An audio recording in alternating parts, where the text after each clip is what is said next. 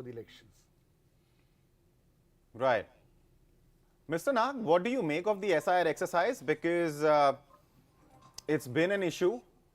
And what's your opinion on it? Who do you think this is going to favor, the BJP or the TMC? The story of Bengal actually in the current phase, we should go back to 1947 when the partition of India took place. When the partition of Bengal took place, a lot of Muslims did not go across the border or they went. But the Hindus migrated en masse from what is now Bangladesh and it was East Pakistan then. So this created a dissonance. And the man who raised the issue was a gentleman called Shah Prasad Mukherjee, who was the founder of Bharatiya Jan Sangh. He was a member of he was earlier in the Hindu Mahasabha, but he joined. In those days, the political situation was different, and Mr. Nehru took him in his cabinet also. And thereafter, he resigned from the cabinet, raised the issue of Kashmir, and he died. So I think that whoever wins, it will become a revival of Shah Prasad Mukherjee, because Shah Prasad Mukherjee in those days used to be supported by big businessmen like Birlas, and his ideas will come back because he said that it should be basically meant that it Mr. Nag, let me interrupt you briefly, and I think this is going to be a trend throughout the day. While we are discussing, these subjects, the numbers will keep coming in, and I'll have to interrupt you. But of course, you can resume right after this. So, as far as West Bengal is concerned, BJP is leading in 4 seats, TMC is leading on 1, and Congress is also leading on 1. Viewers, remember, these are very early Postal ballot numbers, postal ballot numbers. So this is, just the start of counting. As the day progresses, we will get a better idea. A trend will get established. We will share those numbers with you, but these are just the latest. As far as Tamil Nadu is concerned, DMK Congress Alliance is leading on 1 seat. NDA is leading on 1 seat. TVK is leading on 1 seat. And so are the others. Now, let's take a look at Kerala, because as far as Kerala is concerned, LDF is leading on 27 seats and UDF is leading on 22. Remember, as far as Kerala is concerned, most of the exit polls were giving UDF the chance of forming the government, because historically Kerala has been a state where, power like a pendulum swings between these two factions, right? But as far as early leads are concerned, LDF is leading on 27 and UDF on 22, and then there is NDA leading on 3 seats. Now, the magic number is something that we will discuss, but that's far away at this point in time. Let's quickly take a look at Assam. In fact, the number for Assam are still not in, and so on the number for Puducherry. So quickly, one more time for West Bengal. BJP is leading on 6 seats, TMC on 1, Congress on 1. Mr. Nag, back to you. Well, as I was talking about Bengal, Bengal is going back to the post-1947 situation when Bengal was ruled by Shah Prasad Mukherjee, and people like Subhash Chandra Bose had disappeared. And Mr. Nehru also made Mr. Shah Prasad Mukherjee a minister in his cabinet. But he resigned within a year, and so because he said that Bengali women across the border were being mistreated. And therefore, on that condition, he left the party. And he also raised a ruckus about Kashmir, and then he died. But his views were there, but he was not a very popular figure in those days in Bengal, because he used to win elections, but after he died, Bengal went into a sort of flux. Because a lot of refugees came, and Bengal I was unable to rehabilitate them, and the communists came up. So that was the beginning of the communist Raj in West Bengal. And In now the Shah 60s. Prasad, in my opinion, I think Shah Prasad, if BJP wins, Shah Prasad Mukherjee ideas will come back again, and it will become a Hindu alone state. I don't know, because this time, whatever you say, that the BJP's campaign was based on targeting Muslims, and so now we'll go back in time to that situation to early 1950s, and to finish the unfinished agenda of the partition. If you ask me, that is going to happen. And coming to contemporary trends in the medium term, the Marxist communists had come up, but they could not manage and they have given up. And wherever communists have given up, their workers have been accommodated by BJP, not because they want to be accommodate them, but because they want more money. So these fellows, the Mr. workers Nag, are. let me interrupt you briefly one more time, and we will go back and discuss Bengal's political history. We will talk about the rise of left. We will talk about under what circumstances left rose to power and continued to rule the state for 34 odd years before Mamata Banerjee came along in 2011, wrestled the power back from the left, and TMC has been in power since then. But before we do that, so the numbers for Assam are also in. NDA is leading on 4 seats. Kerala, again, it is LDF, which is leading on 28 seats, but now it is becoming a neck-to-neck fight.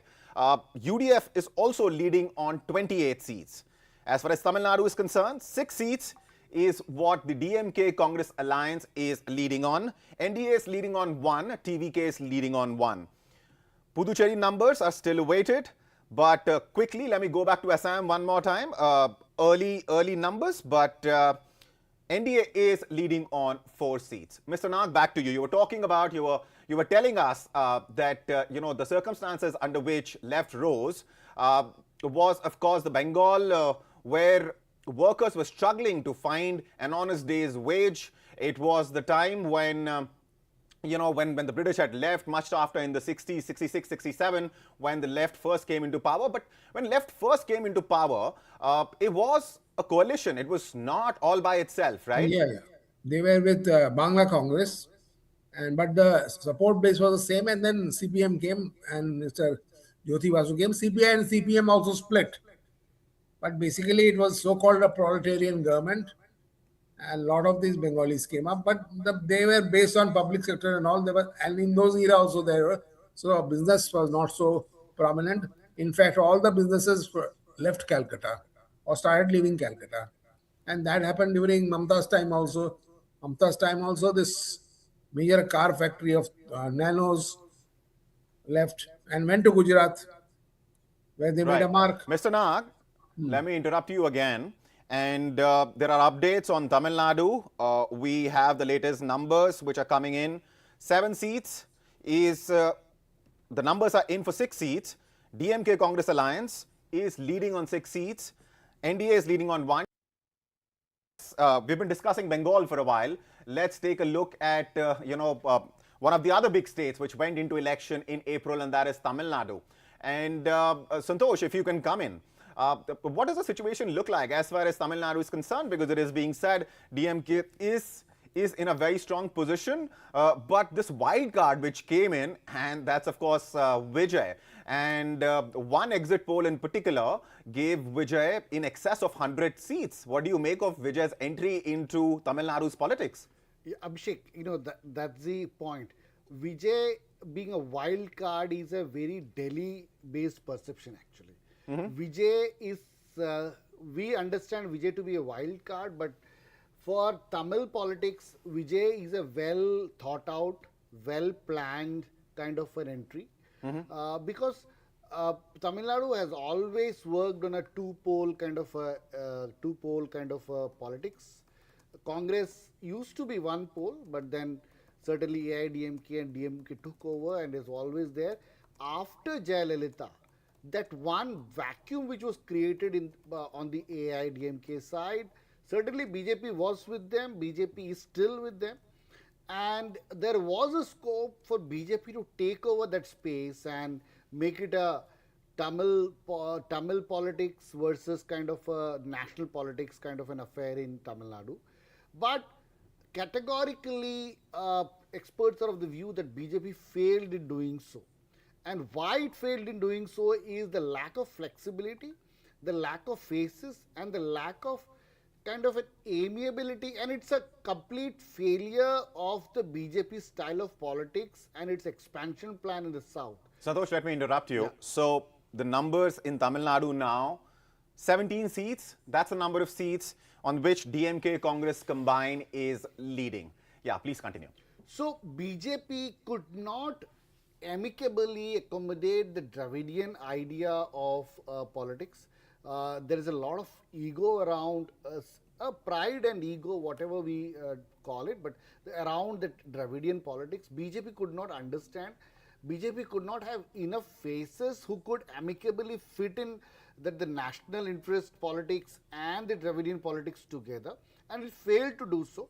And So, Santosh, are you saying that there was enough, perhaps anger, if not anger, anger is a strong word, if there were enough number of people upset with the DMK government in Tamil Nadu, BJP did not offer an alternative, but Vijay could be that one fellow who offers that alternative and in fact could, make a serious dent as far as DMK's tally is concerned?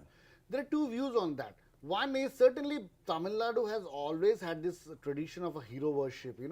A person coming into the picture, and not just Tamil Nadu. But they're not everyone's MGR, right? Yeah. So, but yeah, certainly. But then there are also people say time has changed. Youngsters have a different view to put together, and it's not as easy as the past. But then, what Vijay brings into the table is a kind of a fresh idea. He's appealing to the youngsters, that for sure. When I talk to Tamil people, they say Vijay is talking sense to a huge extent. What NDA and the Modi was talking before 2014 campaign is what Vijay is talking there. Vijay is talking kind of a fresh air, kind of a view, and we will have to see if that works or not. But certainly Vijay is not just the face Vijay, it's everything minus DMK. You're right in the sense that, if you look at, and these are of course early numbers, we understand still a few hours before, any sort of concrete trend gets established, and we could get a hint in terms of who's going to form the government in which state. But at this point in time, looking at the early numbers, DMK Congress combined is leading on 22 seats, TVK is leading on 5. AIA-DMK on the other hand, and of course it is, and NDA, they haven't even opened their account in Tamil Nadu. So that space perhaps that you're talking about has been, to whatever extent at this point in time, has been taken up by Vijay. So if that happens, if this early trends continue, and if it settles down, by evening, then it's not bad news for AIDMK, DMK or Congress. It's the real bad news for BJP. A space which was there, a space which was available for BJP has been taken over once again by a regional entity, and that regional entity is Vijay. The face of that regional entity is Vijay, and maybe in the times to come, the anti-DMK Congress alliance politics may settle around Vijay and people around, and maybe Vijay. It would also depend on the kind of people whom Vijay trusts and how he goes around, and maybe can he form a formidable alliance against the mammoth, the huge structure which DMK has put forward in Tamil Nadu. Tamil Nadu has what we see, we have in Delhi journalists have... we'll come back to Tamil Nadu. We'll come back to Tamil Nadu because, a couple of days ago, I spoke with Mr. Dayanidhi Maran, the former union minister, and of course, he is the MP from Chennai Central, right?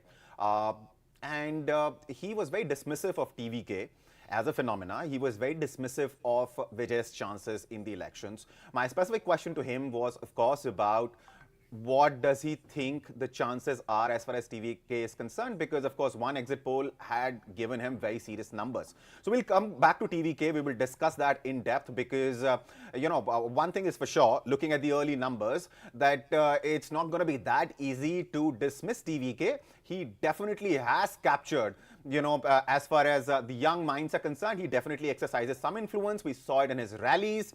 And someone very interestingly, a senior colleague pointed out that as far as political parties are concerned, it's very well organized, that there's going to be a rally, so-and-so leader is going to arrive there, and, the crowd is gathered, transported there in buses. As far as Vijay's rallies are concerned, they seem to be organic in the sense that Vijay does not have an organization which, can go toe-to-toe with AIA-DMK or DMK for that matter in Tamil Nadu. We'll come back to it. Let's quickly take a look at the latest numbers. Assam, at this point in time, numbers for 9 seats are in BJP, and in fact NDA is leading on 9 seats. And when I was talking to various psephologists in the run-up to the elections and after the exit polls, I happened to have spoken with Yashwant Deshmukh, and he said something very interesting about Assam and how Assam is voting, and why Assam, in his opinion, is very similar to how Kashmir has been voting, in the sense that Kashmir Valley has a Muslim majority, then there is Jammu, and BJP, whatever chances it has to form a government, were fueled by the number of seats it can get in Jammu. So he paints a similar picture as far as Assam is concerned. He talks about, certain areas of Assam which are strongholds for NDA now, and of course there are certain areas where NDA can't, win, and Congress and AIUDF there are going to be, are likely to be stronger. And so listen into that bite coming up right now. Case of Assam and Jammu and Kashmir, actually Assam has become a mirror image of Jammu and Kashmir in terms of politics and in terms of demographics. What you see in Kashmir Valley, that is almost like 100% Muslim population, where BJP cannot even dream of winning any seats anymore. They did not. By the way, BJP even refused to field a candidate in those 3 seats of Kashmir Valley because there was no point. They knew there is no point. So Assam Valley has become like Kashmir Valley, and Upper Assam has become like Jammu. So only difference is in Jammu and Kashmir, still the valley region has majority of the seats. So even if BJP wins 100% of the Jammu, they are still unlikely to get a majority. While in the case of Assam, the Upper Assam has majority of the seats, while the Assam Valley has minority seats. So it is a mirror image in just a twisted way. That's the ironical part of it. But yeah, Congress has a problem at hand right now because Himanta Biswa Sarma is an old Congress hand, and as they say in Sanskrit, Chanakya Niti Sam Dam Dand Bhed. There is hardly anything that he has not used, in this campaign. And Congress at times had really difficulty in answering, to his whatever strategies that he was implying. So we will know. But what it seems from the data that we have published before the election happened, it seems that there is a very distinct polarization, and Congress is a top favorite among the Muslim voters of Assam, but is not so favorable seen as favorable among the Hindus of Assam. So that is something which is not really working in terms of electoral benefit, if I say, for the Assam Congress.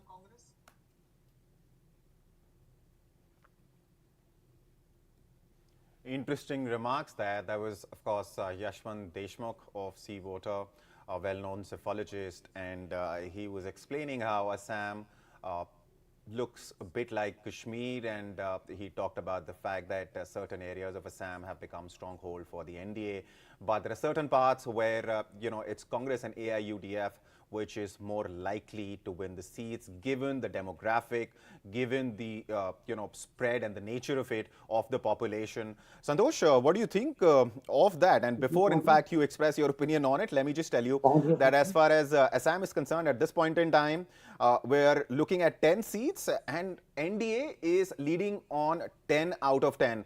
The majority mark, viewers, in Assam is 64. The total number of seats in the Assam Assembly are 126. Santosh. Yeah, Abhishek, what Yashwant just told us, and we played out the whole, whatever he wanted to say was very important, and that is something which a lot of people of us, we have felt. But the only difference between Jammu Kashmir and Assam is that Assam, certainly the valley area, the Muslim dominated area is much, it's shrinking, and it's much smaller than what is there in Jammu and Kashmir. But what we should be sad about is the fact that we have a party, huge party, with a lot of national discourse, with a lot of good leaders who think that there is one community which should not be approached, there is no reason for us to approach them, or to even talk about them, or to make them part of the whole campaign discourse, and say they like it's kind of a giving, thinking that we will not neither work among those people, neither would we represent them, and also making your campaign openly discourse against the minority community. Santosh, let me come back to you. Let me get Mr. Nag in. Mr. Nag, can you hear me?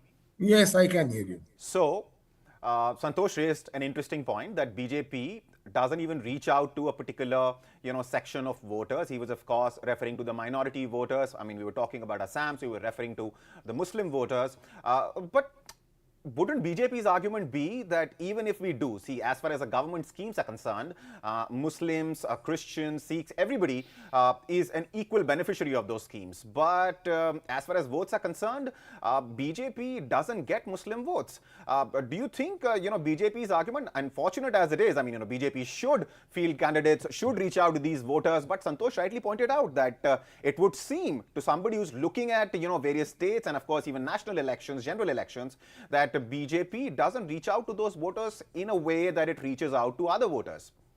Well, the BJP is now more and more seen as a Hindu party. Under Mr. Modi and Amit Shah, it is not like the party of Atal Bihari Vajpayee. But So it is BJP seen as a claims more Hindu Sabka party. Saath, Sabka Vikas. Whatever, sabka vikas, sabka saath, whatever. But on paper, on ground, it does not seem so. So the Muslims are getting alienated from there. And this got a very important implication from the point of view of the national audiences. So ye scene hai.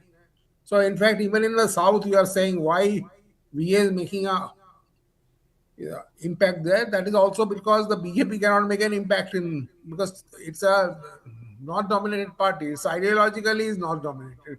So it can never be a success in South India. It knows that. And therefore, if you see the president of the BJP even didn't contest the election this time, or secretary of the BJP in Tamil Nadu did not even contest the election there. So, in my opinion, this is only a very speculation that this Vijay chap is promoted as an alternative to the DMK and AIDMK. Right, we'll come back to it because Mr. Maran, as I was telling you earlier, and viewers, that was very, strongly claiming that since BJP could not make an entry into Tamil Nadu's politics on its own in terms of, electoral success, it is, actually in the background supporting TVK somehow because Vijay happens to be an insider and so on and so forth. We'll come back to it though. Let me quickly sort of, tell the viewers about the latest numbers. So let's take a look at Kerala. We discussed Assam. As far as Assam is concerned, numbers are in for 11 seats. NDA is leading on all 11. Looking at Kerala, it is neck to neck. 38 seats, UDF is leading on 38. LDF is leading on 38. NDA is leading on 3. So as far as Kerala is concerned, Mr. Nag, Santosh, we are looking at a scenario where they're all going, I mean, LDF and UDF are neck to neck with each other, and this could be, a cliffhanger of an election because it clearly seems to be a neck to neck fight. Let me get your comments on Kerala. What do you think is going to happen in Kerala, Mr. Nag? Well, I don't know from whatever, I don't have much knowledge about Kerala, but I saw a program yesterday which was saying that a lot of people have migrated to the north. They say that in the southern region, the Hindu parties will dominate, and in the northern, now, people who have been supported. Let me quickly, Mr. Nag, for our viewers, explain because they might be looking at different numbers on different screens depending on where they're watching this. But one thing I want to assure our viewers about, and that is that the numbers that you're seeing here are verified numbers, are real numbers. There is no hurry in the sense that, I mean, we're not going to write 39 here and then pull back to 37 when the real numbers come in. What you're seeing is pretty much what the numbers are at this point in time. And let me tell you that as far as Kerala is concerned, there are total 140 seats and the magic number is 71, of course. And UDF is leading on 38, a neck-to-neck fight. LDF is leading on 38, NDA on 4 and others on 1. Mr. Nag, please go on. I was trying to say that I saw a program yesterday which was trying to argue that in the north of Kerala, there are infiltration of a lot of Muslims. So the results will be different from the south of Kerala, where BJP has become a force also. And there's a BJP minister also in the central cabinet. And that is the point being made. So, of course, that point was being disputed also. The fact that in the northern region, northern districts of Kerala. Mr. Nag, Santosh wants to come in. Mr. Nag, you are Yeah, right. please. If you see the cadre strength and the kind of organizational impetus which the BJP has pushed out in Kerala, they are focused more on central Kerala and south Kerala, especially. So the whole formula which the BJP has been working on in Kerala for the last 2 decades, mostly, more than 2 decades, has been consolidate the Christian and the Hindu votes. And largely, they have been very successful in the 2019 elections to do that, especially the Syrian Christian votes, the traditional Christians who form the majority of the Christians in Kerala, the St. Thomas Christians. So they have been very strategically working on those kind of votes. There have been occasions when the BJP leaders go to every family for celebrating Christmas, Easter, and all those stuff, taking cakes to families. So it's very interesting. Santosh, interestingly, let me remind you, we were just talking about, a little while ago, how BJP doesn't really pander to or doesn't really reach out to minorities. In that context, of course, but Kerala is different. Please go ahead and explain why. Very different. Yeah. So, you have campaigns wherein the BJP leaders in every mandal, every booth, take cakes to the Christian families and celebrate Christmas together. That's very interesting. But what has happened before this election is that the church, especially the Syrian Orthodox Church and the Catholic Church, has come out in open against BJP.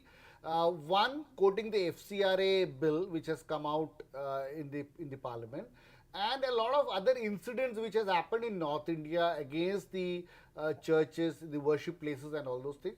And there have been, unfortunately, a lot of public statements among the Christian community against the BJP, which has dented the BJP campaign altogether, the kind of hard work they put in for the last 2 decades, especially bringing in a very moderate, rational face like Mr.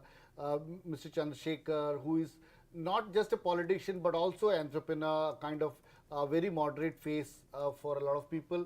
So BJP is working on a kind of a Christian plus Hindu combination, and they're still working on, irrespective of the result which comes in today, that kind of an hard work which BJP is doing would continue. And the discourses which happen out of Delhi is not what happened in Kerala. BJP in Kerala is very, very different. Abhishek, adding to my point in Assam, what is sad is the fact that BJP is one party which is looked as a national party, and the campaign and the whole idea of not reaching out to a particular community is the campaign of the party to consolidate the majority vote. So the fact that they are not reaching out to the Muslim is an appealing factor for their cadres actually in Assam. So that's unfortunate. Just to add to Mr. Nag's point of TVK thing, what BJP would be regretting if this trend continues is the fact that they fell short of accommodating TVK and the alliance, bringing in TVK into the NDA alliance in Tamil Nadu. And I am privy to a bit of a conversation wherein it was not a tough thing. He could have been brought in. All that he wanted to lead the whole NDA thing, which BJP was not ready. If BJP could be ready in Bihar to be a second fiddle to Nitish Kumar all this while, and be patient enough to come to power now, it could have also done in Tamil Nadu, because Tamil Nadu is a difficult terrain, they know. But somehow the local unit did not, and the center could not push enough, and they fell short of an alliance. But there are also people like Mr. Maran, what Abhishek was just mentioning, who still believe that the TVK leader is a prop up by the BJP. And please note, he is a Christian, he is a practicing Christian, and he has a lot of appeal among the minority communities in Tamil Nadu, Santosh, and beyond Tamil Nadu also. Santosh, well, that may or may not be the case, that Vijay has been propped by BJP. I mean, we'll find out. It's not something that which is going to stay hidden, but at this point in time, people are studying him as a phenomenon all by himself. But having said that, the logic behind what Mr. Maran was explaining, and I sort of agree with that rationale, and his argument was that, see, as far as Vijay is concerned, he's come in without any kind of, force of ground workers with him. He has his fans, yes. His rallies were massive, yes. And a lot of it was organic, yes. But fact of the matter is, to win elections at this point in time in this country, no matter which state you're talking about, including for general elections as well, you need cadre, you need people on ground, you need booth level workers. And as far as AIADMK is concerned, it might be weaker than perhaps it was under Jayalalitha, the former chief minister, the late former chief minister. And DMK also has that, set of, workers that it needs on the ground.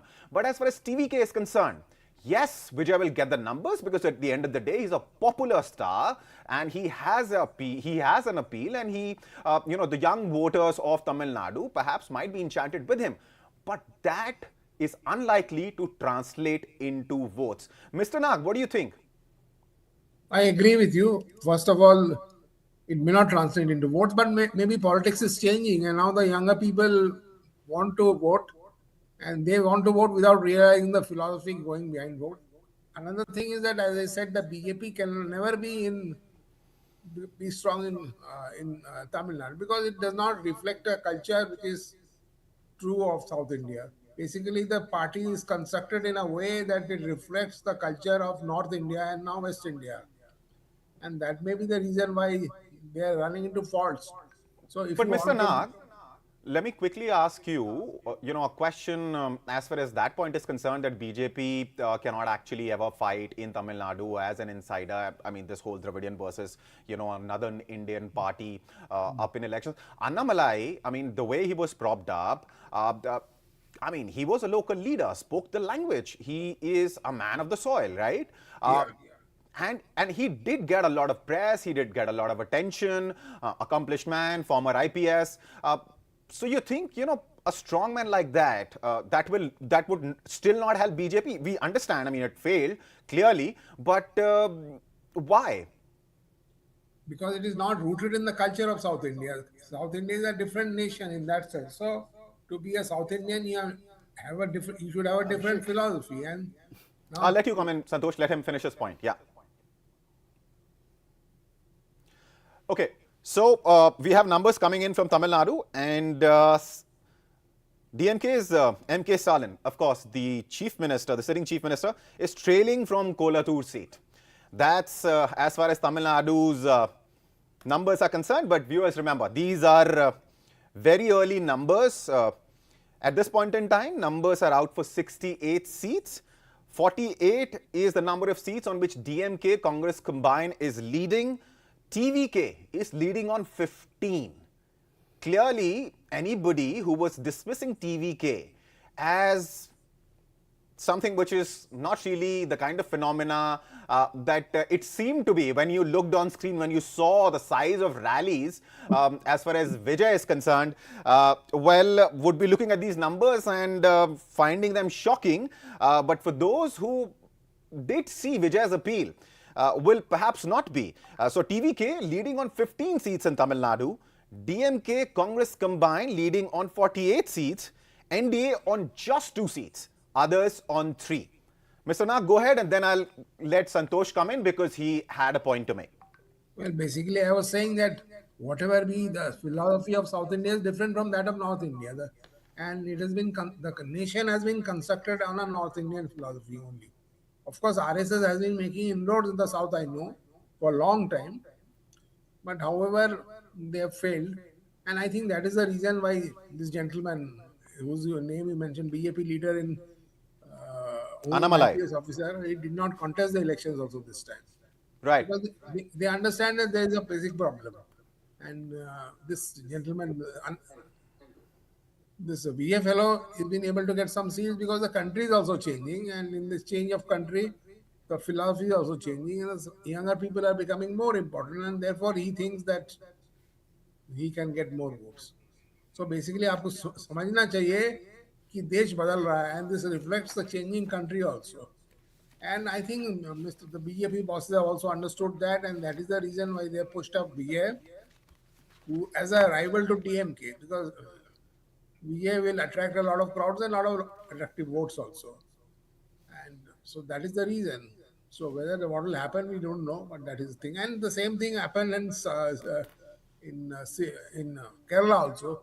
Apparently, Mr. Nag, let me interrupt you for a bit. Let me apprise the viewers about the numbers coming in. As I told viewers a little while ago, M.K. Stalin is trailing from Kolathur seat. EPS is also trailing, interestingly, in Tamil Nadu. And Udhayanidhi is also trailing. These are, of course, early numbers, but then this is what is happening in Tamil Nadu at this point in time. Vijay is leading in Perambur, something which we have been discussing for a while, the Vijay phenomena. Can Vijay do the unthinkable in Tamil Nadu? Because whatever number of seats he ends up getting will be eating into either AIDMK's vote bank or DMK's vote bank. Who that's going to be, of course, we will find out eventually. But at this point in time, it seems very clearly that he's eating into AIADMK's numbers, voters, because in Tamil Nadu, at this point in time, it's DMK and Congress combined, which is up on 50 seats. TVK is up on 16 seats. NDA is up on just 2 seats. Others on 3. Now, I also have BJP leader Savio Rodriguez joining me. Mr. Rodriguez, can you hear me? I can. Can you hear me? Yes, loud and clear. Are you looking at the early numbers? Yes, of course we are. Of course. So what's it looking like? Before we start talking about, state-specific, I ask your state-specific comments. Let me just quickly get an overarching comment out of the way because, very crucial election after 2024 general elections. This is an election on which everyone has their eyes set. Well, every election is important, and I think BJP as a party tends to look at every election as something that we are committed to in order to bring our brand of politics and governance to those particular states and to the country. So we don't look at any election as big and small. For us, all of it is the same, So I think it's been very exciting, a very exciting election and a run-up to the elections. A lot of the Karyakartas have been working very earnestly, and I believe it's that earnestness that will deliver what we set out to deliver as far as these elections are concerned. Right. Now the numbers which are coming in, let me first talk to you about Tamil Nadu because Tamil Nadu is something that we were just discussing. And it seems that NDA there, the kind of numbers perhaps that you were hoping for going into elections, we don't see that here. In fact, it is BJP's numbers, NDA's number at this point in time in Tamil Nadu. Just 2 seats is what NDA is leading on, DMK on 50 and TVK. And before you joined us, we were discussing how a lot of analysts, including some political leaders as well. For example, I'm talking about in this case, Mr. Maran I spoke with in the run-up to the elections, who claiming that Vijay's entry into Tamil Nadu's politics has happened at the behest of BJP because it could not make an impact in Tamil Nadu on its own. So it found a Tamil face, a popular face, and which is also reflecting in the numbers because TVK definitely does not have the kind of infrastructure that you need to have in place to fight elections. He just went in. This is his first election. Your comment? Well, I believe everybody has a right to form a political party and to bring their brand of politics in the country. And I think what Vijay has done is decided to take a leap of faith and repose that faith in the people, and that's why he's gained momentum. He's been able to build that perception that's required for a young political party to deliver on the ground. But elections are a little different, and I hope him and I wish him well because, quite frankly, he's a nice guy.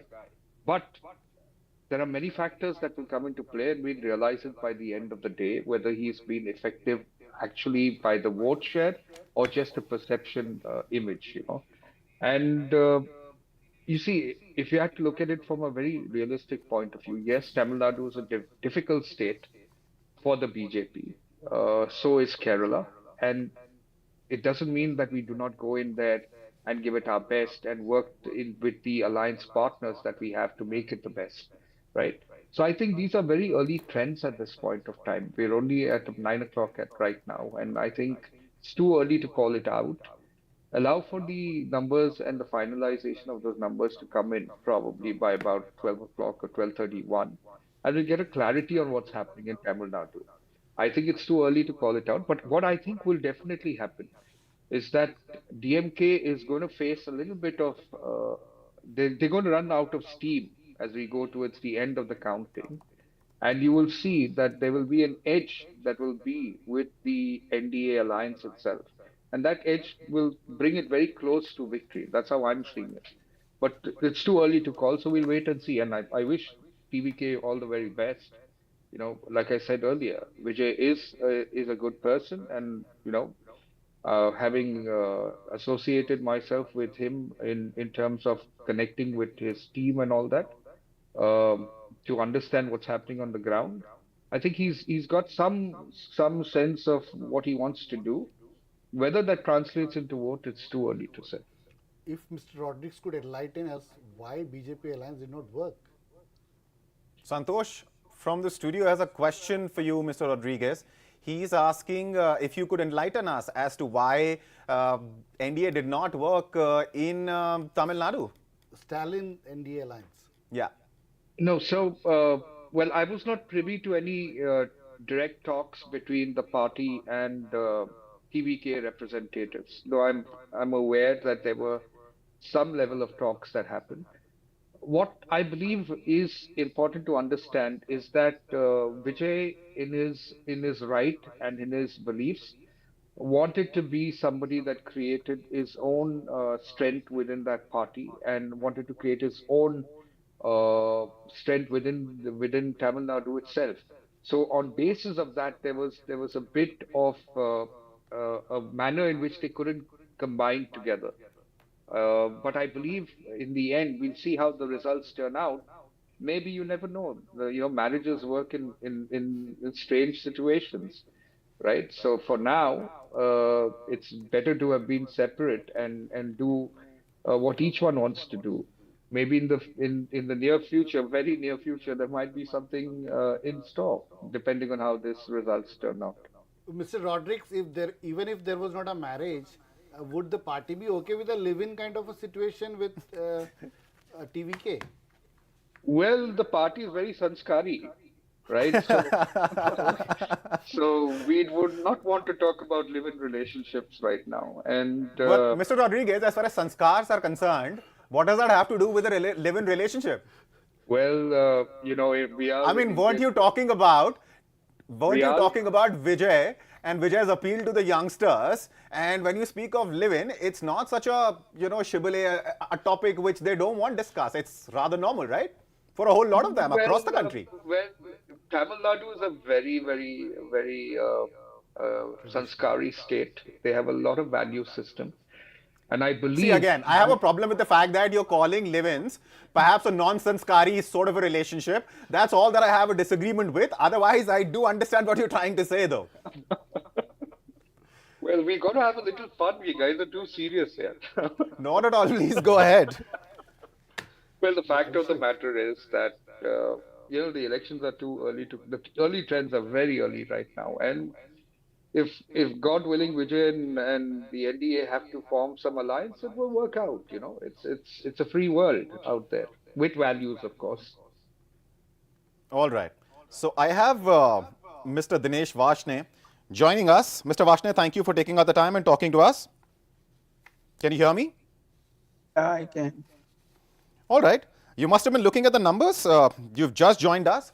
So please, let's hear from you, your initial comments, and then, of course, we will get your views on states specifically.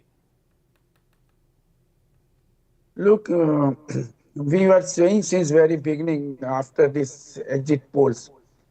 In Lok Sabha also, the exit poll became failed. And similarly, the exit poll in Karnataka, in Tamil Nadu and Kerala will not be correct. I am of the opinion that what we get a reports from the ground level in Tamil Nadu and Kerala, that Kerala we will retain our government, the left front government, LDF. And in Tamil Nadu also, the government will be formed by the DMK. Vijay, you see, if a filmy hero goes and walk on the street level, he has some impact. But whether it has been transferred into boat or not, that is also a matter to be seen later on after 1 p.m. or 2 p.m.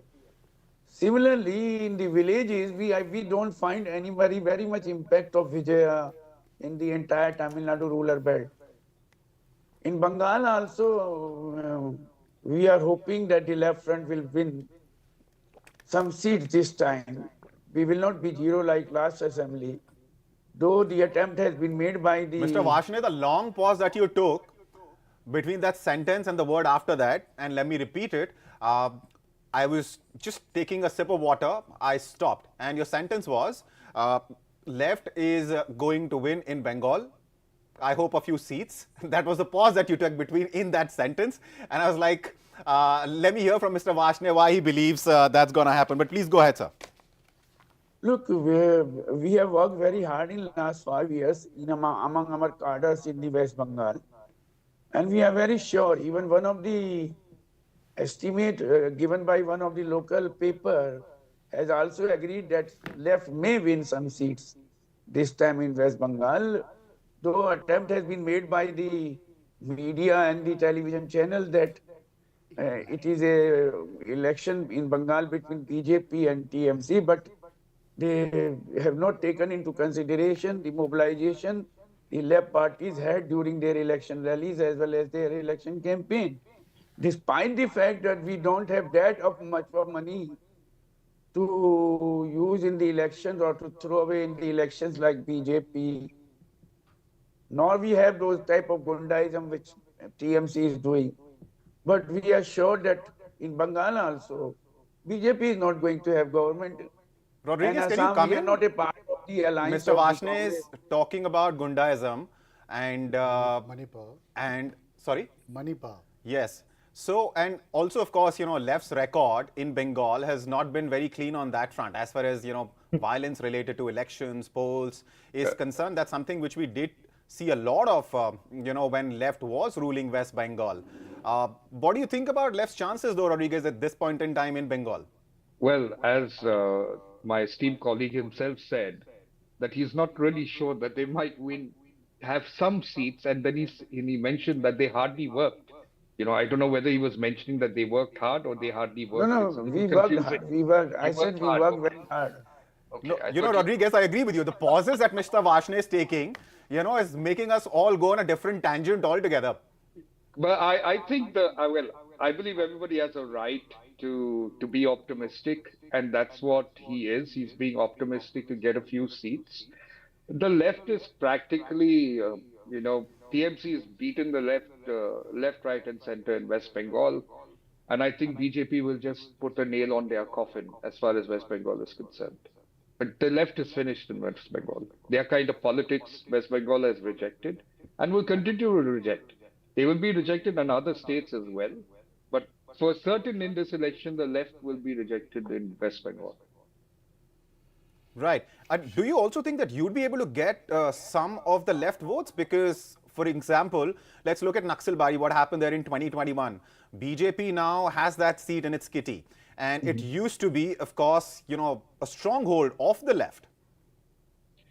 See, I believe, the left brand of politics, what we need to understand, what's happening across the country, as some of your panelists earlier said, that this is a new India and this is a very progressive, forward-thinking India.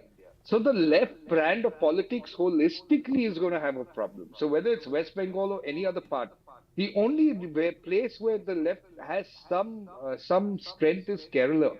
And the reason they do that is because they've done their politics in Kerala was a little different from what was happening in the other parts of the country. And maybe you will find some sort of solace for the left in Kerala. But in the other parts of the country, they've completely finished. Their brand of politics is not the kind of politics that is required in India at this point of time, and that is why they're getting rejected.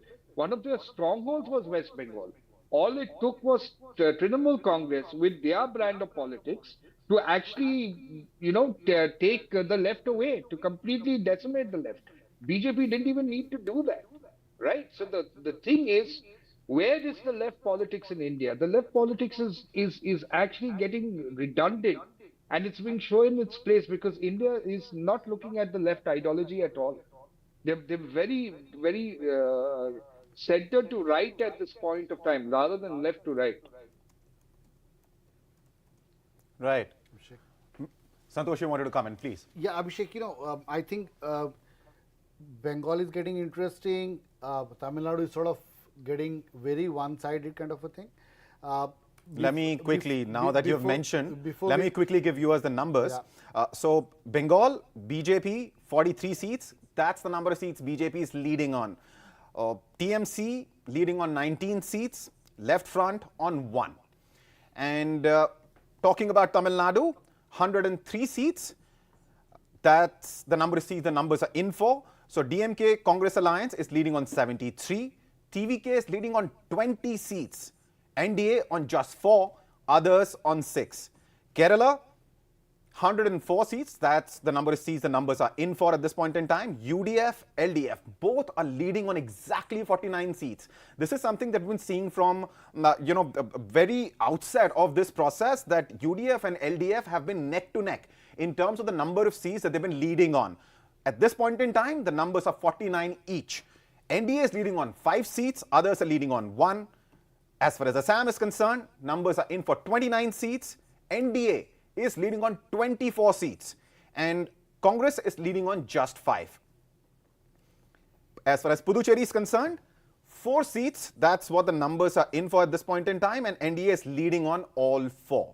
Santosh, please go ahead. Yeah, Abhishek, if this trend continues, certainly over the time afternoon, the whole discussion would be around West Bengal, the new kind of politics that has risen in West Bengal, dawn of BJP in West Bengal. But before that, let's wind up on Tamil Nadu and Sure. a lot of important points there.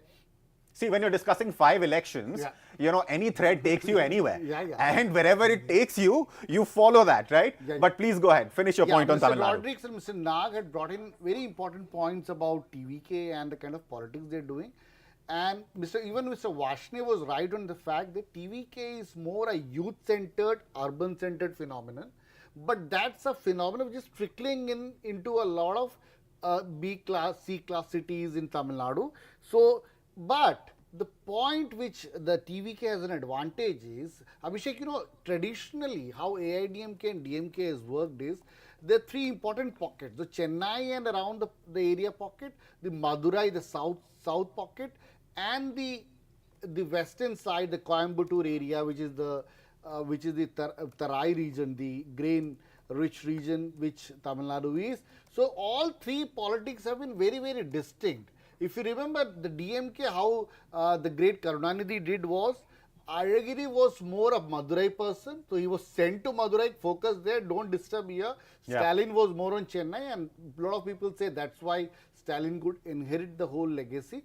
And so it's a very divided politics in Tamil Nadu region-wise.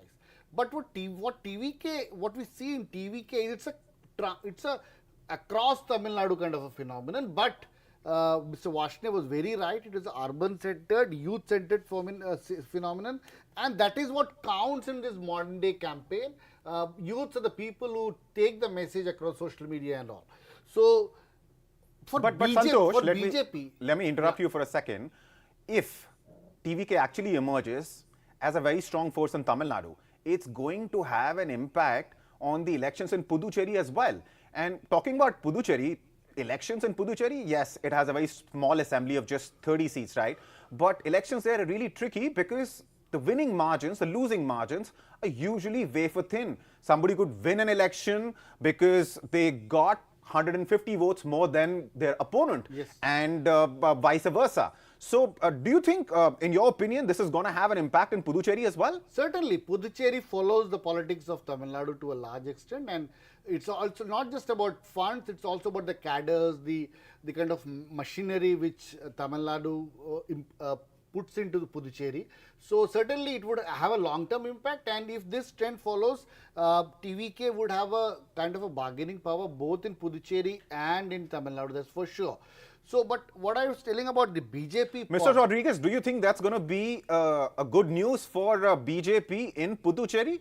Because you were in power in an alliance, your alliance was in power in Puducherry, but TVK, Vijay getting votes in Tamil Nadu perhaps might work out in BJP's favor, but him getting weights cutting into votes of the alliance in Puducherry might actually, disturb your numbers in Puducherry.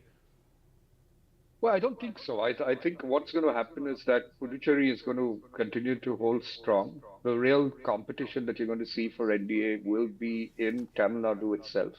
But I believe, like I said earlier, that it might seem that DMK is going to go all the way, but they will lose steam as we'll realize by 1 o'clock, 2 o'clock, they will lose steam, and NDA will actually come very close to crossing the magic figure of 126. And I believe that's going to happen. So we're not worried about what the outcome is. Like I said, even for Vijay will do well. He'll get a decent amount of vote share, and rightfully so. The people are enamored by him by a perceived value. But let's wait till about 1 o'clock, 2 o'clock. We'll get a clearer picture on what's happening. I think this is too early to read it out. All right. Mr. Vashne, let me get you in. Which state do you think at this point in time your party has the best chances in of getting whatever number of seats the left can? We will Is it get West the Bengal? Is it LDF Kerala, sir? we will get the government in the LDF by the LDF in Kerala. We will also have some seats in Bengal, but we are going to win the seats in Tamil Nadu also. We are contesting 5 seats. CPIM is contesting 5 seats. Even CPIML is contesting some seats. So we hope that we may win all the 5 seats. The way we are leading in all the 5 seats as far as I come to know in the morning. But this is too early to say. Similarly, in Assam, we are contesting only 1 seat. Our candidate is a very young boy, Kanak Gogoi, and he is a secretary of Assam. We have put him as a candidate. He will get good votes. He may win subject to the polarization of the vote the BJP has done there. That is a problem with the BJP, that they have tried to make the election in every state other than Kerala, where they could not be between Hindu and Muslims, which is very unfortunate that some other parties also fall prey to that logic.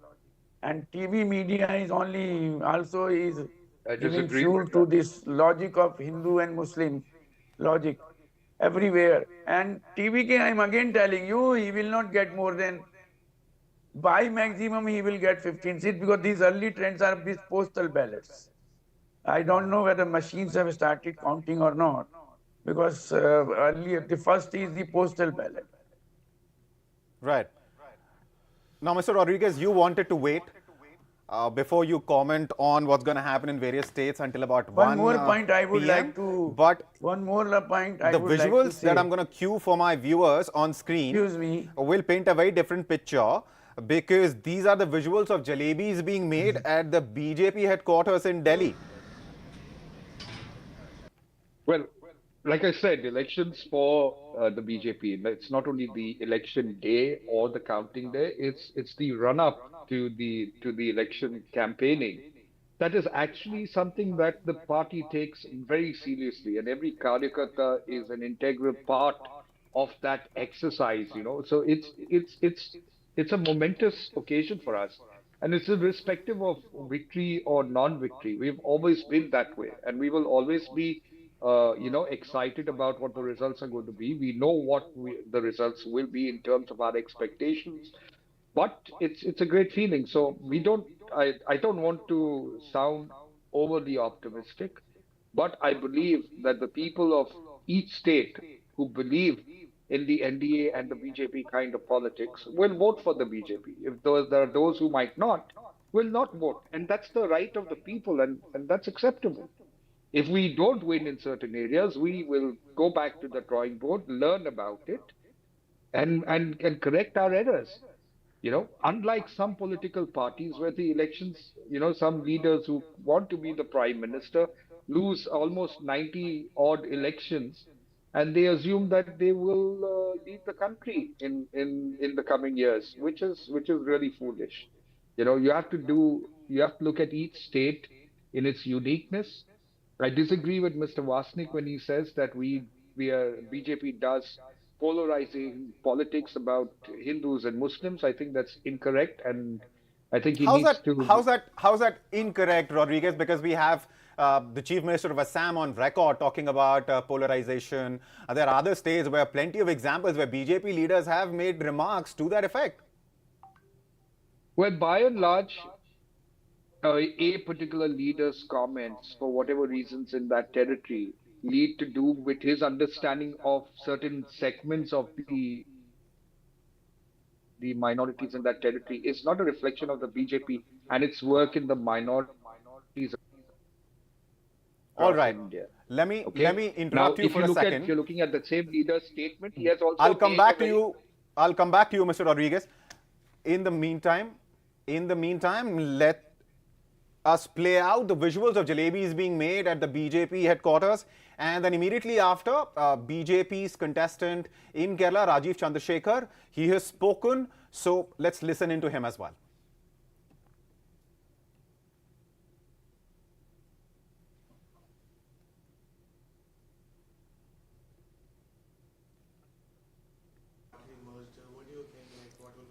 No, look, we will wait for the election results. I have a habit of not commenting either on the exit polls or on trends.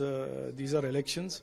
The people of Kerala have been given an opportunity to vote, and they will take a decision. They will say what their decision is, and the results will come out by the midday today, and we will then at that point comment. Malaysia, if we talk about other parties, they are putting allegations on BJP and they are saying that we won't even get the one seat. Now, let us see. Look, these are things to be decided by the people and the electorate and the voters. We are in a democracy. No political party can decide the fate of another political party. It is people of our country, people of our states, people of Kerala, in my particular case, who will decide our future. And this is typical arrogance of the CPM and the Congress, where they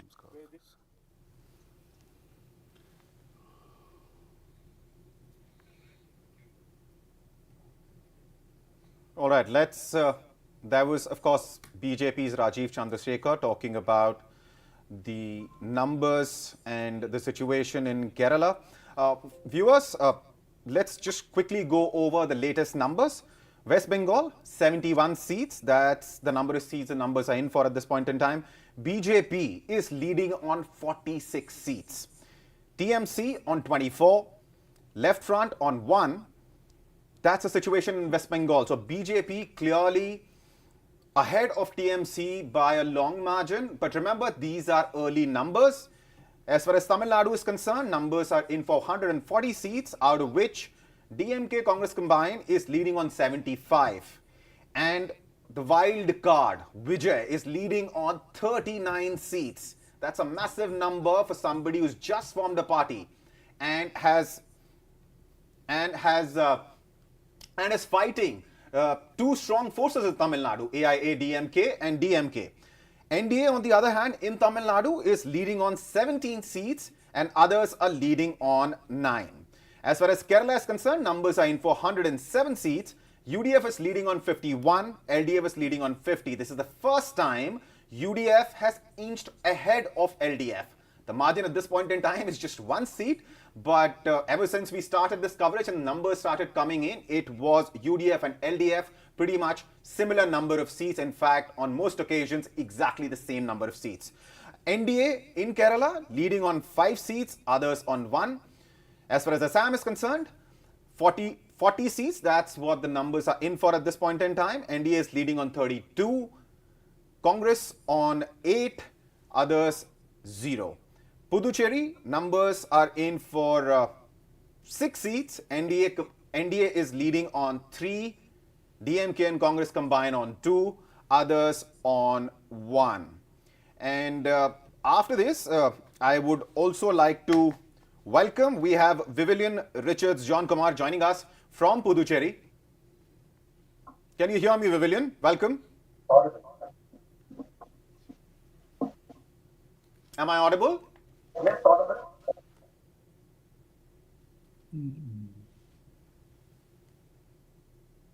Hello? Audible? I can hear you. Can you hear me? Yeah, yes, I'm able to. All right, I think he can't hear us. We will wait for the audio issue to get sorted. In the meantime, Mr. Nag, you've been listening to Mr. Rodriguez, Mr. Varshney talk about, BJP, the left, and, Tamil Nadu and West Bengal. What's also interesting to watch is what's happening in Assam. Himanta Biswa Sharma, and we were talking about polarization a little bit earlier. And what's happening in Assam, because it is very clear that what the exit polls were predicting is what the result is likely to be in Assam, which is to say that Himanta Biswa Sharma might end up forming the government again in Assam because the majority mark is 64. These are early numbers, but at 9:35 in the morning, NDA in Assam is leading on 32 seats. So he's just 32 more seats away from the magic figure. If the numbers hold, Himanta Biswa Sharma will form the government in Assam. So basically, you have to note that the country is changing, and everywhere this was a Congress-dominated country for so long, for 50, 60 years, and now slowly, BJP is coming to become dominant, and we are in the process of change, and the movement is not the same in the whole country. So therefore, in West Bengal it's slower, maybe it's in some other states it's faster, and so ultimately, this is the trend. So basically, the country is changing, and we are moving to the second Republic of India. The first Republic was based on the Congress, and slowly, the Congress is getting decimated, and BJP is coming to the front. But as I told you, this rate of change is not the same across the whole country. So therefore, this is happening. All right. I think we have Mr. Richard John Kumar back with us. Can you hear me? Am I audible to you, Vivillian? Wonderful. So, Puducherry. What's happening in Puducherry at this point in time? Looking at the early numbers, it seems that the same alliance is going to come back to power because NDA is leading on 5 seats, DMK Congress combined is leading on 2, and we spoke a couple of days ago and we were discussing that while TVK might be a phenomena in Tamil Nadu, given Vijay's appeal, but he's unlikely to have any impact in Puducherry. And your argument to me, when I asked you why is that the case, in your opinion, you said that's because Puducherry politics is all about the personality cult. It's all about individual following. And that seems to be true because in Tamil Nadu, TVK is leading on a serious number of seats, while in Puducherry, NDA is clearly ahead.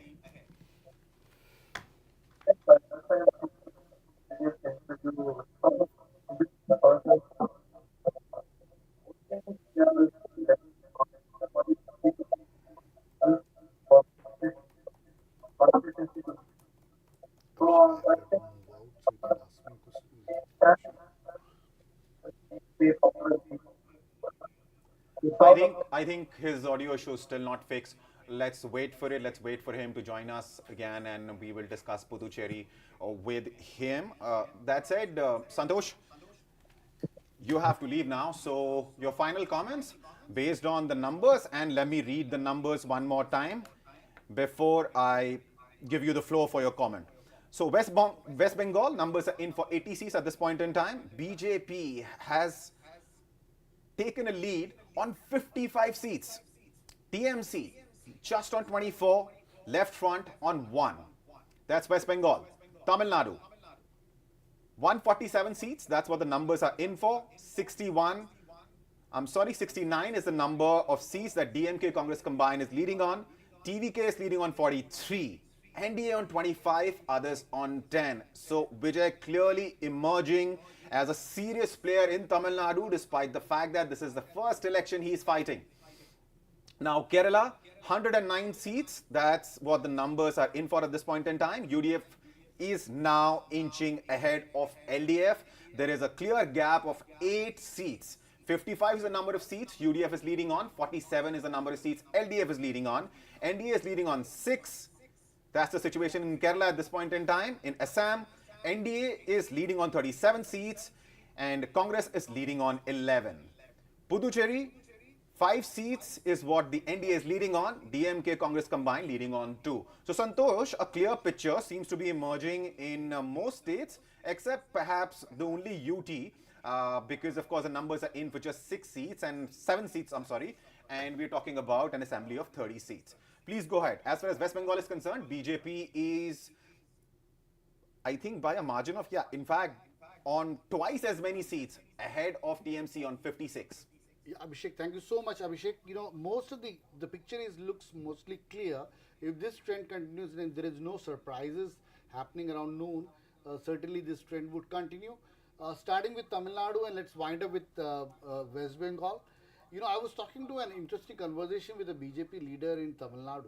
He says, one of the very pain point which they face while communicating the development side of the BJP out there in Tamil Nadu is, say, if you want to talk about a Sukanya Samriddhi Yojana or a Har Ghar Jal Yojana, the very name of the scheme actually triggers negative reaction with the Tamil Nadu cadre.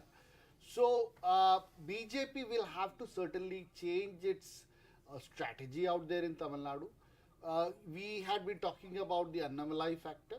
The very point why Annamalai is not contesting and if why elections there is of BJP is not around Annamalai is the fact that the whole idea of BJP being around one person's face and very centralized kind of a politics. And to some extent, we should be honest to the fact that the BJP as a whole, as a party, could not digest the fact that Annamalai was becoming a phenomenal factor out there in southern politics and Tamil Nadu in particular. So BJP will have to change its attitude if BJP wants to make any inroad out there in Tamil Nadu. For now, BJP's best bet would be find amicable ways to work with TVK and be there, consolidate their powers, consolidate their cadre, and start working constructively in Tamil Nadu. So Tamil Nadu looks very clear, and also very important factor. There could be a kind of, if DMK comes to power, this tenure of the DMK plus Congress would be a tenure of generational shift. We should know that Stalin is 73. So this could as well be the last tenure for Stalin. His son Uday is around 49 now, crossing over to 50. So purposely, the DMK would try to bring in a generation shift. So that's a kind of a change in politics which could happen in DMK. But as it looks, it seems a settled kind of a scenario out there in Tamil Nadu. Kerala, it's kind of a photo finish for UDF. UDF could make it, but the real fun out there in Kerala would start only after the election results are in, because Kerala would find it tough, the Kerala UDF would find it tough to settle on a person to lead the whole party, to be the CM phase, because there are multiple contestants out there, and that would be the thing which would play out in Kerala after the results are out. Puducherry, as you said, it's too early to comment on, but NDA certainly has an alliance, as an edge over there with a very strong local ally there. Assam seems to be settled, but the only unfortunate part is what is winning out there in Assam is a very kind of negative politics and not so kind of a healthy campaign which happened out there. West Bengal is going to be very, very interesting. Abhishek, you and me, over the days after the elections results, may be only talking about West Bengal, because after settling out, after mitigating on Kejriwal factor, BJP had to work on Mamta factor, how to settle Mamta out there, and if BJP is able to bring in its government in West Bengal, which seems very much happening now as far as the early trends are concerned. BJP would have done a long-standing ambition, would have fulfilled a long-standing ambition of its.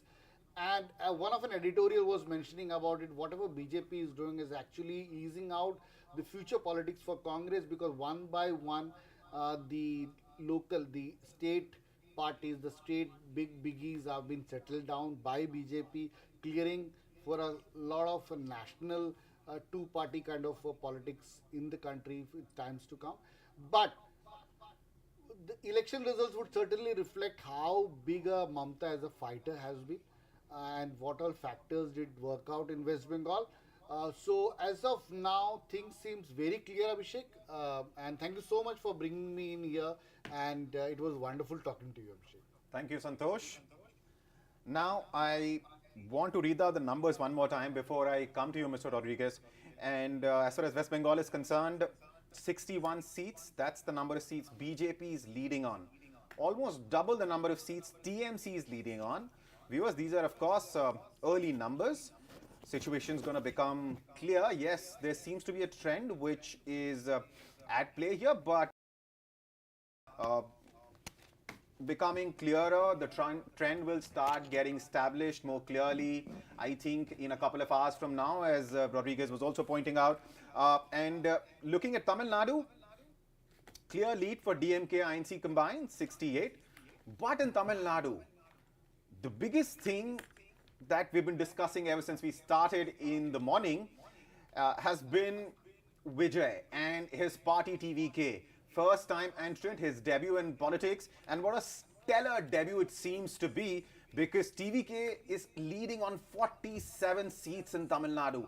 A party which does not have the kind of infrastructure AIA, DMK, and DMK do in Tamil Nadu, does not have the number of workers that it needs on the ground. Despite any and all of that, he's leading on 47 seats. NDA is leading on 35 seats. That's the situation right now in Tamil Nadu. Numbers are in for 159 out of 234 seats.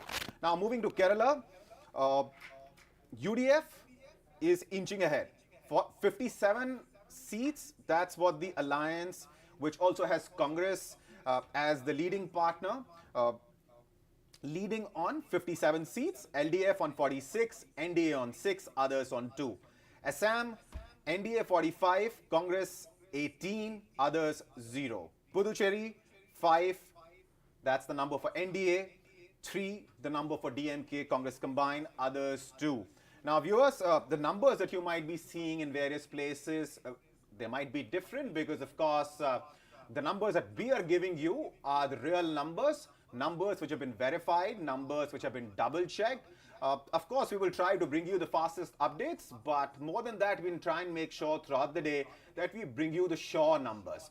You can also watch the data related to election and our election coverage on both the Hindustan Times app and the Live Mint app. Now, let me come to you, Mr. Rodriguez, and talk to you about what Santosh touched upon. And that was, he said that BJP should figure out a way in which it can work with Vijay in Tamil Nadu because it's clearly emerging as a force. But fact of the matter is, Vijay, in the run-up to the election, multiple occasions has said that BJP is his ideological opponent, while DMK and AIA-DMK are his political opponents. So how would that work out? Even if BJP wants to work with Vijay in Tamil Nadu, it seems Vijay might not be ready. Well, that's why I said wait for the election results to come out. Marriages are actually worked out when both parties require each other, rather than one person wanting another person and the other person not wanting the other person, right? But do you want the marriage? Do you like the boy?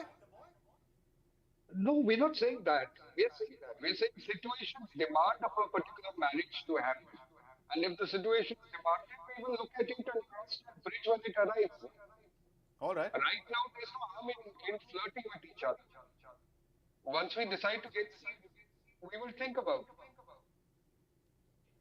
All right. Mr. Nath, so the numbers are clear now in multiple states.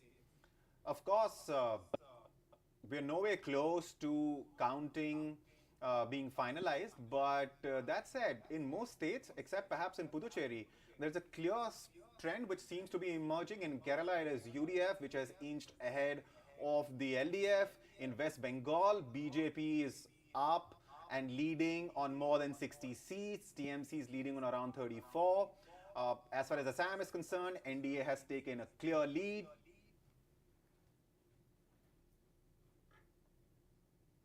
Mr. Na, can you hear me? Yeah, I can hear you. Right. So, looking at the latest numbers, pretty much in line with what you were telling me in the morning, sir. As I said earlier, the country is changing, and this is a bigger battle, long-term battle. It's a battle between the Congress and the BJP. The country was under the Congress rule for so many years. Now the times are changing, and now we are into the BJP era. And this transition can't happen overnight. It happens gradually. So now it is have that process is on, and now it's basically over the years you'll see how BJP will strengthen and the Congress will die down. That is what is happening. And in some places, we have got middle parties like Trinamool Congress, they are also going down. In Punjab, they have got Akali Party, that might also go down. So that is what is happening. And all this is being piloted by Mr. Modi, who is actually taking the game beyond the RSS. Because the RSS philosophy, the RSS has done all the groundwork over the years. But now Mr. Modi, assisted by Mr. Amit Shah, is taking the control. So he's bringing his philosophy. So that is what will happen. Now, over the years, you'll find that slowly, in every election, you'll find the BJP becoming stronger and the Congress becoming weaker. And Mamata Banerjee is only a midway.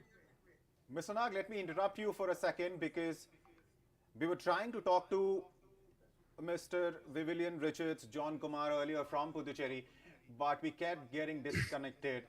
We have him back on for a brief period. So let's just hear from him. What's the situation on ground? What are you hearing, John Kumar, from the workers in Puducherry? Because as of now, the numbers, as far as Puducherry is concerned, are in for just 5 seats. Yes, as I've already told you before, that the India is making a clear margin over in Puducherry, and it's going to be winning in a very good lead. So we all know that for the past 10 years, what has happened in Puducherry's election, where there was a very big drastic change from Congress to the NDA government for the last 5 years. So without the support of the union territory, nothing could be done over here. So due to these reasons, people are very clear that India government should be formed over here. And for the past 5 years, what our India government with our chief minister as well as from the central, our honorable prime minister and our honorable home minister have done a very clear work in Puducherry's elections and with the constituency over here. So there is no big changes going to be happening for this election also. So we are expecting a higher lead from the last election. So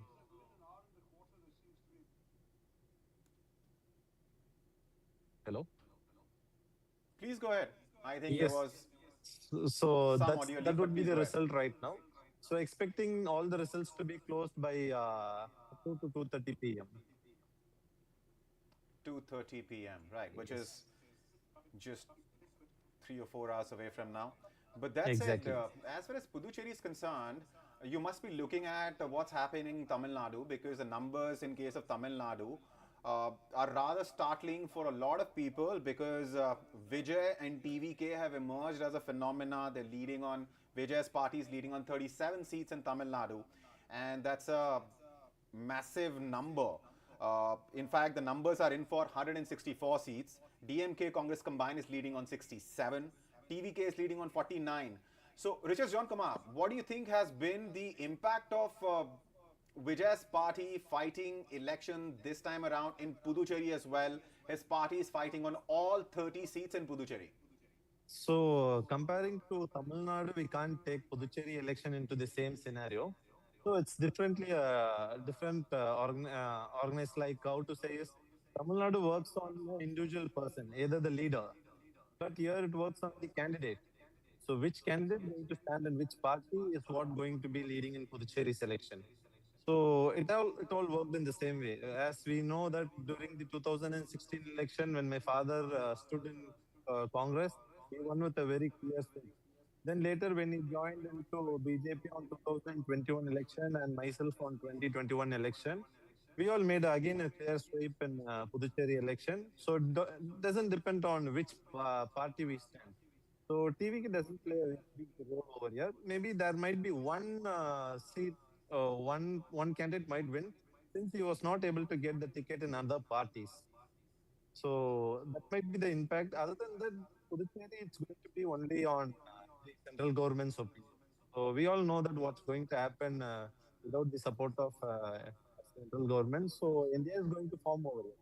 So there is no other second thought about people's opinion, as well as we also know what is going to be the clear vision, what's going to happen over here. Right. And viewers, that's Richard John Kumar. He is the same man who fought in 2021 from the seat his father uh, used to fight the election storm in Puducherry. He has a distinction of being one of the youngest MLAs. He was 26 or 27 years old in 2021 when he won from that seat. This time around, he's not fighting in the election, but his father is, who's also a cabinet minister in the Puducherry government. Now, to talk about Tamil Nadu, there is a shocking picture that I'm looking at, and let me tell you what I'm looking at. Of course, my producer will try and pull this up on the screen as well.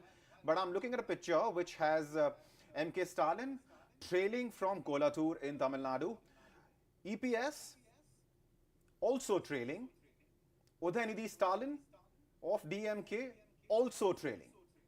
The only individual who's leading at this point in time from his seat is TVK's Vijay, the man who made his political debut this year in Tamil Nadu, is leading on the seat that he's fighting the election. In fact, let me give you the latest numbers for Tamil Nadu and tell you why this is such a shocking thing to see, because nobody expected. Yes, there was one exit poll which claimed that TVK could win as many as 100 seats in Tamil Nadu, but apart from that, others mostly gave him anywhere between 10 to 15 odd seats. But what we're looking at this point in time, we're looking at TVK leading on 53 seats in Tamil Nadu. DMK Congress combined leading on 68. So the gap between DMK Congress combined and TVK is not that big, because when you look at NDA's number, NDA is leading on 38 seats in total. So if you look at TVK and NDA's number, that number combined is way bigger than DMK Congress's combined numbers, which is 67. Your thoughts, Mr. Rodriguez? Well, like I said quite earlier, that it's too early to call out the elections. Each political party is doing what they did to their best. Eventually, we would know the real situation at about 2 o'clock, 2:30 this afternoon. And if marriages are supposed to happen, marriages will happen. Let's be optimistic. We are in an India that's a very optimistic India, and that's what we are looking forward to.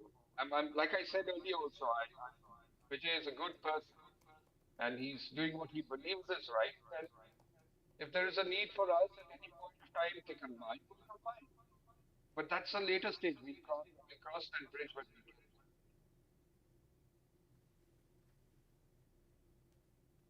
Right. Okay. Okay, I'm not sure. I lost your audio there because there was some echo and I couldn't really make out what your concluding remark was. But having said that, I'm assuming and I'm hoping that you can hear me. And looking at the numbers in Bengal as well, it's very interesting picture. I mean, BJP, I'm sure there is a reason we saw all those jalebis being made at the headquarters. I mean, you, of course, want us to wait till about 1:32 when the picture becomes clearer and the numbers start solidifying. But looking at the numbers at this point in time, BJP surely should be a happy party, because the number of seats it won in 2021 was 77. And looking at the numbers right now are the 121 seats where the numbers are in for. BJP is already leading in West Bengal on 77 seats. TMC is leading on 42. Left Front is leading on 2. This time around, Mr. Rodriguez, what did BJP do differently in Bengal?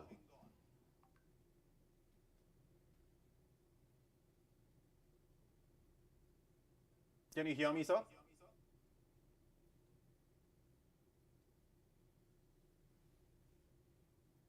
I'm not sure if Mr. Rodriguez can hear me. Let me come to you, Richards John Kumar. Yes. We were hoping that we would get to talk to your father as well, because he's, of course, unlike you, is a contestant in this election. And last time around in 2021 Puducherry elections, both you and your father fought from two different constituencies and won on BJP ticket. And interestingly, before 2021, your father had won on the Congress ticket twice. So at this point in time, you're sure of the alliance's chances in Puducherry. But what do you make of what you see in Tamil Nadu? Vijay is leading on a serious number of seats. In fact, if you combine the NDA and Vijay's numbers, they have a lead. They are in lead in Tamil Nadu, because DMK Congress combined is leading on 66 seats. TVK is leading on 61. Very close, neck and neck. And then we have NDA leading on 38 seats. So that's what in Tamil Nadu, after the exit poll, there was a very big, clear vision that there might be a change from the youngsters. So, average voting people below 45, they need some new changes. Maybe they all might have looked into a person from their childhood Vijay, as their heroes. So maybe there will be chances for a normal people other than party people. So normally, let's take me if I'm a normal person from Tamil Nadu. So I don't look into parties or anything. So there will be always see that we have seen him from the youngsters, from the young age. So there might be some difference that we need to put a vote for the person who we have looked from the childhood and we have grown up. So maybe this is that might be, let's give a chance for Vijay. Maybe that's the reason there might be a change in election count. Right. Uh, Viewers, some key reactions have started coming in. Before we start listening in, let me quickly tell you the latest numbers. West Bengal, numbers are in for 126 seats. BJP is leading on 83. TMC 41. Left Front on 2. That's West Bengal. Tamil Nadu, 171 seats. That's the number of seats numbers are in for. DMK Congress combined is leading on 66. Vijay. And I cannot say this often enough. I've said it multiple times already that what Vijay is doing in Tamil Nadu is shocking, frankly. 61 seats. That's the number of seats he's leading on. Just 5 seats behind DMK Congress combined. Yes, these are early numbers, but this in itself speaks louder than any soundbite can at this point in time as far as TVK and Vijay are concerned. NDA is leading on 38 seats in Tamil Nadu and others are leading on 6. In Kerala, UDF is now ahead from the LDF on 11 more seats. So UDF is leading on 58, LDF is leading on 47, NDA is leading on 6, others on 1 in Kerala. Assam, NDA is leading on 49, Congress on 33, Puducherry, 5 seats is the number of seats NDA is leading on, DMK Congress combined on 3 and others on 2. Now let's listen into some of the key reactions which are coming in response to these numbers.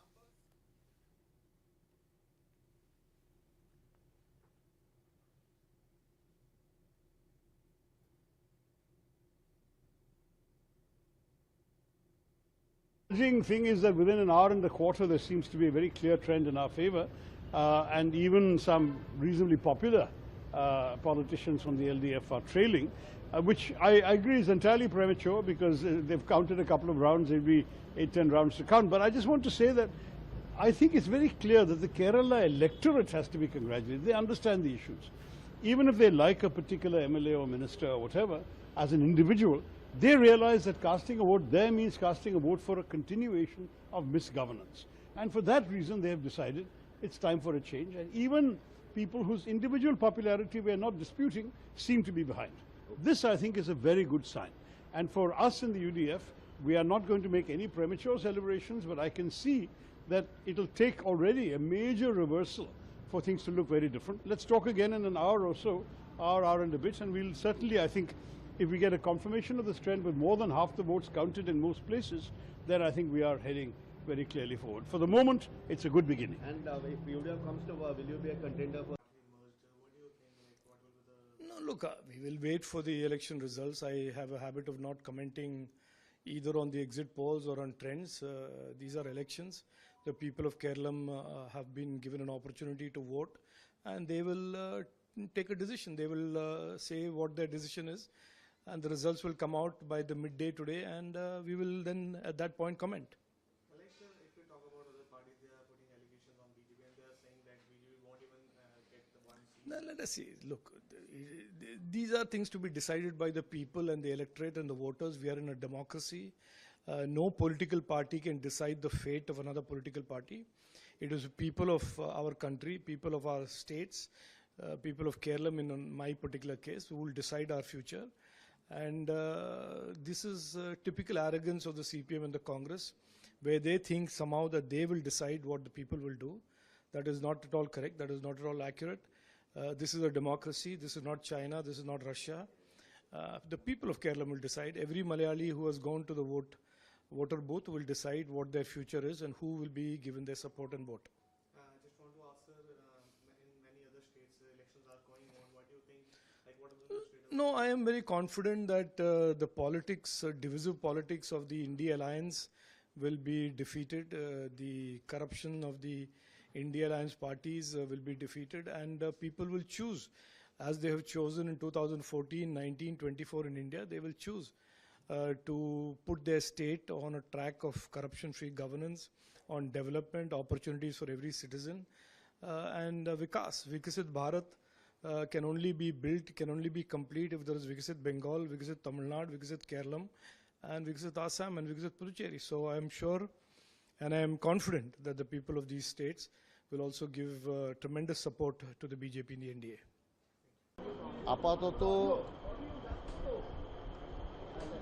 আপাতত আমরা অপেক্ষা করব election রেজাল্টের পরে কার্যকর্তারা যারা গণনায় গিয়েছে তারা যাতে সুস্থভাবে সফলভাবে ফিরে আসতে পারে সেটারও আমরা দেখব।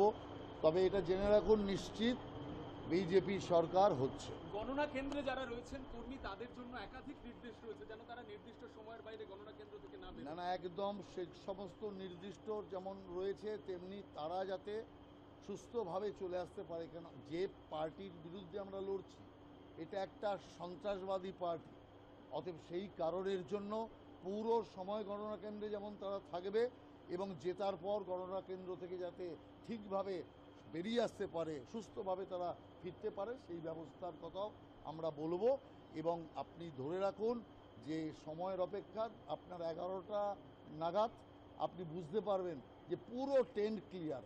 এখনও বিজেপি এগিয়ে আছে এবং এরপরে তৃণমূল যত জায়গায় এগিয়ে আছে দেখবেন সেগুলো সব পিছিয়ে গিয়েছে এবং তৃণমূল কংগ্রেস এই রাজ্যে থেকে বিদায় হচ্ছে তৃণমূলের সরকার, বিজেপির নতুন সরকার এই রাজ্যে স্থাপন হবে। পশ্চিমবঙ্গের জন্য এই নির্বাচন কতটা ঐতিহাসিক, কতটা গুরুত্বপূর্ণ?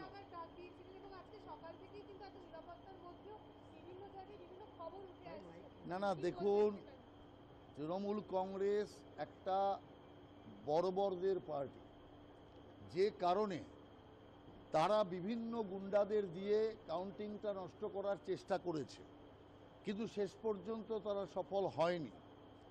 অতএব আমরা আমাদের কার্যকর্তাকে এটা বলেছি পরিষ্কার ধৈর্য এবং সংযম রাখতে এবং পরিষ্কারভাবে ডেটে থাকতে, এবং তারা ডেটে আছে।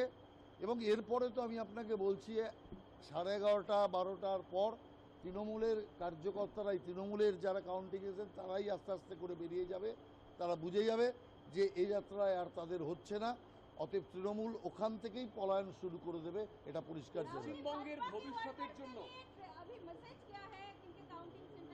नहीं वार्कर के लिए मैसेज यही है, डांटे रहे और वार्कर का कोई चिंता नहीं है। सत्ता हम लोगों को पक्ष में आ रहा है और पश्चिम बंगाल में पहला बीजेपी सरकार, भाजपा सरकार गठन होगा। सर क्या कहेंगे, आज काउंटिंग है, किस तरह देखते हैं? निश्चित रूप से आज अब तक जो भी काउंटिंग का नतीजा आ रहा है बड़े उत्साहजनक है। तो हम लोगों ने जैसे उम्मीद किया था उसी हिसाब से नतीजा होगा, फिर से एनडीए सरकार बनेगा बीजेपी के नेतृत्व में। सर कितना सीट देख रहे हैं आप इस बार? हाँ, हम तो पहले से यही कह के आए हैं, यही विश्वास से हमने कही कि we are close to 100 with our allies.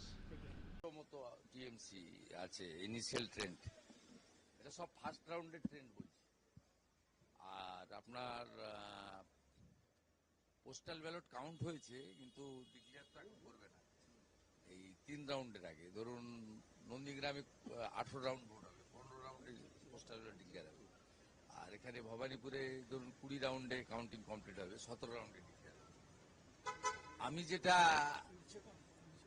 যেটা ইনিশিয়াল অ্যানালাইসিস করেছি, অল্প ইভিএম বেরিয়েছে, এটাকে খুব বড় কিছু করে দেখানো ঠিক না। তাতে হিন্দু ইভিএম বিজেপি আর মুসলিম ইভিএম টিএমসি, তবে আগের মতো নয়।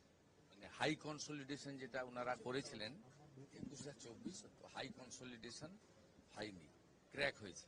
মালদাতে বা মুর্শিদাবাদের বহু সিটে বা উত্তর দিনাজপুরেও যেটুকু নিয়েছি করণদিঘি বা অন্য জায়গায় কংগ্রেস ভালো কোনো কোনো ইভিএম এ পেয়েছে মুসলিম বেল্ট ইনিশিয়াল এই দু রাউন্ড চলছে।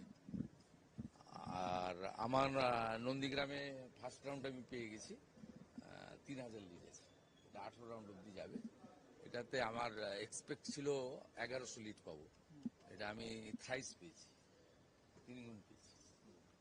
दादा अभी जो रुझान आए हैं, हिंदी में दादा, अभी जो रुझान आए हैं क्या लग सरकार रहा है? भाजपा कर रहा है, सीटों ये का मान के चलिए। आप लोग का जो चल रहा था, जो इनिशियल ट्रेंड रहा है 135 plus BJP, 100 approx teams.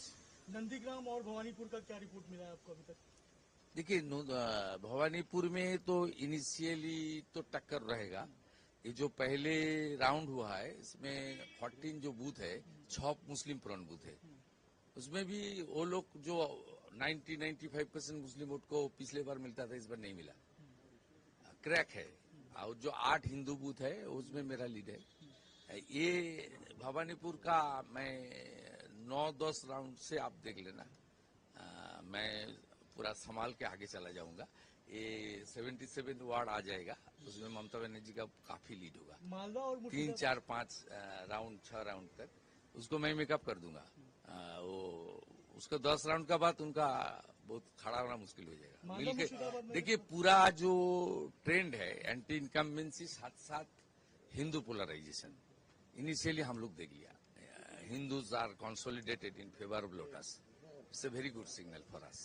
In Nandigram, I had in first round more than 3,000 vote, only 14 booth counted, and मेरा जो इंटरनल कैलकुलेशन था 1100 वोट में लीड होना था, उसमें मैं 3 गुना लीड में चल रहा हूँ। मुर्शिदाबाद मालदा में भी देख रहे दादा बीजेपी को बढ़त मिल रही है, कई सीटों पे टीएमसी पीछे चल रही है उन इलाकों में भी जहाँ पे मुस्लिम बहुल क्षेत्र ज्यादा है। मुस्लिम वोट बाइफर्केशन हुआ है, बाइफर्केशन हुआ है, खास करके मालदा मुर्शिदाबाद उत्तर दिनाजपुर में बाइफर्केशन हुआ है।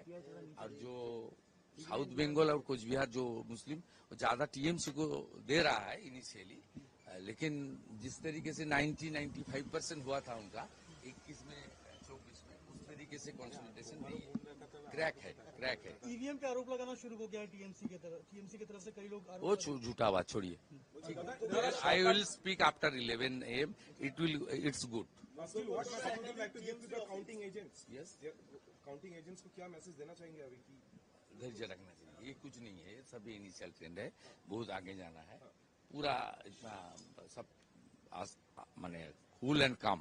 In Nandigram, you're leading by 3,000 votes in the first round. Yes. 3,500 vote है।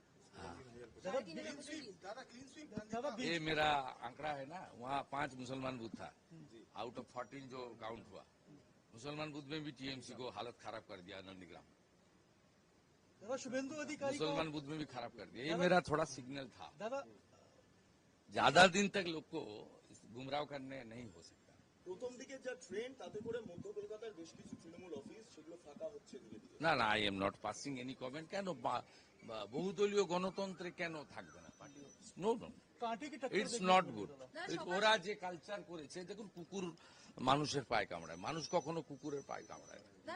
ভারতীয় জনতা পার্টি এসবে বিশ্বাস করে না। বিরোধী পক্ষের যারা আছেন তারাও করুন, একসঙ্গে কোনোভাবে হিংসা কোনো উত্তেজনার মধ্যে যাবেন না, কোনো কিছু করবেন না। আমাদের স্টেট প্রেসিডেন্টও কাল বলেছে, আমিও আজকে বলছি, এগুলোর মধ্যে যাবেন না।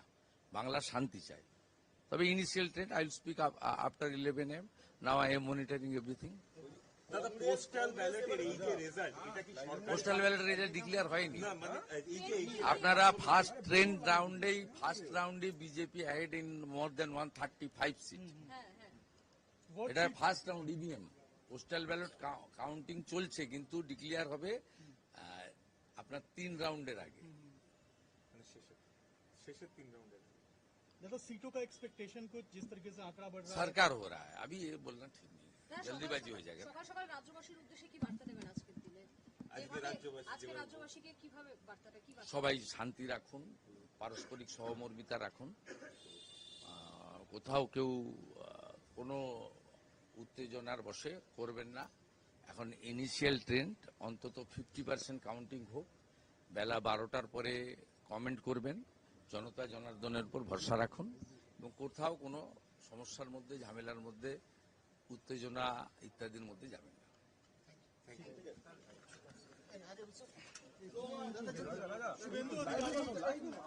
दादा, जिस तरह का अभी जो ट्रेंड देखा जा रहा है, क्या कहना चाहेंगे? बीजेपी की जो बढ़त देखी जा रही है, नंदीग्राम और भवानीपुर की अभी तक क्या रिजल्ट आ रहा है? देखिए, भवानीपुर का ऑफिशियल आंकड़ा मेरे पास नहीं आया, लेकिन वो जो फर्स्ट राउंड है वहाँ मुस्लिम प्रॉन बूथ भी है, हिंदू प्रॉन बूथ भी है। मैं ज्यादा कुछ उम्मीद नहीं कर रहा हूँ, लेकिन वो 6-7 राउंड का बाद मेरा अच्छा होगा भवानीपुर में। लेकिन इनिशियल तो आपको सब चैनल में दिखा रहा है मैं आगे हूँ। नंदीग्राम से मेरा एक्सपेक्टेशन से ज्यादा वोट मिला है। 3,500 का लगभग अभी जो हाँ, वो 1100 का मेरा उम्मीद था, 3 गुना ज्यादा मिला है। पोस्टल बैलेट का अभी तक फाइनल नहीं हुआ है दादा, ईवीएम का जो बढ़त देखी जा रही है, आप लोग की मेरा पूरा उम्मीद है बीजेपी सरकार करेगा, अच्छा करके अच्छा मार्जिन से करेगा। मालदा मुर्शिदाबाद में भी देखा जा रहा है, अच्छा वहाँ पर परफॉर्मेंस देखी जा रही है, सीट में बढ़त देखी जा रही है, क्या ये इस बार हिंदू कंसोलिडेशन हुआ है और जो मुसलमान जिस तरीके से वोट करता टीएमसी को उस तरीके से नहीं किया है। इनिशियली बाइफर्केशन हुआ है, कुछ वोट मुसलमान प्रो मुस्लिम पार्टी को गया है, बीजेपी को भी कुछ आया है छोटा छोटा करके, जैसे मेरा नंदीग्राम में। Some key reactions there. Now back to what we were talking about, and that is of course the latest numbers. Let's get started with West Bengal. 169 seats. That's the number of seats that counting has started on, out of which 116 seats, a massive lead. That is what BJP has taken in West Bengal, as TMC is leading on just 51. BJP is ahead on 116 seats in West Bengal. Left Front is ahead on 2 seats. These are of course early numbers, but viewers, remember, like I told you earlier, that the numbers we're going to share with you are going to be sure numbers. We of course will try to get you the numbers as soon as possible, but our focus is to get the numbers right. Now moving to the next state, which is Tamil Nadu. Numbers are in for 178 seats. Tamil Nadu Assembly has 234. The magic number is 118. And the DMK Congress combined here is leading on 73. But the big news, as far as Tamil Nadu is concerned, are not really the numbers of DMK and Congress. It is the numbers that Vijay's TVK is pulling in. TVK at this point in time in Tamil Nadu is leading on 62 seats. Just 11 odd seats less than DMK Congress combined. And if you add to TVK's number, the numbers of NDA, then you're looking at a figure of 102 in total, because in Tamil Nadu, NDA is leading on 40 seats. TVK is leading on 62. That takes the combined numbers to 102. The reason I'm saying combined numbers is, of course, because this was as suggested by exit polls in the run-up and after, of course, polling was over, that DMK will be able to come back to power without a hitch. But if you look at the numbers, TVK is just 11 seats behind. And NDA is also leading on 40. There is a possibility, I don't know, however remote, that TVK and NDA might come together, and perhaps jumping the gun on this one. But we have Mr. Dinakar Lanka joining us of the BJP in the studio. We will definitely get his comments on it.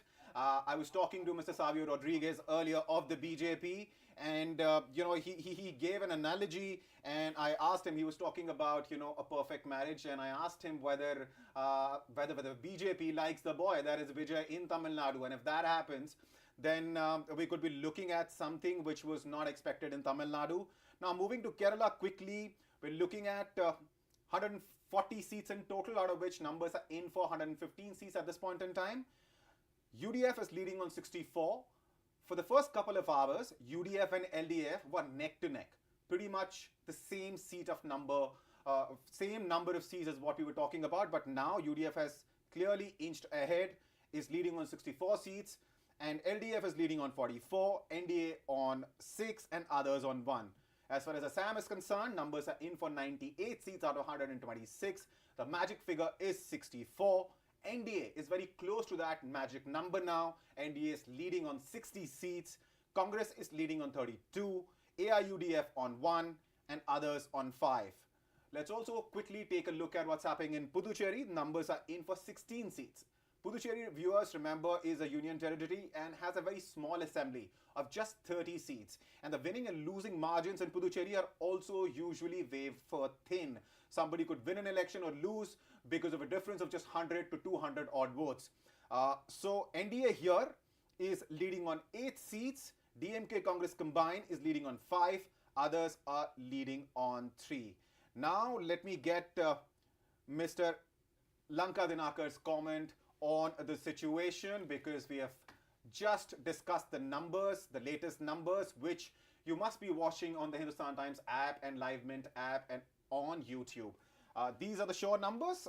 You might find different numbers elsewhere, but that's because we're trying to bring to you the numbers we are really sure about. Having said that, so your quick comment on the numbers that you're seeing, especially in the context of Bengal, and then we will discuss Assam, Kerala and Tamil Nadu along with Puducherry as well.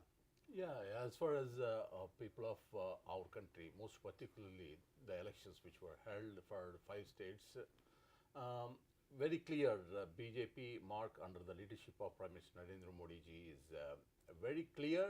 As far as West Bengal is concerned, across the nation, people watch very interestingly what happens in West Bengal. As expected by the BJP, beyond 2/3 majority, we are going ahead in West Bengal.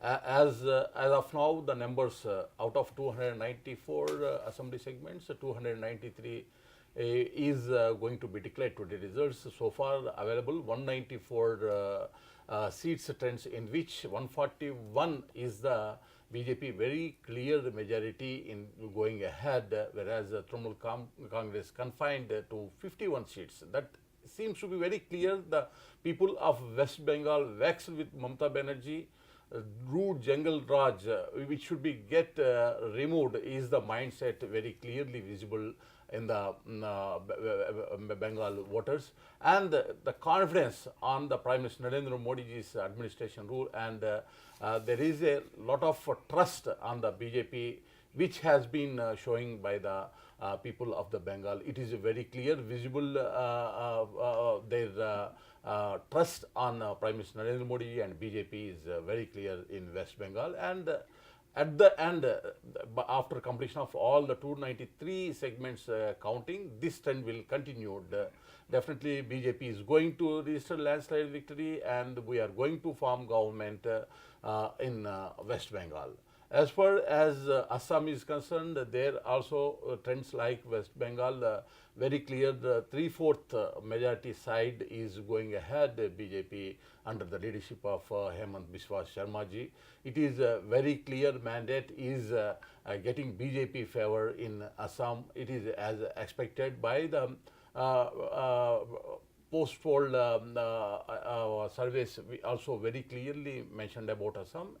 But interesting part is West Bengal, there are few survey agencies not given this kind of huge majority for the BJP in surveys, but people have reposed their confidence on Prime Minister Narendra Modi ji. And Tamil Nadu also. In Tamil Nadu also, very interesting fact, all the surveys, almost all surveys given as their choice for DMK, but the figures are very clear. TVK, cine actor Vijay is showing a remarkable performance, and BJP and AIDMK together also going ahead.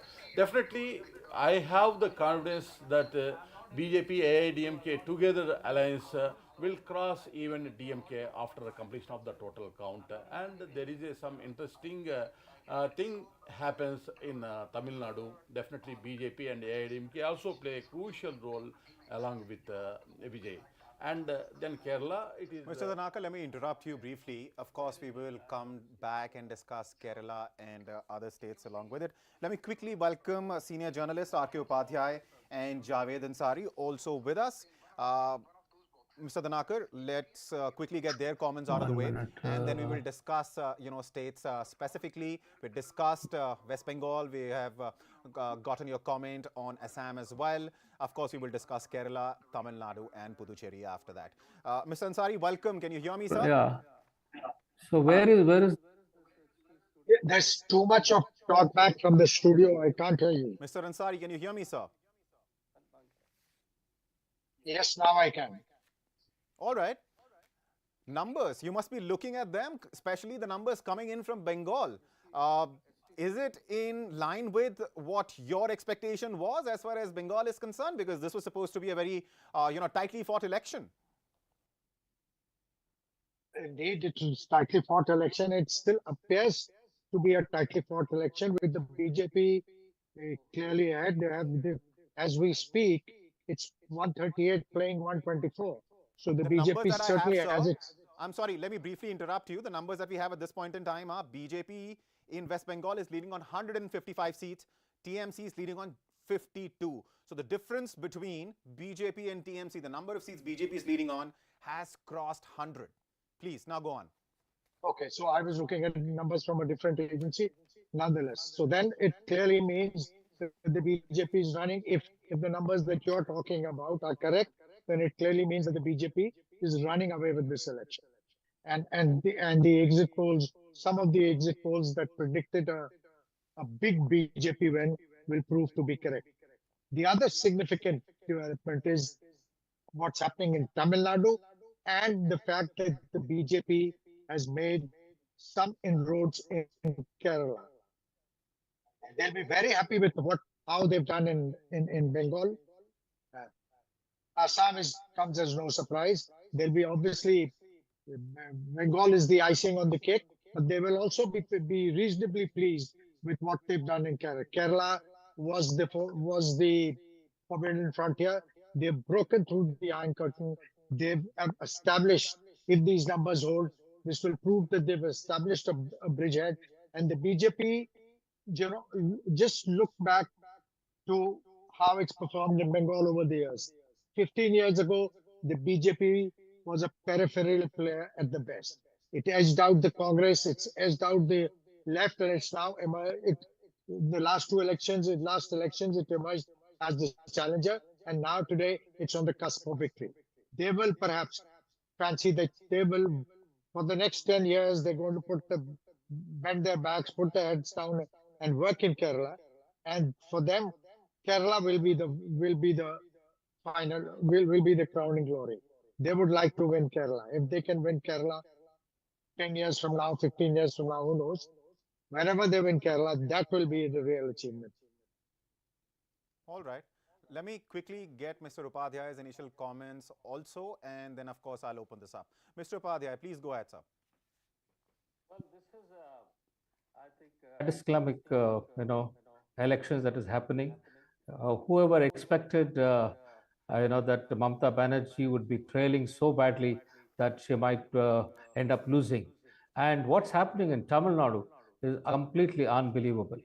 I think, if Stalin goes, then that will be a history in the making, because in the last 60 years, that is from 1967 onwards, there's been either DMK or ADMK which have ruled Tamil Nadu as a single party. They have not even taken any other party into the government.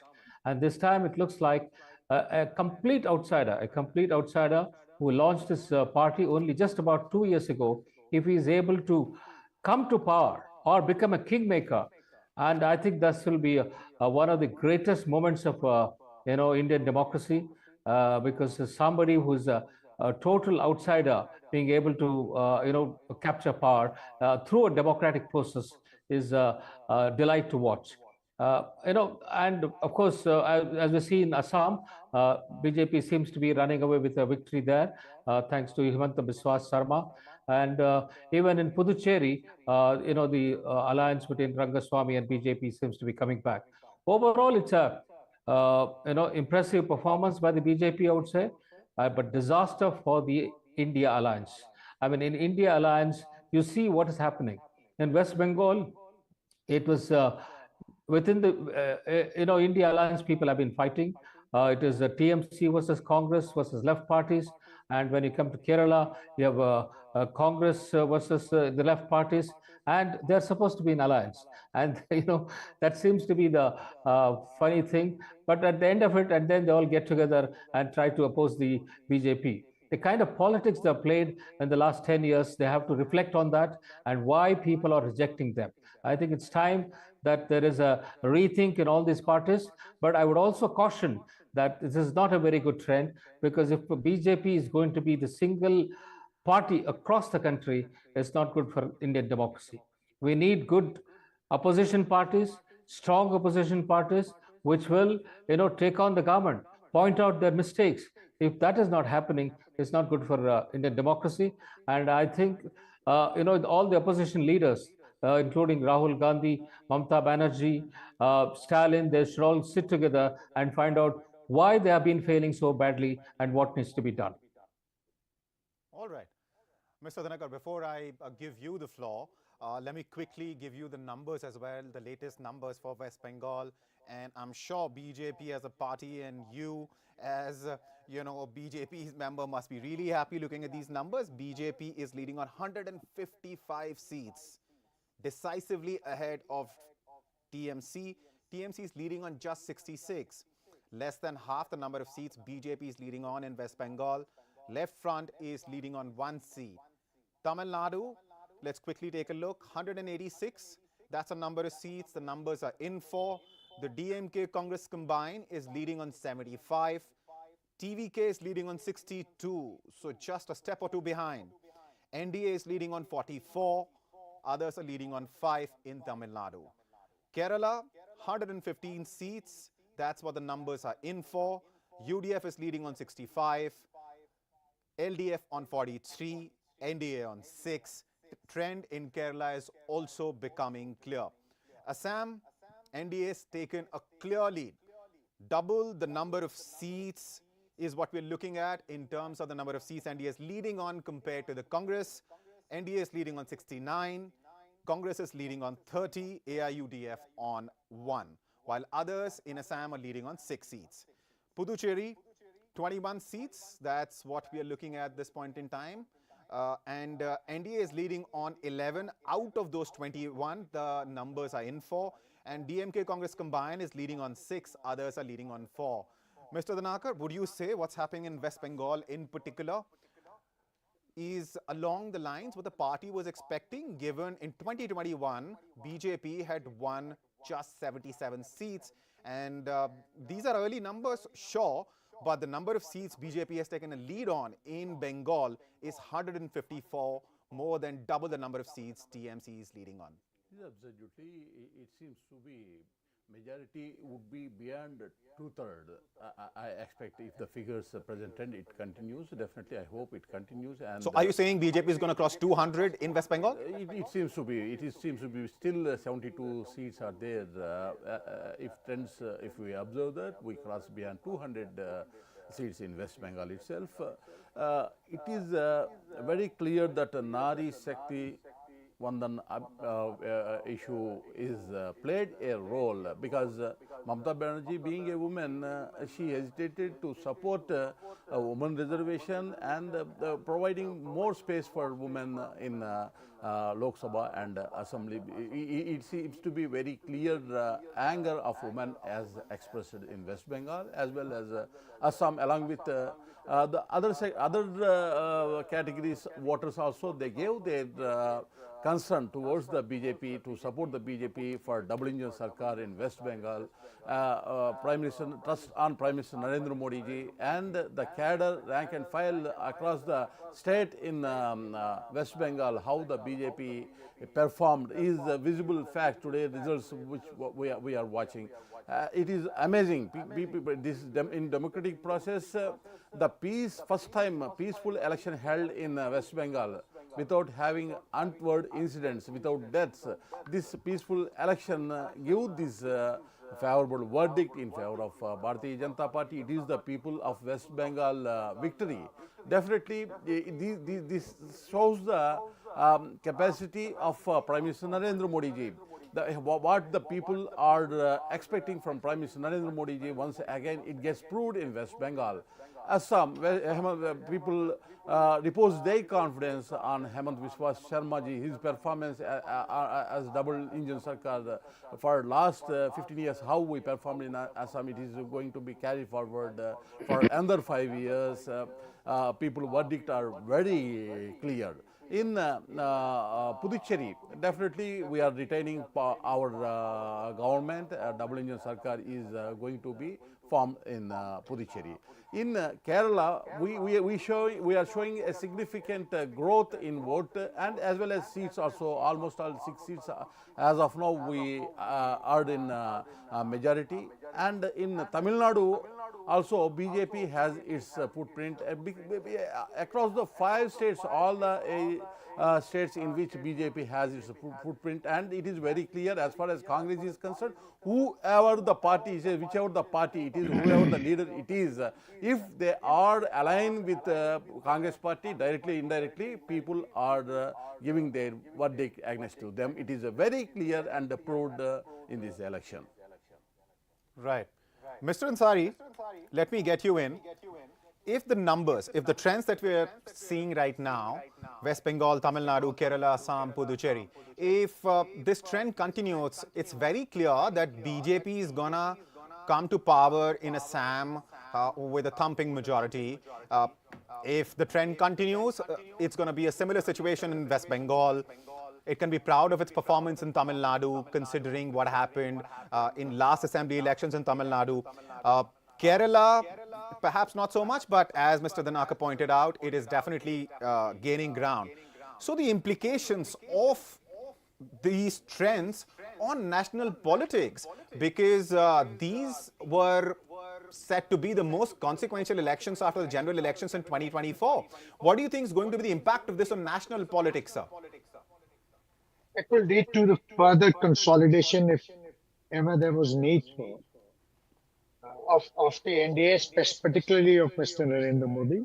The BJP's footprint is increasing across areas where it used to be a minor player till not very long ago. More than Tamil Nadu, I think the BJP's performance in Kerala is, for me, is a lot more significant than in Tamil Nadu. In Tamil Nadu, it's in alliance. In Kerala, it is the one which is driving they performed on their own. So therefore, and in Kerala, they were peripheral players till not very long ago. They painstakingly worked. They've established a bridgehead, and there's now elbow room for them to work on this and take this forward. Much like what they've done in Bengal. 15 years ago, the BJP, nobody used to talk of BJP. BJP was not considered a serious player in Bengal. But look, today they are on the cusp of victory. Assam comes as no surprise. In Tamil Nadu, they've been in alliance with the IDMK, but in places where they've done it on their own, and especially in Kerala. Kerala was the final front. Kerala is like an iron curtain which they breached. Kerala used to be, a stranglehold between the UDF and LDF, and every 5 years, barring the last time, the power would change hands. Now the BJP has slowly started making inroads, and that's significant. That space needs to be watched. Right. Mr. Upadhyay, you were saying earlier that what's happening in West Bengal seems to be cataclysmic, and that opposition, especially if BJP's performance, the trend that we're looking at continues and BJP comes to power in West Bengal with such big numbers, because at this point in time, we're looking at BJP is leading on in West Bengal on more than 150 seats, 154 to be precise. You were talking about opposition and how now it has tighter and tighter space within which it has to operate, within which it has to function.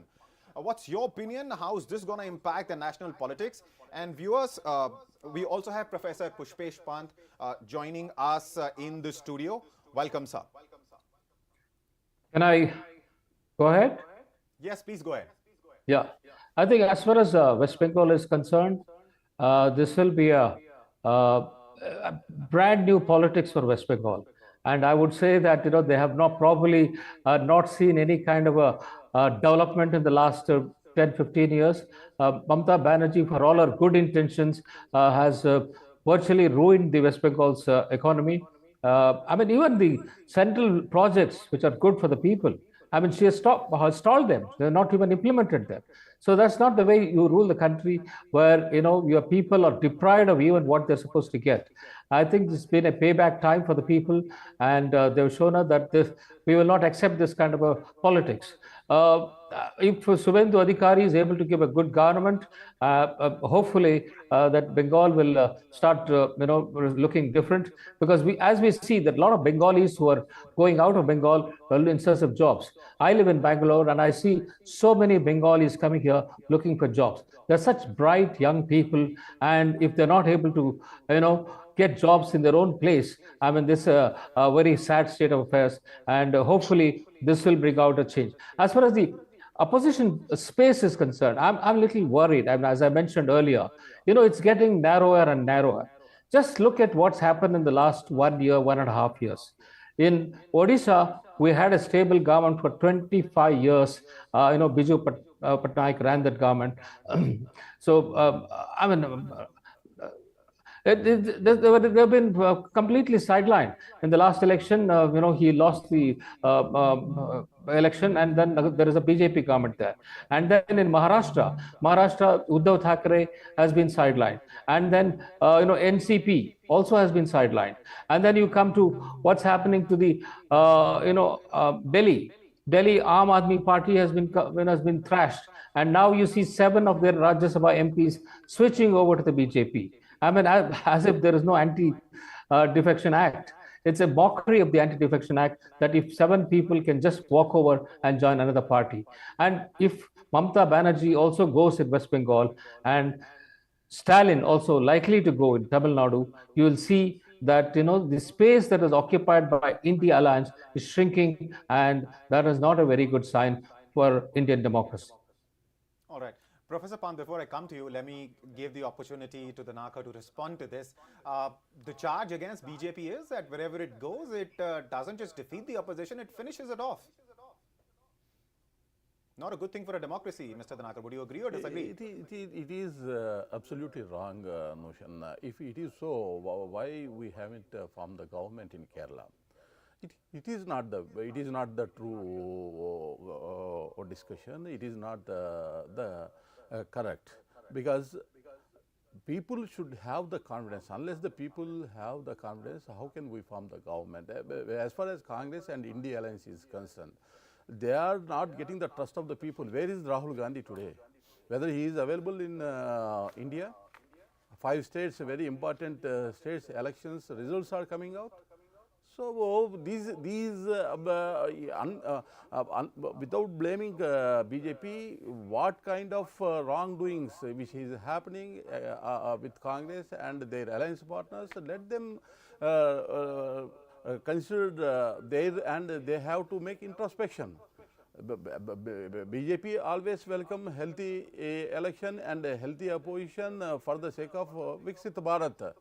But unfortunately, opposition party, rather than hating Modi ji individually, they are not speaking what the people exactly required. So it is a failure on the part of opposition. Their failure should not be. Danakar, that criticism is based on certain facts, right? For example, we all know what happened with Shiv Sena in Maharashtra. We just saw what happened with AAP in the Rajya Sabha, 7 of its MPs walking over, right? So the criticism, as far as BJP is concerned, is based on facts. No, let the people judgment will prevail. Ultimately, people give their verdict. If some party leaders, they lose confidence on their own party, they took some decision, how can you blame BJP?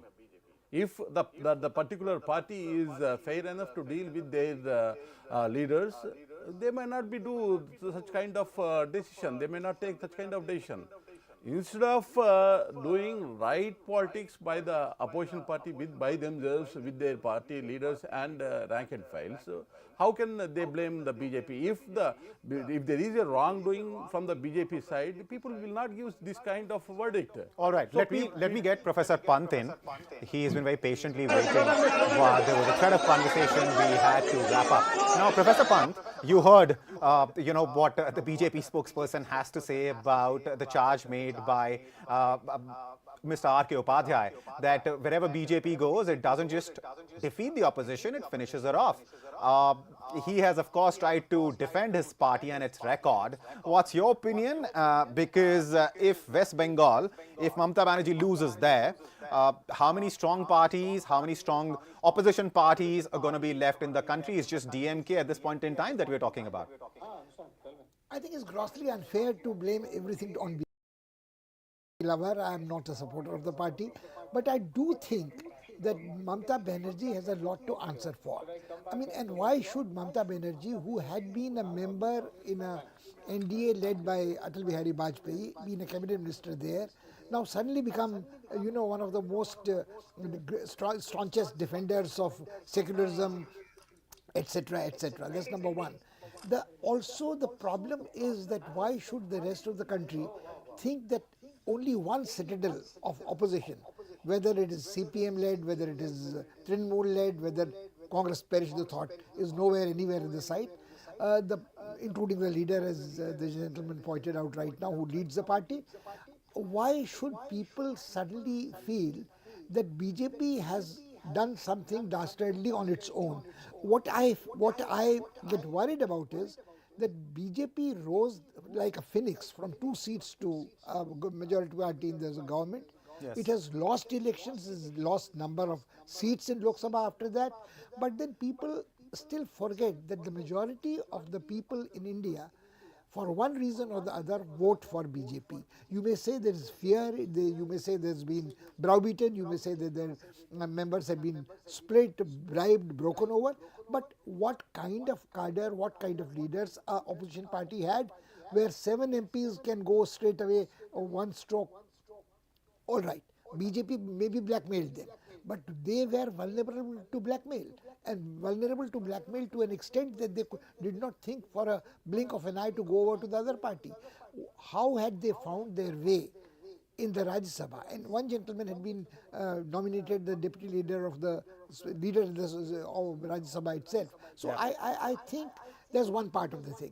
The second thing which causes worry, of course, is that we tend to have a very short-sighted view. I mean, what I'm more worried about is the institutions failing the democracy in India, not the parties failing.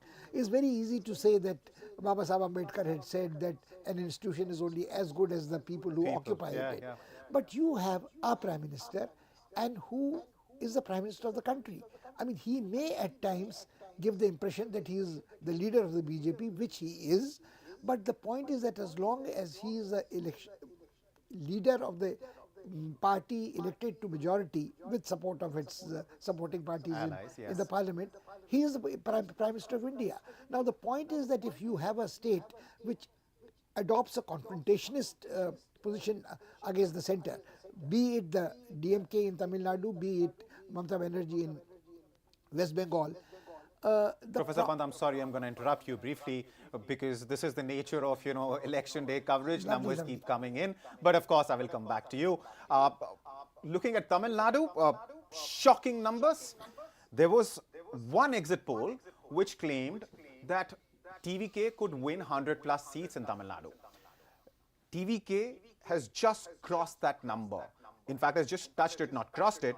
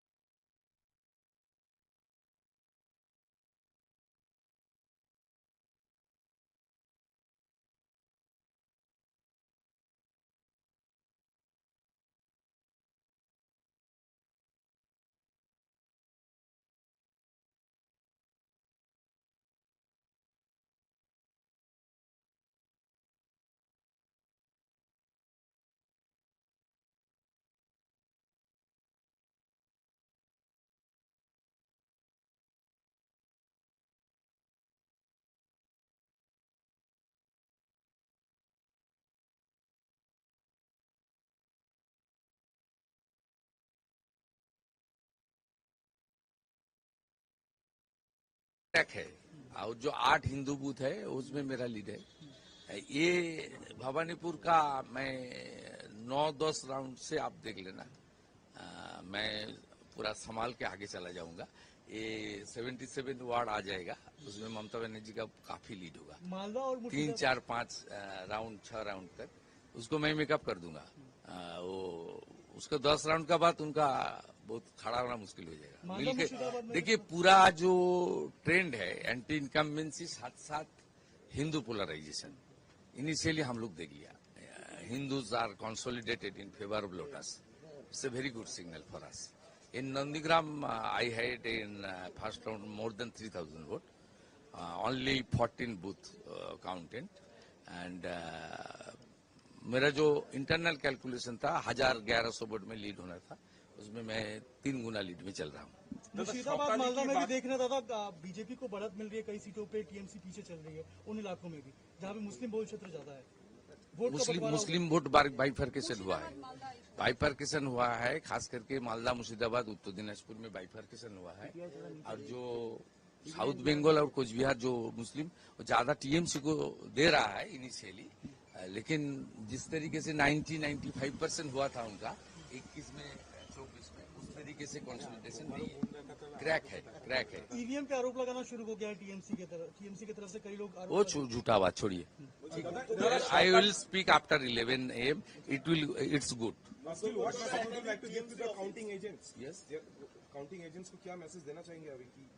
धैर्य रखना चाहिए, ये कुछ नहीं है, सब initial trend है, बहुत आगे जाना है, पूरा इतना सब माने कूल एंड काम। In Nandigram, you're leading by 3,000 votes in the first round. Yes. 3,500 vote है। ये मेरा आंकड़ा है ना, वहाँ 5 मुसलमान बूथ था, आउट ऑफ 14 जो काउंट हुआ, मुसलमान बूथ में भी टीएमसी को हालत खराब कर दिया नंदीग्राम। इंडिक सिविलाइजेशन मुसलमान बूथ में भी खराब कर दिया। ये मेरा थोड़ा सिग्नल था। ज्यादा दिन तक लोग को गुमराह करने नहीं हो सकता। প্রথম দিকে যা ট্রেন্ড তাতে করে মধ্য কলকাতার বেশ কিছু তৃণমূল অফিস সেগুলো ফাঁকা হচ্ছে ধীরে ধীরে। না, I am not passing any comment. And parochialism are at a disadvantage in the contemporary India, where it's things not have changed greatly, IT and migration, internal migration, and so on. The only issue here is that if you have this as the template, what about states like Maharashtra, led and governed by BJP, which has come out with the anti-politics which can only be called divisive, that the auto drivers and taxi drivers should be compulsorily speaking Marathi. So if the Marathi Manush is demolished in West Bengal, what happens to the Marathi Manush in the Maharashtra? That is what happens to the identity and the parochialism of the Bihari identity in the Bihar politics. So I think we are going to see the residue of the identity politics in partisan politics in coming elections. But what makes me most apprehensive is the failure of institutions like the Supreme Court, where the learned or judges say that what difference does it make if you don't get your voting rights in one election, wait for 5 years, then you can exercise and throw out the government. Then you have the use of the central forces and the investigative and enforcement agencies, which sort of seem to vitiate the whole process of democratic elections. I, for one, would be very reluctant to accept that the Bengal elections, West Bengal elections, were free and fair totally. Mamta probably got her comeuppance, but to say that the elections were held without a shadow of fear, I mean, I think it's a failure of the Election Commission, starkly glaring you in the face when a whole constituency has to be forced to go to repoll again. You're talking about Falta. Professor Pant, I'll come back to you on this. And in fact, before I give Mr. Dhanakar here an opportunity to respond, let me quickly also point out that this election has been an exception. You were talking about fear being there among voters, and of course, the free and fair election part, I would let Mr. Dhanakar answer and respond to that. But as far as these elections are concerned, for the first time, elections have largely been violence-free. It is an exception in case of Bengal because, looking at some of the reports which came out earlier, apparently 51%, anywhere to that extent, in fact, the violence in election is contributed just by West Bengal alone, right? That is a big number, perhaps a shame, a blot, as far as the democracy like India is concerned. That, but This time around, we are seeing a change in that. Mr. Dhanaka, I'll let you respond, and then we will, of course, discuss post-poll violence in Bengal more. In fact, before that, quickly, the numbers for Tamil Nadu, I'm being told by my producers that TVK is in the lead on 123 seats. Viewers, remember, the magic figure to form the government in Tamil Nadu is just 118. At this point in time, TVK has taken a lead on 123. And this is far, far ahead of what any exit poll was claiming. There was just one poll which gave it 100 odd seats. Now TVK has taken a lead on 123 seats. Unprecedented. Kerala, 77 seats. That's the number of seats UDF is ahead on. LDF is ahead on 39. Assam, NDA is ahead on 77. Congress is ahead on 33. Here the halfway mark is 63. The magic number is 64. Puducherry, out of 22 seats that the numbers are in for, NDA is leading on 12 and DMK Congress combined leading on 6. Mr. Dhanaka, would you like to respond to some of the charges made by Professor Pant here? Please go ahead, sir. I might as well just interrupt. Please. Their charge is not against BJP. Right. What I'm expressing is my anguish at the failure of the institutions and our underestimating the factor of charisma, including the Prime Minister's charisma. Sure. To a different extent, it may be called villainous charisma of the Home Minister, but it is charisma.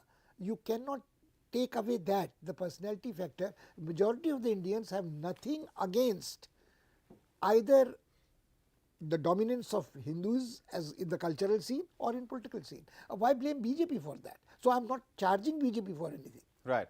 But you're definitely talking about the role that institutions have been playing. You pointed out what happened during SIR and the appeals made by people who lost their votes in SIR to the Supreme Court, wherein you quoted Supreme Court, wherein you said that, of course, I mean, right Supreme now, Court's orders and comments and arbitrary dictas have been confusing to say the least. Right. Okay. And apart from that, so is just Supreme Court as an institution that you're talking about? Election Are you also Commission. talking about Election Commission as Yes, well? both. Okay. So what about Election Commission? After this, I'm going to give the floor to Mr. Dhanakar, and he will take his sweet time to answer, all of these questions. No, Please. he can start right away. Sure. Please go ahead then. Ifs and buts, these are all ruled out by the people judgment. Ultimately, the people judgment prevails. And if the institutions get failed, this kind of peace elections might not be happened in West Bengal. We can't blanketly blame institutions just to showcase our agnosticism on institutions. We can't rule out the people verdict. Even institutions, if the institutions get failed, this kind of peace poll might not be happened across the country. Not only West Bengal, as you see in Assam, Tamil Nadu, Kerala, and across all the states which held elections were held in 5 states, peacefully elections were completed.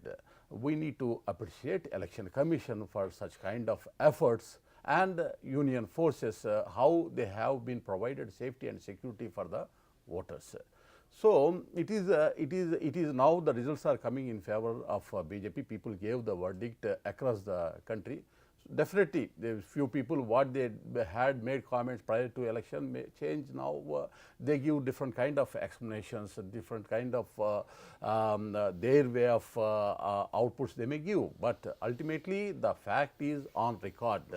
It is as far as the SIR is concerned, it is a fair exercise which made duplication of votes removed. Previously, it was there.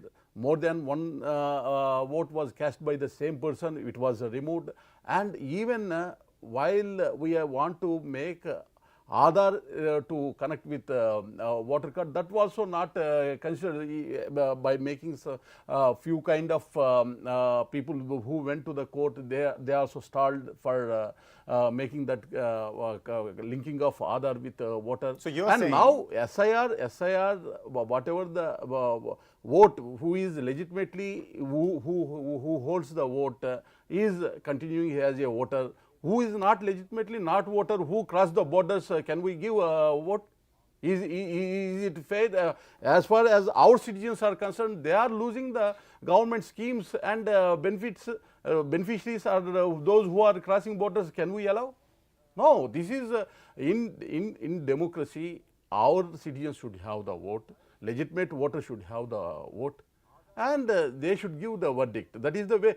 Only West Bengal where this kind of problem is there. Why not some other places? Even in Bihar also same kind of allegations made, but a single person who has not given vote, they haven't come, either Congress party or RJD, they didn't come forward to make any kind of allegation, whatever they made.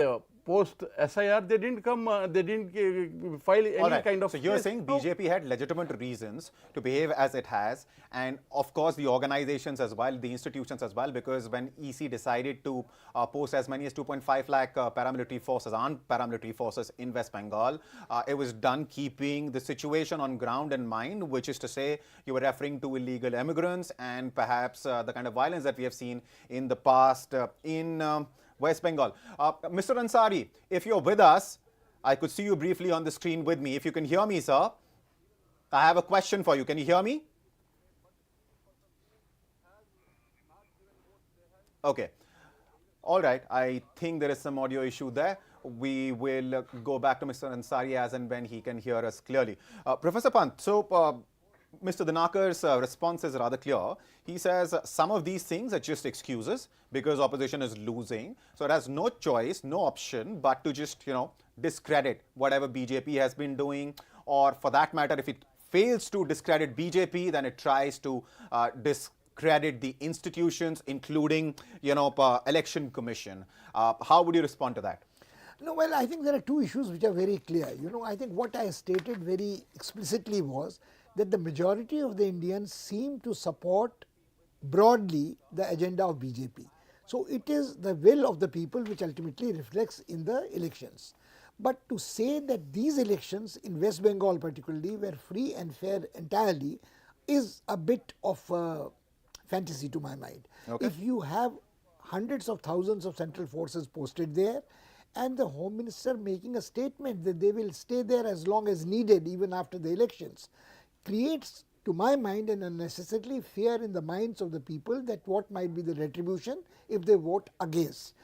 This is not to suggest what Mr. Dinakaran has a very good point. Professor Pant, let me quickly come in because as far as the Home Minister's statement and the number of forces, CAPF forces which have been sent and stationed in West Bengal, see, West Bengal historically has been a state which has seen post-poll violence. I mean, if you go back just to 2021, you're talking about 58 deaths. You're talking about as many as 300 incidents of violence. At the end of the day, it is the common man, the man who's on the ground. Doesn't matter whether he's a TMC supporter, BJP supporter, or supports some other party, left or Congress for that matter, should not be facing the brunt of this kind of violence. And how do you stop violence? You have to find the gundaism.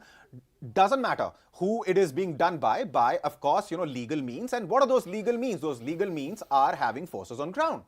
Yes, but there is an interesting issue here. Sure. The forces on ground in a federal scheme does not have to be central forces without the consent of the state government. Now, in this case, either you say the law and order has broken down in West Bengal, and post-election, if there is violence to be threatened, you get rid of Mamata Banerjee and then have the central forces there. I think there's a totally different situation. All right, Mr. Danaka, please come in.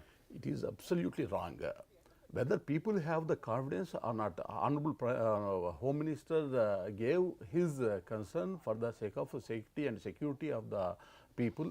They had believed, trust, they don't have any problem previously what they had experienced because of security and safety has been provided through the central forces. Even in elections, wherever the sensible places, it is general practice, central forces always takes place across the country. West Bengal, we had experienced such a worst experience as far as violations, post-election violence in 2021. If we give confidence to the people, you don't have any threat, they feel safe and secured and they can freely, openly franchise their vote and cast as per their wish. This is the confidence has been boosted as far as people of Bengal is concerned because Amit Shah ji's comments which made even post results, they want to continue central force means you don't have any kind of threat, any kind of attacks from the gundas, such kind of safety and security they felt they had given, they had used their vote as their wish by the Right. voters of Bengal. So, Professor Pant, now let's agree to disagree on a few things with Mr. Dinakar, I suppose. But having said that, and I said that on your behalf, but there are certain things which do make sense. For example, when you talk about violence, how do you stop it? I mean, I don't understand. Without stationing forces, state forces, central forces, doesn't matter. You have to station forces. And if the state government had such a massive issue with it, it could have gone to Supreme Court like it did a couple of days ago when it said that it doesn't want just central government employees to be counting the votes. It also wants state government employees, and Supreme Court said what it said. Again, I mean, you'll probably bring in your institution related point. But having said that, TMC had that option. It could have raised an objection. Well, I don't think that the objections have not been raised. And I hold no brief for Mamata Banerjee at all. Let me make it very clear. Right. But what I mean is when a sitting judge or a learned judge of the Supreme Court says that why are you worried about losing your votes, you can always throw out the government in the next elections, that I think is making a mockery of taking an appeal to Supreme Court. Or you have different judgments where given a different level of urgency. Take the hate speech case. Right. I mean, the learned Judge Vikram Nath has given a long and involved decision, 125 pages and so on, but doesn't quite explain that why there have been double standards about the cases of hate speech. So I think Mr. Dinakaran, I don't have too much of a disagreement with Mr. Dinakaran at all. I do very strongly believe that the Gundaism and Lumpenism should be stopped, and West Bengal has a history not only of this from the days of Noah Khali, the days of the Action Day, to the original partition of Bengal when the violence took place. There has been a very communal politics which we have chosen not to look at, and we have chosen to think that the West Bengal is a place which has perfect communal harmony and secularism. It is not true. And the Gundaism is not only confined to the immigrants coming and sort of denying our citizens a share of their thing. It is also the industrial unrest which West Bengal had to face and which was the ruin of West Bengal. So I think even in the days of the CPM government, even go back even earlier to the days of the Congress regime, the Chhatra Parishad and Ranjan Das Munshi, and that's what the street fights they fought between the CPM and the Naxalites. So I think in West Bengal's case, I think Mr. Dinakaran and I don't have a disagreement at all. If you think that the state is explosive, has a history of violence, communal violence, take precautions. We'll talk after this. We will talk about what worked for BJP in West Bengal. But let me quickly talk about the numbers in Tamil Nadu at this point in time, because what's happening in Tamil Nadu is unprecedented. Frankly, I've never seen anything like this. Out of the total 234 seats, numbers are in for 217. And Vijay, who made his political debut just a couple of months ago, is leading on 153 seats. 153, ladies and gentlemen, out of 234. That is the number of seats Vijay is leading on. And I was talking to Mr. Dayanidhi Maran, former cabinet minister. He's also the MP from Chennai Central. And I was asking him, my question to him was that how do you see Vijay and his entry into Tamil Nadu politics? And he pretty much dismissed him that, Vijay, sure, his rallies, you will see some numbers because, of course, he's a big star, big movie star, but will that translate into votes? He categorically said no, and his logic, his argument was that that's because AIA-DMK and DMK are political forces who have people on ground to translate, their policies, take their messages, take the message of their government and, their promises in case of opposition AIDMK to the people and get that translated into votes. Vijay does not have that infrastructure, does not have that ecosystem available to him. But the numbers are clearly saying something else. 163 now. Just 2 minutes ago, I told you 153. I don't know if I can keep up with the count or not, because the pace at which the number of seats Vijay is leading on, well, it's phenomenal, it's unprecedented, never seen anything like it. Professor Pant, what would you like to say to what we're looking at in Tamil Nadu? Because I thought, coming into the studio early in the morning, I thought West Bengal is all we'll perhaps end up talking about. But what we're looking at in Tamil Nadu, this is... I think this is what proves what Mr. Dinakaran was making. The people have spoken. If there is a person who's a charismatic personality, if there is a person whose ideology is in concordant with the strikes a chord in the heart of the electorate, you have a mandate which is absolutely phenomenal, dramatic, which again all the other factors come that maybe like Mamata, Stalin was much too confident, had failed to deliver schemes, had taken a confrontation stance against the centre, and the people wanted to progress, people wanted to work in cooperation with centre. Professor Pant, I'll come back to you. Some key reactions coming in. Let's listen in. Is that within an hour and a quarter there seems to be a very clear trend in our favour, and even some reasonably popular politicians from the LDF are trailing, which I agree is entirely premature because they've counted a couple of rounds, there'll be 8-10 rounds to count. But I just want to say that I think it's very clear that the Kerala electorate has to be congratulated. They understand the issues. Even if they like a particular MLA or minister or whatever, as an individual, they realize that casting a vote there means casting a vote for a continuation of misgovernance. And for that reason, they have decided it's time for a change. And even people whose individual popularity we are not disputing seem to be behind. This, I think, is a very good sign. And for us in the UDF, we are not going to make any premature celebrations, but I can see that it'll take already a major reversal for things to look very different. Let's talk again in an hour or so, hour and a bit, and we'll certainly, I think, if we get a confirmation of this trend with more than half the votes counted in most places, then I think we are heading very clearly forward. For the moment, it's a good beginning. And if UDF comes to power, will you be a contender for? No, look, we will wait for the election results. I have a habit of not commenting either on the exit polls or on trends. These are elections. The people of Kerala have been given an opportunity to vote, and they will take a decision. They will say what their decision is, and the results will come out by the midday today, and we will then at that point comment. If we talk about other parties, they are putting allegations on BJP and they are saying that BJP won't even get the one seat. Now, let us see. Look, these are things to be decided by the people and the electorate and the voters. We are in a democracy. No political party can decide the fate of another political party. It is people of our country, people of our states, people of Kerala, in my particular case, who will decide our future. And this is typical arrogance of the CPM and the Congress, where they think somehow that they will decide what the people will do. That is not at all correct. That is not at all accurate. This is a democracy. This is not China. This is not Russia. The people of Kerala will decide. Every Malayali who has gone to the voter booth will decide what their future is and who will be given their support and vote. I just want to ask, sir, in many other states, elections are going on. What do you think? Like, what are the state? No, I am very confident that the politics, divisive politics of the India alliance will be defeated. The corruption of the India alliance parties will be defeated, and people will choose, as they have chosen in 2014, 19, 24 in India, they will choose to put their state on a track of corruption-free governance, on development, opportunities for every citizen, and Vikas, Vikasit Bharat can only be built, can only be complete if there is Vikasit Bengal, Vikasit Tamil Nadu, Vikasit Kerala, and Vikasit Assam and Vikasit Puducherry. So I am sure and I am confident that the people of these states will also give tremendous support to the BJP in the NDA. Ladies and gentlemen, we are seeing something unprecedented in Indian politics. We're looking at a party which came into existence just a couple of months ago.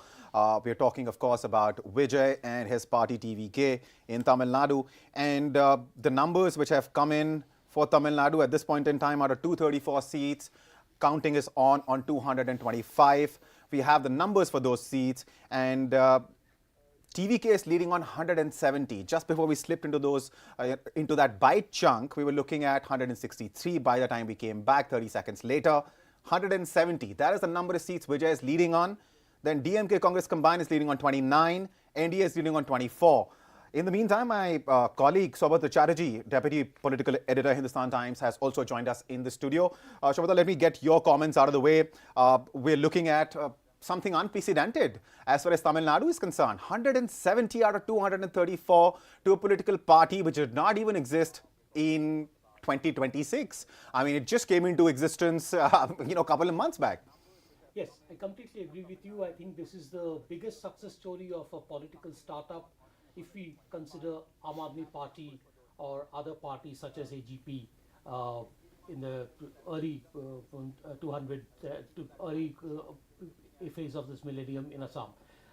Clearly, this is a party, this is a leader, Vijay is an extremely popular leader in Tamil Nadu, cutting across all caste or cutting across all age barriers.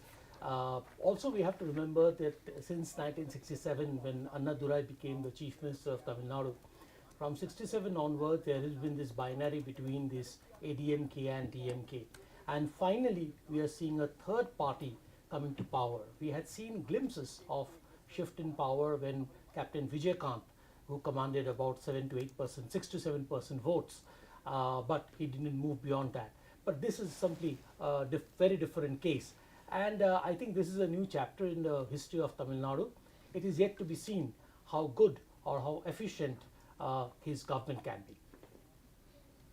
Right. Professor Pant, by the time Subhadra could finish his response, the lead for TVK is now 171 seats. So I don't know what's going to be the number by the time you finish your response, but what will you attribute this to? Because the argument is rather logical that DMK and AIDMK are political forces who are entrenched in the political system, understand how to convert support into actual votes and votes into seats. Vijay has just come in. He doesn't have the experience. This is his political debut. What would you attribute this kind of success to? I think what you use the word entrenched, that itself gives a key to understanding the Vijay phenomenon. You see him as a disruptor. I think you have roots entrenched deep, which also rot with time. The trunk might look very impressive as long as it stands, but it may not have the staying power when a gust of wind is really hard.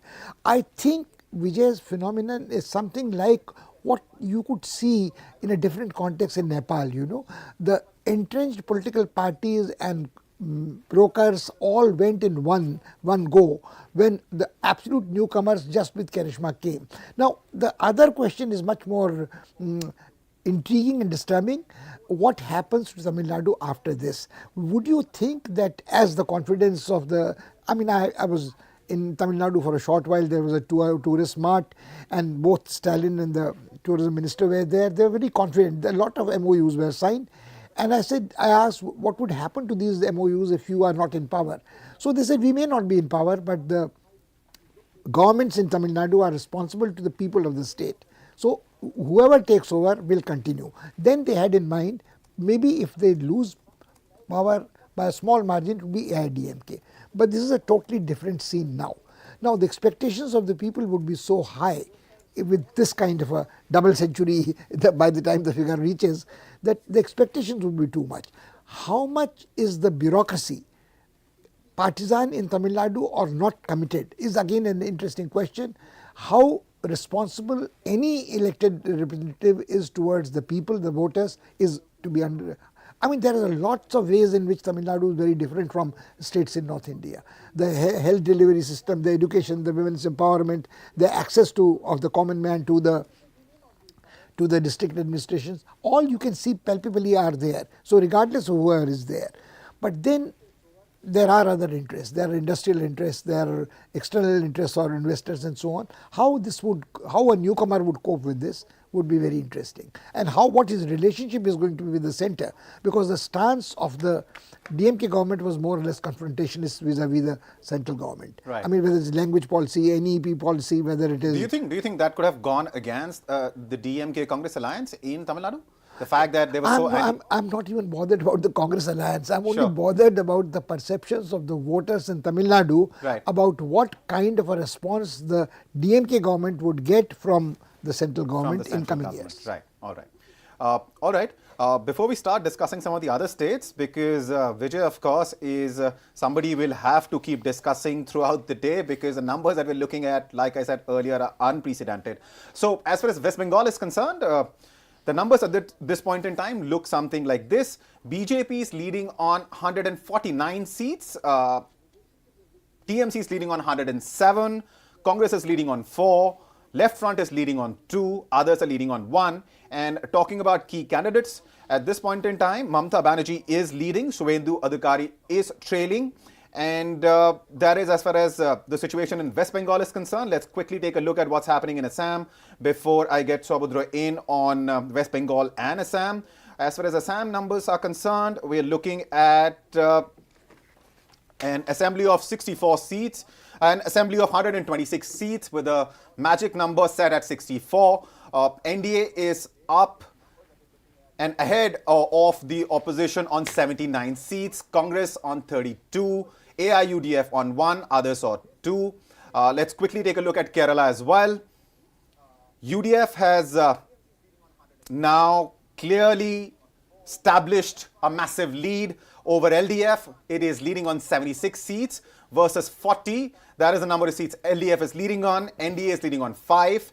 And let's take a look at Puducherry as well. Numbers are in for 22 seats at this point in time. NDA is leading on 14. Remember, it's a small assembly, Puducherry. It just has 30 seats. So the majority mark in case of Puducherry, the magic figure is 16. So the NDA is very close to the numbers which it requires to form the government in Puducherry, where it was in power already. And in fact, it is now leading on 15 seats in Puducherry.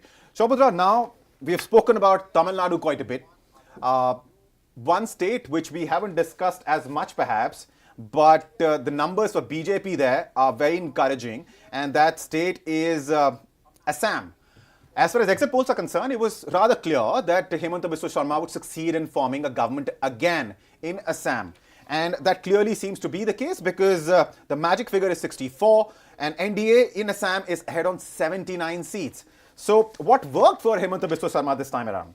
Yeah, I think, one of the few factors, some of the factors which has worked in favor of Himanta Biswa Sharma, who is the sitting Chief Minister of Assam. One, his popularity number across Assam, barring a few pockets in the upper Assam, where the Ahom votes or the indigenous or Ahom votes are important, and Gaurav Gogoi is an Ahom, and where he has gained some votes there. But what is happening in Assam is that it is a fight between a chief minister who has a very strong organization versus a Congress leader whose personal charisma could win him the Jorhat seat, but it is not sufficient. It was not sufficient for him to gain popularity across Assam. As I said, Assam, the politics of Assam is it's very divided across the caste lines. As I said about Ahom and non-Ahoms, there is a tension between the Muslims, indigenous Muslims versus the Assamese versus the Bengalis. It's a very complex politics in Assam. But I think the Congress's choice, and let's remember also that Himanta Biswa Sharma was originally from Congress, and he left the party because the Congress leadership, particularly Rahul Gandhi, decided to side with Tarun Gogoi, the Gaurav Gogoi's father. So, while BJP in Assam is a very well organized, very well oiled machinery, the Congress primarily depended on Gaurav Gogoi's personality and Gaurav Gogoi's ability to gain the Ahom votes. But here it's between a personality clash and a well oiled organization. Also, if we look at the map of Assam, there are pockets where the Muslim population is very dominant, be it the lower Assam, Borpeta, districts like Bolpeta or Norbari, or if you go to the Barak Valley, which is Karimganj or Hailakandi, these areas. So it's not that the Congress gained Muslim votes across Assam.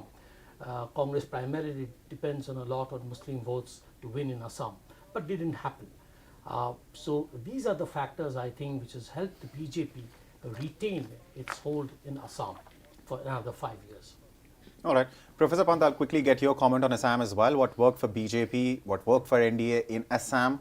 Subhadra, of course, mentioned quite a few things there. If you'd like to add something to that, and then we will start discussing West Bengal. No, I think I agree totally with him, Subhadra, what he said. I only would say that Congress is non-existent. I mean, as he rightly pointed out, and Tarun Gogoi's son might be just living on the charisma.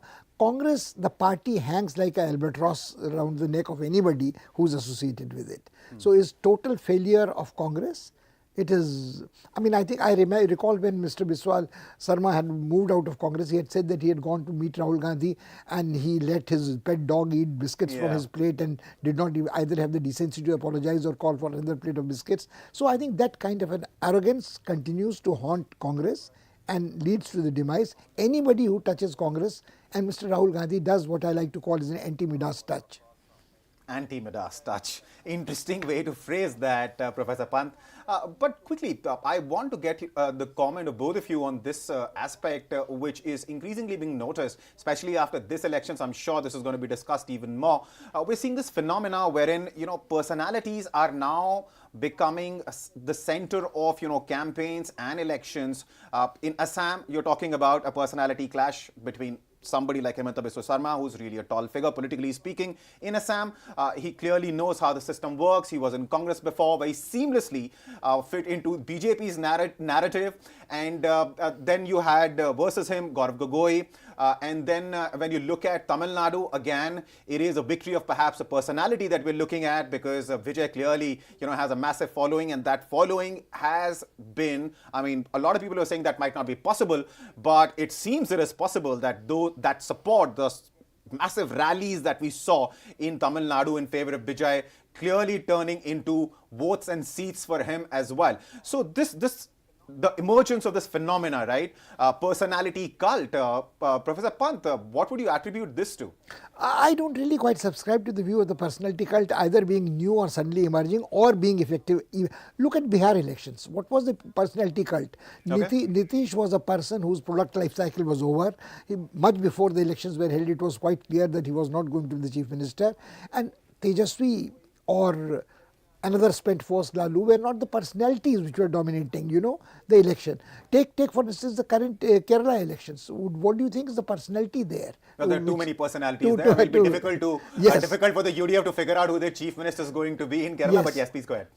And the person who would be standing out most from Kerala would be probably Shashi Tharoor for his articulation, for his personality and his charisma, his individual following. But that's not the point again. That's what plagues Congress there. Yeah. Take for instance another election.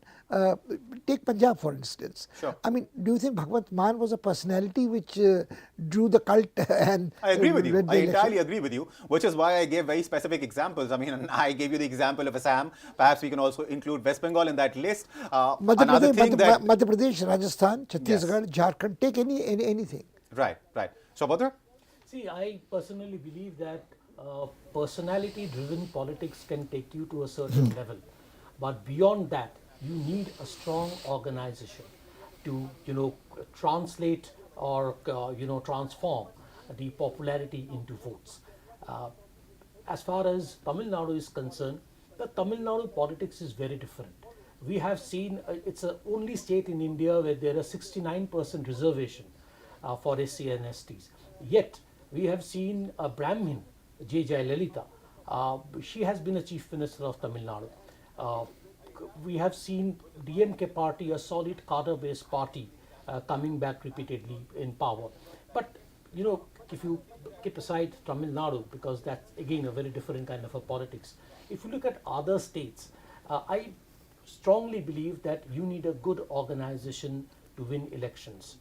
The proof is today, if we talk about the strength of organization, of what organization can do, we have to look at West Bengal. We have to look at the story of BJP in West Bengal. Many people might say that, BJP, there's been a very serious campaign. Prime Minister spent many days in Bengal. The Union Home Minister, Amit Shah, he stationed himself in Bengal for almost like 15 days and all these things. But to win Bengal, to win how the BJP has won Bengal, and I think it's a serious organization effort. It's not, there is no, let me tell you, in the state level, there is, apart from Shubhendu Adhikari, there are no other leaders who's of that level, of that stature, to take the party, carry the party on his shoulders. All right. We also have Shikha Mukherjee joining us, senior journalist. Thank you for taking out the time, Shikha, and joining us. Thank you. Can you hear me? Ms. Mukherjee, can you hear me? Yeah, I can hear you. All right. I don't think she can hear us at this point in time, but whenever she joins us, we'll welcome her and perhaps talk to her about Bengal as well. Shobhadra, as far as I think she can hear us and she's responding. All right.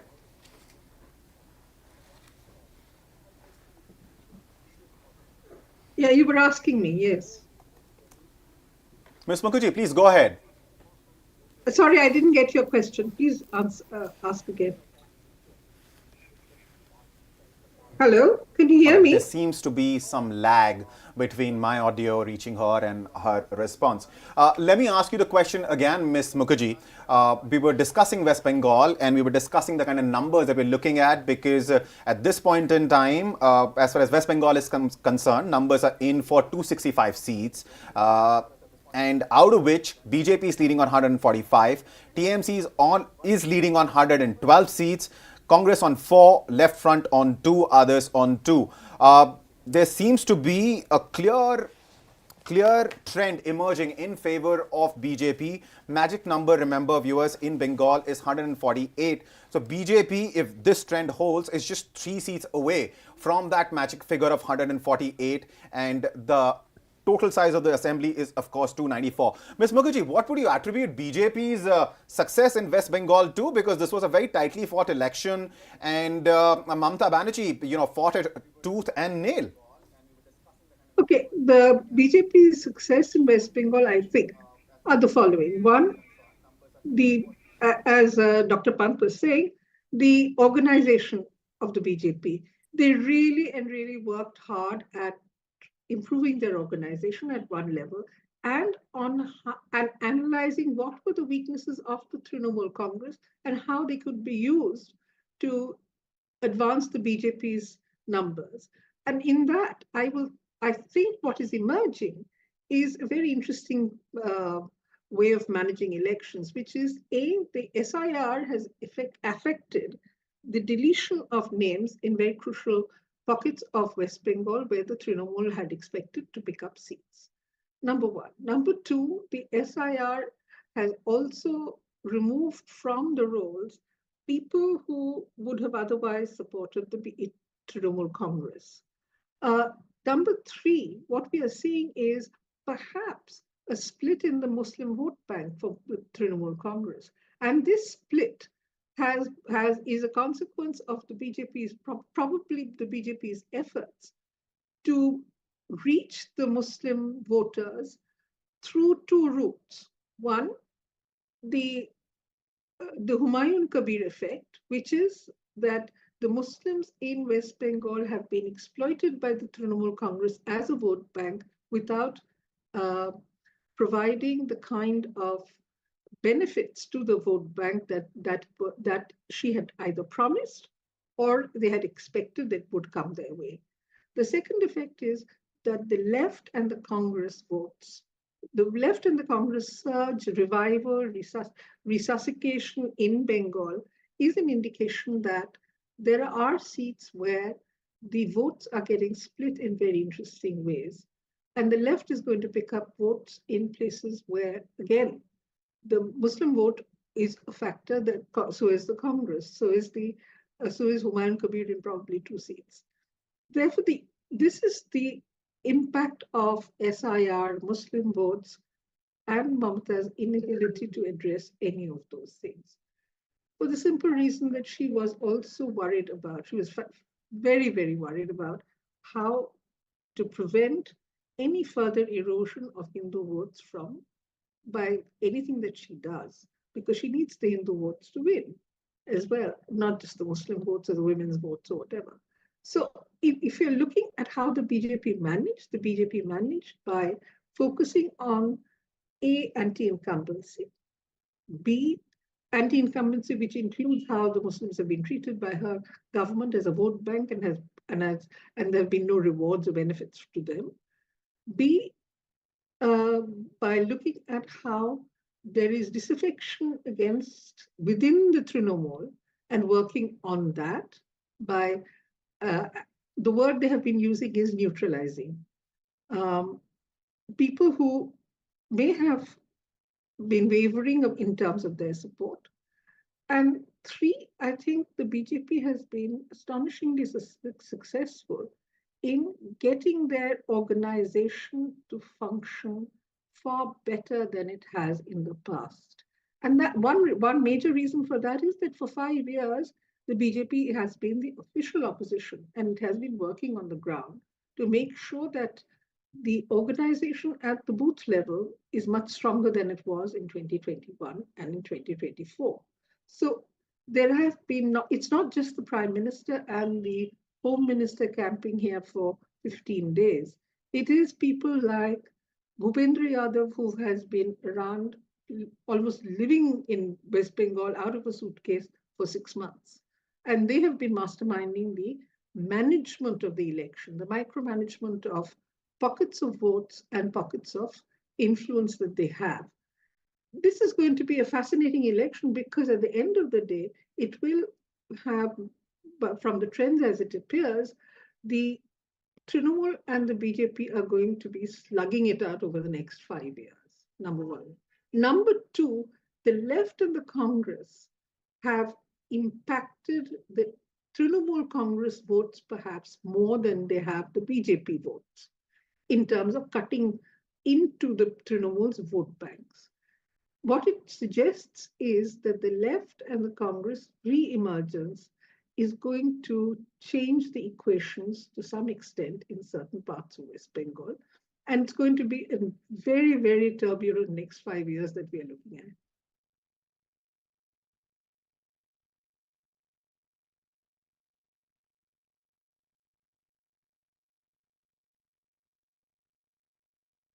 You? Sorry? Professor Mukherjee, can you hear me, ma'am? Yeah, I can hear you. There's a time lag. Yeah. Please repeat the question and I'll answer. The Congress have impacted the Trinamool Congress votes perhaps more than they have the BJP votes in terms of cutting into the Trinamool's vote banks. What it suggests is that the left and the Congress re-emergence is going to change the equations to some extent in certain parts of West Bengal. And it's going to be a very, very turbulent next 5 years that we are looking at. Case of Assam and Jammu and Kashmir, actually Assam has become a mirror image of Jammu and Kashmir in terms of politics and in terms of demographics. What you see in Kashmir Valley, that is almost like 100% Muslim population, where BJP cannot even dream of winning any seats anymore. You know, they did not. By the way, BJP even refused to field a candidate in those 3 seats of Kashmir Valley because there was no point. They knew there is no point. So Assam Valley has become like Kashmir Valley, and Upper Assam has become like Jammu. So only difference is in Jammu and Kashmir, still the valley region has majority of the seats. So even if BJP wins 100% of the Jammu, they are still unlikely to get a majority. While in the case of Assam, the Upper Assam has majority of the seats, while the Assam Valley has minority seats. So it is a mirror image in just a twisted way. That's the ironical part of it. But yeah, Congress has a problem at hand right now because Himanta Biswa Sarma is an old Congress hand, and as they say in Sanskrit, Chanakya Niti, Sam Dam Dand Bhed. There is hardly anything that he has not used, in this campaign. And Congress at times had really difficulty in answering, to his whatever strategies that he was implying. So we will know. But what it seems from the data that we have published before the election happened, it seems that there is a very distinct polarization, and Congress is a top favorite among the Muslim voters of Assam, but is not so favorable seen as favorable among the Hindus of Assam. So that is something which is not really working in terms of electoral benefit, if I say, for the Assam Congress. Case of Assam and Jammu and Kashmir, actually Assam has become a mirror image of Jammu and Kashmir in terms of politics and in terms of demographics. What you see in Kashmir Valley, that is almost like 100% Muslim population. Okay, it's a Tamil Nadu party, Tamil Nadu. So each and every family will celebrate this win. My name is Raghuram. Yeah. Yes, I'm the member of the TVK party. Yes, I'm staying in Padur. So I'm Dr. Lakshmi Priya. I'm coming from West Tambaram. Actually, my surrounding is DMK surrounding. I'm from DMK surrounding. My family is DMK family. They all belongs to DMK party. And I separately vote for TVK. I was expecting some change from this DMK and the ADMK. So as என்னோட like என்ன மாதிரியே so நிறைய பேர் they are wishing to fine. So and like me itself, so many of the people are expecting for the change. So I think so this change will be a good change. My Anna Vijay will do something to the Tamil Nadu. I think so. I hope so.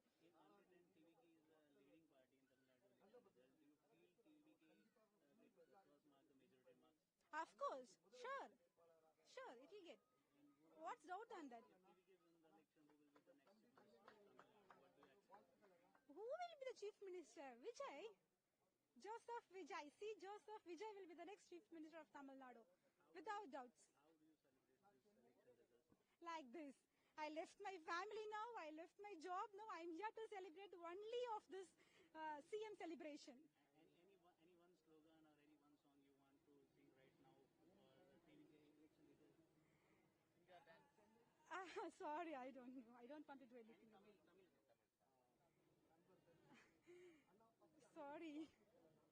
Om Shakti, Parashakti, Timuka or Tiya Shakti. பண்ணிருக்காங்க. நாம தான் கண்டிப்பா ஜெயிப்போம். அது மக்கள் வந்து உறுதிப்படுத்திட்டாங்க. வந்துங்க. அனைத்து மக்களுக்கும் நன்றி. அண்ணா நீங்க ஜெயிச்சிட்டீங்கண்ணா. நாங்க இருக்கிறோம் நாங்க வந்துங்க. கங்க்ராச்சுலேஷன் அண்ணா. கங்க்ராச்சுலேஷன் அண்ணா. வாழ்த்துக்கள். வாழ்க.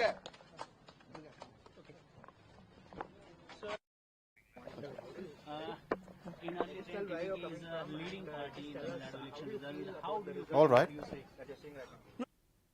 So Saubhadra, Ms. Mukherjee, we briefly heard her talk about what worked for BJP in West Bengal. 2 points. One was, of course, the split in Muslim votes and perhaps even the women vote, the female votes walking away from Mamata Banerjee. A vote bank she could claim was all hers. There's a crack apparently in that as well, and that is why we're seeing the kind of numbers that we're seeing in context of West Bengal. What do you think, BJP did, which took away a female vote, especially from Mamata Banerjee? I think, the most important part is the split in the Muslim votes, especially if you, if you look at the electoral map of West Bengal, in the second phase of Bengal had 2 phases of election, and in the second phase, the number of seats that went to poll, BJP had only 18 seats. So the second phase of the South Bengal was the bastion of Trinamool Congress, and in that area, I think what has happened is that if you look at the data, it's very clear that ISF, which is associated with Naushad Siddiqui, ISF has been able to garner a substantial number of Muslim votes, and as a result, the Trinamool's vote has come down. Shubhata, let me briefly interrupt you just to let the viewers know about the latest figures from West Bengal, because BJP at this point in time has crossed the magic number. The number to form the government in West Bengal, viewers, is 148. BJP has crossed that threshold. In fact, it has even crossed 150 mark. It is now leading on 153 seats in West Bengal. So a lot must have gone in favor of BJP for BJP to come out with these kind of numbers, because it was a tough fight. It has been a tough fight. It still is a tough fight, because TMC is also on the other side of 100. It is leading on 110 seats. Congress on 3, Left Front on 2, others just 2. But BJP has clearly crossed the 148 mark, yes, and 150 as well. Yes. Shubhata, please continue. I think, after 2014 Lok Sabha victory, this is the most significant electoral victory for the BJP. For many reasons, West Bengal was the last bastion for the BJP, a state where it has never ever come to power, and this is the first time they are all set to return to power, come to power in West Bengal. So this is significant. This is one of the biggest electoral victories of the BJP, And I think, yes, the organization, the BJP organization, the way they have worked hard for the last not just 5 years, for the last 10 years. In the last election, they got 77 seats, up from 2, which was a signal that BJP is gaining popularity. And today, as you rightly said, the BJP is now having 153 seats as against the Trinamool's 110 seats. What has also happened, and probably we have to look closely at the electoral data sometime to find out, is that a large section of the educated Bengalis, they have also shifted to the BJP. Earlier in the last 2 elections, that is in 2021 election, we have seen that a big chunk of the left supporters had shifted to the BJP, and this time the BJP's acceptability has gone even much more, and a large section of the Bengalis, educated Bengalis, they have shifted to the BJP. Also, the Muslim factor is crucial factor for Mamta, because Mamta largely depended on the Muslim votes. And as you spoke about the women votes, that is another thing, and I think Ms. Mukherjee has also pointed out rightly, that is another crucial vote bank for the Mamta. She particularly depended on Muslims plus Mahila to win this election. I think the SOPs which the BJP has presented, I think the the large number of schemes which the BJP announced, and I don't know, but I suspect that this Arjikar episode, the rape and murder of a doctor in Arjikar, which had seen unprecedented public uproar in the middle of the night. Calcutta had seen, and even other parts of the Bengal has also seen women, thousands and thousands of women coming out on the streets to protest against the rape and murder of the Arjikar doctor. That was unprecedented, and probably that also signifies that why the substantial section of the women voters, they have turned towards the BJP. Overall, I think there's a lot of anti-incumbency factor against Mamta, who has ruled Bengal for 15 years. So we have to look at closely again, we have to look closely at the data to see which regions, how the BJP has substantially gained in which regions. But preliminary data which I have seen, it shows that in North Bengal and in the areas which are adjoining Jharkhand, Orissa, those areas, right, the BJP has clearly swept. All right. Ms. Mukherjee, can you hear me, ma'am? Yeah, I can hear you. Yeah. You can't hear me, I guess. I don't think Ms. Mukherjee can hear us. I was told that she can. I can Saubhadra, hear you, interesting but points raised by you there, because a lot of people were saying, especially at the start of this year, as we were going into election, and parties were just warming up, were starting their campaign, that RG car case will have repercussions, and the educated Bengalis that you refer to, right? That is perhaps the last barrier that BJP had to break, apart from, of course, the Muslim and female voters. But this was the last barrier. It was the Bengali intellectual who was resisting BJP's charms, But it was the RGK. The middle class Bengalis. Right. I think middle class Bengalis, for them, this episode was a real shocker. And I've been in Delhi for many years now, but I have too many friends in Calcutta, and my parents, my mother and my relatives are in Calcutta. So they all tell me, what happened, Ms. Mukherjee can explain us better. Yeah. What happened after the Arjikar episode, after the heinous crime against the doctor in Arjikar, the level of public uproar, the level of protests, it is unheard of, it is unprecedented.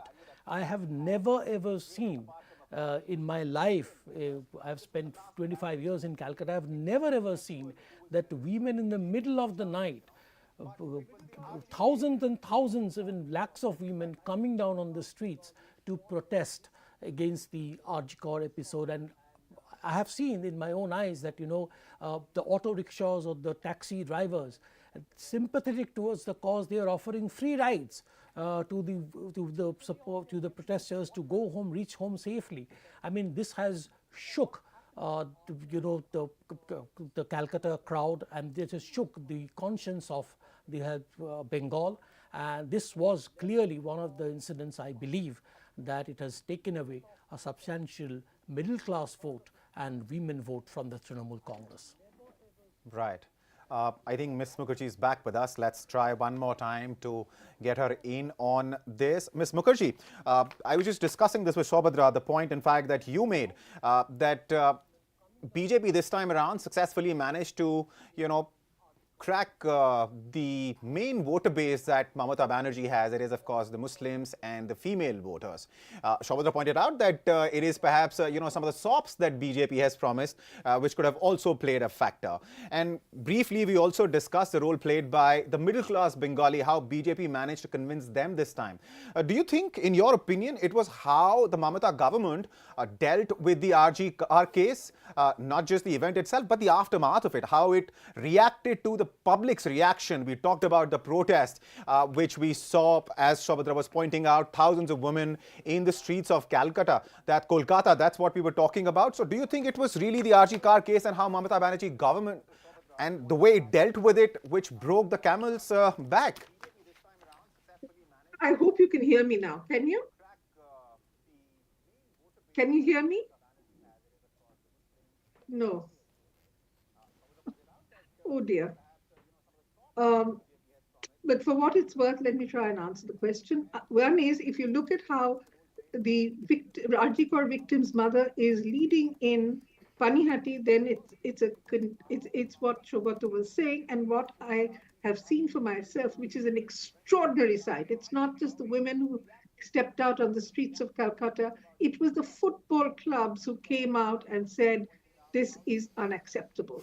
They were protesting on the football field with banners about the Arjikor case. Now that was very telling, because it means that a youth segment was vocalizing its disapproval of the way in which Mamata Banerjee handled the Arjikor case, and the fact that it actually occurred, because they felt that the particulars of that Arjikor case was a sign that the Trinamool Congress and Mamata Banerjee's government were simply unable to deal with the criminal elements who had taken shelter within the party.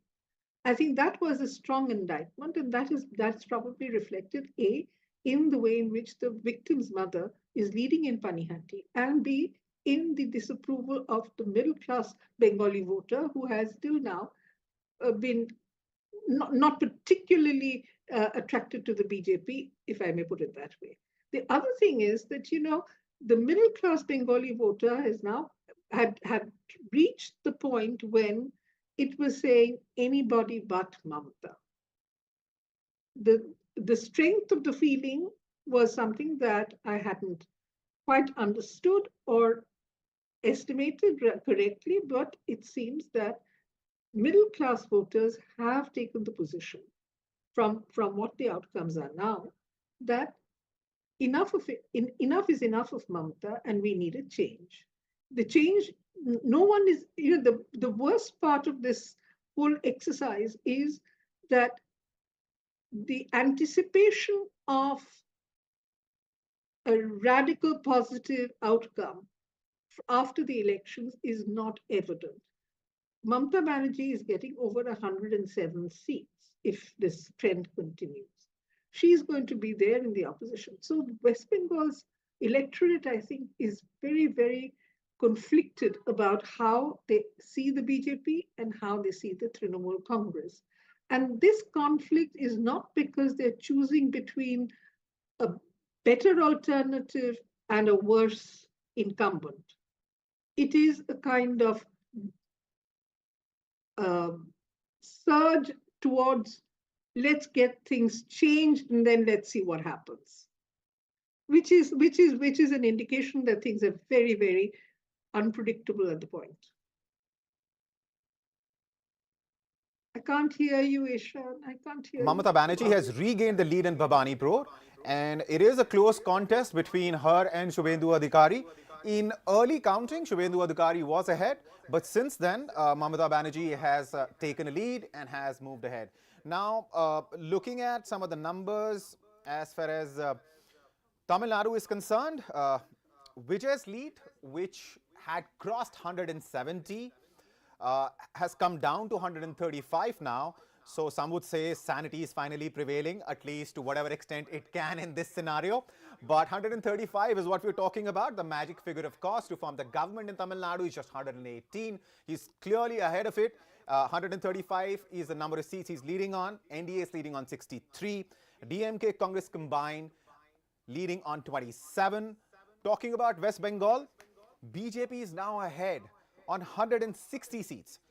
TMC's lead is now shrinking. It is now leading only on 106 seats. Congress is leading on 2, Left Front is leading on 2, others are leading on 3. Talking about Kerala, UDF has clearly left LDF far behind. It is leading on 77 seats compared to LDF's 42. NDA, interestingly, is leading on 5 seats. Others are leading on 1. Talking about Assam, the numbers are in for 117 seats at this point in time. And viewers, the numbers that you're seeing and the numbers that I'm telling you, the numbers you're seeing on your graphic screen right now on YouTube or Hindustan Times or Live Mint apps, they might be slightly different from other numbers because here we're interested in sharing the numbers we're sure about. We would not in a hurry here to declare the election in favor of somebody or against somebody. We're interested in giving you verified information. So those are the numbers that I'm sharing with you. So at this point in time, as far as Assam is concerned, total 126 seats. The magic figure in Assam is 64. At this point in time, we have the numbers for 117. NDA is leading on 84 seats. Congress is leading on 29. AIUDF on 2, others on 2. So in this case, NDA, led by Himanta Biswa Sharma, is comfortably ahead of the halfway mark. And talking about Puducherry, numbers are in for 22 seats. Puducherry, remember viewers, is a very small assembly, It has just 30-odd seats. And out of that, NDA is leading on 15. DMK, Congress combined on 3, others on 4. So, Shobhadra, no matter which state we look at, no matter which party we talk about, numbers are very clear. Numbers are very clear in West Bengal. Numbers are very clear in Tamil Nadu. Yes, Vijay's lead has come down from 172 to 135 now, but it is still way ahead of the halfway mark. He'll still be able to form government all by himself. Talking about Kerala, UDF has taken a clear lead. It is on the other side of the magic figure, which is 71. Similar situation in Assam. NDA 84, Congress just on 29. So fact of the matter is, very clear trends at this point in time around 12 p.m., right, around noon, very clear trends emerging, and the tight contest we were talking about, whether it was in Kerala or Tamil Nadu or West Bengal, we aren't really seeing that tight contest. We're seeing a clear mandate from the voters. What does this tell you, Sobhatra? I think the people have voted decisively. See, if you look at be it Kerala, be it Bengal, be it Tamil Nadu, always there has been a very decisive mandate. As far as Assam is concerned, or as far as Tamil Nadu, even Assam, we can safely say that that Himanta Biswa Sharma is retaining power. But I want to take you to a very different aspect of this election. Sure. That is the fate of the India alliance. Now, this election is the biggest defeat for the India alliance after the last three Lok Sabha elections. You know, the two big constituents of the India alliance, Mamata Banerjee's Trinamool Congress, and then we have DMK in Tamil Nadu. Both these parties, both of them have lost their grounds, have lost the elections, and this is a big blow to the prospects and the future of the India alliance. Now, this alliance was really hoping and pinning their hopes on the victory of these two parties, the DMK and the Trinamool.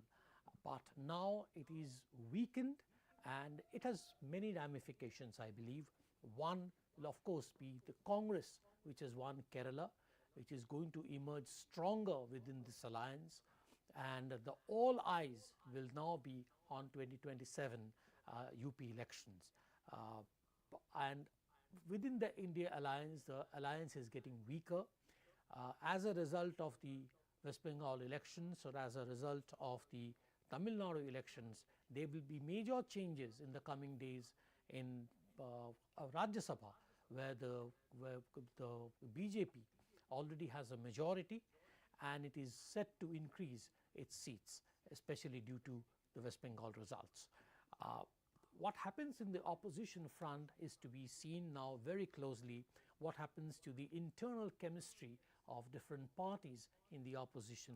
Trinamool always, many Trinamool leaders had told us that, after this victory, if Mamta Banerjee won this election, become the fourth time chief minister, she would have contested to be the leader of the India alliance. Now dreams shattered.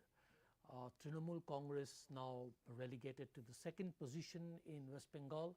It also means that this ginger group, which Mamta, then Samajwadi Party, Akhilesh Yadav, Aam Aadmi parties, Arvind Kejriwal, and all these parties, they were planning to make a ginger group. They had planned a meeting in Lucknow after the election results had come out. Now there's a big question mark: what happens to these parties? What will be the plan of these parties, and how overall the India alliance is going to perform? Right. Interesting picture emerging for sure. And as far as the future of the opposition in the country and, in various states now is concerned, it seems DMK is going to be a shadow of what it used to be, just a month ago. And similar situation for TMC in West Bengal. And these are the two states where BJP would have liked to make serious inroads. In case of West Bengal, it did in the last elections when it won 77 seats, although later a few of its MLAs defected. But that said, BJP learned its lesson from those elections. And, as many analysts and as most of the experts that we've joined by today continue to iterate and underscore that BJP takes elections very seriously. It doesn't matter whether it is a municipality level election or you're talking about assembly elections or national elections. And that's clearly seems to be showing the kind of results that BJP expected their efforts will. Because at this point in time in West Bengal, 164 seats, that's the number of seats BJP has taken a lead on. And historically, as far as Bengal is concerned, whenever the governments change in Bengal, the mandate that the Bengalis give to the party that they're choosing is usually decisive. There is no confusion. It's not a case of 19 or 20 seats. It's always a case of, very clear-cut mandate. We saw that in case of left. We saw that with Mamta Banerjee herself when she came to power for the first time in 2011, right? 2011. So, Saubhatra, what is this phenomenon? So, whenever Bengalis decide, they're very decisive. Till the time they don't decide, they're rather passive. But once they do make up their minds, they would rather, completely in support of, the party that they choose, completely decimate the opposition. I think this is the beauty of Bengal. This is the beauty of democracy in Bengal. Please remember that in 2016, the last left front government, they had 2/3 majority in the West Bengal Assembly. And 2006, then 2011, when Mamta Banerjee came to power, she swept Bengal. And for last 2-3 elections, she always had great numbers in her support. And the BJP, as we discussed earlier, they came from 2, then 77, and now, as the latest figures in Hindustan Times tell you, BJP is at 161, with Trinamool at 105. Right. All right, just as we were speaking, I was just refreshing the numbers because, see, initially we were looking at TVK's numbers and those numbers were rising like crazy because at one point in time in Tamil Nadu, TVK managed to cross the 170 mark. I don't know, what to say on this because this is unprecedented. This has never happened before that a party which came into existence a couple of months ago, enters into the fray, electoral fray, fights two really solid parties, AIA-DMK on one hand, DMK and Congress as allies on the other hand. BJP is there, of course, along with AIA-DMK, and manages to cross 170. And at this point in time, its lead has substantially come down. It has come down to 121. But that in itself is a big figure, a big number, and of course on the other side of the halfway mark. So TVK, if this trend even holds, then TVK should be able to form government in Tamil Nadu on its own. As far as West Bengal is concerned, now the number for BJP has increased. BJP's tally is at 167 in West Bengal, and for the first time since TMC crossed the 100 mark, for the first time it has come under it. It is now leading only on 99 seats. And Congress is leading on 2, Left Front is leading on 2, others are leading on 4. Talking about Assam, 118 seats, that's the number of seats, numbers are in for. NDA is leading on 83, Congress is leading on 31, AIUDF on 2, others on 2.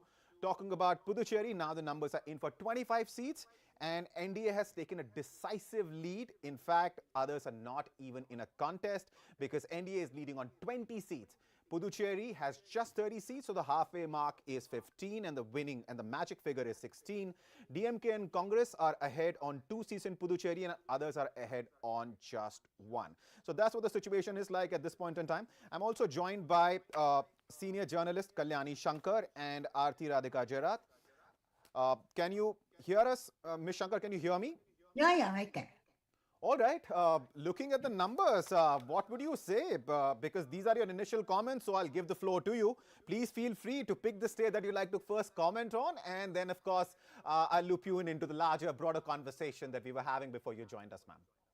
See, I would like to reserve my judgment after 3 o'clock. As of now, just going on. But according to what figures we have, BJP seems to be doing very well. I mean, much rather to the expectation of the other parties, actually. And one thing which strikes me here is that although BJP is in command in either West Bengal or Assam or any of these states, the opposition is strong. In Tamil Nadu, even TVK, Vijay, if he comes, then he will have a strong opposition in DMK and ADMK. So they have to fare, and particularly Vijay has a problem. Like Assam, when Mahanta took over as chief minister, his party had nobody, no administrator, nothing at all. So same way TVK, Vijay also is left with no big leader, nothing, no administrative experience, no ideology, nothing at all for him, but still he's got popular because of that. He has won. The one parallel I can say here is that N.T. Ramarao, but he had a strong politician like Bhaskar Rao to guide him. There's nobody to guide Vijay. But of course, BJP had sent word to him saying that he would be made a deputy chief minister, but Vijay refused to accept the offer. Now maybe they both can combine. If Vijay doesn't have enough numbers, they can combine with ADMK. It's quite possible. But Vijay's rule, we'll have to watch and see how he will do it. As of now, it's not a very interesting phenomenon. He has to do a lot of. I think he has to manage the party and the government in the future. And as for Kerala, UDF was expected to win anyway, and there again you have a strong opposition. Then now the fight will start within the Congress. Who would become the chief minister? There are already half a dozen people who are waiting to become the chief minister, and Congress will have a tough time to nominate one of them there. And West Bengal is a very, very interesting case because it has been very, very tight fight between the two parties. And even now, I'm not sure whether Mamta can make up for another 10-15 seats extra in the coming hours. We don't know. And Mamta was strong earlier. She had also been working earlier. And the BJP has been working for West Bengal for the past 2 years. The Prime Minister has been going there. Home Minister had been going there. And all the top leaders had gone there. And they have been, wooing Bengal as much as possible. And of course, if they win it, then that will be a very great thing. And for them, it's a big thing for Shama Prasad Mukherjee also uh, from that place. And that's a very big victory for BJP if it wins. And anyway, even if Mamta uh, wins, I mean, which is difficult now, but she will also have something to boast about the fourth term chief minister. And then we'll have to see how the BJP government works in West Bengal. Assam, of course, was very much expected. Mohanta has been the face of the BJP there, and he's been doing well. And there's nothing quite easy for him to continue his whatever uh, programs. As for Congress, there, the guy was doing well, but then he was not promoted much earlier, and he didn't have enough time to work for the Congress progress. So that's where he is. And as for Congress, if you look at it, Congress is almost gone, except in Kerala. No, that place they've done well. Even in Tamil Nadu, where they were the coalition partner, there also they've not done very well. And I think altogether, this is the BJP, um, you know, party which has All right. done well so far. Ma'am, I'll But we come don't back know, to we you. can change, Let me but get Ms. Jarat's view. Yes, I'll yeah. come back to you, ma'am. Let me get Mr. Jarat in as well on the conversation. Ms. Jarat, so we've been talking about what we are noticing in West Bengal for a while, but what do you make of Vijay's performance in Tamil Nadu? Because the numbers that we're looking in this case are unprecedented. His lead, although, has come down substantially from where it was about 45 minutes ago at 172. Now it is at 117, which is very close to the halfway mark. In fact, just one seat under it. So what do you make of Vijay's performance in Tamil Nadu? Well, it's not the first time that a film star would have swept a state. We have seen Right. MGR do that in, Tamil Nadu. We have seen NTR do that in Andhra Pradesh. So Vijay is, following in very famous footsteps. But what is very interesting here is the kind of what looks like the complete collapse of the DMK. And, I think this is a blow from which Stalin is going to take a very long time to recover. In the meantime, while he's trying to recover and, sort of shore up his flanks again, who knows what kind of electoral landscape or socio-political landscape will take shape in Tamil Nadu under somebody like Vijay, who at the moment we have no clue what his ideology is. He is a complete unknown. He's come on the back of his popularity as a film star, but he, as Kalyani pointed out, he doesn't have a strong administrator. He doesn't have political people. He's really a very raw person to governance. And which parties are going to, sort of form the government with him? Will there be a break in the BJP AITMK alliance? I don't know who's got how many seats in that alliance. Will the BJP have enough numbers to shore up the numbers for Vijay and form the government with him? As you know, before the elections began, there were talks between the BJP and Vijay for an alliance. Some leaders in the BJP were very keen, on having an alliance with Vijay. But ultimately, I think they decided to go with the AIDMK, which was a tried and tested partner and a tried and tested party in Tamil Nadu. So I think the coming days in Tamil Nadu are going to be very interesting with this new phenomenon. And, I think what Vijay has introduced in Tamil Nadu, it probably marks the beginning of the end of this bipolar Dravidian politics that has dominated, Tamil Nadu for the last 50 years. Because he has risen on the enthusiasm of young voters who have flocked to him for, the big aspirational dream of, jobs, of modernism, of getting ahead, of, sort of eschewing, sort of caste models and so on that Dravidian politics, thrived on. So that's a very interesting change that we're seeing in Tamil Nadu. And it'll be interesting to see how this unfolds and what shape, what takes place in Tamil Nadu following this development. I'd like to make a comment on West Bengal because I think it is way too early to take a call on West Bengal, although the figures seem to suggest a BJP almost like a sweep. Because from my understanding, only about 3 to 4 rounds of EVMs have been counted. You're right. EVM, You're right. counts have happened. Also, most of the EVMs that have been opened and are being counted currently are from the north of Bengal, which is a BJP stronghold, and from the south tribal areas where the BJP was expected to do well. The BJP already has some hold. Mamta's belt, which is the presidency belt, in the sort of south and middle of Bengal, the counting of EVMs has not even started. So, these figures could undergo a drastic change, or you may see the BJP sweeping forward to a really remarkable, spectacular victory. So I would hold my horses on West Bengal for at least another 2 hours till more EVM rounds are counted and till, it is geographically more widespread than it is currently. I agree with you, but at this point in time, let me tell you that 274 seats, the numbers are in for 274 seats out of 294. And I agree with you that there should be no hurry in, calling elections. At the end of the day, we are talking about the most important thing in a democracy, that is the will of the people.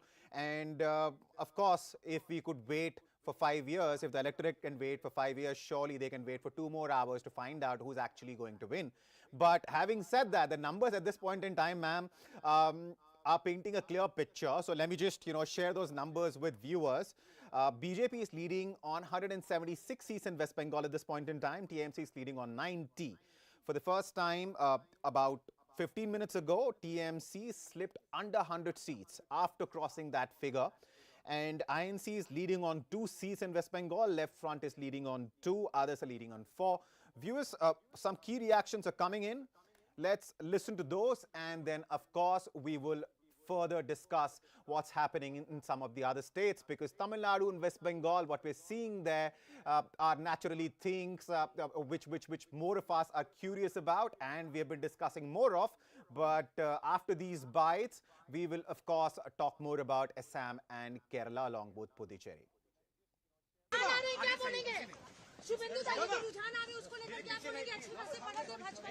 BJP सरकार 180 plus BJP will form the government. चुनाव अधिकारी का रूप में थोड़ा बताइए भाई संतोष, तो आप लोग बताएंगे। हमने तो पूरी कोशिश करी है कि फ्री एंड फेयर इलेक्शन हो। हमने पूरी कोशिश करी है लॉ एंड ऑर्डर ठीक रहे। हमने पूरी कोशिश करी है कि लोग निर्भय जाके वोट दे के आए। हमने पूरी कोशिश करी है कि ईवीएम की सेंसिटिविटी मेंटेन हो। हमने पूरी कोशिश करी है कि स्विच काउंटिंग हो। हमने अपील किया है सबको कि आप जो है लॉ एंड ऑर्डर हाथ में मत लीजिएगा।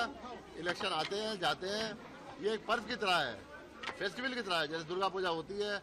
आइए आप आगे प्रिपरेशन कीजिए। जब कैंपेनिंग पीरियड होता है, वोट के समय आप जैसे पेंडल जाते वैसे जाइए। अब जब विसर्जन के समय आ गए तो विसर्जन कीजिए, उस टाइप का है। सर, जब 2 चरण का चुनाव का ऐलान किया गया था तो दूसरे स्टेट में कहा जा रहा था कि पता नहीं चुनाव आयोग कितना सक्सेस हो पाएगा। पश्चिम बंगाल में एक रीति रही है कि 3 से 7 चरणों के चुनाव तक एक रीति रही है। उस नीति को आप लोगों ने तोड़ा और अब सफलतापूर्वक नतीजे सामने आए। क्या कहेंगे सर, थोड़ा बोलिए। नहीं, हम लोग तो रेडी थे। हम लोगों ने चुनाव आयोग से कहा था कि सिंगल फेज में करना है तो भी हम रेडी है। हम रिस्पॉन्सिबिलिटी लेने को तैयार है। हमने कहा था, लेकिन वहाँ पे बहुत सारे क्राइटेरिया होते हैं। वहाँ पे फोर्स का क्राइटेरिया होता है, सेंट्रल फोर्स कितनी अवेलेबल नहीं है, प्लस और क्राइटेरिया होते हैं। और हो सकता है फ्यूचर में बहुत जल्दी बंगाल में सिंगल फेज इलेक्शन भी हो। Thank you sir. टीएमसी कह रही है कि जहां 1000 कॉन्स्टिट्यूशन मतलब अपनी व्यक्तिगत और बांग्लादेश अरे बांग्लादेश जहां 1000 से कम वोटों से नतीजे आएंगे, वहां पे रिपोलिंग की मांग की जाएगी। हम लोग रिपोल का मांग करेंगे। रिपोल अब कैसे होगा? अब तो रीकाउंटिंग का पूरा प्रोसीजर फिक्स्ड है, सब आरओ जानते हैं। अगर उस क्राइटेरिया के अंदर आता है तो रिकाउंट होगा, वरना नहीं होगा। वो क्राइटेरिया फिक्स्ड है, तो सब जानती है पॉलिटिकल पार्टी। हमें बोलने की जरूरत नहीं है, आरओ जानते हैं। जो भी किताब में होगा, जो भी रूल में होगा, जो भी रेगुलेशन में होगा, वो 100% फॉलो होगा। सर इसका मतलब है कि 1000 से जब कम के जो नतीजे आएंगे उस पर क्या तृणमूल की जो बातें है वो डिपेंड करता है कि লোকেরা চাইছে যে রিপোলিং হোক ওখানে ফলতার মতো কারণ ওখানে রিকাউন্টিং হোক কারণ ওখানে ভিভিপ্যাট রাস্তায় পড়েছিল ভিভিপ্যাট যেটা রাস্তায় পড়েছিল ওটা ডিএম প্রিলিমিনারি ইনকোয়ারি করেছেন দেখুন আপনার কমিশনিং হয় ওখানে মকবুল হয় ওই সময় ভিভিপ্যাট যেটা বের হয় সবাইকে দেখাই যাচ্ছে কি আপনি এখানে রাস্তায় পড়ে যেটা আছে সব ইনকোয়ারি হবে প্রত্যেক নাম্বার আছে ওরা বলছে কোনো এমপ্লয়ি যে আছে শেডিং করা ছিল নিয়ম ছিল জন্য শেড না করে কই নিয়ে গেছে এখানে প্র্যাকটিস নিয়ে গেছে ওখানে খেলে ফেলেছে কিন্তু এটা ইলেকশন ভিভিপ্যাট নেই এটা প্রত্যেক ভিভিপ্যাট নাম্বার থাকে কোন মেশিন থেকে বেরিয়েছে কোন তারিখে বেরিয়েছে কোথায় বেরিয়েছে সব জিনিস চলছে এটা ইলেকশন সঙ্গে কোনো যোগাযোগ নেই ওটা थोड़ा सा माइक नीचे करो तो दाढ़ी भी दिखेगी हाँ नीचे करो हाँ रोल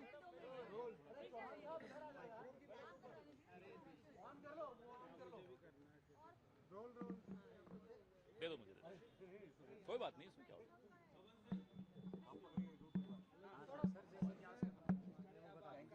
बोलिए सर जिस तरीके की ट्रेंड्स अभी आ रहे हैं व्हाट आर योर कमेंट मैं तो अभी ट्रेंड्स ही नहीं देखे आते ही तो आप लोगों से मिल लिया तो अभी रुकिए अभी तो ट्रेंड्स की शुरुआत है इतने शुरुआती रुझानों में अभी कुछ टिप्पणी करना उचित नहीं होगा 1-1.5 घंटे 2 घंटे में जब थोड़ी और स्थिति स्पष्ट होती है तब इस पर चर्चा करें उचित रहेगा सर तमिलनाडु में टीवी के जो है वो डीएमके गठबंधन को पछाड़ 1-2 घंटे प्रतीक्षा कीजिए थोड़ी स्थिति और स्पष्ट हो फिर इस पर टिप्पणी करें फिर चर्चा करें उचित रहेगा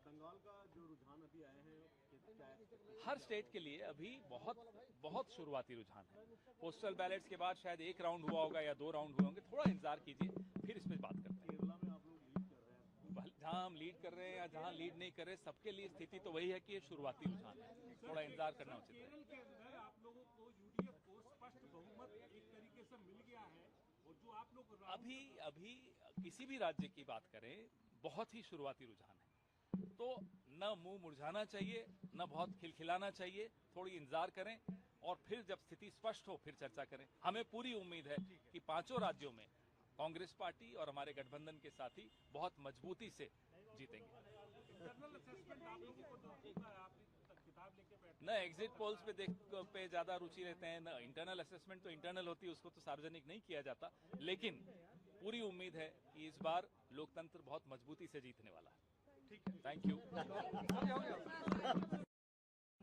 केरल में तो आपके लिए खुशी खबर है लेकिन बंगाल के अंदर इंडिया ब्लॉक के लिए खुशी खबर नहीं अभी थोड़ा इंतजार करिए बहुत ही शुरुआती है तो आपने और मैंने कई चुनाव इकट्ठे हमने देखे हैं कई नतीजों के दिन में हम लोगों ने लगातार बात की है आप मुझसे बेहतर समझते हैं कि 11-12 बजे तक ही जाकर थोड़ा बहुत स्थिति स्पष्ट होनी शुरू होती है और फिर भी पलट जाती है तो थोड़ा इंतजार करना उचित है लेकिन सर कई जगहों पे जैसे पश्चिम बंगाल है पश्चिम बंगाल के अंदर जो लीड आ रही है पहले ही राउंड में अगर 3000-4000 का कैंडिडेट लीड ले लेता है तो वो एक बड़ी बात है हालांकि अभी मुझे लगता है कि इंतजार करना उचित रहेगा उम्मीद क्या है आपको लोकतंत्र जीतेगा कांग्रेस पार्टी और इंडिया ब्लॉक हम अपनी तरफ से पूरे आश्वस्त हैं कि कई राज्य जहां हम डायरेक्ट लड़ रहे हैं जहां हमारी स्थिति मजबूत है वहां हम जीतेंगे असम की बात पूछूंगा आपसे बहुत अच्छी तरह से लड़े चुनाव हमारे साथी और वहां भी परिवर्तन की एक लहर है इंतजार करिए है आपका तो ये हमारे देख रहे हैं कि एक विशेष विधानसभा टीटाबोर विधानसभा में काउंटिंग बहुत स्लो जा रहा है और वो बात हम अंदर अभी कह के आए हैं कि ऐसा क्यों है कि टीटाबोर विधानसभा में काउंटिंग स्लो है तो अभी कोशिश कर रहे हैं कि वो उसको थोड़ा तत्पर लीड कर रहे थे अभी पता चल रहा है कि थोड़ा ये तो हर राउंड में तो होता ही है कि एक राउंड ऊपर नीचे ये तो स्वाभाविक है जो अंतिम नतीजे हैं उस तक हम अबे सौरभ माइक का जा रहे भाई అతి పెద్ద రాష్ట్రమైనటువంటి ఈశాన్య రాష్ట్రాల్లో భారతీయ జనతా పార్టీ ప్రాబల్యాన్ని మేము మరింత పెంచుకున్నట్టు అవుతుంది ప్రజలు ప్రభుత్వంతో విసిగి వేసారి सौरभ ऑडियो तो आ ही नहीं रहा कहाँ माइक लगा दी तूने ప్రధాని నరేంద్ర మోదీ గారి నాయకత్వంలోని భారతీయ జనతా పార్టీకి పట్టం కట్టాలని నిర్ణయించారని ఇప్పటి వరకు వచ్చిన మరి ట్రెండ్స్ ఆధారంగా స్పష్టమవుతోంది ఎగ్జిట్ పోల్స్ అంచనాలు వేసినట్టుగా సాధారణ మెజారిటీ కాదు పెద్ద మెజారిటీతో लोगो डाउन करो भाई చెప్పడం జరుగుతుంది అది मलेश लोगो डाउन करो अपना అనిపిస్తోంది మరో పెద్ద రాష్ట్రమైనటువంటి తమిళనాడు మన పక్క రాష్ట్రమే తెలుగు రాష్ట్రాలకి పక్క రాష్ట్రమైనటువంటి తమిళనాడులో డిఎంకే దారుణమైన పరాజయం ఎదురు చూడబోతోంది. డిఎంకే ప్రభుత్వం మళ్ళీ తిరిగి వస్తుందని అనేక అంచనాలు వేసినా అవన్నీ తప్పని రుజువయ్యాయి. ఖచ్చితంగా ఈసారి స్టాలిన్తో సహా ముఖ్యమంత్రి ఎంకే స్టాలిన్, ఆయన కుమారుడు ఉప ముఖ్యమంత్రి స్టాలిన్, ఉదయనిధి స్టాలిన్ వారు కూడా వెనకంజలో ఉన్నారు ఇప్పటికి కూడా. అంటే ఏ స్థాయిలో ప్రజా వ్యతిరేకత డిఎంకే ప్రభుత్వం కూడగొట్టుకుందో స్పష్టంగా అర్థమవుతోంది. సో తమిళనాట ఫలితాలు కూడా భారతీయ జనతా పార్టీకి, ఎందుకంటే మా కూటమి ఎన్డీఏ కూటమి ఏడీఎంకే నాయకత్వంలో ఇప్పటికీ ఆధిక్యంలో ఉన్నది. ఏది ఏమైనప్పటికీ డిఎంకే కాంగ్రెస్ కూటమిలో ఓటమి ఎన్డీఏకి పెద్ద విజయంగా మేము తప్పనిసరిగా చూస్తాం. సాయంత్రానికి కానీ బహుశా 2-3 గంటల ప్రాంతానికి కానీ స్పష్టమైన సంఖ్యాబలం ఎన్డీఏకి ఎంత వచ్చేది నిర్ధారించబడుతుంది. అయినా కూడా కాంగ్రెస్ డిఎంకేల ఓటమి ప్రజా గెలుపుగా, ఎన్డీఏ గెలుపుగా మేమైతే చూస్తాము. అస్సాంలో మరి 10 సంవత్సరాల పాలన తర్వాత మరొక్కసారి పెద్ద విజయాన్ని మేము సాధించగలుగుతున్నాం. మరి అస్సాంలో మరో 5 సంవత్సరాలు భారతీయ జనతా పార్టీ ప్రభుత్వం ఉండబోతోంది. ఎక్కడ బీజేపీ ఒక్కసారి గెలిచినా మరలా గెలిచేలా ప్రజా దీవెనలను పొంది పరిపాలనతో, మంచి పరిపాలనతో, అలాగే మంచి సౌకర్యాలతో జీవన విధానాల్ని మెరుగుపరిచి ప్రజల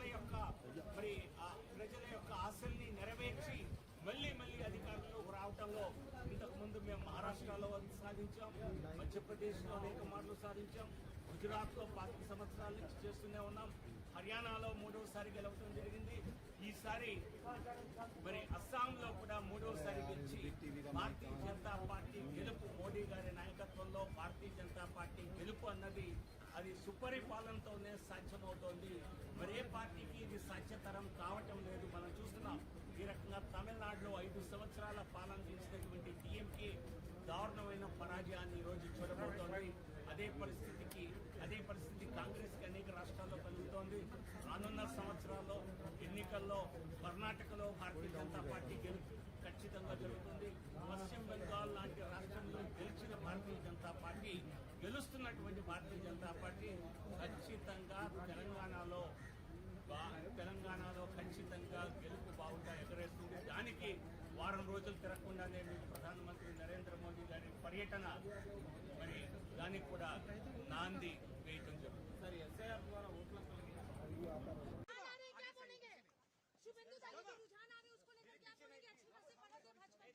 बीजेपी सरकार 180 plus BJP will form the government. चुनाव अधिकारी का रूप में थोड़ा बताइए ना भाई। संतोष तो आप लोग बताएंगे। हमने तो पूरी कोशिश करी है कि फ्री एंड फेयर इलेक्शन हो। हमने पूरी कोशिश करी है लॉ एंड ऑर्डर ठीक रहे। हमने पूरी कोशिश करी है कि लोग निर्भय जाके वोट दे के आए। हमने पूरी कोशिश करी है कि ईवीएम की सेंटिटी मेंटेन हो। हमने पूरी कोशिश करी है कि सुष्ट काउंटिंग हो। हमने अपील किया है सबको कि आप जो है लॉ एंड ऑर्डर हाथ में मत लीजिएगा। इलेक्शन आते हैं जाते हैं, ये एक पर्व की तरह है, फेस्टिवल की तरह है, जैसे दुर्गा पूजा होती है। आइए आप आगे प्रिपरेशन कीजिए। जब कैंपेनिंग पीरियड होता है, वोट के समय आप जैसे पेंडल जाते वैसे जाइए। अब जब विसर्जन के समय आ गए तो विसर्जन कीजिए, उस टाइप का है। सर, जब 2 चरण का चुनाव का ऐलान किया गया था तो दूसरे स्टेट में कहा जा रहा था कि पता नहीं चुनाव आयोग कितना सक्सेस हो पाएगा। पश्चिम बंगाल में एक रीति रही है कि 3 से 7 चरणों के चुनाव तक एक रीति रही है। उस मीत को आप लोगों ने तोड़ा और अब सफलतापूर्वक नतीजे सामने आए। क्या कहेंगे सर, थोड़ा बोलिए। नहीं, हम लोग तो रेडी थे। हम लोगों ने चुनाव आयोग से कहा था कि सिंगल फेज में करना है तो भी हम रेडी है। हम रिस्पॉन्सिबिलिटी लेने को तैयार हैं। हमने कहा था, लेकिन वहाँ पे बहुत सारे क्राइटेरिया होते हैं। वहाँ पे फोर्स का क्राइटेरिया होता है, सेंट्रल फोर्स कितनी अवेलेबल है नहीं है, प्लस और क्राइटेरिया होते हैं। और हो सकता है फ्यूचर में बहुत जल्दी बंगाल में सिंगल फेज इलेक्शन भी हो। Thank you sir. टीएमसी कह रही है कि जहां 1 मिनट कंटिन्यूएशन हम अपनी व्यक्तिगतভাবে আবার বাংলাদেশের अरे बांग्ला जहां 1000 से कम वोटों से नतीजे आएंगे वहां पे रिपोलिंग की मांग की जाएगी। हम लोग रिपोल का मांग करेंगे। रिपोल अब कैसे होगा? अब तो रिकाउंटिंग का पूरा प्रोसीजर फिक्स्ड है, सब आरओ जानते हैं। अगर उस क्राइटेरिया के अंदर आता है तो रिकाउंट होगा, वरना नहीं होगा। वो क्राइटेरिया फिक्स्ड है, तो सब जानती है पॉलिटिकल पार्टी, हमें बोलने की जरूरत नहीं है। आरओ जानते हैं, जो भी किताब में होगा, जो भी रूल में होगा, जो भी रेगुलेशन में होगा, वो 100% फॉलो होगा। सर इसका मतलब है कि 1000 से जब कम के जो नतीजे आएंगे उस पर क्या तृणमूल की जो बातें है वो डिपेंड करता है कि রিপোলিং হোক ওখানে ফলতার মতো, কারণ ওখানে রিকাউন্টিং মানে রিকাউন্টিং হোক, কারণ ওখানে ভিভিপ্যাট রাস্তায় পড়েছিল। ভিভিপ্যাট যেটা রাস্তায় পড়েছিল ওটা নিয়ে প্রিলিমিনারি ইনকোয়ারি করেছেন। দেখুন আপনার কমিশনিং হয়, ওখানে মকপোল হয়, उस समय वीवीपैट যেটা বের হয় সবাইকে দেখাই যাচ্ছে কি আপনি এখানে সেটা রাস্তায় কেন পড়ে থাকবে সেটা প্রশ্ন। রাস্তায় পড়ে যেটা আছে সব ইনকোয়ারি হবে, প্রত্যেক নাম্বার আছে। ওরা বলছে কোনো এমপ্লয়ি যে আছে শেডিং করা ছিল, নিয়ম ছিল শেডার জন্য, শেড না করে কই নিয়ে গেছে এখানে প্র্যাকটিস নিয়ে গেছে, ওখানে খেলে ফেলেছে। কিন্তু এটা ইলেকশন ভিভিপ্যাট নেই, এটা প্রত্যেক ভিভিপ্যাট নাম্বার থাকে, কোন মেশিন থেকে বেরিয়েছে, কোন তারিখে বেরিয়েছে, কোথায় বেরিয়েছে, সব জিনিস চলছে। এটা ইলেকশন সঙ্গে কোনো যোগাযোগ নেই ওটা। थोड़ा सा माइक नीचे करो तो दाढ़ी भी दिखेगी। हाँ नीचे करो, हाँ रोल रोल दे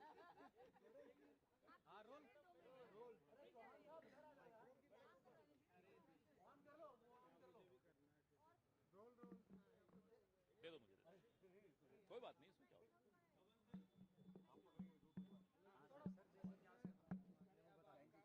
बोलिए सर, जिस तरीके की ट्रेंड्स अभी आ रहे हैं, व्हाट आर योर कमेंट्स? मैं तो अभी ट्रेंड्स ही नहीं देखे, आते ही तो आप लोगों से मिल लिया, तो अभी रुकिए, अभी तो ट्रेंड्स की शुरुआत है। इतने शुरुआती रुझानों में अभी कुछ टिप्पणी करना उचित नहीं होगा।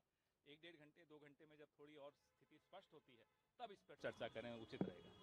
सर तमिलनाडु में टीवी के जो है वो डीएमके गठबंधन को पछाड़ 1-2 घंटे प्रतीक्षा कीजिए, थोड़ी स्थिति और स्पष्ट हो, फिर इस पर टिप्पणी करें, फिर चर्चा करें, उचित रहेगा। सर बंगाल का जो रुझान अभी आए हैं, हर स्टेट के लिए अभी बहुत बहुत शुरुआती रुझान है।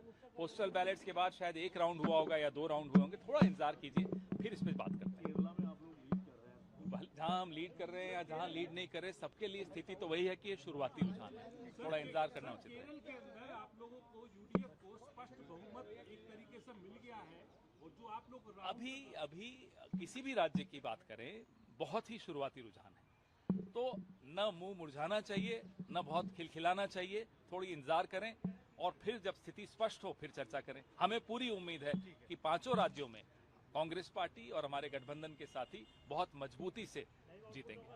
इंटरनल असेसमेंट आप लोगों को जो होगा, आप किताब लेके बैठे न एग्जिट पोल्स पे ज्यादा रुचि रहते हैं, न इंटरनल असेसमेंट तो इंटरनल होती है, उसको तो सार्वजनिक नहीं किया जाता, लेकिन पूरी उम्मीद है कि इस बार लोकतंत्र बहुत मजबूती से जीतने वाला है। ठीक है, थैंक यू। केरल में तो आपके लिए खुशी की खबर है, लेकिन बंगाल के अंदर इंडिया ब्लॉक के लिए खुशी की खबर नहीं दिखाई। अभी थोड़ा इंतजार करिए, बहुत ही शुरुआती है। तो आपने और मैंने कई चुनाव इकट्ठे हमने देखे हैं, कई नतीजों के दिन में हम लोगों ने लगातार बात की है। आप मुझसे बेहतर समझते हैं कि 11-12 बजे तक ही जाकर थोड़ा बहुत स्थिति स्पष्ट होनी शुरू होती है और फिर भी पलट जाती है, तो थोड़ा इंतजार करना उचित है। लेकिन सर कई जगहों पे जैसे पश्चिम बंगाल है, पश्चिम बंगाल के अंदर जो लीड आ रही है, पहले ही राउंड में अगर 3000-4000 का कैंडिडेट लीड ले लेता है तो वो एक बड़ी बात है। हालांकि अभी मुझे लगता है कि इंतजार करना उचित रहेगा। उम्मीद क्या है आपको? लोकतंत्र जीतेगा। कांग्रेस पार्टी और इंडिया ब्लॉक हम अपनी तरफ से पूरे आश्वस्त हैं कि कई राज्य जहां हम डायरेक्ट लड़ रहे हैं, जहां हमारी स्थिति मजबूत है, वहां हम जीतेंगे। असम की बात पूछूंगा आपसे। बहुत अच्छी तरह से लड़े चुनाव हमारे साथी, और वहां भी परिवर्तन की एक लहर है, इंतजार करिए। है आपका ये हम देख रहे हैं कि एक विशेष विधानसभा टीटाबोर विधानसभा में काउंटिंग बहुत स्लो जा रहा है, और वो बात हम अंदर अभी कह के आए हैं कि ऐसा क्यों है कि टीटाबोर विधानसभा में काउंटिंग स्लो है। तो अभी कोशिश कर रहे हैं कि वो उसको थोड़ा तत्पर लीड कर रहे थे, अभी पता चल रहा है कि थोड़ा ये तो हर राउंड में तो होता ही है कि एक राउंड ऊपर नीचे, ये तो स्वाभाविक है। जो अंतिम नतीजे हैं उस तक हम भारतीय जनता पार्टी की अबे सौरभ माइक का जा रहे भाई అతిపెద్ద రాష్ట్రమైనటువంటి ఈశాన్య రాష్ట్రాల్లో భారతీయ జనతా పార్టీ ప్రాబల్యాన్ని మేము మరింత పెంచుకున్నట్టు అవుతుంది. ప్రజలు ప్రభుత్వంతో విసిగి వేసారి सौरभ ऑडियो तो आ ही नहीं रहा, कहाँ माइक लगा दी तूने? ప్రధాని నరేంద్ర మోదీ గారి నాయకత్వంలోని భారతీయ జనతా పార్టీకి పట్టం కట్టాలని నిర్ణయించారని ఇప్పటి వరకు వచ్చిన మరి ట్రెండ్స్ ఆధారంగా స్పష్టమవుతోంది.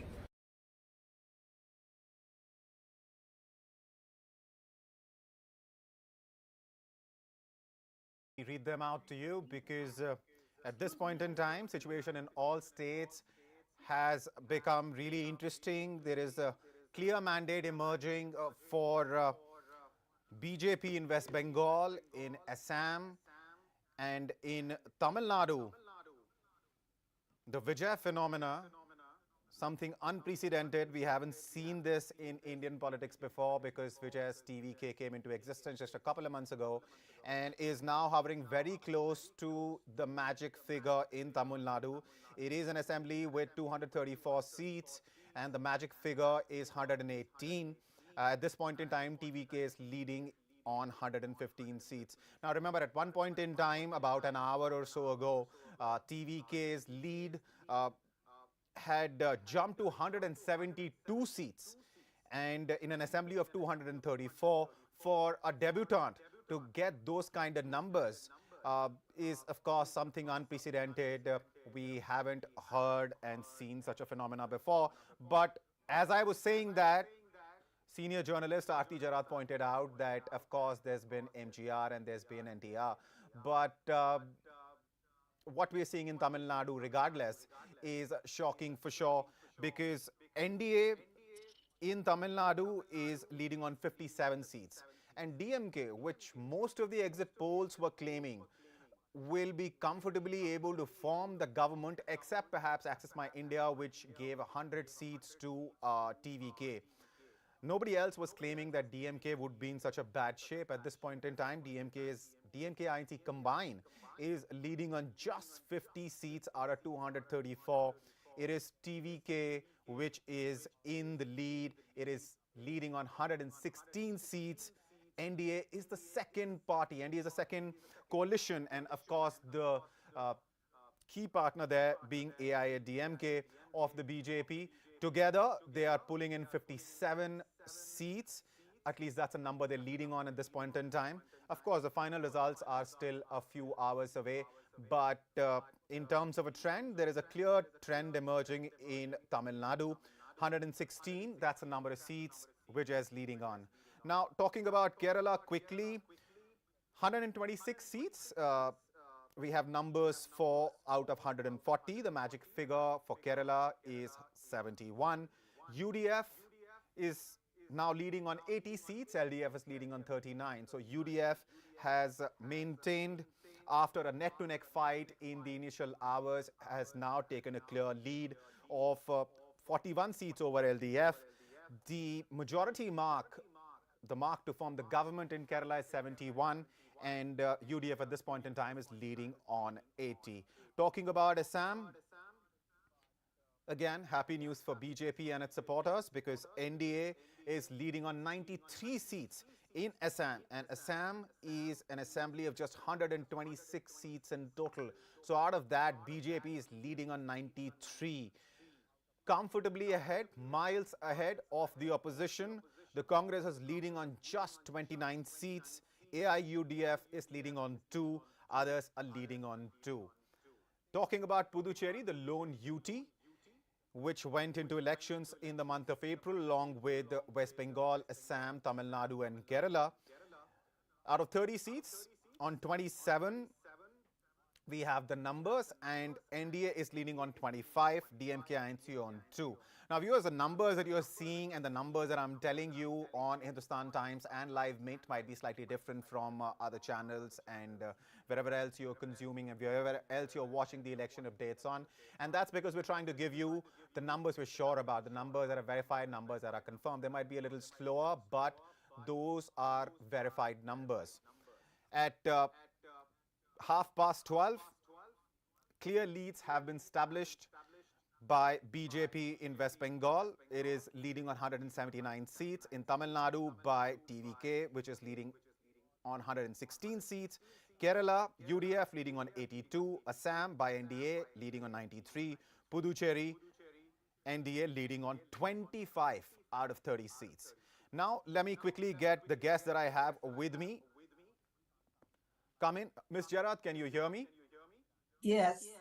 So just I before this, we were discussing what's happening in Tamil Nadu. And You very rightly pointed out that Tamil Nadu electorate seems to have trusted Vijay, whether it is because Vijay is so popular or whether it is because uh, the Tamil Nadu electorate was really angry at DMK and MK Stalin's government. Uh, that is one point that we need to discuss. And apart from that, one thing which I definitely want to discuss with you is the fact that Tamil Nadu's electorate seems to be really adventurous because, politically speaking, Vijay is an unknown entity. What's his ideology? As far as administrative experience is concerned, he has none. So, by betting on Vijay, what is Tamil Nadu's Janta trying to indicate to the rest of the country and to, of course, political parties like DMK and AIADMK? So, those two questions for you. Well, I mean, I would see this as a kind of Gen Z revolution, very similar to what we saw in Nepal, where Gen Z put its faith in a rap singer who came out of nowhere, did not have any kind of political presence, party or anything, and yet swept the elections in Nepal. So I think, and Vijay concentrated on the youth. And as you know, the youth from the 18 to 35 age group forms a huge part of the electorate, definitely around 50% or maybe more of the electorate across the country. So Vijay concentrated on that. And young people are adventurous. They want change, they want something different, they want something new. Unlike older people who would go for known figures, known faces, more steady, don't want to step out of the crease and hit a six. Young people are ready to do that, and I think it shows the impatience of the youth. That, mind you, Tamil Nadu is a state that is doing well economically. It's amongst one of the big contributors to GST, GDP, income tax, and everything. And we do see a lot of migration from the north to places in Tamil Nadu, particularly Coimbatore, in search of jobs because jobs in Tamil Nadu are available. But clearly, for an impatient youth, that's not enough. They are so aspirational, they want more. And they're ready to take their chances with a new person who's talking a new language, a different language to the two established parties. And I think that's really what the Tamil Nadu results show. Right. Ms. Shankar, would you like to come in? Yeah, about Tamil Nadu. Yes. Yeah. Um, First of all, I want to remind you that N.T. Ramarao, when he came to power, he got 215 out of 294. So it is much more than what Vijay would get at the rate. So that is one point I want to make. And second thing is that Vijay has been very popular among the youth and the women. The women vote is very big factor in Tamil Nadu also. In fact, Jayalalitha won because of the women, and then even Karunanidhi won because of the women. So that group has supported Vijay. The youth and the women together have given him so many votes. Uh, that is another thing. And the third thing, he should be congratulated for making the fans into voters. That's a very, very difficult thing for any leader to do. So therefore, normally, many people come to see film actors. So that's why his drawing crowd is not a very big thing. But at the same time, he was able to convert the fans into votes. That's how he has taken over. And Congress also wanted to combine with Vijay before the election. And one section of the Congress was suggesting to Rahul Gandhi that they should do that. But they discussed it on. Then on second thoughts, they said that they'll go with the DMK only. And after that, they demanded, power sharing, all that. So that part of it is over. And now Vijay he can, join with ADMK. And then, if he has only 3 seats or 5 seats, then he can join or they can support from outside. So that is another thing. The women, he has not offered much to the women actually. Still, they have supported him. That's one big But thing. some of the issues And that he he has raised, not offered much free goodies also. when the other two parties were really going ahead with 5,000 rupees, 3,000 rupees, and all that, so many free bus ride and laptop, everything they had promised. I remember in one election, last before one, I think one candidate in Tamil Nadu had promised a trip to the moon and then a robot in every house. So, I mean, this is wild promises which they make, and most of them they are not able to do it. But still, Tamil Nadu people know they know about the, how to get the freebies. That is one thing which has been popularized by Jayalalitha also. MGR didn't give, he only gave 2 rupees a kg rice. That was Right. all. Beyond that, he didn't give much. Ms. But Shankar, then, let me come back to you. yeah, he was himself very, he attracted people. Again, the same youth and women. That combination was a very, very valid thing. And now is the time when Vijay, how he will work with Modi. Because Modi also offered him the deputy chief minister's seat. I mean, then he refused it. So now he will have to make up with Modi to get good things for Tamil Nadu. And then he also has to have some seasoned politicians Ms. to Shankar, can guide you hear him. me? Let me circle back to Seasoned, you, ma'am. yeah, one sec.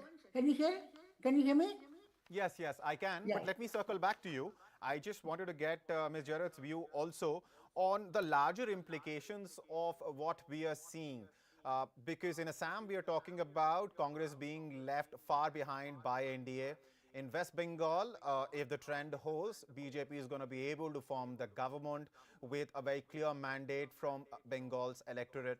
If you're talking about Kerala, that is perhaps the only good news that the Congress can look forward to, because their UDF is clearly leading and far, far ahead of LDF. UDF is leading on 82 seats. And as far as Tamil Nadu is concerned, for the DMK Congress combined, there's not much there. So nationally, Ms. Jarat, what do you think this means for the opposition? Because now, one of the charges on BJP always has been that, wherever BJP forms a government, the opposition finds itself in a worsening spot.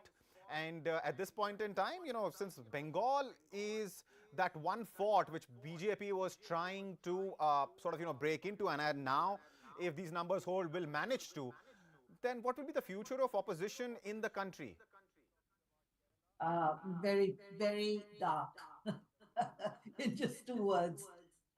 If you look at it, I mean, now we're talking on that if these trends hold, I still am going to be cautious about Bengal, but if these trends hold, Yeah, you're absolutely. There looking is a at qualifier, two ma'am. major, yeah, we're looking at two major pillars of opposition politics being swept out of their states. One is M.K. Stalin in Tamil Nadu, and the other is Mamata Banerjee in West Bengal. These have been the two main pillars of anti-BJP politics I mean, apart from the Congress, of course, but, they have certainly lent weight to, the anti-BJP politics of opposition parties. They have been very outspoken, it need and their inability to hold on to their states is a huge blow for the opposition, and it is certainly, I think, going to demoralize. What you're really seeing actually is that regional parties, although TVK is a regional party, but I mean, I really don't know where he got his funding from, but clearly the legacy regional parties, let me call them, that is the DMK and Mamata Banerjee, you know, I mean, there is it seems to me that their emphasis on regional politics, on regional identity, on regional nationalism seems to be losing its appeal. And people seem to be buying into a larger vision of India, which may be partly Islamophobic, which may be partly, a development model that Narendra Modi has managed to successfully sell. So I think that there is a huge change taking place in India in the aspirations of people. And in the scary part, of course, is the disappearance or the weakening of secular politics in this country. and the weakening of federal politics. Because again, both Mamata Banerjee and Stalin have been big spokespersons for federalism. But if we're seeing, a kind of Unitarian model slowly taking shape in India, then it is a big seismic change in federal politics, in regional politics, in the secular politics, and it's a very different kind of India we're looking at. Also, just before elections, one possibility which was being discussed by quite a few people online and, of course, in TV debates as well, was the fact that if BJP manages to win West Bengal, make a serious breakthrough, win the elections there, form the government, then we might see midterm polls in the country. What are your thoughts on that? Because BJP clearly is at 240 seats. Far lower than what it would ideally like to. Also, globally, looking at the scenario, we're looking at a war. There is a pause, of course, at this point in time between Iran, US and Israel. But if the war starts again, then we're looking at an economically grim situation, no matter which country you talk about, but definitely India, because India is a large importer of gas and oil from Middle Eastern countries and other countries. So if oil prices go up, it's going to have an impact on the economy. So the speculation was that if BJP manages to win, big mandate in West Bengal, manages to make inroads in Kerala, and perhaps get a result to its liking in Tamil Nadu, because Assam was granted to Hemant Biswa Sarma as if it was, decided even before elections started. So keeping all of this in mind, considering BJP is gonna emerge stronger, much stronger, and as you rightly pointed out, two pillars of the opposition, two very strong pillars are gonna be weakened after this election, then do you think there is a real possibility of midterm polls where BJP will seek a bigger mandate for itself? Well, I mean, I know that there has been a lot of speculation about this and there's been a lot of chatter. People have been discussing this possibility. But I think two factors need to be kept in mind. One is the BJP's own experience with calling an early poll, which, Vajpayee the Vajpayee government did in 2004. They called polls 6-8 months earlier than they were actually due. And we know the result of that. The BJP lost. The UPA government came to power because the Congress managed to emerge as the single largest party. So, of course, the political scenario is quite different. The Congress is much weaker today than it was at that time. But still, it's a big risk to take the decision to call a midterm poll. Secondly, I think we have to watch the global scenario and what happens to oil prices, what is the hit that the Indian economy will take with rising oil prices. At the end of the day, an election is expensive. And, do we have the oil reserves to fuel a midterm poll, which is going to cost a lot of money to the state exchequer? So I think that this is something that the government, this is one big factor that the BJP will have to take into account before it takes the gamble with a midterm poll. On the other hand, with two main pillars of the opposition, sort of crumbling now and, almost going, does the BJP really need to call a midterm poll? I mean, there are many ways in which it can just dominate in parliament. We recently saw the kind of exodus from Aam Aadmi Party in the Rajya Sabha, with 7 of Aam Aadmi Party MLAs merged with the BJP. Who knows what will happen with the TMC, TMC MPs as they see their party weakening in Bengal. Who knows what will happen with DMK MPs as they see Ms. their Sharat, party let me interrupt weakening you in Bengal. for a few seconds. We have a Mamata Banerjee bite coming in. Let's listen to what the sitting chief minister of West Bengal has to say about the kind of trends which are emerging. Let's listen in. সবাইকে নমস্কার জানিয়ে বলছি, please দয়া করে কেউ counting এজেন্টরা এবং প্রার্থী ক্যান্ডিডেটরা তারা ভোটিং এলাকা ছেড়ে আসবেন না। স্ট্রং রুমে যেখানে কাউন্টিং হচ্ছে, মানে সেন্টারে, সেখান ছেড়ে কেউ আসবেন না। এটা বিজেপির প্ল্যান। প্রথম 2-3 রাউন্ডে আমি কালকে থেকেই বলছি যে ওদেরগুলো আগে দেখাবে, আমাদেরগুলো পরে দেখাবে। এবং অনেক জায়গায় 2-3 রাউন্ড কাউন্টিং করার পরে প্রায় 100টা জায়গায় কাউন্টিং বন্ধ করে রেখে দিয়েছে।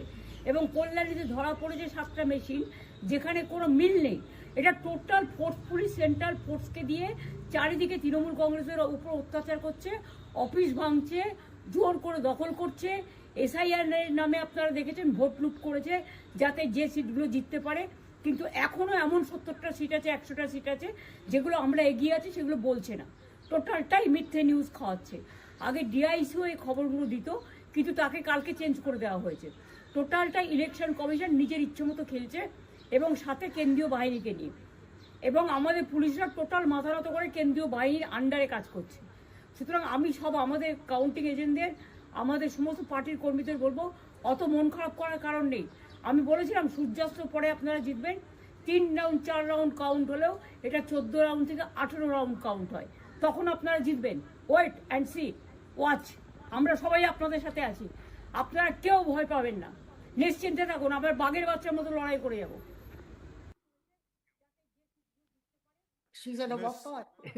Ms. Jareth, interestingly, something which you were pointing out earlier, that counting for just 2 to 3 rounds has been finished as far as, I mean, if you look at the time right now, it's almost 1 o'clock, and counting so far has been completed only for 2 to 3 rounds, right? And which is what the Chief Minister has been saying. She's urging in this bite that we just heard in Bangla, her party workers and agents that they shouldn't come to this place. They should stay wherever they've been stationed, because she alleges that this was always BJP's plan. Since yesterday, she claims, she's been saying that BJP will take the lead in first 2-3 rounds. So they should still remain vigilant and stationed exactly where they have been assigned, they have been asked to. So, Ms. Jareth, she clearly is, of course, keeping a close eye on what's happening, and is not ready to concede despite the massive lead that BJP seems to have taken. She wants her party workers to remain vigilant. And the numbers, if I can read out for my viewers before I seek your comment, BJP at this point in time is leading on 180 seats. The halfway mark, viewers, is 148.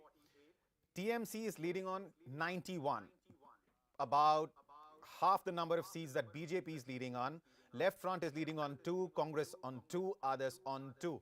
Ms. Jareth, over to you. So what you were saying, pretty much something along those lines, which Mamata Banerjee is also saying. She's urging her party workers that, listen, it's just 2 to 3 rounds which are over now on most of the seats, so please remain vigilant.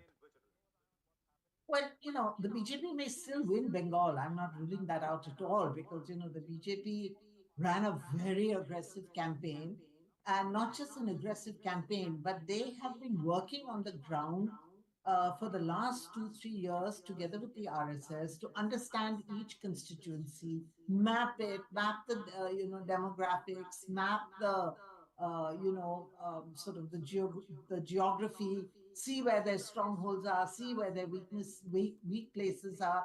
So, the BJP has been working very, very hard for this victory. So they may still win. I'm only saying, because I have seen, how sometimes we've jumped the gun. And I remember one election very clearly, the 2015 election in Bihar, which ultimately the Mahagathbandhan of Nitish Kumar and Lalu Yadav won. But early trends were giving BJP a massive lead. And every TV channel was calling the elections in favor of the BJP. And ultimately, it came out completely differently. So, it's just because of my experience, and maybe because I'm not like a Gen Z person, I'm much more, cautious. I would like to hold my horses on Bengal. I think only about 20 or less than 20% of the votes have been counted. So, there's still 80% votes left to be counted, and about, 80 odd constituencies from the presidency area, which is Mamata Banerjee's stronghold. Those results are not being released yet. I'm sure the counting is going on, but the EC is not releasing the trends. So who knows, we may have a Bihar-like situation. On the other hand, these trends may just consolidate and the BJP may be headed for a massive victory. But I do believe that given Bengal's history And given the kind of massive turnout we saw this time, whichever party wins is going to get a solid mandate from the people of West Bengal. Yeah, and historically that's been true in Bengal. Whichever party comes to power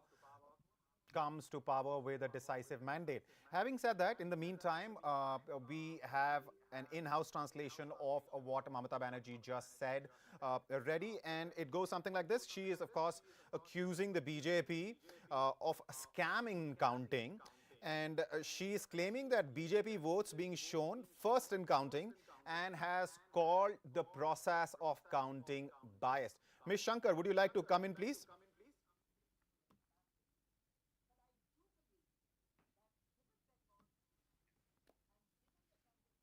All right. In the meantime, let me, now that I have the translation here with me, let me quote her, because that bite, of course, was in Bangla. And, that makes sense because she was, of course, addressing her workers and agents. So this is what she said, and I quote, "I request all counting agents and candidates not to leave the counting area. This is BJP's plan. Since yesterday, I've been saying that they will show the results first and hours later." By that, she's, of course, referring to TMC. "In the first 2 or 3 rounds, counting has been stopped after 2 or 3 rounds in about 100 locations," she has alleged, "and 7 machines were found in Kalyani where there was no match. It's a total forceful use of central forces to oppress the Trinamool Congress everywhere, breaking offices and forcibly occupying them.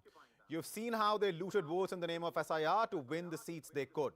But there are still 70 to 100 seats where TMC is leading, which they are not reporting. They're feeding entirely false news. The Election Commission is playing according to its will, along with central forces." Some serious charges have been made by Mamata Banerjee in this short bite, where she is referring to the fact that numbers for a bunch of seats, according to her, as many as anywhere between 70 to 100 seats, where TMC is likely to be in the lead, are not being mentioned by the Election Commission. And she's also saying that there is a scam in counting. So some serious charges which are being made by Mamata Banerjee.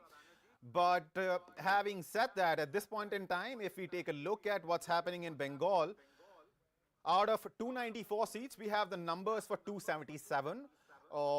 Numbers for the remaining, the gap between 277 and 294, which is 17 seats are not in yet.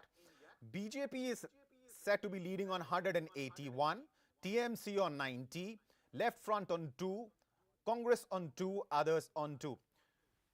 So that's what's happening in Bengal at this point in time. But having said that, this is clearly a trend, a very strong trend, which has emerged in case of Bengal. Ms. Shankar, I was going to get your comment in before, of course, we got this translation.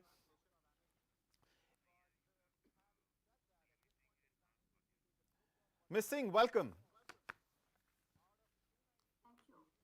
I hope you could hear some of the translation that I did of Mamata Banerjee's bite, where she has alleged that there is a scam in counting, and she is not really a fan of the process of the counting process, because she claims that numbers are not being reported for anywhere between 70 to 100 seats, basically where her party is leading or could be leading.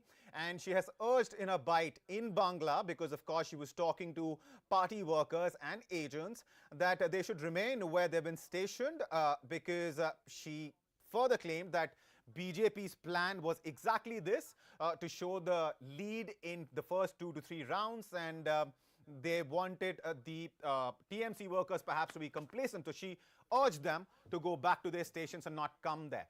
Ms. Singh, what do you make of what's happening in Bengal? Because at this point in time, a very clear trend has been established, and the lead that BJP seems to have taken, it is leading on 181 seats.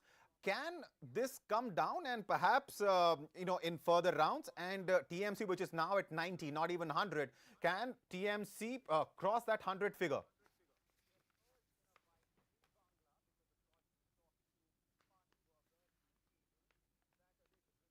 Are you asking me? Because I can't really hear very well.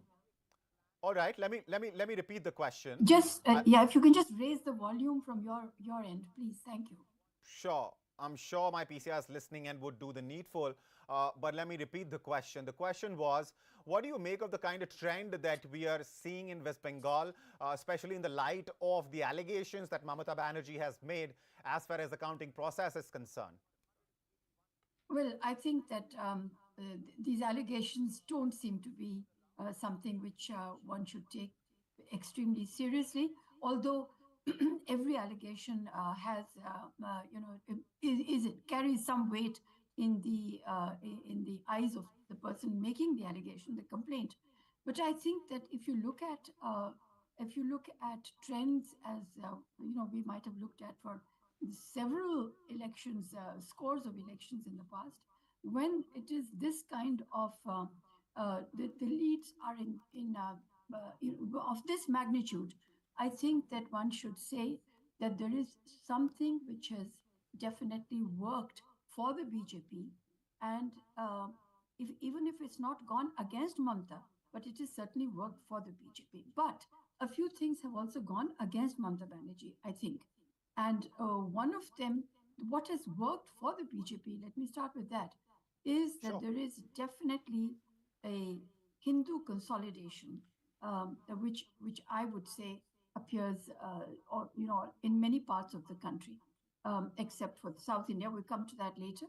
But Hindu consolidation, to a much lesser extent, the SIR exercise, and also with the anxiety that it bred, saying that if one is not seen with the forces that will come into power, one stands to lose a lot.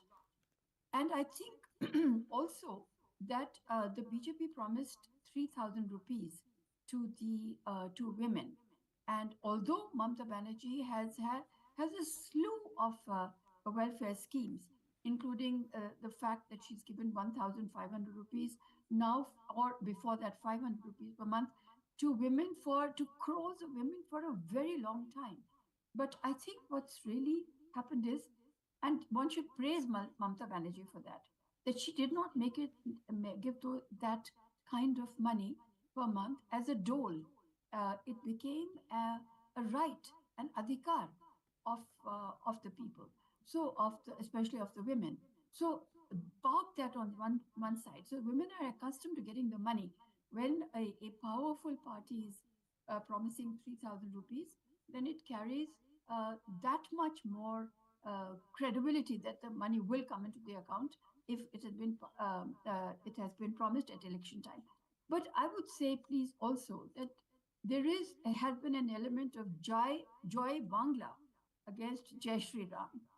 Whether it is Joy Bangla plus Jai Shri Ram, which BJP has packaged and depicted, or whether it was only Joy Bangla, despite the fact that in the last few units of time, Mamata Banerjee has actually inaugurated the temple at Digha. She consecrated it. She has also inaugurated other temples.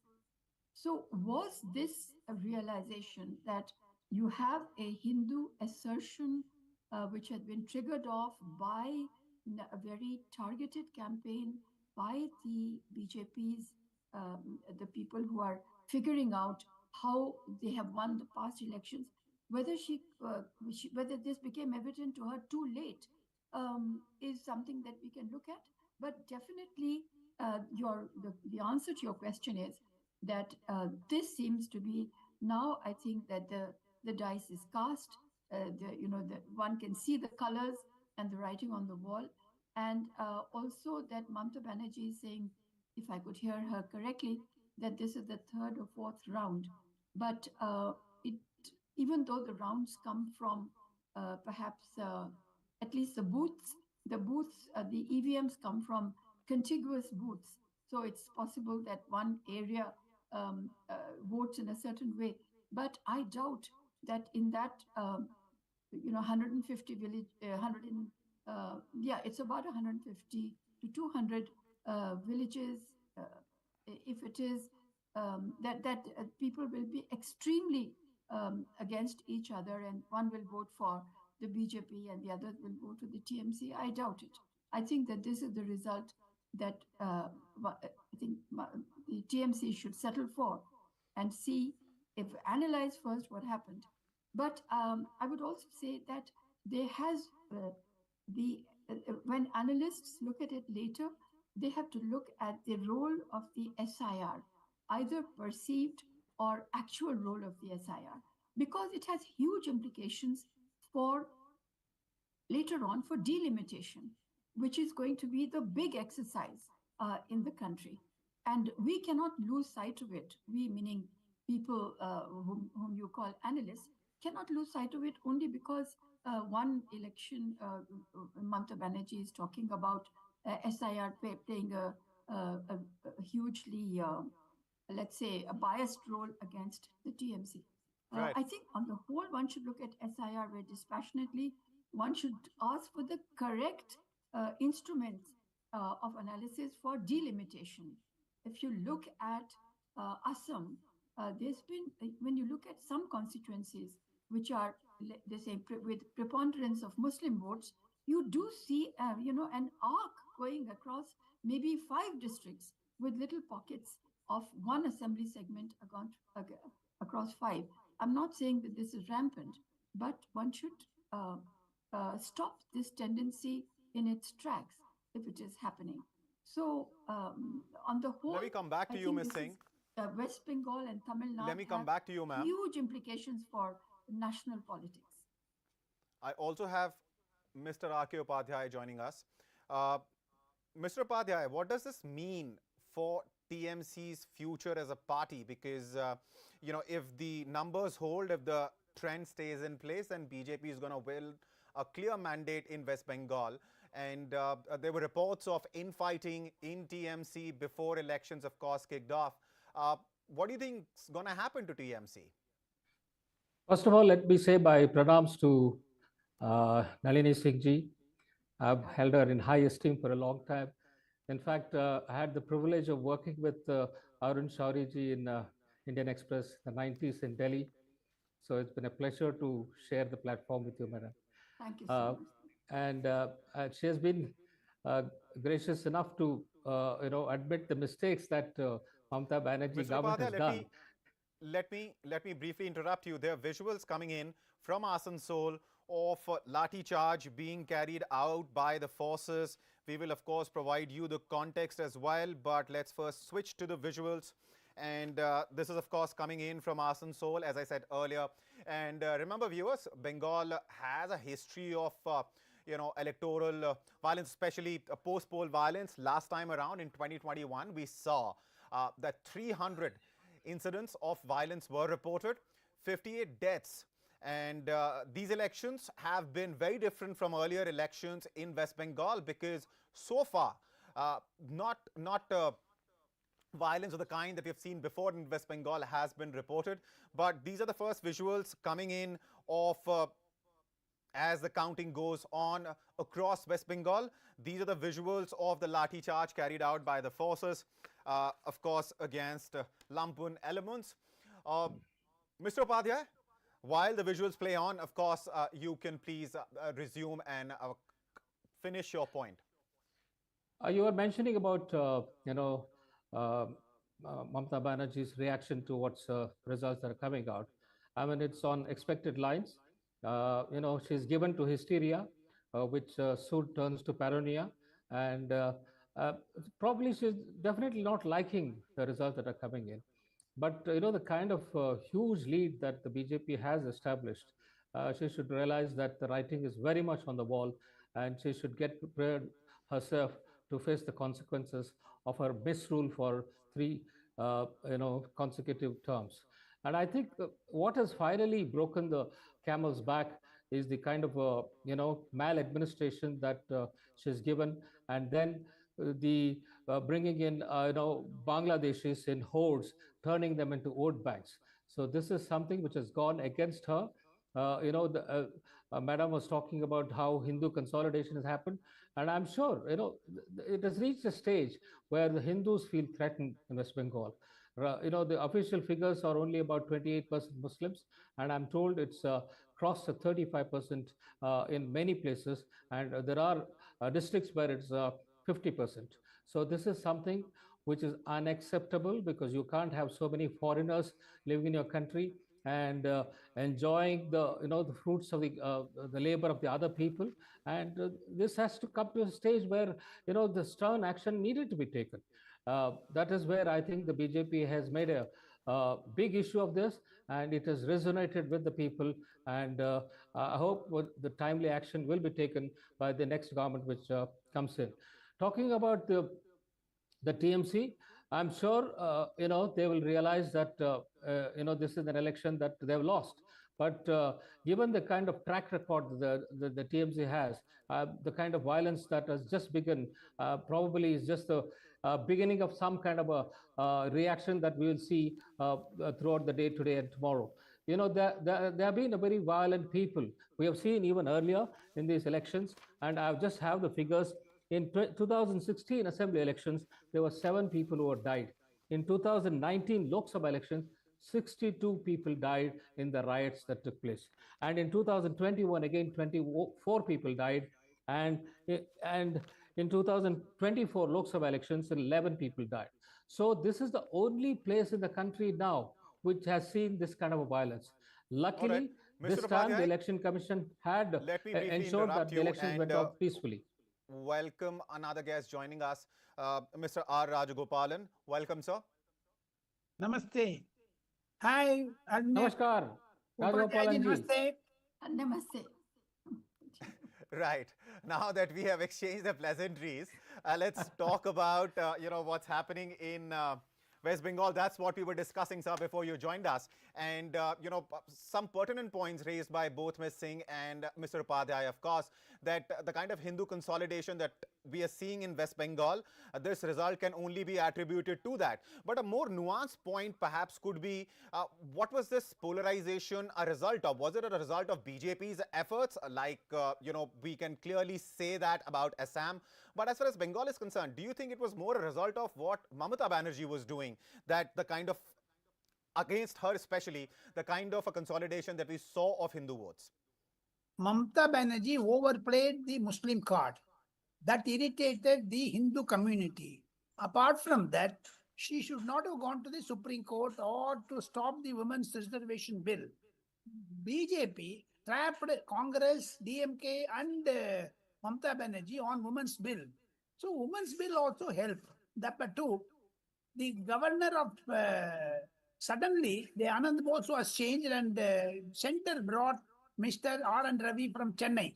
That also added, because Mr. R.N. Ravi knows the Bengal, very intensively, very well. Therefore, he also directed the central forces. My information is Mamata Banerjee unleashed her members of parliament, especially the Sagarika Ghosh and, Derek O'Brien and others, in a very bad light on Prime Minister. That also gave a negative point and sympathy for Prime Minister, etc. Second, Prime Minister's concentration on West Bengal and Amit Shah's persistent stay in West Bengal also helped. Suvendu Adhikari did give a leadership. Apart from that, I tell you, the sudden announcement of Dinesh Trivedi as ambassador of Bangladesh in Indian High Commissioner of Bangladesh also added a few votes for BJP. BJP never wanted to leave anything to chance. My simple understanding of Bengal politics is very, very simple. Mamata Banerjee, their arrogance has been smashed by the voters. If you ask me Tamil Nadu, I can answer, and then I will leave for, under the channel. Please. Tamil Nadu, as you asked me very interestingly, Nalini and Ramakrishna Upadhyay may know very well, Stalin was not interested in keeping Congress, because Stalin thought TVK will go with Congress and Congress will go with TVK. Therefore, he expressed his desire, let the Congress go. But suddenly, Sonia Gandhi intervened and gone against her son Rahul Gandhi to forge an alliance with DMK. That is the root cause. And second thing, non-appearance of Rahul Gandhi with M.K. Stalin in public meetings also sent a signal that Rahul Gandhi was with Vijay. Now, things are very different. M.K. Adagiri, the brother of Stalin, told me, who was union minister under Manmohan Singh's government, he told me that the anti-incumbency is due to drug menace, illicit liquor, universities like R.J. Carr in Anna University also, rapes repeatedly taking place. R.N. Ravi, when the governor of Tamil Nadu was to address the state assembly, 22,000 murders have taken place last year. 6,500 women have become widow because of arak and drug. So these are all negative facts.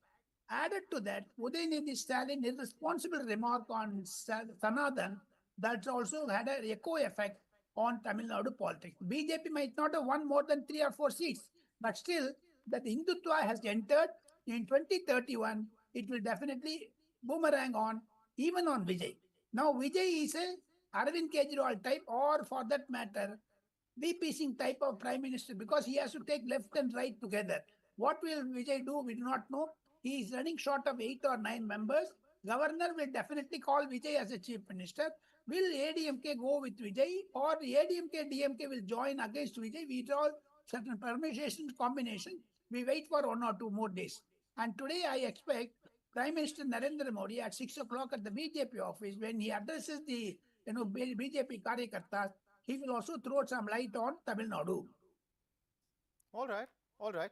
Interesting, because what we're seeing in Tamil Nadu. I was talking to Dayanidhi Maran the other day, and he was very dismissive of TVK. In fact, he said movie stars, they do have fan following, but that doesn't mean it will necessarily translate into vote. And his argument was that AIDMK and DMK, being political parties, have the ecosystem, have the infrastructure, and the support that they generate through their policies and promises can be translated into votes, because they have that mechanism. Vijay, on the other hand, is a new entrant. This is his debut.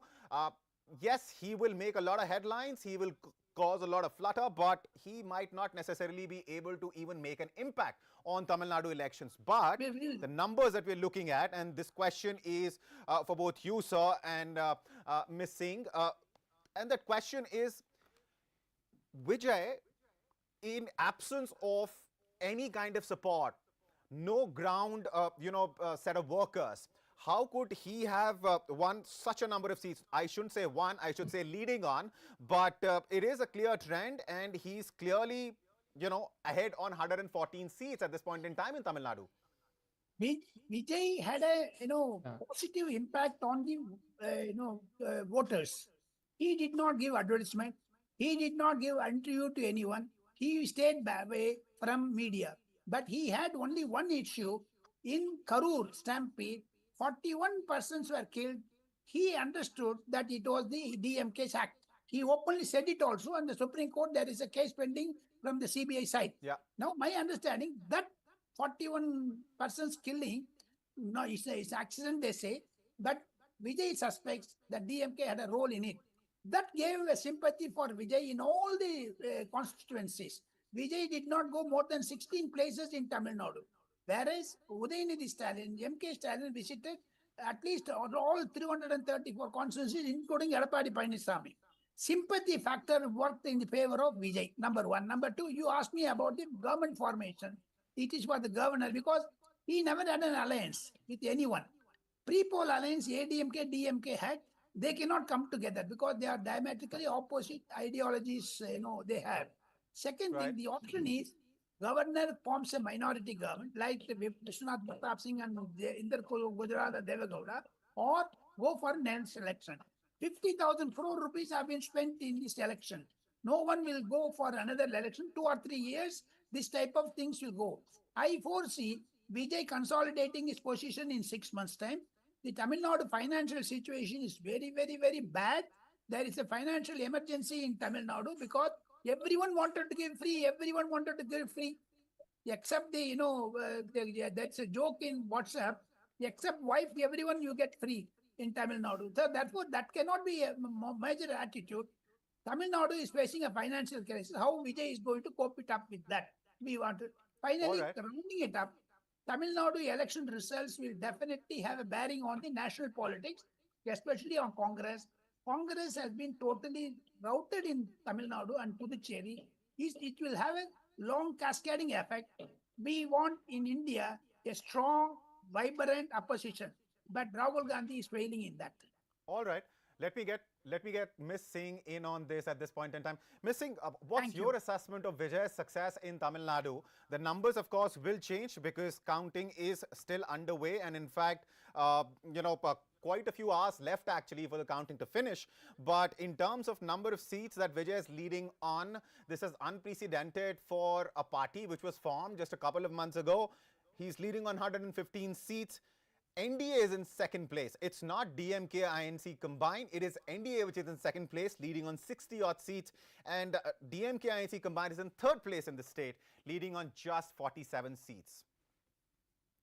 Well, as far as TVK is concerned, look, your own screen is showing 115, and he only needs 3 more to get past the majority mark.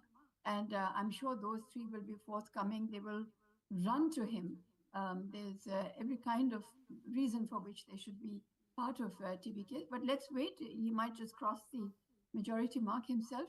People have been saying that, you've also said, that actually it's the young who then could have influenced their families also to vote for Vijay. So people are calling it the Gen Z election or the Gen Z boost. And that was the rocket that has got Vijay to where he is.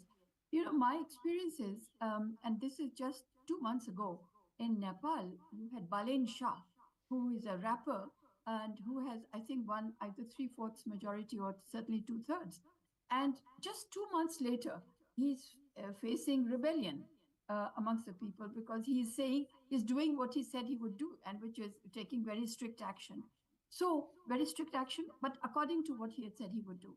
So, I would say there is a volatility in the way Vijay has come up. And that is something that should make him pause. But what should also make the so-called Dravidian parties pause is that Vijay not only seems to have taken the minority vote, being a Christian himself, and I think the Muslims have also done their calculation, probably voted for TVK.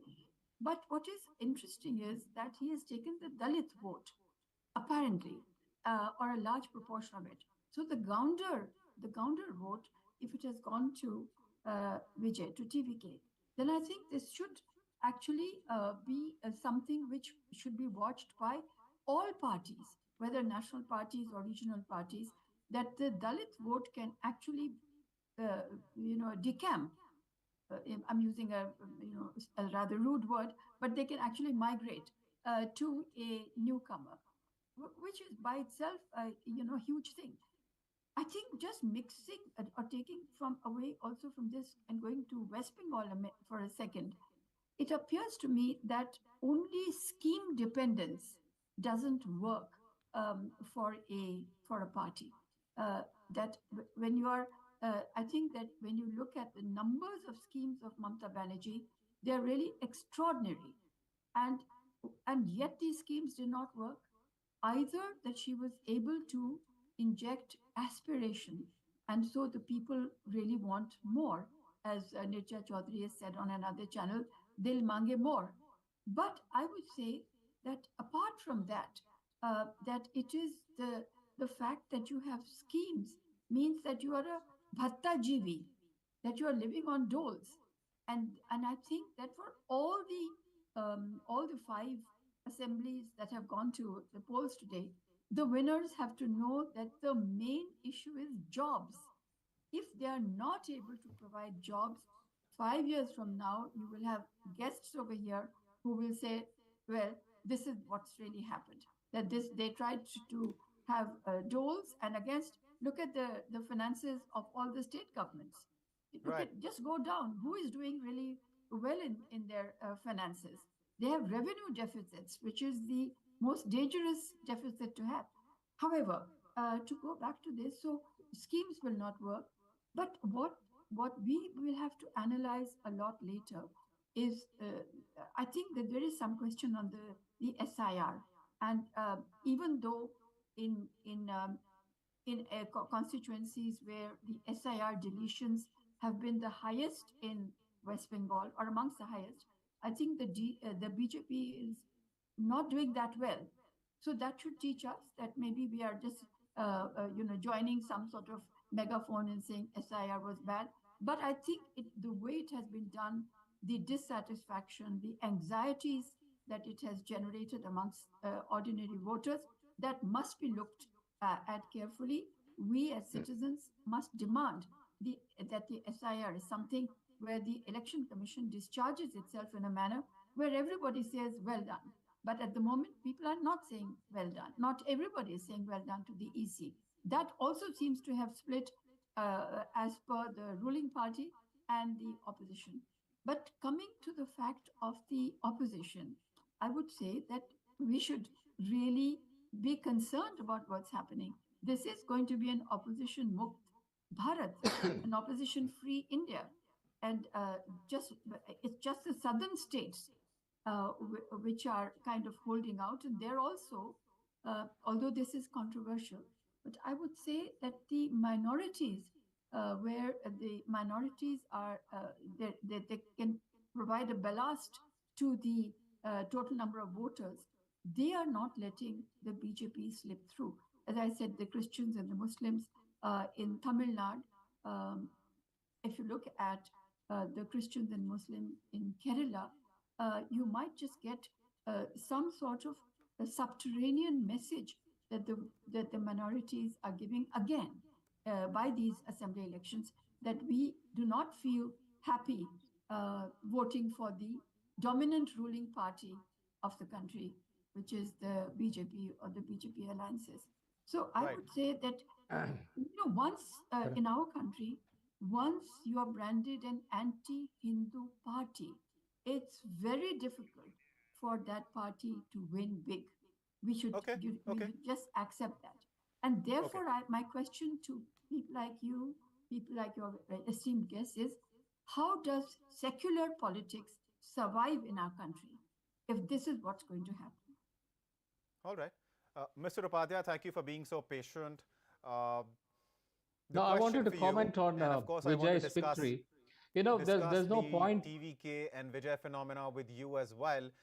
But a pertinent point being raised by Ms. Singh here is the fact that if you look at opposition in the country, it doesn't matter at the national level or at the state level, now you're looking at a situation where BJP is stronger, nationally perhaps not, because it is at just 240 seats in the Lok Sabha, but that aside, in states it is coming and emerging very strongly. And do you also see the fact that BJP is emerging so strongly in these elections that midterm polls where BJP could perhaps seek a clearer mandate, a stronger mandate for itself are also likely?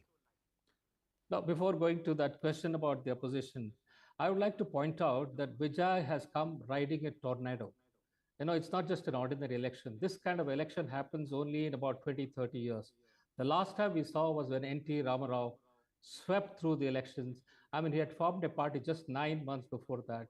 And, he came with 180 odd seats. So that is a kind of election that Vijay has won. It's not just any caste or community or anything that has come in the way. He has got votes from across the board in Tamil Nadu. I think we need to be clear about that. And he has got the support from all over. Why is that? Why has that happened? You see, there are two established parties in Tamil Nadu, AIDMK and DMK. They have ruled for the last 60 years. Between them, it has been either this or that. And only once Ms. Jayalalitha was able to have 2 consecutive terms. Otherwise, each party has, displaced the other.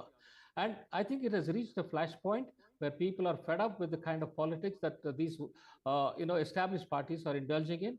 All that they do is, indulge in a lot of corruption, help themselves with crores of rupees in the name of various projects. And I think it has peaked during the DMK's rule.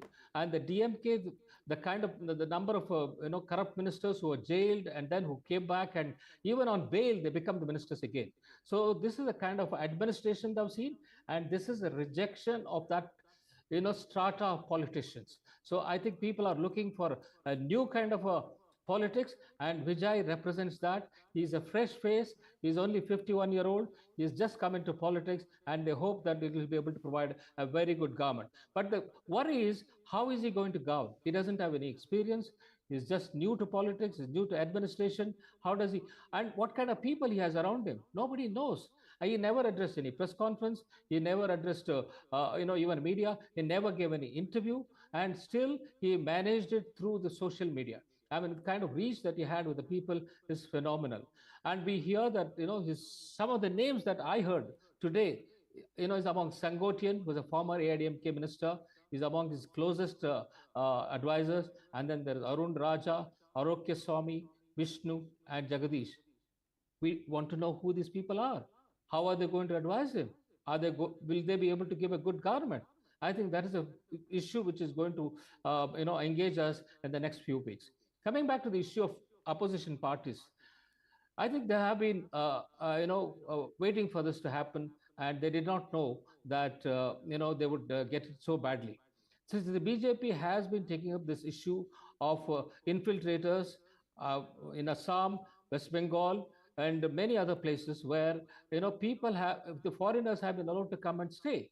I mean, no other country allows this kind of a freedom to anyone to come and stay and enjoy the facilities of the country, and then you also become part of the citizenry. You also have a vote. I mean, is it ever can be tolerated in any democratic setup? And I think that is where the tipping point has been reached, even in West Bengal, and the Hindu consolidation is a result of that. Malini Madam was asking about the secularism.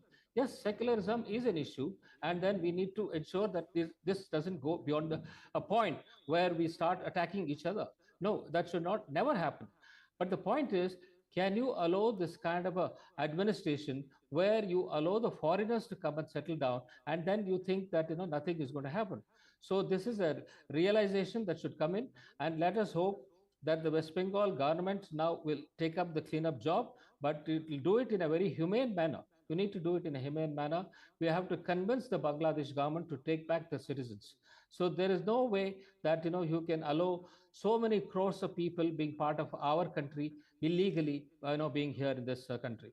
And the opposition parties have to realize that they have been playing the wrong kind of politics. The wrong kind of politics, giving bad governments, and indulging in all kinds of corruption. So this will not help them. They need to sit together and then form out a strategy as to how to take on the BJP. What is happening to India Alliance now? The India Alliance, among them, they fought these elections, and how are they going to sit together and work out, how to go forward? I'm sure they should find a way for their own survival. All right. Ms. Singh, Mr. Upadhyay raised a very interesting point there, that India should start a dialogue with Bangladesh and discuss the situation of illegal immigrants. But that's easier said than done, right? Absolutely. It's not going to be easy. And Hemant Biswas himself has said in the last 2 years, he has been able to send back 1,024 people. So you realize the difficulty of that situation, because it's not easy. You have to convince that, because we don't have any kind of a treaty. But then we have to find a way out as to how we go about doing it. All right. I don't know whether what do you think about Madam has a solution. Upadhyayji and anchor Abhishek, is it? Yes. I would say to you, please look at it a little bit like this: that the SIR's axe fell the deepest, it cut the deepest in Murshidabad. Now, that means that the most illegal Bangladeshis, illegal voters were in Murshidabad. Murshidabad happens to be a completely backward district of West Bengal. It is, now it used to be about 150 years ago, the glory of the British Raj in the East. They had a gold mint, they had all kinds of, it was historically a very, very important economic center. But over the decades and after independence, etc., with a high minority population, and let us assume, I'm conceding that there was a lot of Bangladeshi population. I want to ask one thing: why would Bangladeshis come to Murshidabad, which is not going to give them income, which is not going to give them jobs, which is not even going to give them a confirmed status except that Mamata Banerjee will put her hand on their heads, which she will do even if they went to Hooghly and Howrah. So therefore I keep telling you that, we can take the statements and the claims of the ruling parties wherever that this has happened, but kindly look at, analyze it, and this is where you will have to come up with a lot of question marks that that you must answer. And I just want to go back a little bit to what is the answer for this? Well, the answer People is who are that living illegally. Because Can we allow that to continue? Can we allow Upadhyayji, that to continue? yeah, I just want to say to you that you are saying exactly that what is being said by the powers that be, that they have come in illegally. I am saying that how come we are saying that they came and they came to a place like Murshidabad, which has got absolutely no development, which has got where you can actually, you do not have jobs. They've come for jobs. No, we are saying these are It's not economic just Murshidabad, migrants. madam. Why They're would they spread come all to over West Bengal. It's not just. I yeah, think so I'm citing you So- just one Ms. Singh and example Mr. Upadhyay, where the SIR deletions were amongst the maximum, which means the assumption was that there were maximum number of Bangladeshis there, because the Indians would not, they would be able to trace their grandfathers and their fathers, etc. These people could not, so they were said, go, because you cannot vote here anyway. So I'm just saying there is something to be said there. But let me just jump from that to the fact that the combined vote of the Congress party and the CPM in West Bengal is just about half a percentage point or a little bit more than an entity called others. That means that these two, large parties have sunk to this, or have shrunk to this, this level, that the others have overtaken, which could be Owaisi, which could be the other Muslim parties, etc. But this is something that we should look at. Let's They just had turn 0 back a seats. little bit. I'll just finish in a second, or maybe 20 seconds. Talking about development, Tamil Nadu has registered and has got a development of about 11% per annum. That's the rate of development of Tamil Nadu. West Bengal, on the other hand, was below the national average. Yet you see that in West Bengal, there is the development issue has, that doesn't seem to have come to the fore. In Tamil Nadu, despite the 11% the 11% development index, you've got to change. So how is it that you don't develop and yet you can in this case you lost votes, but in Tamil Nadu they developed a lot and yet they lost votes. That is why I feel a deep dive, whether it is into the question of illegal migrants, or into the question of development, or into the question of welfare scheme dependent this thing, that needs to be done. And I think that the important thing is law and order. And here, if one party, for instance, the TMC so-called goons, in inverted commas, were helping other people who would be inclined to vote for the TMC and not the others, then this is a sure prescription for losing the elections. So law and order and public-facing behavior seems to have also been done TMC in. Yeah. All right. See, as far as the status of illegal immigrants in West Bengal is concerned, or elsewhere in the country, I think there is a due process that needs to be followed. People need to be rightly identified, because at the end of the day, we're talking about people and people's lives, and what it's going to do to society at large. So that's a larger question, a broader question, a question that can be addressed later. At this point in time today, what we're talking about, of course, is what's happening in various states, the 4 states which went into elections, and of course the lone UT Puducherry. And for the benefit of our viewers at this point in time, let me just share the latest numbers state-wise. West Bengal, out of 294 seats, numbers are in for 280. BJP is leading on 189 seats. Out of those 280, TMC is leading on 86 seats, Congress is leading on 2, Left Front is leading on 2, others are leading on 1. Looking at Tamil Nadu, out of 234, there are numbers for 227 with us at this point in time. TVK is leading on 118. Viewers, remember the magic number for Tamil Nadu to form the government is 118, and that's exactly the number of seats TVK is leading on.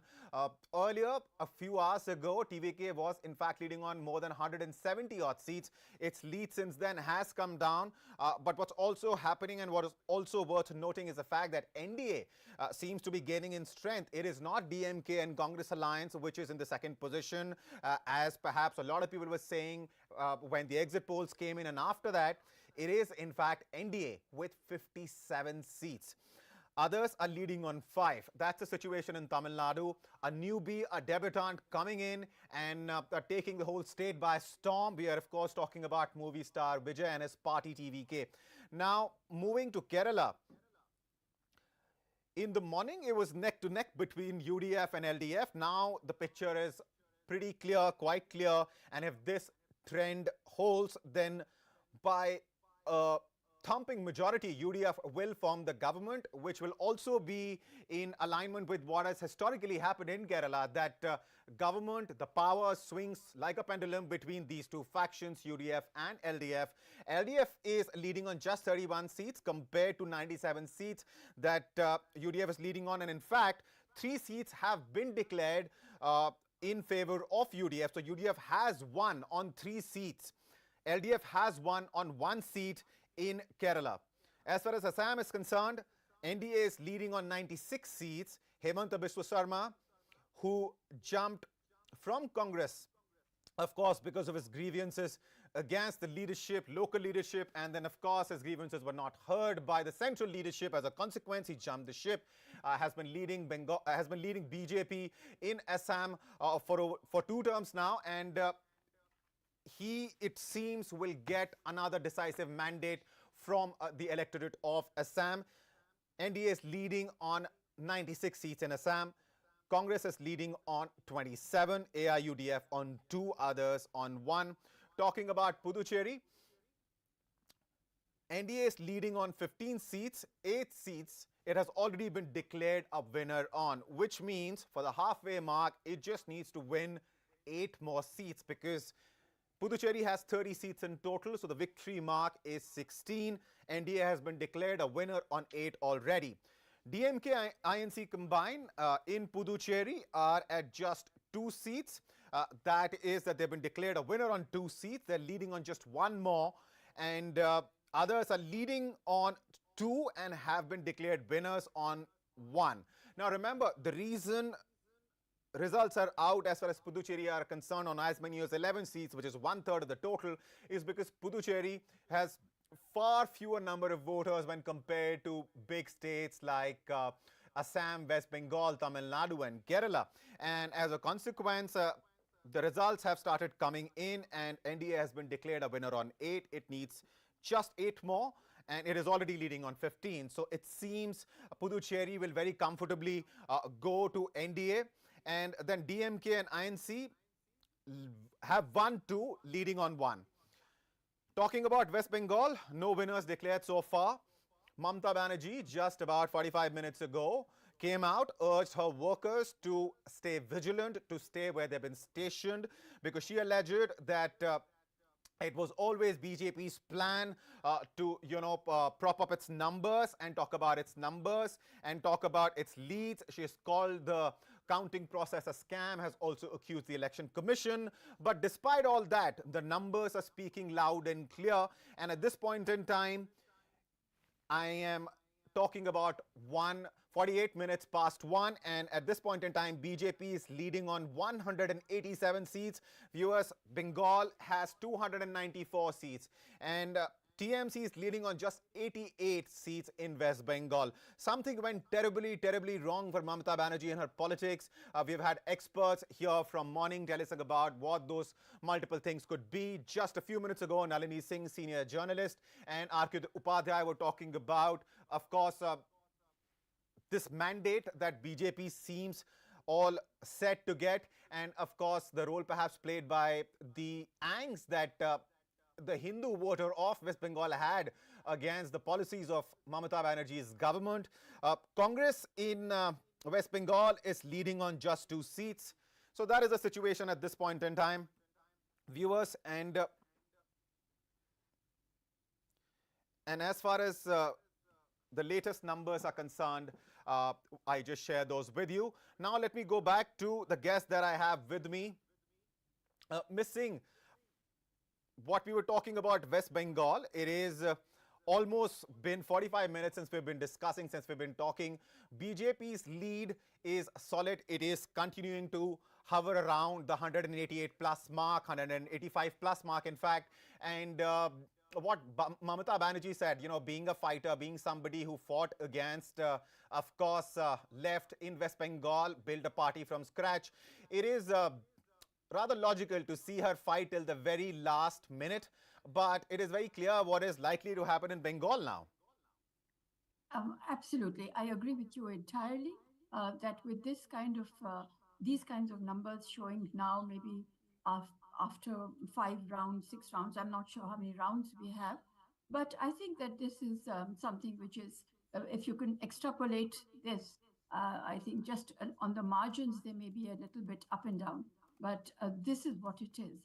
And Mamata Banerjee, of course, she's a fighter, so you know, she will stay up to the end with her own observations, which of course she has a right to. But I would say that I would request you to please wrap up your response in 30 seconds if you could. There are some updates coming in. I'd like to jump to that. Yeah, so I just want to say the more important thing for me is that 2024 national elections were an aberration for BJP. From what you see, one should absolutely now understand that the BJP actually is the dominant party, and it is not some, you know, it's not a party which fell below the simple majority in 2024. That was an aberration. This is what I'd like to say at the end. All right. I'm joined by senior journalist Prakash M. Swami. Thank you so much for taking out the time, sir, and talking to us. Thank you. All right. The floor is yours. Do let us know, what do you make of these numbers? Because a clear trend has been established in every single state. The winner, the parties which are leading, for example, in West Bengal, Tamil Nadu, Kerala, Assam and Puducherry, have managed to get a very clear and clean lead ahead of the competition. Let's first think about West Bengal. Sure. You want me to start with West Bengal? You want me to start with Tamil Nadu? Please go ahead. Please go ahead. Take your pick. Okay. West Bengal, Mamata Banerjee thought she is like another Jyoti Basu. She can rule forever. But then the hard work put in by Prime Minister Modi and Home Minister Amit Shah has dethroned her. Because there are only 2 chief ministers who were deadly against BJP government in Delhi. One is Mamata Banerjee, the second is M.K. Stalin of Tamil Nadu. But Mamata Banerjee's kind of opposition bordered on violence. So kind of raiding the BD office and everything.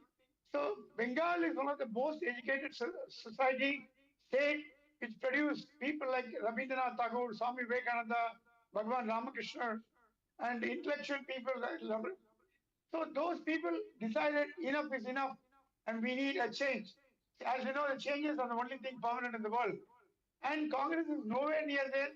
And communists which ruled that state for about 40, 50 years have been decimated totally. So the only option for the people of Bengal is to choose a government which will be aligned with the government in the center. So they chose the BJP. And BJP effort didn't come through just like that. It's not a luck. The hard work put in by Prime Minister and Home Minister ensured the victory in West Bengal. Coming to Tamil Nadu, a tsunami has taken place in Tamil Nadu. I'm from Tamil Nadu. I'm talking to you from Chennai. After 1967, after the Congress lost the elections to the DMK, it was always ruled by ADMK and DMK and DMK and ADMK for the past 60 years.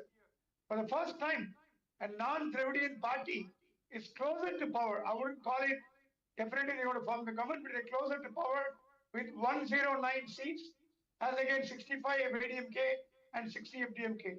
That's a good sign because people want to change. And the youth, the Gen X in Tamil Nadu, were impatient with the Dravidian parties because they didn't do anything much. People, they talked a lot, high-level corruption, which hit the sky. So Tamil Nadu was an example of a misruled state in India, where all the states are developing. Tamil Nadu was much in the forefront of development in India and lagged behind, and all the MOUs with foreign countries remain only on the paper. So nothing came through. And the loans but got by the state government is more than 10 lakh crores.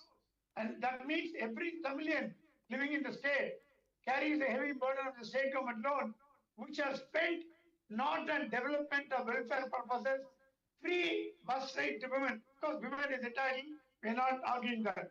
But you should know when the transport department is running at a huge loss, bankruptcy, almost going bankruptcy. They're not paying the money to the transport employees who retired. They're not paying their gratuity. They're not paying the sum which is due on retirement.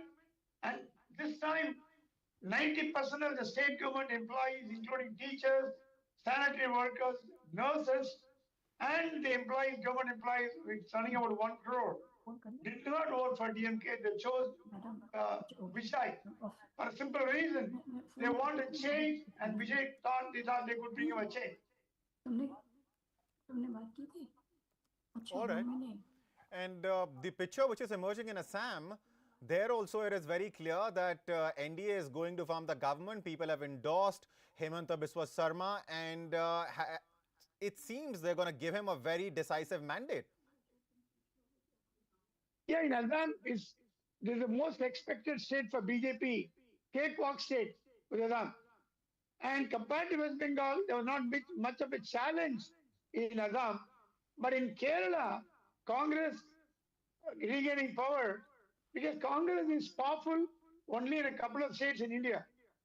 And one of them is Kerala. Maybe probably Maharashtra, maybe there.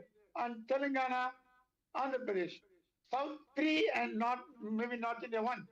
But in Kerala, this time I think BJP will open its mouth because the ruling, the communist government there, they first hurt the sentiments of Hindus by interfering, poking the nose in the Ayyappa temple matter. Whatever may be the reason, similarly to the law and order failure in Tamil Nadu, they hurt the sentiments of Hindus, and that led to the consolidation of Hindu vote bank in Kerala, which you never heard of for the first time. I'm an independent journalist. I don't belong to any political party. I see it through my own lens. For the first time in Kerala, Hindu vote bank have been formed. But that didn't result in BJP getting majority, but that will help in dethroning the left front government in Kerala. So my assumption, Kerala, this fight between always like DMK and ADMK in Tamil Nadu, fight between Congress and left in Kerala. But if Vijay has joined hands with Congress in Tamil Nadu, his effect would have been much more in Kerala because he's also popular in Kerala in Malayalam movies and all that. So that would have helped. Anyway, Congress won, so you don't need. But in Kerala, it is expected lines again, like Assam, Kerala, we expected the communists not to rule for 15 years. They are not like EMS Nambudiri part. It's okay, but they hurt the sentiments of Hindus, so there they lost miserably. In Tamil Nadu, a new force has emerged called the TVK, led by the actor Vijay, because people are desperately looking for a change other than the Dravidian party. But unfortunately, if Annamalai could have retained the position of the state BJP president, he would have contested 234 seats on his own BJP. And remember, he is the guy who took the percentage of BJP from Nota to 18% of NDA in the last parliament election. This time he has again come back to Nota, and BJP lost a golden opportunity. All the important leaders, like former governors, the union minister, L. Murugan, they are on the verge of defeat, which is a very unfortunate situation. However much Annamalai tried to improve the BJP, they are pulling legs because of the internal struggle in just BJP as we are is going talking, very high. Just as we're talking, and you were talking about Vijay, once again, TVK has crossed the halfway mark. It is on the other side of 120. It's now leading on 122 seats. So, Yeah. Vijay indeed could They be in don't a need position anybody. because now, of They course, need we are only talking 8 about seats a few more to rounds get a earlier magic in the number morning, leading on 180. 170 seats might not have meant much. But so later in the day, it clearly indicates that his lead is solid. And if this trend holds, he'll be able to form the government perhaps on his own, all by himself. Having said that, there are some key reactions lined up, viewers, for you. Listen in. For the big day, so it's a huge victory for Tamilaga Vetri Kazagam and your son Vijay Talapati. How do you see this victory for your family, for you in person, for Vijay Talapati, and for the entire fans of Vijay and the people of Tamil Nadu, sir? First of all, as a father, I'm very proud and happy. Total, me and my wife, because my wishes to my son, because I'm seeing last 2 years his confidence level. Okay, his confidence level is fantastic, and faith. I will come. I'll come as Chief Minister of Tamil Nadu. 1% doubt is not there with Vijay. That is his confidence level. I'm appreciating that attitude. First of all, for a leader, that boldness. No alliance. I will stand with my own legs. Was stubborn in this. So, it's a good thing for Tamil Nadu and Tamil Nadu people, Tamil peoples. Definitely, I think is a historical success, historical victory for Vijay. We saw your celebration along with your family members. Madam was also.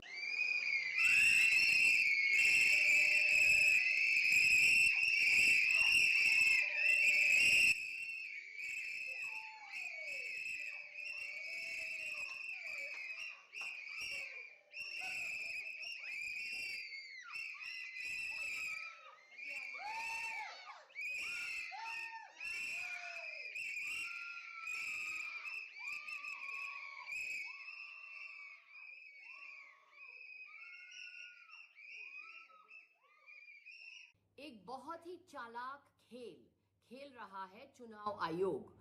Bengal Vidhan Sabha election में अभी भी 70 seat है जिनके result चुनाव आयोग ने upload नहीं किया है। चुनाव आयोग ने 70 सीट के रिजल्ट अभी भी अपलोड नहीं किए हैं और जो अपडेटेड राउंड्स होते हैं उनको अपलोड नहीं कर रहा है चुनाव आयोग। जैसे आपको मालूम है कि काउंटिंग राउंड्स में होते हैं और जो अपडेटेड राउंड्स के रिजल्ट है ये चुनाव आयोग अपलोड नहीं कर रहा है। ये चालाकी है, षड्यंत्र है, ये बीजेपी के लिए माहौल बनाने की कोशिश है। क्योंकि ऐसा क्यों है कि अभी भी 70 सीट में अभी भी रिजल्ट क्यों नहीं अपलोड किए हैं चुनाव आयोग? ये एक षड्यंत्र है और चुनाव आयोग की कोशिश है ये दिखाना कि बीजेपी बंगाल में बंगाल जीत रही है, जब ये सच नहीं है।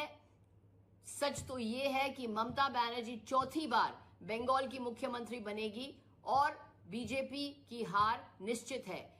प्रश्न ये है कि अभी भी 70 सीट में जो रिजल्ट है ये अभी भी अपलोड क्यों नहीं किए हैं चुनाव आयोग?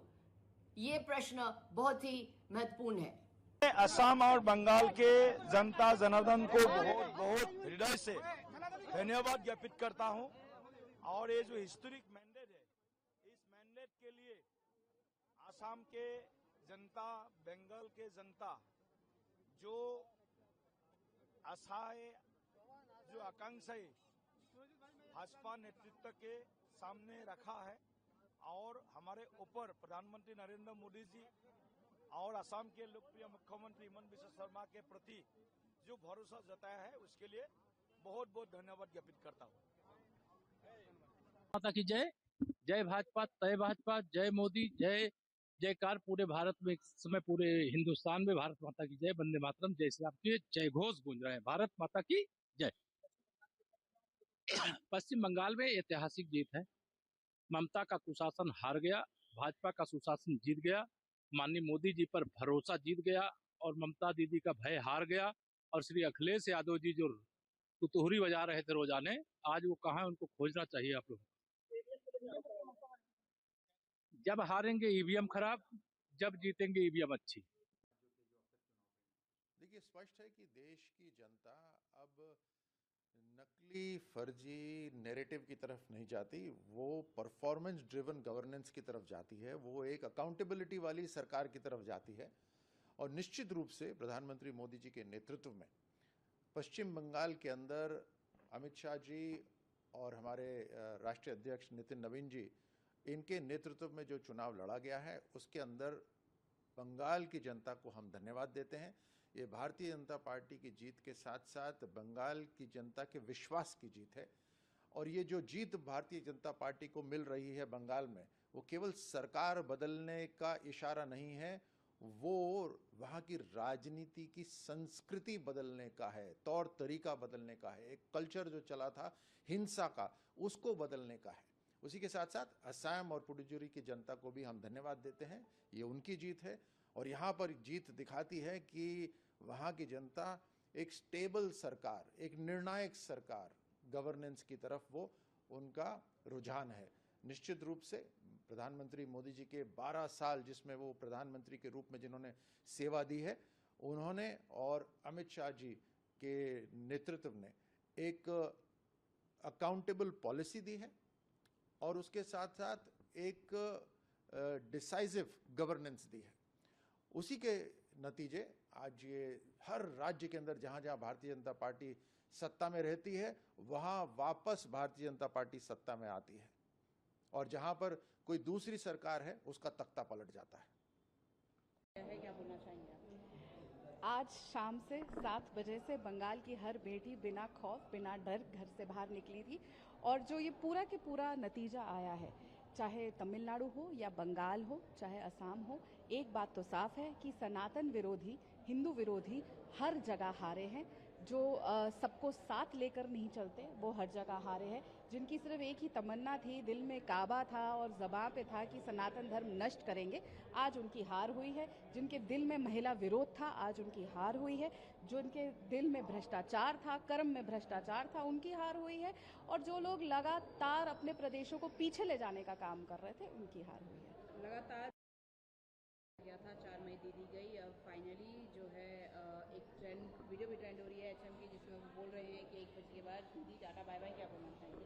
जी, गृह मंत्री जी ने जब भी जो कहा है वो हमेशा सही आया है। 2/3 मेजॉरिटी से सरकार बनेगी, वो भी पूरा होगा। और गृह मंत्री जी ने जो बात कही थी कि टीएमसी के गुंडे अब की बार घर से निकलेंगे तो उल्टा लटका के भगाया जाएगा, वो भी होगा। इस बार पहली बार इतने सालों के बाद बिना बम का चुनाव हुआ है, बिना बलात्कार का चुनाव हुआ है और बिना किसी मौत का चुनाव हुआ है। तो ये बंगाल के सोनार बंगला बनने की राह में बंगाल चल चुका है। और 4 मई दीदी गई, ये तो जी वहाँ का बच्चा बच्चा कहता था। Bharatiya Janata for the big day, so it's a huge victory for Tamilaga Vetri Kazagam and your son Vijay Talapati. How do you see this victory for your family, for you in person, for Vijay Talapati and for the entire fans of Vijay and the people of Tamil Nadu, sir? First of all, as a father, I'm very proud and happy, total, me and my wife, because my wishes to my son, because I'm seeing last 2 years his confidence level. Okay? His confidence level is fantastic. And faith, I will come. I will come as Chief Minister of Tamil Nadu. 1% doubt is not there with Vijay. That is his confidence level. I'm appreciating that attitude. First of all, for a leader, that boldness, no alliance. I will stand with my own legs. Was stubborn in this. So, it's a good thing for Tamil Nadu and Tamil Nadu people, Tamil peoples. Definitely, I think is a historical success, historical victory for Vijay. We saw your celebration along with your family members. Madam was also.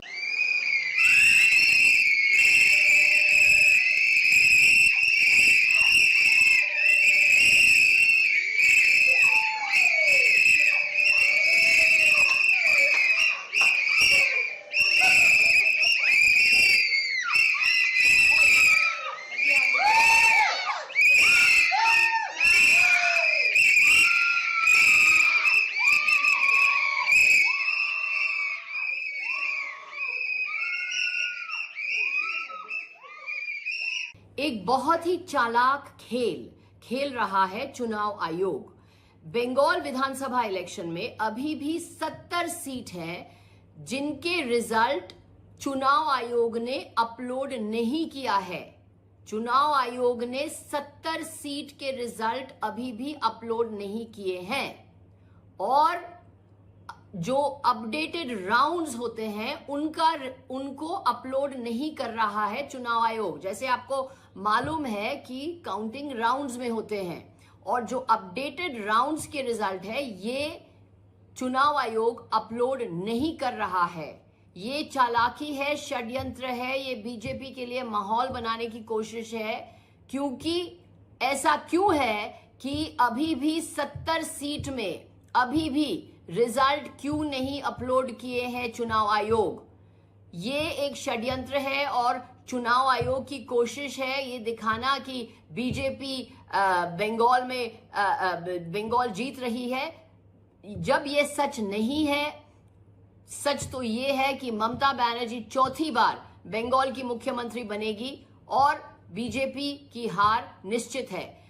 प्रश्न ये है कि अभी भी 70 seat में जो result है ये अभी भी अपलोड क्यों नहीं किए हैं चुनाव आयोग? ये प्रश्न बहुत ही महत्वपूर्ण है। असम और बंगाल के जनता जनार्दन को बहुत बहुत हृदय से धन्यवाद ज्ञापित करता हूं और ये जो हिस्टोरिक मैंडेट है इस मैंडेट के लिए असम के जनता, बंगाल के जनता जो आशाएं, जो आकांक्षाएं भाजपा नेतृत्व के सामने रखा है और हमारे ऊपर प्रधानमंत्री नरेंद्र मोदी जी और असम के लोकप्रिय मुख्यमंत्री हिमंत बिस्वा शर्मा के प्रति जो भरोसा जताया है उसके लिए बहुत बहुत धन्यवाद ज्ञापित करता हूँ। माता की जय, जय भाजपा, तय भाजपा, जय मोदी, जय जयकार पूरे भारत में, इस समय पूरे हिंदुस्तान में भारत माता की जय, वंदे मातरम, जय श्री राम के जय घोष गूंज रहे हैं। भारत माता की जय। पश्चिम बंगाल में ऐतिहासिक जीत है। ममता का कुशासन हार गया, भाजपा का सुशासन जीत गया, माननीय मोदी जी पर भरोसा जीत गया और ममता दीदी का भय हार गया। और श्री अखिलेश यादव जी जो तुतुहरी बजा रहे थे रोजाने, आज वो कहाँ है, उनको खोजना चाहिए आप लोग। जब हारेंगे ईवीएम खराब, जब जीतेंगे ईवीएम अच्छी। देखिए, स्पष्ट है कि देश की जनता अब नकली फर्जी नैरेटिव की तरफ नहीं जाती, वो परफॉर्मेंस ड्रिवन गवर्नेंस की तरफ जाती है, वो एक अकाउंटेबिलिटी वाली सरकार की तरफ जाती है। और निश्चित रूप से प्रधानमंत्री मोदी जी के नेतृत्व में पश्चिम बंगाल के अंदर अमित शाह जी और हमारे राष्ट्रीय अध्यक्ष नितिन नवीन जी, इनके नेतृत्व में जो चुनाव लड़ा गया है उसके अंदर बंगाल की जनता को हम धन्यवाद देते हैं। ये भारतीय जनता पार्टी की जीत के साथ साथ बंगाल की जनता के विश्वास की जीत है। और ये जो जीत भारतीय जनता पार्टी को मिल रही है बंगाल में, वो केवल सरकार बदलने का इशारा नहीं है, वो वहाँ की राजनीति की संस्कृति बदलने का है, तौर तरीका बदलने का है। एक कल्चर जो चला था हिंसा का, उसको बदलने का है। उसी के साथ साथ असम और पुडुचेरी की जनता को भी हम धन्यवाद देते हैं। ये उनकी जीत है और यहाँ पर जीत दिखाती है कि वहाँ की जनता एक स्टेबल सरकार, एक निर्णायक सरकार, गवर्नेंस की तरफ वो उनका रुझान है। निश्चित रूप से प्रधानमंत्री मोदी जी के 12 साल जिसमें वो प्रधानमंत्री के रूप में जिन्होंने सेवा दी है, उन्होंने और अमित शाह जी के नेतृत्व ने एक अकाउंटेबल पॉलिसी दी है और उसके साथ साथ एक डिसाइसिव गवर्नेंस दी है। उसी के नतीजे आज ये हर राज्य के अंदर जहाँ जहाँ भारतीय जनता पार्टी सत्ता में रहती है, वहाँ वापस भारतीय जनता पार्टी सत्ता में आती है और जहाँ पर कोई दूसरी सरकार है उसका तख्ता पलट जाता है। क्या बोलना चाहेंगे आप? आज शाम से 7 बजे से बंगाल की हर बेटी बिना खौफ बिना डर घर से बाहर निकली थी और जो ये पूरा के पूरा नतीजा आया है, चाहे तमिलनाडु हो या बंगाल हो, चाहे असम हो, एक बात तो साफ है कि सनातन विरोधी, हिंदू विरोधी हर जगह हारे हैं। जो सबको साथ लेकर नहीं चलते वो हर जगह हारे हैं। जिनकी सिर्फ एक ही तमन्ना थी, दिल में काबा था और ज़बां पे था कि सनातन धर्म नष्ट करेंगे, आज उनकी हार हुई है। जिनके दिल में महिला विरोध था, आज उनकी हार हुई है। जो उनके दिल में भ्रष्टाचार था, कर्म में भ्रष्टाचार था, उनकी हार हुई है। और जो लोग लगातार अपने प्रदेशों को पीछे ले जाने का काम कर रहे थे, उनकी हार हुई है। लगातार गया था, 4 मई दे दी गई, अब फाइनली जो है एक ट्रेंड, वीडियो भी ट्रेंड हो रही है एचएम की, जिसमें वो बोल रहे हैं कि 1 बजे के बाद दीदी टाटा बाय बाय। क्या बोलना चाहेंगे? जी, गृह मंत्री जी ने जब भी जो कहा है वो हमेशा सही आया है। 2/3 मेजॉरिटी से सरकार बनेगी, वो भी पूरा होगा। और गृह मंत्री जी ने जो बात कही थी कि टीएमसी के गुंडे अब की बार घर से निकलेंगे तो उल्टा लटका के भगाया जाएगा, वो भी होगा। इस बार पहली बार इतने सालों के बाद बिना बम का चुनाव हुआ है, बिना बलात्कार का चुनाव हुआ है और बिना किसी मौत का चुनाव हुआ है। तो ये बंगाल की सोनार बंगला बनने It's a huge victory for Tamil Nadu, Vetri Kazagam and your son Vijay Talapati. How do you see this victory for your family, for you in person, for Vijay Talapati and for the entire fans of Vijay and the people of Tamil Nadu, sir?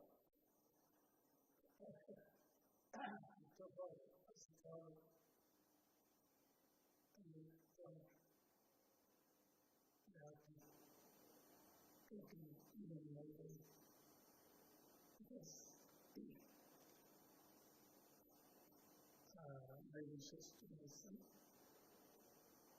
because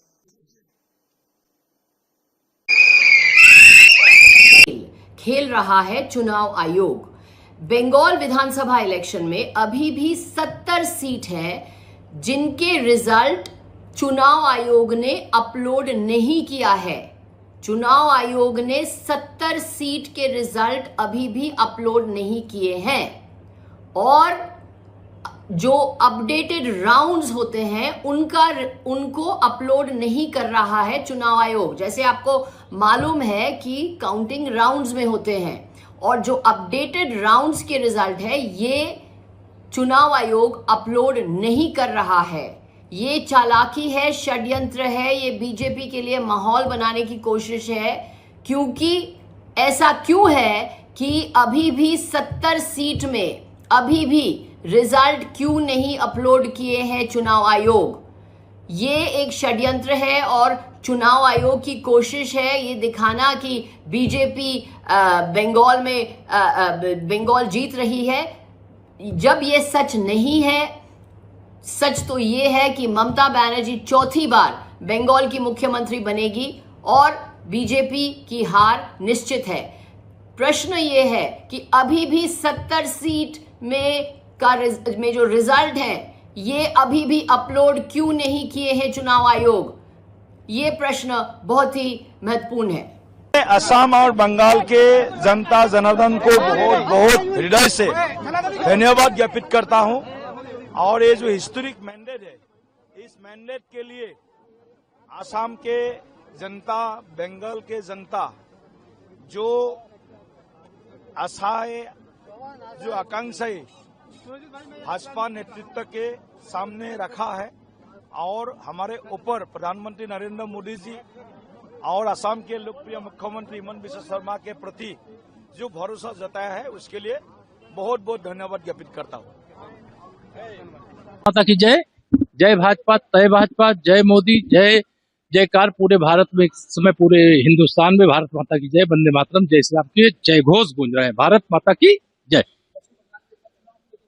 पश्चिम बंगाल में ऐतिहासिक जीत है। ममता का कुशासन हार गया, भाजपा का सुशासन जीत गया, माननीय मोदी जी पर भरोसा जीत गया और ममता दीदी का भय हार गया। और श्री अखिलेश यादव जी जो तुतुहरी बजा रहे थे रोजाने, आज वो कहाँ है, उनको खोजना चाहिए आप लोग। जब हारेंगे ईवीएम खराब, जब जीतेंगे ईवीएम अच्छी। As a lot of people in Tamil Nadu has voted for Mr. Vijay Thalapathy to be the Chief Minister of Tamil Nadu, how excited you are? You are blowing the whistle here. What I can ask from you, I'm totally confused because the people of Tamil Nadu has given a ballistic majority to Mr. Vijay. How do you see this, ma'am? I'm so happy. She's not only his mother. She is the first son of Vijay. First son. Today, he is so happy. From morning 3:30.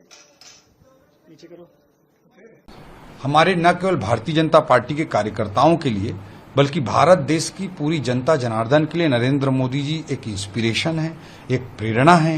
जिस तरह का leadership उन्होंने देश को दिया है, जिस तरह का लीडरशिप उन्होंने पार्टी को दिया है, आज उसी का परिणाम है कि भारत को पूरी दुनिया एक बहुत बड़े संभावना के रूप में देख रही है और बहुत सारी ताकतें भारत को एक थ्रेट के रूप में देख रही हैं। तो नरेंद्र मोदी जी का नेतृत्व है जिसने भारत को एक नए आयाम पर पहुंचाया है, हमारी पार्टी को एक नए आयाम पर पहुंचाया है। आज उनका संबोधन सुनने को मिलेगा, हम सब के लिए फिर से एक प्रेरक विषय होगा। तो इसलिए लोग खुश हैं और उनका मानना है बीजेपी रहेगा, हमारा और भी विकास होगा और भी प्रगति होगा। सारा देश में आज बीजेपी का ही माहौल है। परम आदरणीय प्रधानमंत्री जी ने जिस हिसाब से नेतृत्व दी है, उनकी नेतृत्व पर देश की जनता का भरोसा है, विश्वास है और यही मानना है कि मोदी जी के नेतृत्व में ही भारत आत्मनिर्भर भारत बनेगा।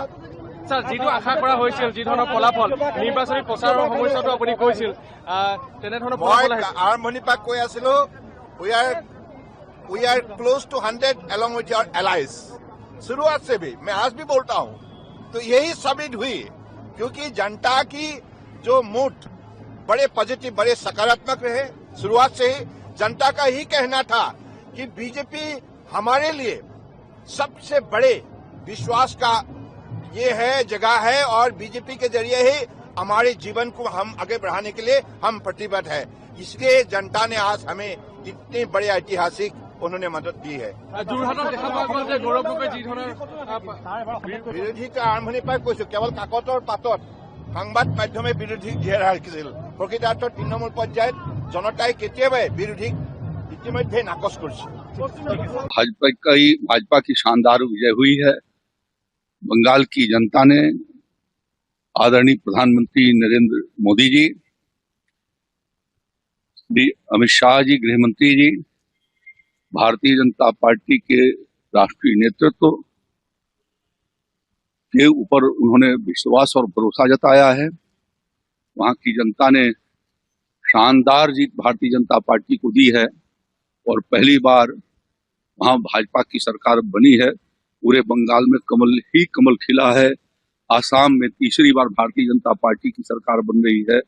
पुडुचेरी में भारतीय जनता पार्टी की सरकार के लिए स्पष्ट जनादेश है और इसी तरीके से तमिलनाडु और केरल में भी भारतीय जनता पार्टी और एनडीए आगे काफी अच्छी सफलता प्राप्त कर रहे हैं। मैं इस अवसर पर आदरणीय सभी वहां की जनता को जिन्होंने भारतीय जनता पार्टी के पक्ष में मतदान किया। लोकतंत्र और राष्ट्र को सशक्त बनाए जाने के लिए जो जनादेश दिया है, इसके लिए मैं उनको हार्दिक बधाई, आभार प्रकट करता हूं। और माननीय प्रधानमंत्री नरेंद्र मोदी जी, अमित शाह जी और भाजपा के राष्ट्रीय नेतृत्व को कुशल संगठन के माध्यम से जो उन्होंने सफलता प्राप्त की है, इसके लिए मैं उनको बहुत बधाई देता हूं। जिन कार्यकर्ताओं ने अथक परिश्रम किया, जिनके बल पर ये जीत आज हासिल हुई है, उनको भी बहुत बधाई देता हूं। उनका काम ही यही हर बार आरोप लगाना, चुनाव के पहले भी लगाते हैं, बाद में भी लगाते हैं। तो उनके जनता उनके आरोपों को अब कोई ध्यान ही नहीं देती, उसको बिल्कुल स्पष्ट रूप से खारिज कर दिया है। और इससे बड़ा जनादेश क्या हो सकता है? अभी भी उनको अपने नीतियों पर पुनर्विचार करने की जरूरत है।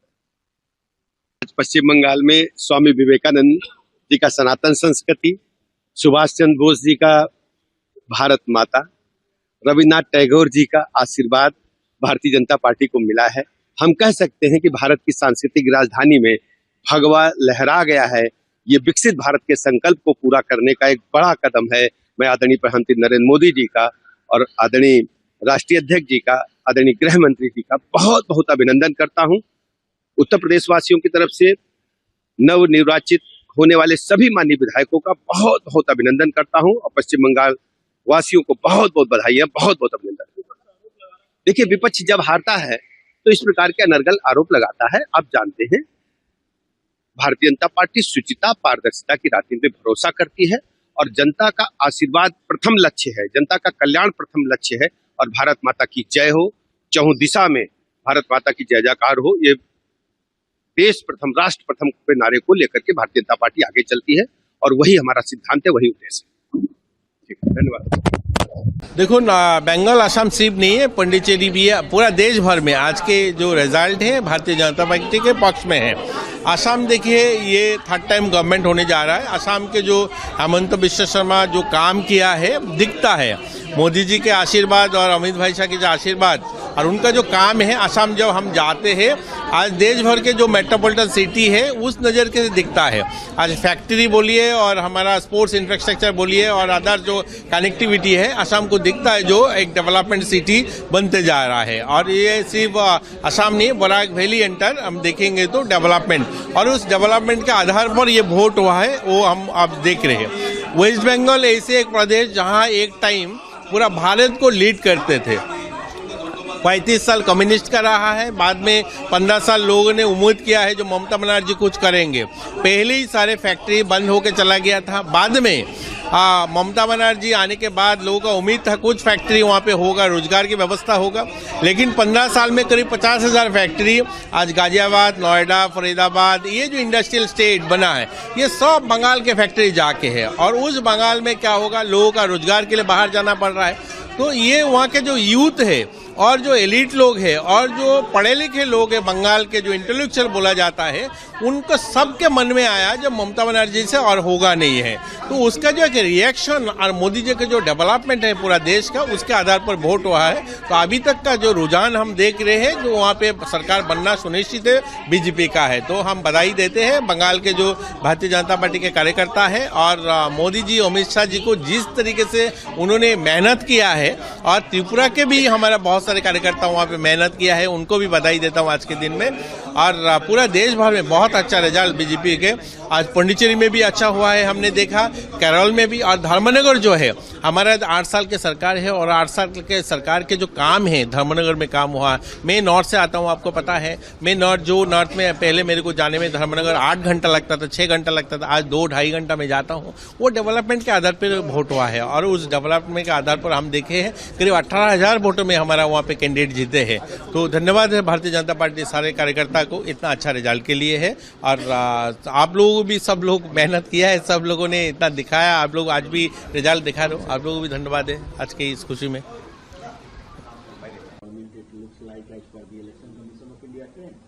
Yes, not only in Assam, because everyone knows the Chief Minister of Assam has been taking such a aggressive, divisive, provocative positions and polarizing the people of Assam.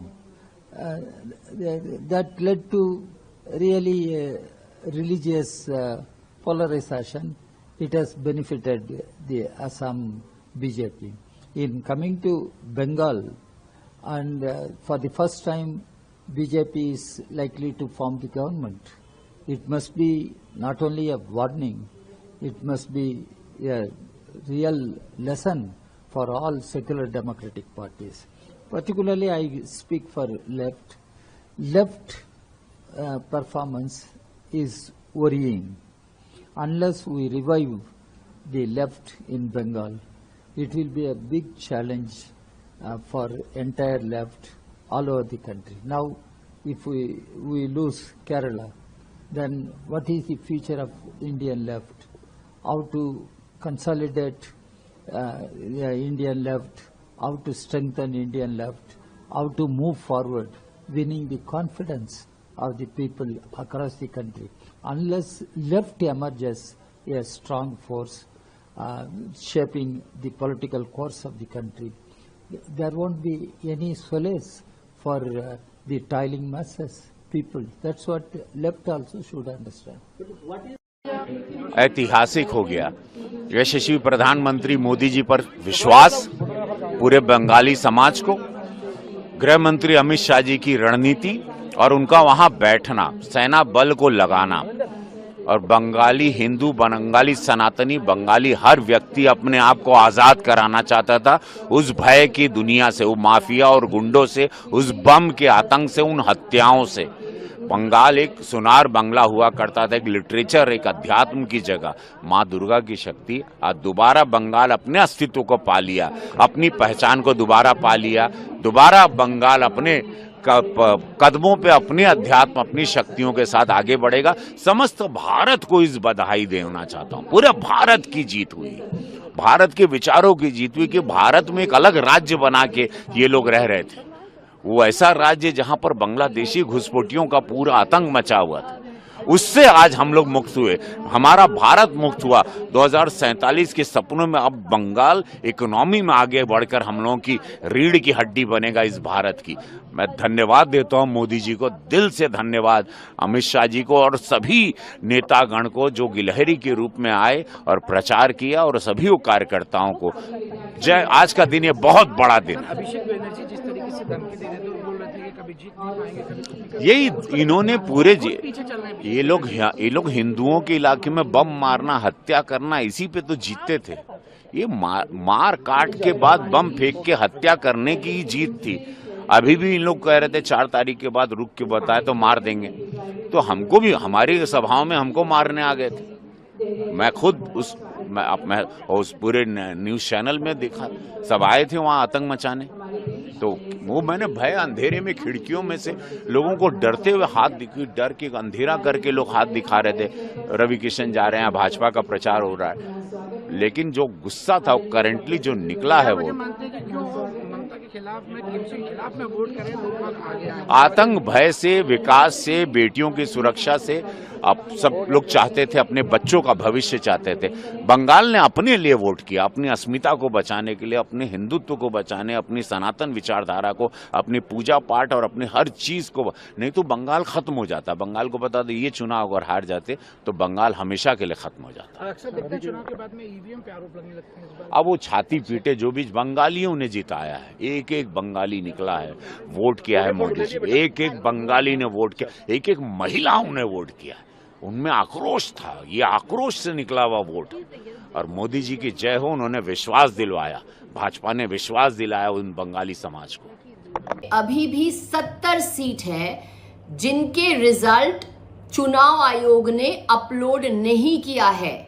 चुनाव आयोग ने 70 सीट के रिजल्ट अभी भी अपलोड नहीं किए हैं, और जो अपडेटेड राउंड्स होते हैं उनको अपलोड नहीं कर रहा है चुनाव आयोग। जैसे आपको मालूम है कि काउंटिंग राउंड्स में होते हैं, और जो अपडेटेड राउंड्स के रिजल्ट है ये चुनाव आयोग अपलोड नहीं कर रहा है। ये चालाकी है, षड्यंत्र है, ये बीजेपी के लिए माहौल बनाने की कोशिश है।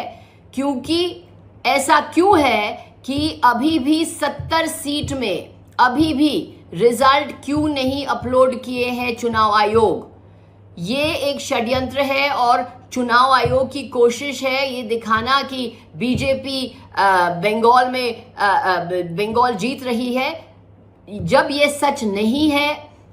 सच तो ये है कि ममता बनर्जी चौथी बार बंगाल की मुख्यमंत्री बनेगी और बीजेपी की हार निश्चित है। प्रश्न ये है कि अभी भी 70 सीट में जो रिजल्ट है ये अभी भी अपलोड क्यों नहीं किए हैं चुनाव आयोग, ये प्रश्न बहुत ही महत्वपूर्ण है। असम और बंगाल के जनता जनार्दन को बहुत बहुत हृदय से धन्यवाद ज्ञापित करता हूं और ये जो हिस्टोरिक मैंडेट है इस मैंडेट के लिए असम के जनता, बंगाल के जनता जो आशाएं, जो आकांक्षाएं भाजपा नेतृत्व के सामने रखा है और हमारे ऊपर प्रधानमंत्री नरेंद्र मोदी जी और असम के लोकप्रिय मुख्यमंत्री हिमंत बिश्व शर्मा के प्रति जो भरोसा जताया है उसके लिए बहुत बहुत धन्यवाद ज्ञापित करता हूँ। माता की जय। जय भाजपा, तय भाजपा, जय मोदी, जय जयकार पूरे भारत में, इस समय पूरे हिंदुस्तान में भारत माता की जय, वंदे मातरम, जय श्री राम के जय घोष गूंज रहे हैं। भारत माता की जय। पश्चिम बंगाल में ऐतिहासिक जीत है। ममता का कुशासन हार गया, भाजपा का सुशासन जीत गया, माननीय मोदी जी पर भरोसा जीत गया और ममता दीदी का भय हार गया। और श्री अखिलेश यादव जी जो तुतुहरी बजा रहे थे रोजाने, आज वो कहाँ है, उनको खोजना चाहिए आप लोग। जब हारेंगे ईवीएम खराब, जब जीतेंगे ईवीएम अच्छी। As a lot of people in Tamil Nadu has voted for Mr. Vijay Thalapathy to be the Chief Minister of Tamil Nadu, how excited you are? You are blowing the whistle here. What I can ask from you, I'm totally confused because the people of Tamil Nadu has given a ballistic majority to Mr. Vijay. How do you see this, ma'am? I'm so happy. She's not only his mother. She is the first son of Vijay. First son. Today, he is so happy. From morning 3:30. हमारे न केवल Bharatiya Janata party के कार्यकर्ताओं के लिए बल्कि भारत देश की पूरी जनता जनार्दन के लिए नरेंद्र मोदी जी एक इंस्पिरेशन है, एक प्रेरणा है। जिस तरह का लीडरशिप उन्होंने देश को दिया है, जिस तरह का लीडरशिप उन्होंने पार्टी को दिया है, आज उसी का परिणाम है कि भारत को पूरी दुनिया एक बहुत बड़े संभावना के रूप में देख रही है और बहुत सारी ताकतें भारत को एक थ्रेट के रूप में देख रही हैं। तो नरेंद्र मोदी जी का नेतृत्व है जिसने भारत को एक नए आयाम पर पहुंचाया है, हमारी पार्टी को एक नए आयाम पर पहुंचाया है। आज उनका संबोधन सुनने को मिलेगा, हम सब के लिए फिर से एक प्रेरक विषय होगा। तो इसलिए लोग खुश हैं और उनका मानना है बीजेपी रहेगा, हमारा और भी विकास होगा और भी प्रगति होगा। सारा देश में आज बीजेपी का ही माहौल है। परम आदरणीय प्रधानमंत्री जी ने जिस हिसाब से नेतृत्व दी है, उनकी नेतृत्व पर देश की जनता का भरोसा है, विश्वास है और यही मानना है कि मोदी जी के नेतृत्व में ही भारत आत्मनिर्भर भारत बनेगा। স্যার, যিটো আশা কৰা হৈছিল, যি ধৰণৰ ফলাফল নিৰ্বাচনী প্ৰচাৰৰ সময়তো আপুনি কৈছিল, তেনেধৰণৰ ফলাফল আহিছে। আৰম্ভণিৰ পৰা কৈ আছিলো, we are close to 100 along with your allies। शुरुआत से भी मैं आज भी बोलता हूं, तो यही साबित हुई क्योंकि जनता की जो मूड बड़े पॉजिटिव, बड़े सकारात्मक रहे। शुरुआत से ही जनता का ही कहना था कि बीजेपी हमारे लिए सबसे बड़े विश्वास का ये है, जगह है और बीजेपी के जरिए ही हमारे जीवन को हम आगे बढ़ाने के लिए हम प्रतिबद्ध है। इसलिए जनता ने आज हमें इतनी बड़े ऐतिहासिक उन्होंने मदद दी है। বিৰোধী আৰম্ভণিৰ পৰাই কৈছো, কেৱল কাকতৰ পাতত সংবাদ মাধ্যমে বিৰোধীক জীয়াই ৰাখিছিল। প্ৰকৃতাৰ্থত তৃণমূল পৰ্যায়ত জনতাই কেতিয়াবাই বিৰোধীক ইতিমধ্যে নাকচ কৰিছে। भाजपा की शानदार विजय हुई है। बंगाल की जनता ने आदरणीय प्रधानमंत्री नरेंद्र मोदी जी, श्री अमित शाह जी गृह मंत्री जी, भारतीय जनता पार्टी के राष्ट्रीय नेतृत्व के ऊपर उन्होंने विश्वास और भरोसा जताया है। वहां की जनता ने शानदार जीत भारतीय जनता पार्टी को दी है और पहली बार वहां भाजपा की सरकार बनी है। पूरे बंगाल में कमल ही कमल खिला है। आसाम में तीसरी बार भारतीय जनता पार्टी की सरकार बन रही है। पुडुचेरी में भारतीय जनता पार्टी की सरकार के लिए स्पष्ट जनादेश है और इसी तरीके से तमिलनाडु और केरल में भी भारतीय जनता पार्टी और एनडीए आगे काफी अच्छी सफलता प्राप्त कर रहे हैं।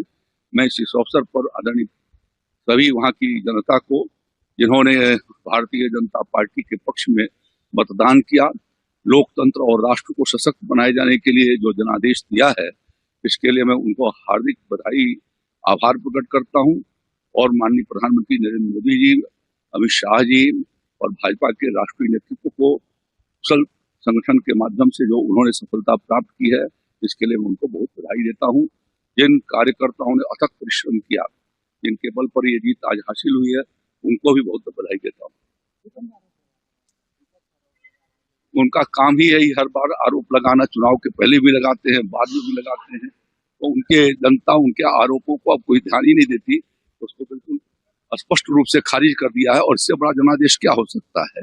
अभी भी उनको अपने नीतियों पर पुनर्विचार करने की जरूरत है। पश्चिम बंगाल में स्वामी विवेकानंद जी का सनातन संस्कृति, सुभाष चंद्र बोस जी का भारत माता, रविन्द्रनाथ टैगोर जी का आशीर्वाद भारतीय जनता पार्टी को मिला है। हम कह सकते हैं कि भारत की सांस्कृतिक राजधानी में भगवा लहरा गया है। ये विकसित भारत के संकल्प को पूरा करने का एक बड़ा कदम है। मैं आदरणीय प्रधानमंत्री नरेंद्र मोदी जी का और आदरणीय राष्ट्रीय अध्यक्ष जी का, आदरणीय गृह मंत्री जी का बहुत बहुत अभिनंदन करता हूं। उत्तर प्रदेश वासियों की तरफ से नवनिर्वाचित होने वाले सभी माननीय विधायकों का बहुत बहुत अभिनंदन करता हूं और पश्चिम बंगाल वासियों को बहुत बहुत बधाइयां, बहुत बहुत अभिनंदन। देखिए, विपक्ष जब हारता है तो इस प्रकार के अनर्गल आरोप लगाता है। आप जानते हैं, भारतीय जनता पार्टी शुचिता, पारदर्शिता की राजनीति पे भरोसा करती है और जनता का आशीर्वाद प्रथम लक्ष्य है, जनता का कल्याण प्रथम लक्ष्य है। और भारत माता की जय हो, चहुं दिशा में भारत माता की जय जयकार हो। ये देश प्रथम, राष्ट्र प्रथम के नारे को लेकर के भारतीय जनता पार्टी आगे चलती है और वही हमारा सिद्धांत है, वही उद्देश्य है। ठीक है, धन्यवाद। देखो बंगाल असम सिर्फ नहीं है, पंडिचेरी भी है। पूरा देश भर में आज के जो रिजल्ट है भारतीय जनता पार्टी के पक्ष में है। असम देखिए, ये थर्ड टाइम गवर्नमेंट होने जा रहा है। असम के जो हेमंत बिश्व शर्मा जो काम किया है दिखता है। मोदी जी के आशीर्वाद और अमित भाई शाह के जो आशीर्वाद और उनका जो काम है, असम जब हम जाते हैं, आज देश भर के जो मेट्रोपॉलिटन सिटी है उस नज़र के दिखता है। आज फैक्ट्री बोलिए और हमारा स्पोर्ट्स इंफ्रास्ट्रक्चर बोलिए और अदर जो कनेक्टिविटी है, असम को दिखता है जो एक डेवलपमेंट सिटी बनते जा रहा है। और ये सिर्फ असम नहीं, बराक वैली एंटर हम देखेंगे तो डेवलपमेंट, और उस डेवलपमेंट के आधार पर ये वोट हुआ है, वो हम अब देख रहे हैं। वेस्ट बंगाल ऐसे एक प्रदेश जहाँ एक टाइम पूरा भारत को लीड करते थे। 35 साल कम्युनिस्ट का रहा है, बाद में 15 साल लोगों ने उम्मीद किया है जो ममता बनर्जी कुछ करेंगे। पहले ही सारे फैक्ट्री बंद होकर चला गया था। बाद में ममता बनर्जी आने के बाद लोगों का उम्मीद था कुछ फैक्ट्री वहाँ पे होगा, रोजगार की व्यवस्था होगा। लेकिन 15 साल में करीब 50,000 फैक्ट्री आज गाजियाबाद, नोएडा, फरीदाबाद, ये जो इंडस्ट्रियल स्टेट बना है, ये सब बंगाल के फैक्ट्री जाके है। और उस बंगाल में क्या होगा, लोगों का रोजगार के लिए बाहर जाना पड़ रहा है। तो ये वहाँ के जो यूथ है और जो एलिट लोग हैं और जो पढ़े लिखे लोग हैं, बंगाल के जो इंटेलेक्चुअल बोला जाता है, उनको सबके मन में आया जब ममता बनर्जी से और होगा नहीं है। तो उसका जो एक रिएक्शन और मोदी जी का जो डेवलपमेंट है पूरा देश का, उसके आधार पर वोट हुआ है। तो अभी तक का जो रुझान हम देख रहे हैं, जो वहाँ पे सरकार बनना सुनिश्चित है, बीजेपी का है। तो हम बधाई देते हैं बंगाल के जो भारतीय जनता पार्टी के कार्यकर्ता है और मोदी जी, अमित शाह जी को जिस तरीके से उन्होंने मेहनत किया है, और त्रिपुरा के भी हमारा बहुत सारे कार्यकर्ता वहाँ पे मेहनत किया है, उनको भी बधाई देता हूँ आज के दिन में। और पूरा देश भर में बहुत अच्छा रिजल्ट बीजेपी के।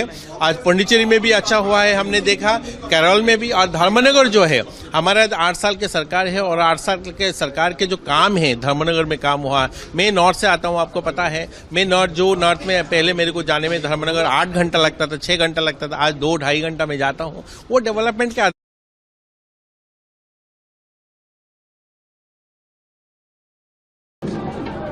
And From the very beginning, the Congress High Command, led by Sri Rahul Gandhi and Congress President Kharge ji, were keen to get a victory in Kerala. Rahul Gandhi's effort and Kharge ji's effort and Priyanka Gandhi's programs helped us to get a good victory in this election.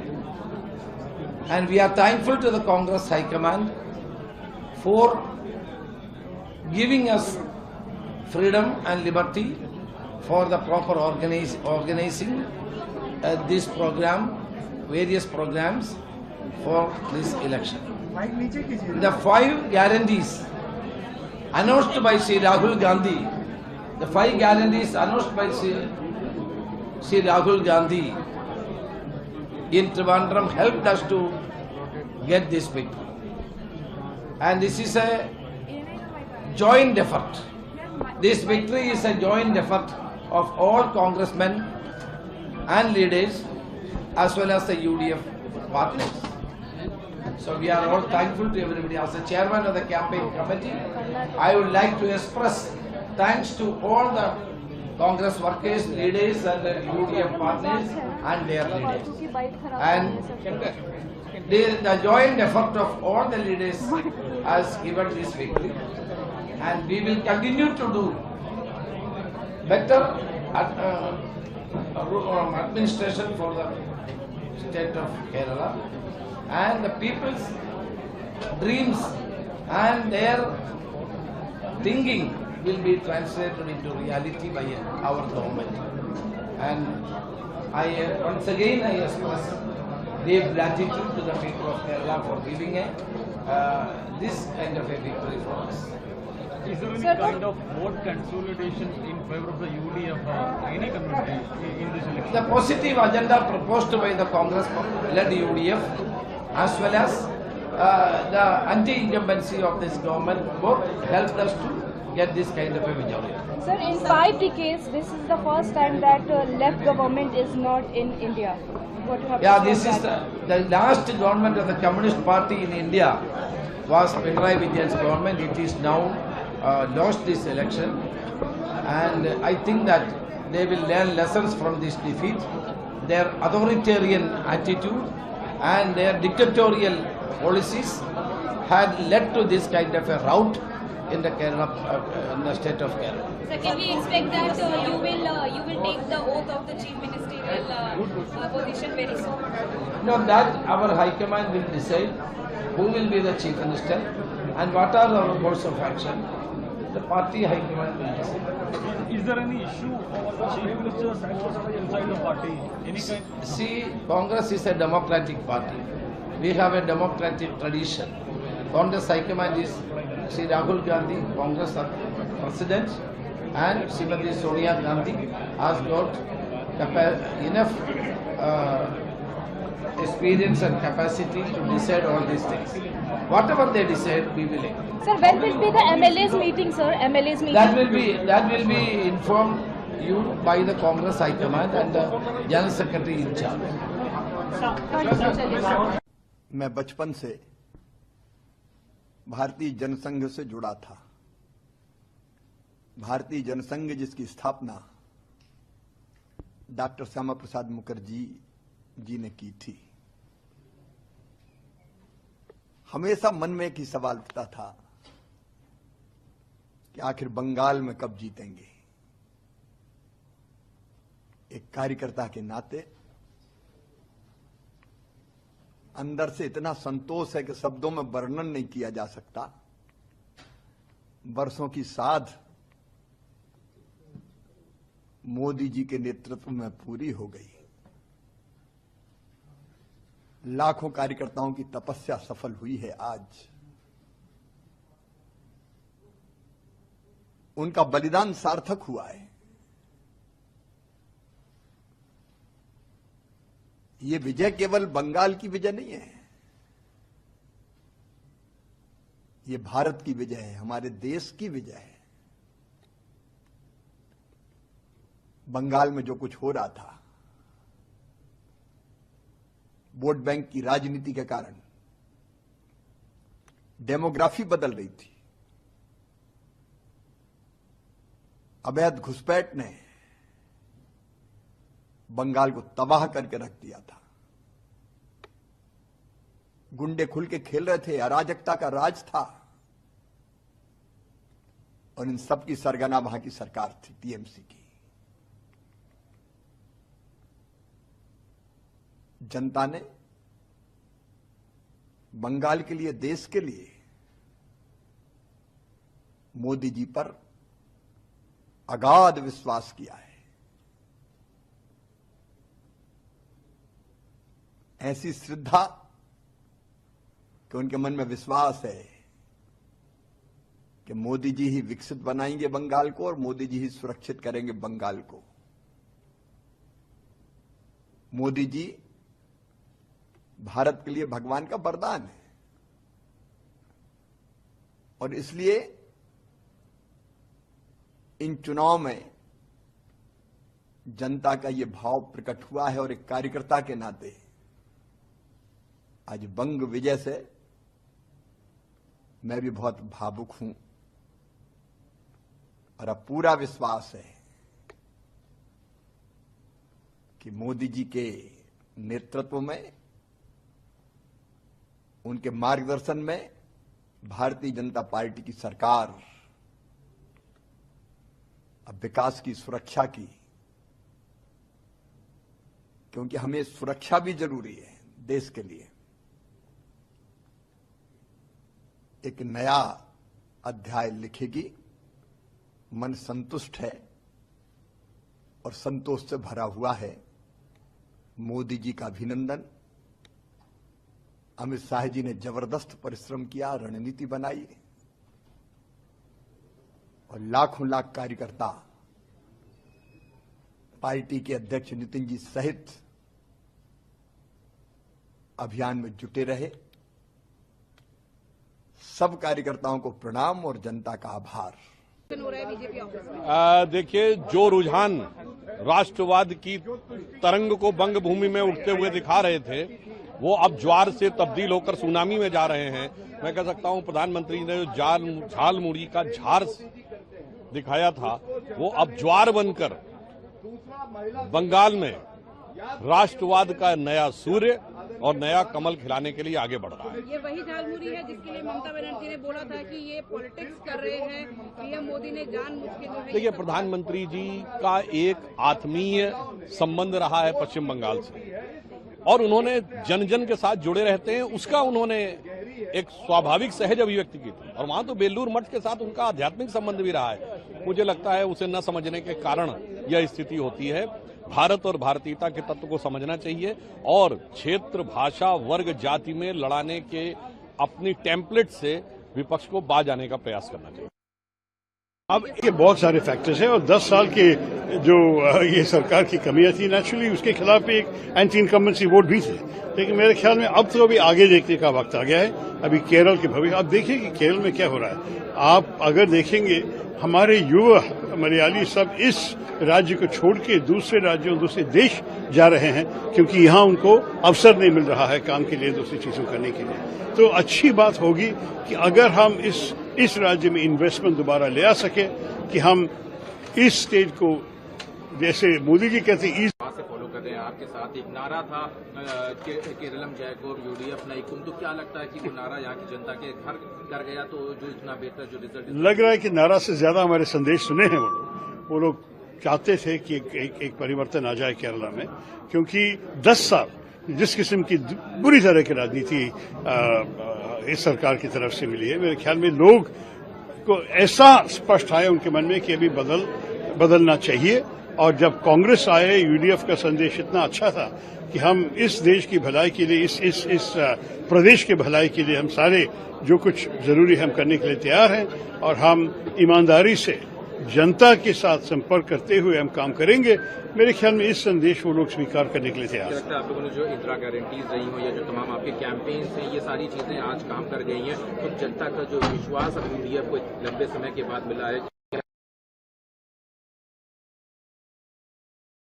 में देखा जाए कि BJP का एक अच्छा वो देखने को मिला है। तमिलनाडु में कहाँ है बीजेपी? आपको पता है कि वो टीवी के विजय का आश्चर्यजनक रिजल्ट था। बंगाल में भी मेरे ख्याल में भाजपा का रिजल्ट तो काफी अजीब है। हम सारे इम्प्रेस्ड हैं कि ये सब हुआ है। मेरे ख्याल में इस सबको बैठ के एनालिसिस करना पड़ेगा। मेरा ध्यान तो यही था केरल में, तो मैं ज्यादा नहीं कमेंट्री देना चाहता हूं, टिप्पणी नहीं करना चाहता। मैं सिर्फ ये कहूंगा कि हमारे लोकतंत्र के यही सौंदर्य है कि हमारे लोग उनका मन, अपना मन जानते हैं और वो तय करते हैं कि उनकी किस्मत किसके अपने ही हाथ में ले ले। ये तो अच्छी बात है हमारे देश में। For the big day, so it's a huge victory for Tamilaga Vetri Kazhagam and your son Vijay Talapati. How do you see this victory for your family, for you in person, for Vijay Talapati, and for the entire fans of Vijay and the people of Tamil Nadu, sir? First of all, as a father, I'm very proud and happy. Total, me and my wife, because my wishes to my son, because I'm seeing last 2 years his confidence level. Okay, his confidence level is fantastic, and faith. I will come as Chief Minister of Tamil Nadu. 1% doubt is not there with Vijay. That is his confidence level. I'm appreciating that attitude. First of all, for a leader, that boldness. No alliance. I will stand with my own legs. Was stubborn in this. So, it's a good thing for Tamil Nadu and Tamil Nadu people, Tamil peoples. Definitely, I think it's a historical success, historical victory for Vijay. We saw your celebration along with your family members. Madam was also. Assam और बंगाल के जनता जनार्दन को बहुत बहुत हृदय से धन्यवाद ज्ञापित करता हूं। और ये जो हिस्टोरिक मैंडेट है, इस मैंडेट के लिए असम के जनता, बंगाल के जनता जो आशाएं, जो आकांक्षाएं भाजपा नेतृत्व के सामने रखा है और हमारे ऊपर प्रधानमंत्री नरेंद्र मोदी जी और असम के लोकप्रिय मुख्यमंत्री हिमंत बिस्वा शर्मा के प्रति जो भरोसा जताया है, उसके लिए बहुत बहुत धन्यवाद ज्ञापित करता हूं। माता की जय, जय भाजपा, तय भाजपा, जय मोदी, जय जयकार पूरे भारत में, इस समय पूरे हिंदुस्तान में भारत माता की जय, वंदे मातरम, जय श्री राम के जय घोष गूंज रहे हैं। भारत माता की जय। पश्चिम बंगाल में ऐतिहासिक जीत है। ममता का कुशासन हार गया, भाजपा का सुशासन जीत गया, माननीय मोदी जी पर भरोसा जीत गया और ममता दीदी का भय हार गया।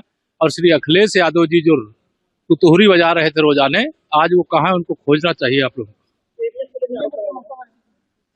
जब हारेंगे ईवीएम खराब, जब जीतेंगे ईवीएम अच्छी। As a lot of people in Tamil Nadu has voted for Mr. Vijay Talapati to be the Chief Minister of Tamil Nadu, how excited you are? You are blowing the whistle here. What I can ask from you, I'm totally confused because the people of Tamil Nadu has given up a ballistic majority to Mr. Vijay. How do you see this, ma'am? I am so happy. She's not only his mother. She is the first fan of Vijay. First fan. You know, today he is so happy. From morning 3:30. Okay. हमारे न केवल Bharatiya Janata party के कार्यकर्ताओं के लिए बल्कि भारत देश की पूरी जनता जनार्दन के लिए नरेंद्र मोदी जी एक इंस्पिरेशन है, एक प्रेरणा है। जिस तरह का लीडरशिप उन्होंने देश को दिया है, जिस तरह का लीडरशिप उन्होंने पार्टी को दिया है, आज उसी का परिणाम है कि भारत को पूरी दुनिया एक बहुत बड़े संभावना के रूप में देख रही है और बहुत सारी ताकतें भारत को एक थ्रेट के रूप में देख रही हैं। तो नरेंद्र मोदी जी का नेतृत्व है जिसने भारत को एक नए आयाम पर पहुंचाया है, हमारी पार्टी को एक नए आयाम पर पहुंचाया है। आज उनका संबोधन सुनने को मिलेगा, हम सब के लिए फिर से एक प्रेरक विषय होगा। तो इसलिए लोग खुश हैं और उनका मानना है बीजेपी रहेगा, हमारा और भी विकास होगा और भी प्रगति होगा। सारा देश में आज बीजेपी का ही माहौल है और हम आदरणीय प्रधानमंत्री जी ने जिस हिसाब से नेतृत्व दी है, उनके नेतृत्व पर देश की जनता का भरोसा है, विश्वास है और यही मानना है कि मोदी जी के नेतृत्व में ही भारत आत्मनिर्भर भारत बनेगा। স্যার, যিটো আশা কৰা হৈছিল, যি ধৰণৰ ফলাফল নিৰ্বাচনী প্ৰচাৰৰ সময়তো আপুনি কৈছিল, তেনেধৰণৰ ফলাফল আহিছে। আৰম্ভণিৰ পৰা কৈ আছিলো, we are close to 100 along with your allies। शुरुआत से भी मैं आज भी बोलता हूं, तो यही साबित हुई क्योंकि जनता की जो मूड बड़े पॉजिटिव, बड़े सकारात्मक रहे। शुरुआत से ही जनता का ही कहना था कि बीजेपी हमारे लिए सबसे बड़े विश्वास का ये है, जगह है और बीजेपी के जरिए ही हमारे जीवन को हम आगे बढ़ाने के लिए हम प्रतिबद्ध है। इसलिए जनता ने आज हमें इतने बड़े ऐतिहासिक उन्होंने मदद दी है। বিৰোধী আৰম্ভণিৰ পৰাই কৈছো, কেৱল কাকতৰ পাতত সংবাদ মাধ্যমে বিৰোধীক ঘেৰা ৰাখিছিল। প্ৰকৃতাৰ্থত তৃণমূল পৰ্যায়ত জনতাই কেতিয়াবাই বিৰোধীক ইতিমধ্যে নাকচ কৰিছে। भाजपा की शानदार विजय हुई है। बंगाल की जनता ने आदरणीय प्रधानमंत्री नरेंद्र मोदी जी, श्री अमित शाह जी गृह मंत्री जी, भारतीय जनता पार्टी के राष्ट्रीय नेतृत्व के ऊपर उन्होंने विश्वास और भरोसा जताया है। वहां की जनता ने शानदार जीत भारतीय जनता पार्टी को दी है और पहली बार वहां भाजपा की सरकार बनी है। पूरे बंगाल में कमल ही कमल खिला है। आसाम में तीसरी बार भारतीय जनता पार्टी की सरकार बन रही है। पुडुचेरी में भारतीय जनता पार्टी की सरकार के लिए स्पष्ट जनादेश है और इसी तरीके से तमिलनाडु और केरल में भी भारतीय जनता पार्टी और एनडीए आगे काफी अच्छी सफलता प्राप्त कर रहे हैं। मैं इस अवसर पर आदरणीय सभी वहां की जनता को, जिन्होंने भारतीय जनता पार्टी के पक्ष में मतदान किया, लोकतंत्र और राष्ट्र को सशक्त बनाए जाने के लिए जो जनादेश दिया है, इसके लिए मैं उनको हार्दिक बधाई, आभार प्रकट करता हूं और माननीय प्रधानमंत्री नरेंद्र मोदी जी, अमित शाह जी और भाजपा के राष्ट्रीय नेतृत्व को कुशल संगठन के माध्यम से जो उन्होंने सफलता प्राप्त की है, इसके लिए मैं उनको बहुत बधाई देता हूं। जिन कार्यकर्ताओं ने अथक परिश्रम किया, जिनके बल पर ये जीत आज हासिल हुई है, उनको भी बहुत बधाई देता हूं। उनका काम ही यही हर बार आरोप लगाना, चुनाव के पहले भी लगाते हैं, बाद में भी लगाते हैं, तो उनके जनता उनके आरोपों को अब कोई ध्यान ही नहीं देती, उसको बिल्कुल स्पष्ट रूप से खारिज कर दिया है और इससे बड़ा जनादेश क्या हो सकता है। अभी भी उनको अपने नीतियों पर पुनर्विचार करने की जरूरत है। पश्चिम बंगाल में स्वामी विवेकानंद जी का सनातन संस्कृति, सुभाष चंद्र बोस जी का भारत माता, रविन्द्रनाथ टैगोर जी का आशीर्वाद भारतीय जनता पार्टी को मिला है। हम कह सकते हैं कि भारत की सांस्कृतिक राजधानी में भगवा लहरा गया है। ये विकसित भारत के संकल्प को पूरा करने का एक बड़ा कदम है। मैं आदरणीय प्रधानमंत्री नरेंद्र मोदी जी का और आदरणीय राष्ट्रीय अध्यक्ष जी का, आदरणीय गृह मंत्री जी का बहुत बहुत अभिनंदन करता हूं।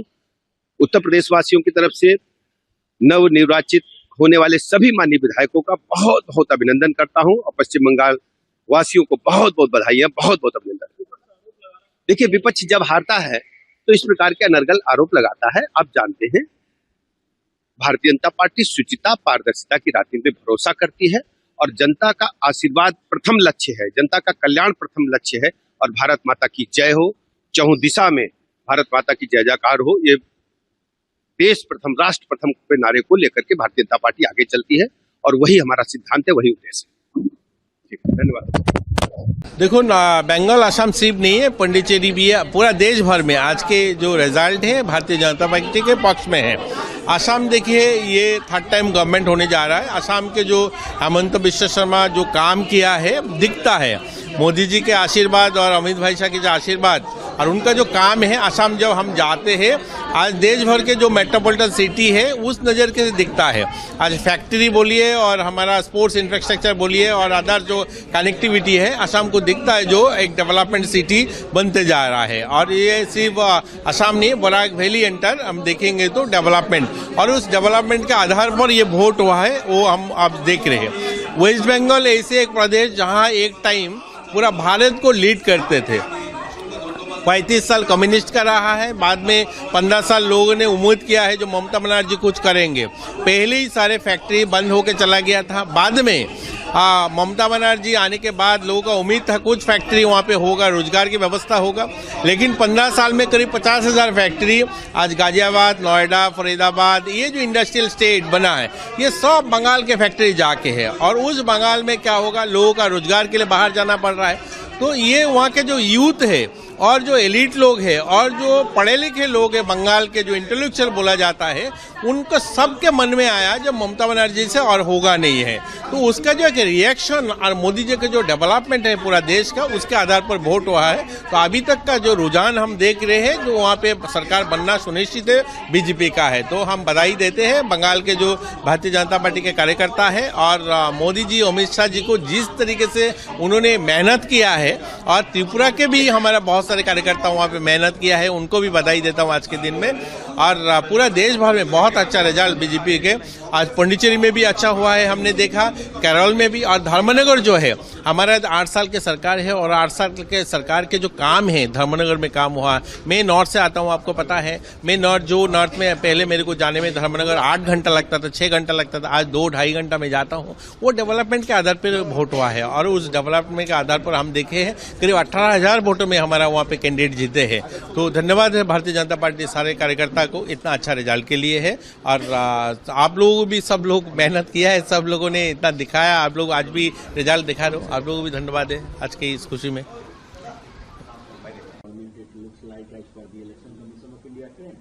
Yes, not only in Assam, because everyone knows the Chief Minister of Assam has been taking such an aggressive, divisive, provocative positions and polarizing the people of Assam.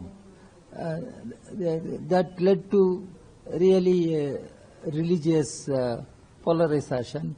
It has benefited the Assam BJP. In coming to Bengal, and for the first time BJP is likely to form the government. It must be not only a warning, it must be a real lesson for all secular democratic parties. Particularly I speak for left. Left performance is worrying.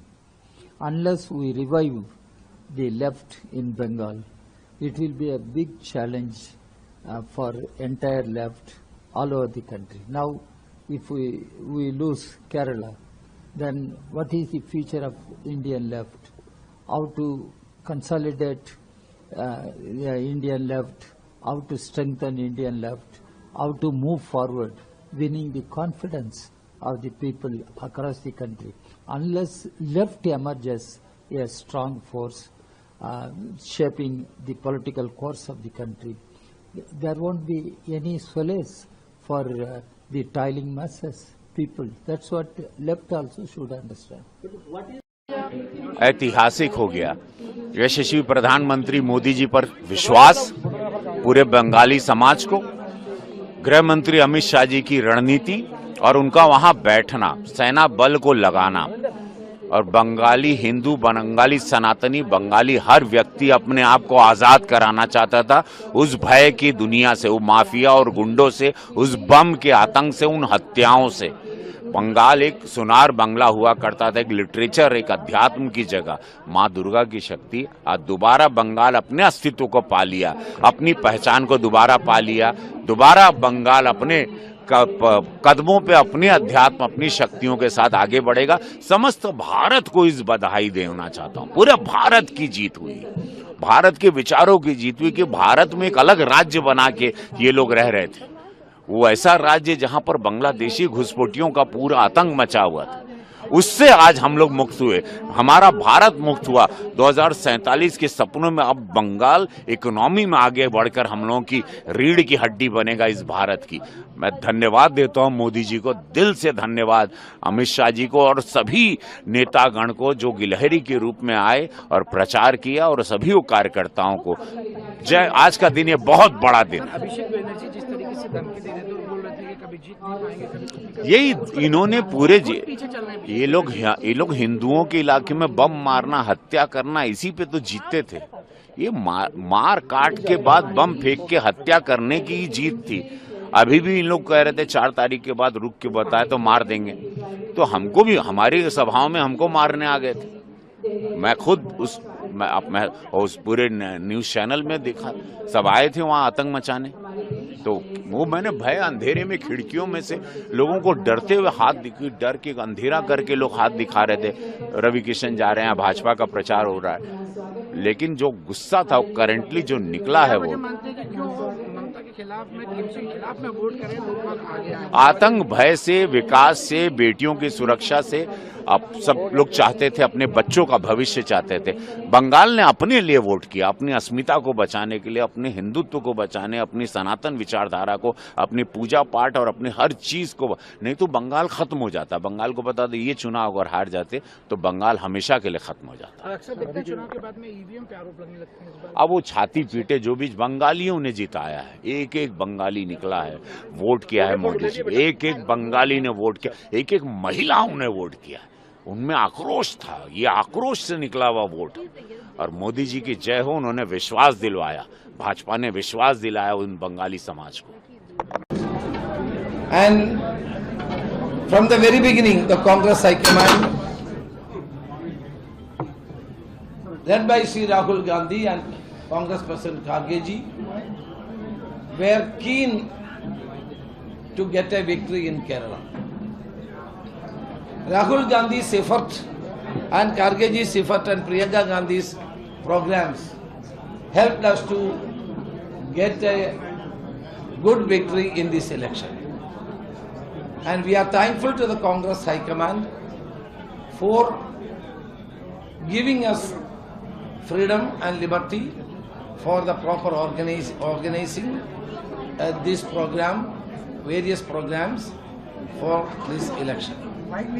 The 5 guarantees announced by Sri Rahul Gandhi, the 5 guarantees announced by Sri Rahul Gandhi in Trivandrum helped us to get this victory. And this is a joint effort. This victory is a joint effort of all congressmen and leaders as well as the UDF partners. So we are all thankful to everybody. As the chairman of the campaign committee, I would like to express thanks to all the Congress workers, leaders and the UDF partners and their leaders. And the joint effort of all the leaders has given this victory.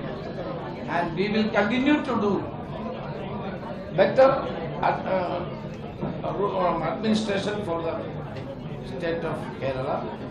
And the people's dreams and their thinking will be translated into reality by our government.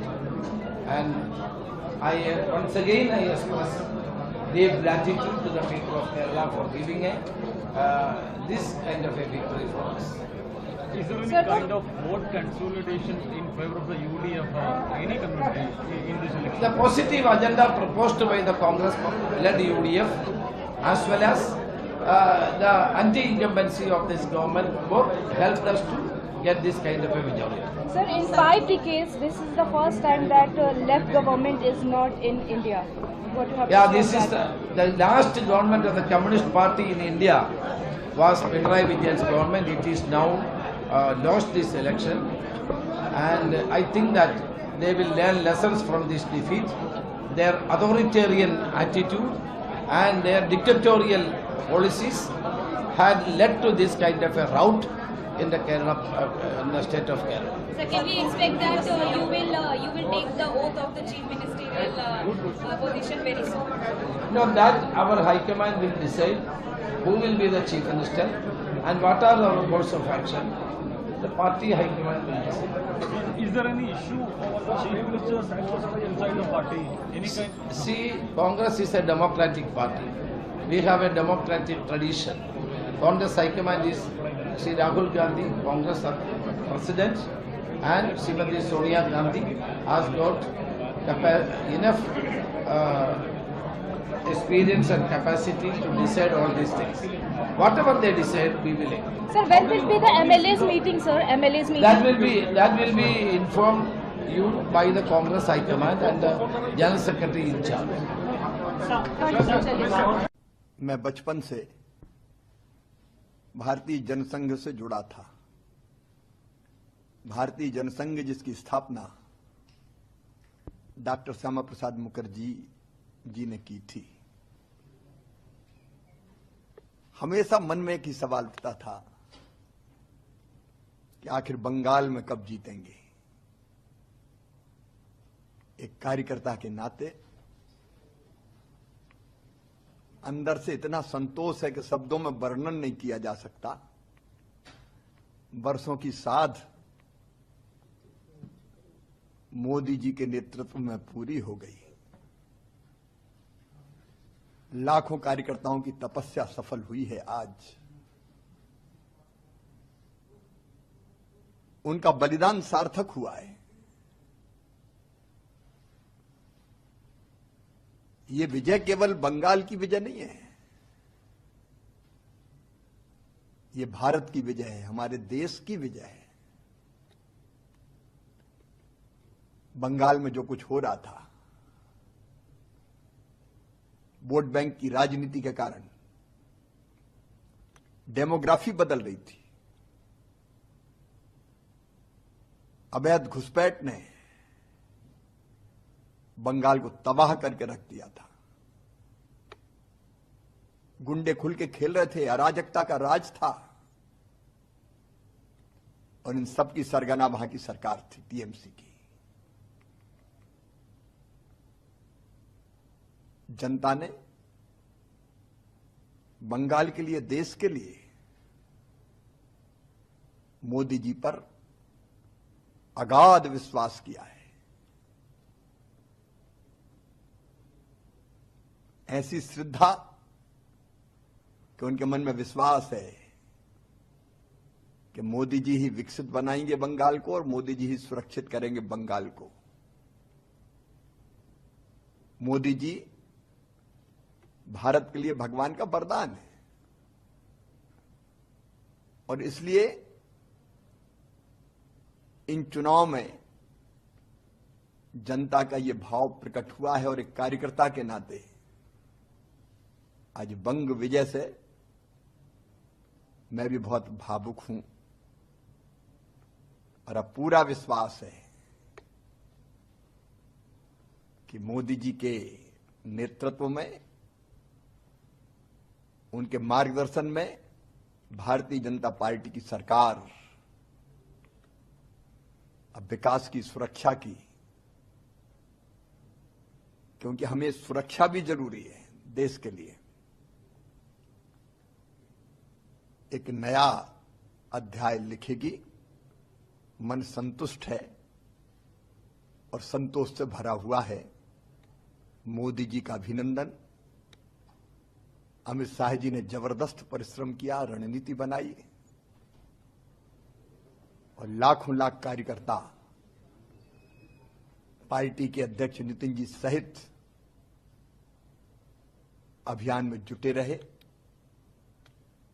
सब कार्यकर्ताओं को प्रणाम और जनता का आभार।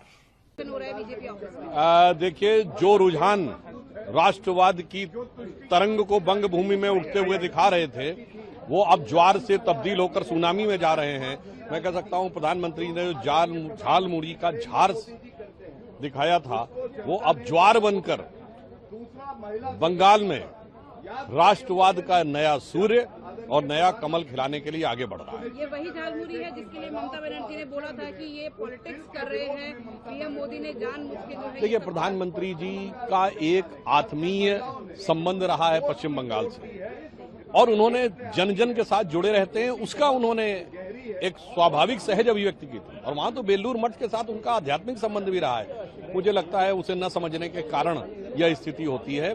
भारत और भारतीयता के तत्व को समझना चाहिए और क्षेत्र, भाषा, वर्ग, जाति में लड़ाने के अपनी टेम्पलेट से विपक्ष को बाज आने का प्रयास करना चाहिए। अब ये बहुत सारे फैक्टर्स हैं और 10 साल के जो ये सरकार की कमियां थी, नेचुरली उसके खिलाफ एक एंटी इनकम्बेंसी वोट भी थे। लेकिन मेरे ख्याल में अब तो अभी आगे देखने का वक्त आ गया है। अभी केरल के भविष्य आप देखिए कि केरल में क्या हो रहा है। आप अगर देखेंगे हमारे युवा मलयाली सब इस राज्य को छोड़ के दूसरे राज्यों, दूसरे देश जा रहे हैं क्योंकि यहाँ उनको अवसर नहीं मिल रहा है काम के लिए, दूसरी चीजों करने के लिए। तो अच्छी बात होगी कि अगर हम इस राज्य में इन्वेस्टमेंट दोबारा ले आ सके कि हम इस स्टेट को, जैसे मोदी जी कहते हैं, से फॉलो कर रहे हैं। आपके साथ एक नारा था केरलम जयकोर यूडीएफ नाइकुम, तो क्या लगता है कि वो नारा यहाँ की जनता के घर कर गया तो जो इतना बेहतर जो रिजल्ट लग रहा है कि नारा से ज्यादा हमारे संदेश सुने हैं वो लोग चाहते थे कि एक परिवर्तन आ जाए केरला में, क्योंकि 10 साल जिस किस्म की बुरी तरह की राजनीति इस सरकार की तरफ से मिली है, मेरे ख्याल में लोग को ऐसा स्पष्ट आया उनके मन में कि अभी बदलना चाहिए। और जब कांग्रेस आए, यूडीएफ का संदेश इतना अच्छा था कि हम इस देश की भलाई के लिए, इस प्रदेश के भलाई के लिए हम सारे जो कुछ जरूरी है हम करने के लिए तैयार हैं और हम ईमानदारी से जनता के साथ संपर्क करते हुए हम काम करेंगे।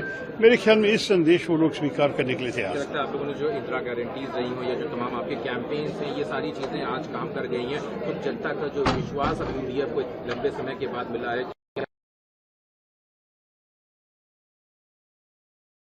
में देखा जाए कि बीजेपी का एक अच्छा वो देखने को मिला है। तमिलनाडु में कहाँ है बीजेपी? आपको पता है कि वो टीवी के विजय का आश्चर्यजनक रिजल्ट था।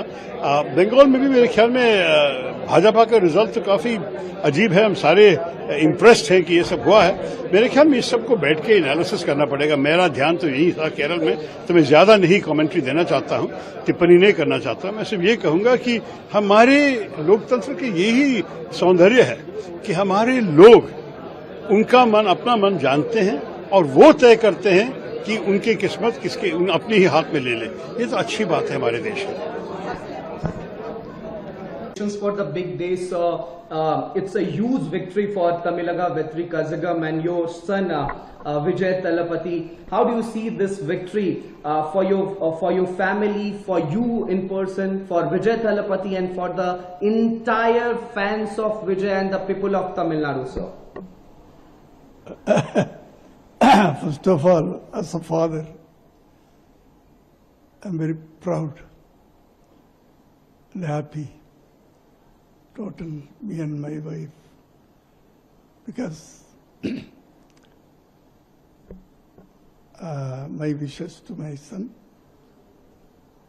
because I'm seeing last 2 years is confidence level. Okay? His confidence level is fantastic. And faith, I will come. I will come as Chief Minister of Tamil Nadu. 1% doubt is not there with Vijay. That is his confidence level. I'm appreciating that attitude. First of all, for a leader, that boldness, no alliance. I will stand with my own legs. Was stubborn in this. So, is a good thing for Tamil Nadu and Tamil Nadu people, Tamil peoples. Definitely, I think is a historical success. historical victory for Vijay. We saw your celebration along with your family members. Madam was also. Assam और बंगाल के जनता जनार्दन को बहुत बहुत हृदय से धन्यवाद ज्ञापित करता हूं। और ये जो हिस्टोरिक मैंडेट है, इस मैंडेट के लिए असम के जनता, बंगाल के जनता जो आशाएं, जो आकांक्षाएं भाजपा नेतृत्व के सामने रखा है और हमारे ऊपर प्रधानमंत्री नरेंद्र मोदी जी और असम के लोकप्रिय मुख्यमंत्री हिमंत बिस्वा शर्मा के प्रति जो भरोसा जताया है, उसके लिए बहुत बहुत धन्यवाद ज्ञापित करता हूं। माता की जय, जय भाजपा, तय भाजपा, जय मोदी, जय जयकार पूरे भारत में, इस समय पूरे हिंदुस्तान में भारत माता की जय, वंदे मातरम, जय श्री राम के जय घोष गूंज रहे हैं। भारत माता की जय। पश्चिम बंगाल में ऐतिहासिक जीत है। ममता का कुशासन हार गया, भाजपा का सुशासन जीत गया, माननीय मोदी जी पर भरोसा जीत गया और ममता दीदी का भय हार गया। और श्री अखिलेश यादव जी जो तुतुहरी बजा रहे थे रोजाने, आज वो कहाँ है, उनको खोजना चाहिए आप लोग। जब हारेंगे ईवीएम खराब, जब जीतेंगे ईवीएम अच्छी। As a lot of people in Tamil Nadu has voted for Mr. Vijay Thalapathy to be the Chief Minister of Tamil Nadu. How excited you are? You are blowing the whistle here.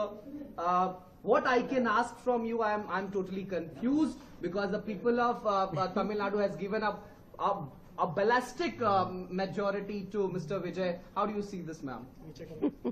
I am so happy. She's not only his mother. She is the first fan of Vijay. First fan. You know, today he is so happy. From morning 3:30. Okay. हमारे न केवल Bharatiya Janata party के कार्यकर्ताओं के लिए बल्कि भारत देश की पूरी जनता जनार्दन के लिए नरेंद्र मोदी जी एक इंस्पिरेशन है, एक प्रेरणा है। जिस तरह का लीडरशिप उन्होंने देश को दिया है, जिस तरह का लीडरशिप उन्होंने पार्टी को दिया है, आज उसी का परिणाम है कि भारत को पूरी दुनिया एक बहुत बड़े संभावना के रूप में देख रही है और बहुत सारी ताकतें भारत को एक थ्रेट के रूप में देख रही हैं।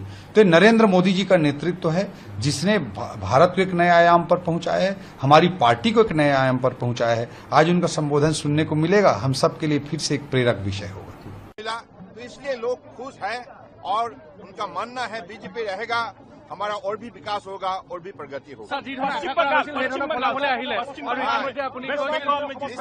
सारा देश में आज बीजेपी का ही माहौल है और हम आदरणीय प्रधानमंत्री जी ने जिस हिसाब से नेतृत्व दी है, उनकी नेतृत्व पर देश की जनता का भरोसा है, विश्वास है और यही मानना है कि मोदी जी के नेतृत्व में ही भारत आत्मनिर्भर भारत बनेगा।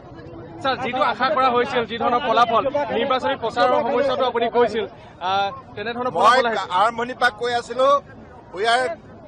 we are close to 100 along with your allies। शुरुआत से भी मैं आज भी बोलता हूं, तो यही साबित हुई क्योंकि जनता की जो मूड बड़े पॉजिटिव, बड़े सकारात्मक रहे। शुरुआत से ही जनता का ही कहना था कि बीजेपी हमारे लिए सबसे बड़े विश्वास का ये है, जगह है और बीजेपी के जरिए ही हमारे जीवन को हम आगे बढ़ाने के लिए हम प्रतिबद्ध है। इसलिए जनता ने आज हमें इतनी बड़ी ऐतिहासिक उन्होंने मदद दी है। বিৰোধীতা আৰম্ভণিৰ পৰাই কৈছো, কেৱল কাকতৰ পাতত সংবাদ মাধ্যমে বিৰোধীক ঘেৰ ৰাখিছিল। প্ৰকৃতাৰ্থত তৃণমূল পৰ্যায়ত জনতাই কেতিয়াবাই বিৰোধীক ইতিমধ্যে নাকচ কৰিছে। भाजपा की शानदार विजय हुई है।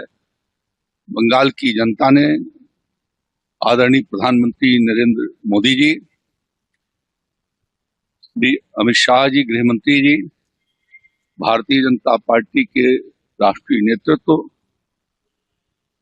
के ऊपर उन्होंने विश्वास और भरोसा जताया है। वहां की जनता ने शानदार जीत भारतीय जनता पार्टी को दी है और पहली बार वहां भाजपा की सरकार बनी है। पूरे बंगाल में कमल ही कमल खिला है। आसाम में तीसरी बार भारतीय जनता पार्टी की सरकार बन रही है। पुडुचेरी में भारतीय जनता पार्टी की सरकार के लिए स्पष्ट जनादेश है और इसी तरीके से तमिलनाडु और केरल में भी भारतीय जनता पार्टी और एनडीए आगे काफी अच्छी सफलता प्राप्त कर रहे हैं। मैं इस अवसर पर आदरणीय सभी वहां की जनता को, जिन्होंने भारतीय जनता पार्टी के पक्ष में मतदान किया, लोकतंत्र और राष्ट्र को सशक्त बनाए जाने के लिए जो जनादेश दिया है, इसके लिए मैं उनको हार्दिक बधाई, आभार प्रकट करता हूं। और माननीय प्रधानमंत्री नरेंद्र मोदी जी, अमित शाह जी और भाजपा के राष्ट्रीय नेतृत्व को कुशल संगठन के माध्यम से जो उन्होंने सफलता प्राप्त की है, इसके लिए मैं उनको बहुत बधाई देता हूं। जिन कार्यकर्ताओं ने अथक परिश्रम किया, जिनके बल पर ये जीत आज हासिल हुई है, उनको भी बहुत बधाई देता हूं। उनका काम ही यही हर बार आरोप लगाना, चुनाव के पहले भी लगाते हैं, बाद में भी लगाते हैं, तो उनके जनता उनके आरोपों को अब कोई ध्यान ही नहीं देती, उसको बिल्कुल स्पष्ट रूप से खारिज कर दिया है। और इससे बड़ा जनादेश क्या हो सकता है? अभी भी उनको अपने नीतियों पर पुनर्विचार करने की जरूरत है। पश्चिम बंगाल में स्वामी विवेकानंद जी का सनातन संस्कृति, सुभाष चंद्र बोस जी का भारत माता, रविन्द्रनाथ टैगोर जी का आशीर्वाद भारतीय जनता पार्टी को मिला है। हम कह सकते हैं कि भारत की सांस्कृतिक राजधानी में भगवा लहरा गया है। ये विकसित भारत के संकल्प को पूरा करने का एक बड़ा कदम है। मैं आदरणीय प्रधानमंत्री नरेंद्र मोदी जी का और आदरणीय राष्ट्रीय अध्यक्ष जी का, आदरणीय गृह मंत्री जी का बहुत बहुत अभिनंदन करता हूं। उत्तर प्रदेश वासियों की तरफ से नव निर्वाचित होने वाले सभी माननीय विधायकों का बहुत बहुत अभिनंदन करता हूं और पश्चिम बंगाल वासियों को बहुत बहुत बधाई, बहुत बहुत अभिनंदन। देखिए, विपक्ष जब हारता है तो इस प्रकार के अनर्गल आरोप लगाता है। आप जानते हैं, भारतीय जनता पार्टी शुचिता, पारदर्शिता की राजनीति में भरोसा करती है और जनता का आशीर्वाद प्रथम लक्ष्य है, जनता का कल्याण प्रथम लक्ष्य है। और भारत माता की जय हो, चहुं दिशा में भारत माता की जय जयकार हो, ये देश प्रथम, राष्ट्र प्रथम के नारे को लेकर के भारतीय जनता पार्टी आगे चलती है और वही हमारा सिद्धांत है, वही उद्देश्य है। धन्यवाद। देखो, बंगाल असम सिर्फ नहीं है, पंडिचेरी भी है। पूरा देश भर में आज के जो रिजल्ट है भारतीय जनता पार्टी के पक्ष में है।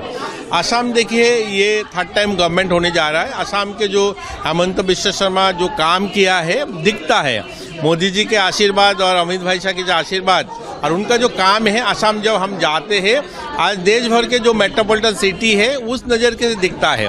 आज फैक्ट्री बोलिए और हमारा स्पोर्ट्स इंफ्रास्ट्रक्चर बोलिए और अदर जो कनेक्टिविटी है, असम को दिखता है जो एक डेवलपमेंट सिटी बनते जा रहा है। और ये सिर्फ असम नहीं, बराक वैली एंटर हम देखेंगे तो डेवलपमेंट, और उस डेवलपमेंट के आधार पर ये वोट हुआ है, वो हम अब देख रहे हैं। वेस्ट बंगाल ऐसे एक प्रदेश जहाँ एक टाइम पूरा भारत को लीड करते थे।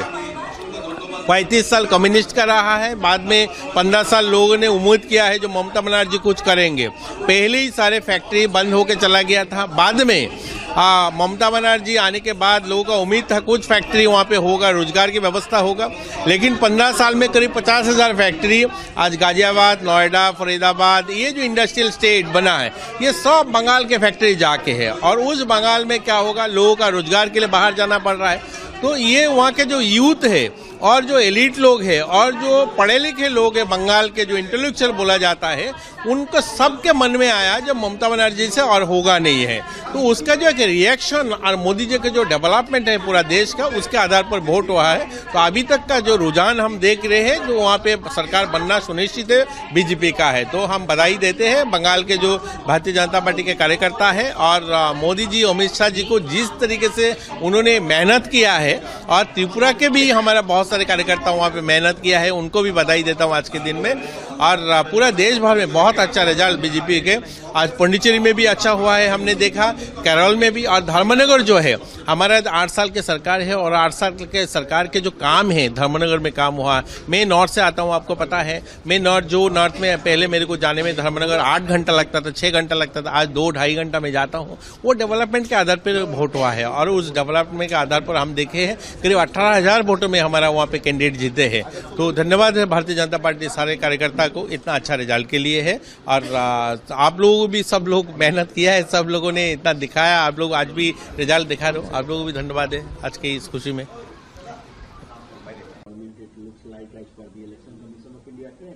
Yes, not only in Assam, because everyone knows the Chief Minister of Assam has been taking such an aggressive, divisive, provocative positions and polarizing the people of Assam.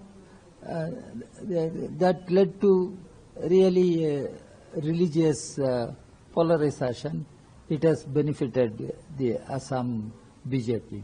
In coming to Bengal, and for the first time, BJP is likely to form the government. It must be not only a warning, it must be a real lesson for all secular democratic parties. Particularly, I speak for left. Left performance is worrying. Unless we revive the left in Bengal, it will be a big challenge for entire left all over the country. Now, if we lose Kerala, then what is the future of Indian left? How to consolidate Indian left, how to strengthen Indian left, how to move forward, winning the confidence of the people across the country. Unless left emerges a strong force shaping the political course of the country, there won't be any solace for the toiling masses, people. That's what left also should understand. ऐतिहासिक हो गया यशस्वी प्रधानमंत्री मोदी जी पर विश्वास पूरे बंगाली समाज को, गृह मंत्री अमित शाह जी की रणनीति और उनका वहां बैठना, सेना बल को लगाना, और बंगाली हिंदू, बंगाली सनातनी, बंगाली हर व्यक्ति अपने आप को आजाद कराना चाहता था उस भय की दुनिया से, वो माफिया और गुंडों से, उस बम के आतंक से, उन हत्याओं से। बंगाल एक सुनार बंगला हुआ करता था, एक लिटरेचर, एक अध्यात्म की जगह। माँ दुर्गा की शक्ति आज दोबारा बंगाल अपने अस्तित्व को पा लिया, अपनी पहचान को दोबारा पा लिया। दोबारा बंगाल अपने कदमों पे अपने अध्यात्म, अपनी शक्तियों के साथ आगे बढ़ेगा। समस्त भारत को इस बधाई देना चाहता हूँ। पूरे भारत की जीत हुई, भारत के विचारों की जीत हुई कि भारत में एक अलग राज्य बना के ये लोग रह रहे थे। वो ऐसा राज्य जहां पर बांग्लादेशी घुसपैठियों का पूरा आतंक मचा हुआ था, उससे आज हम लोग मुक्त हुए, हमारा भारत मुक्त हुआ। 2047 के सपनों में अब बंगाल इकोनॉमी में आगे बढ़कर हम लोगों की रीढ़ की हड्डी बनेगा इस भारत की। मैं धन्यवाद देता हूं मोदी जी को, दिल से धन्यवाद अमित शाह जी को और सभी नेतागण को जो गिलहरी के रूप में आए और प्रचार किया, और सभी कार्यकर्ताओं को जय। आज का दिन ये बहुत बड़ा दिन है। अभिषेक बनर्जी जिस तरीके से धमकी दे रहे थे, बोल रहे थे कि कभी जीत नहीं पाएंगे, कभी यही इन्होंने पूरे ये लोग हिंदुओं के इलाके में बम मारना, हत्या करना, इसी पे तो जीतते थे। ये मार काट के बाद बम फेंक के हत्या करने की ही जीत थी। अभी भी इन लोग कह रहे थे 4 तारीख के बाद रुक के बताए तो मार देंगे, तो हमको भी हमारी सभाओं में हमको मारने आ गए थे। मैं खुद उस पूरे न्यूज चैनल में देखा, सब आए थे वहां आतंक मचाने, तो वो मैंने भय अंधेरे में खिड़कियों में से लोगों को डरते हुए डर के अंधेरा करके लोग हाथ दिखा रहे थे। रवि किशन जा रहे हैं, भाजपा का प्रचार हो रहा है, लेकिन जो गुस्सा था वो करेंटली जो निकला है वो आतंक, भय से, विकास से, बेटियों की सुरक्षा से। अब सब लोग चाहते थे, अपने बच्चों का भविष्य चाहते थे।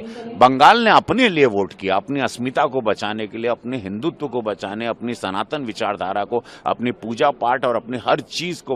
नहीं तो बंगाल खत्म हो जाता। बंगाल को बता दो, ये चुनाव अगर हार जाते तो बंगाल हमेशा के लिए खत्म हो जाता। अक्सर देखते हैं चुनाव के बाद में ईवीएम पे आरोप लगने लगते हैं इस बार। अब वो छाती पीटे, जो भी बंगालियों ने जिताया है, एक एक बंगाली निकला है, वोट किया है मोदी जी, एक एक बंगाली ने वोट किया, एक एक महिलाओं ने वोट किया। उनमें आक्रोश था, ये आक्रोश से निकला हुआ वोट। और मोदी जी की जय हो, उन्होंने विश्वास दिलवाया, भाजपा ने विश्वास दिलाया उन बंगाली समाज को। And from the very beginning, the Congress High Command, led by Sri Rahul Gandhi and Congress President Kharge ji, were keen to get a victory in Kerala. Rahul Gandhi's effort and Kharge ji's effort and Priyanka Gandhi's programs helped us to get a good victory in this election. And we are thankful to the Congress High Command for giving us freedom and liberty for the proper organizing this program, various programs for this election. The 5 guarantees announced by Sri Rahul Gandhi, the 5 guarantees announced by Sri Rahul Gandhi in Trivandrum helped us to get this victory. And this is a joint effort. This victory is a joint effort of all congressmen and leaders as well as the UDF partners. So we are all thankful to everybody. As the chairman of the campaign committee, I would like to express thanks to all the Congress workers, leaders and the UDF partners and their leaders. And the joint effort of all the leaders has given this victory. And we will continue to do better administration for the state of Kerala, and the people's dreams and their thinking will be translated into reality by our government. And once again I express deep gratitude to the people of Kerala for giving this kind of a victory for us. Is there any kind of vote consolidation in favor of the UDF or any community in this election? The positive agenda proposed by the Congress-led UDF as well as the anti-incumbency of this government both helped us to get this kind of a majority. Sir, in 5 decades, this is the first time that left government is not in India. What do you have to say This is the last government of the Communist Party in India was Pinarayi Vijayan's government. It is now lost this election, and I think that they will learn lessons from this defeat. Their authoritarian attitude and their dictatorial policies had led to this kind of a rout in the Kerala, in the state of Kerala. So can we expect that you will take the oath of the chief ministerial position very soon? No, that our High Command will decide who will be the chief minister and what are our course of action. The party High Command will decide. Is there any issue of chief minister's post inside the party? Any kind? See, Congress is a democratic party. We have a democratic tradition. Congress High Command is Sri Rahul Gandhi, Congress President, and Srimati Sonia Gandhi has got enough experience and capacity to decide all these things. Whatever they decide, we will agree. Sir, when will be the MLA's meeting, sir? MLA's meeting? That will be informed you by the Congress High Command and the General Secretary in charge. मैं बचपन से भारतीय जनसंघ से जुड़ा था। भारतीय जनसंघ जिसकी स्थापना डॉक्टर श्यामा प्रसाद मुखर्जी जी ने की थी। हमेशा मन में एक ही सवाल उठता था कि आखिर बंगाल में कब जीतेंगे। एक कार्यकर्ता के नाते अंदर से इतना संतोष है कि शब्दों में वर्णन नहीं किया जा सकता। वर्षों की साध मोदी जी के नेतृत्व में पूरी हो गई। लाखों कार्यकर्ताओं की तपस्या सफल हुई है। आज उनका बलिदान सार्थक हुआ है। ये विजय केवल बंगाल की विजय नहीं है,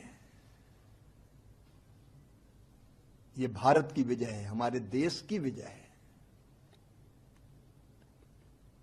बंगाल में जो कुछ हो रहा था, वोट बैंक की राजनीति के कारण डेमोग्राफी बदल रही थी। अवैध घुसपैठ ने बंगाल को तबाह करके रख दिया था। गुंडे खुल के खेल रहे थे, अराजकता का राज था, और इन सब की सरगना वहां की सरकार थी, टीएमसी की। जनता ने बंगाल के लिए, देश के लिए मोदी जी पर अगाध विश्वास किया है। ऐसी श्रद्धा कि उनके मन में विश्वास है कि मोदी जी ही विकसित बनाएंगे बंगाल को और मोदी जी ही सुरक्षित करेंगे बंगाल को। मोदी जी भारत के लिए भगवान का वरदान है और इसलिए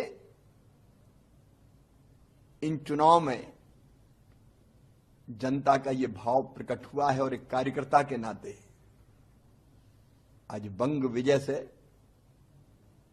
मैं भी बहुत भावुक हूं और अब पूरा विश्वास है कि मोदी जी के नेतृत्व में, उनके मार्गदर्शन में भारतीय जनता पार्टी की सरकार अब विकास की, सुरक्षा की, क्योंकि हमें सुरक्षा भी जरूरी है देश के लिए, एक नया अध्याय लिखेगी। मन संतुष्ट है और संतोष से भरा हुआ है। मोदी जी का अभिनंदन। अमित शाह जी ने जबरदस्त परिश्रम किया, रणनीति बनाई और लाखों लाख कार्यकर्ता पार्टी के अध्यक्ष नितिन जी सहित अभियान में जुटे रहे। सब कार्यकर्ताओं को प्रणाम और जनता का आभार।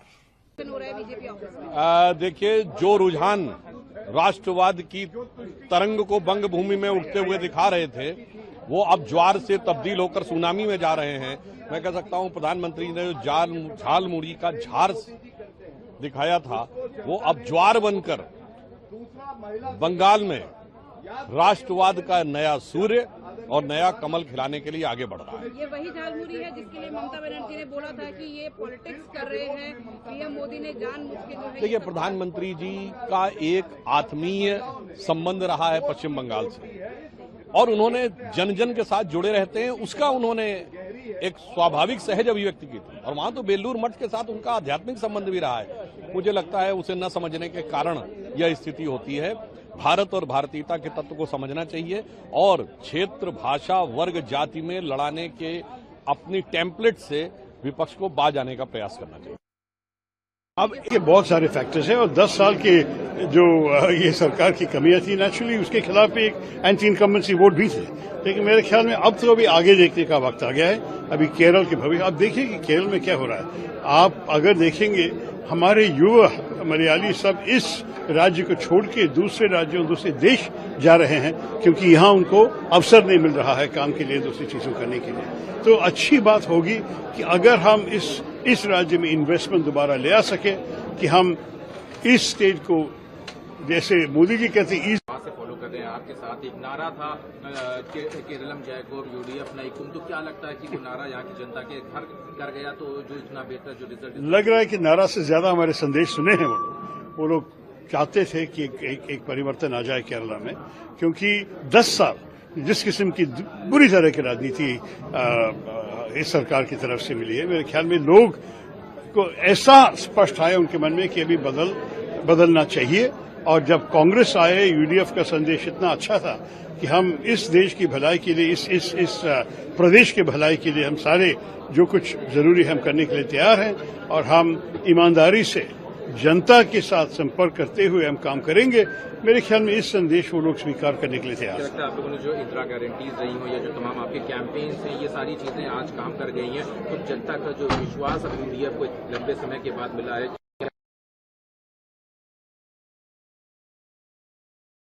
देखा जाए कि बीजेपी का एक अच्छा वो देखने को मिला है। तमिलनाडु में कहाँ है बीजेपी? आपको पता है कि वो टीवी के विजय का आश्चर्यजनक रिजल्ट था। बंगाल में भी मेरे ख्याल में भाजपा का रिजल्ट तो काफी अजीब है। हम सारे इम्प्रेस्ड हैं कि ये सब हुआ है। मेरे ख्याल में इस सबको बैठ के एनालिसिस करना पड़ेगा। मेरा ध्यान तो यही था केरल में, तो मैं ज्यादा नहीं कमेंट्री देना चाहता हूँ, टिप्पणी नहीं करना चाहता। मैं सिर्फ ये कहूंगा कि हमारे लोकतंत्र के यही सौंदर्य है कि हमारे लोग उनका मन, अपना मन जानते हैं और वो तय करते हैं कि उनकी किस्मत किसके अपने ही हाथ में ले ले। ये तो अच्छी बात है हमारे देश में। For the big day, so it's a huge victory for Tamilaga Vetri Kazhagam and your son Vijay Talapati. How do you see this victory for your family, for you in person, for Vijay Talapati, and for the entire fans of Vijay and the people of Tamil Nadu, sir? First of all, as a father, I'm very proud and happy. Total, me and my wife, because my wishes to my son, because I'm seeing last 2 years, his confidence level, okay, his confidence level is fantastic, and faith. I will come as a Chief Minister of Tamil Nadu. 1% doubt is not there with Vijay. That is his confidence level. I'm appreciating that attitude. First of all, for a leader, that boldness. No alliance. I will stand with my own legs.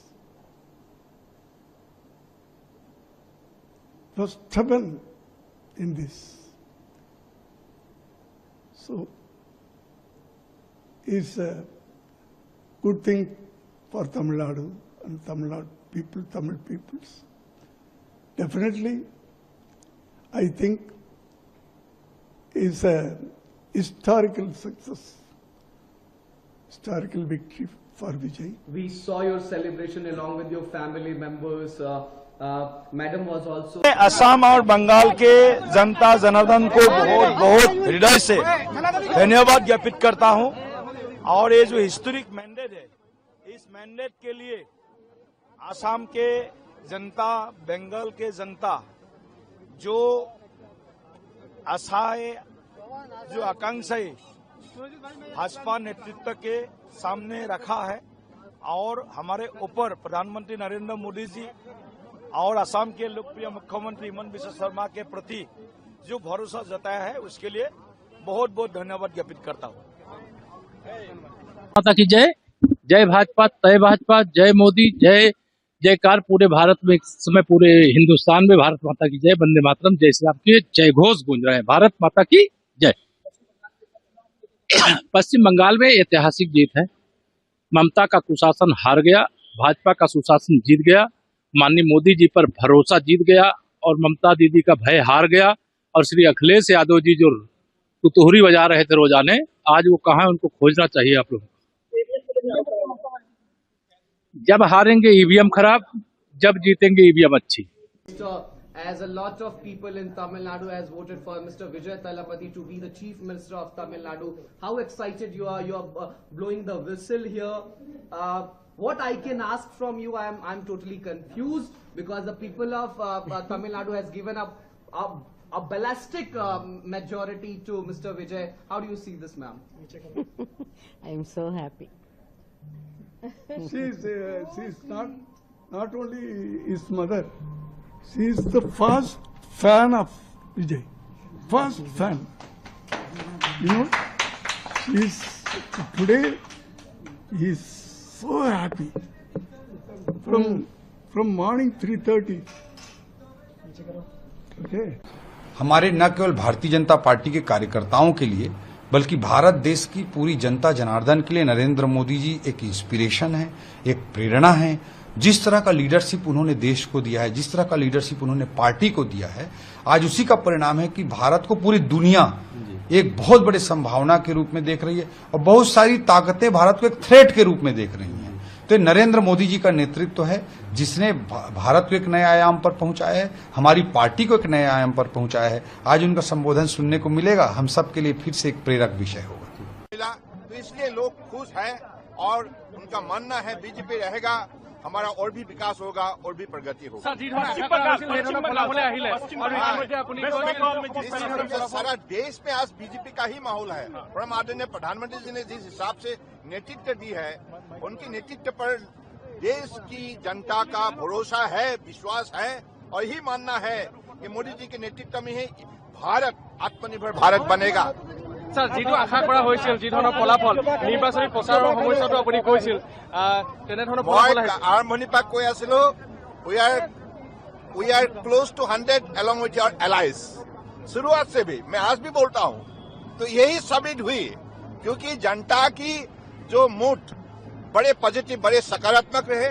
शुरुआत से ही जनता का ही कहना था कि BJP हमारे लिए सबसे बड़े विश्वास का ये है, जगह है और बीजेपी के जरिए ही हमारे जीवन को हम आगे बढ़ाने के लिए हम प्रतिबद्ध है।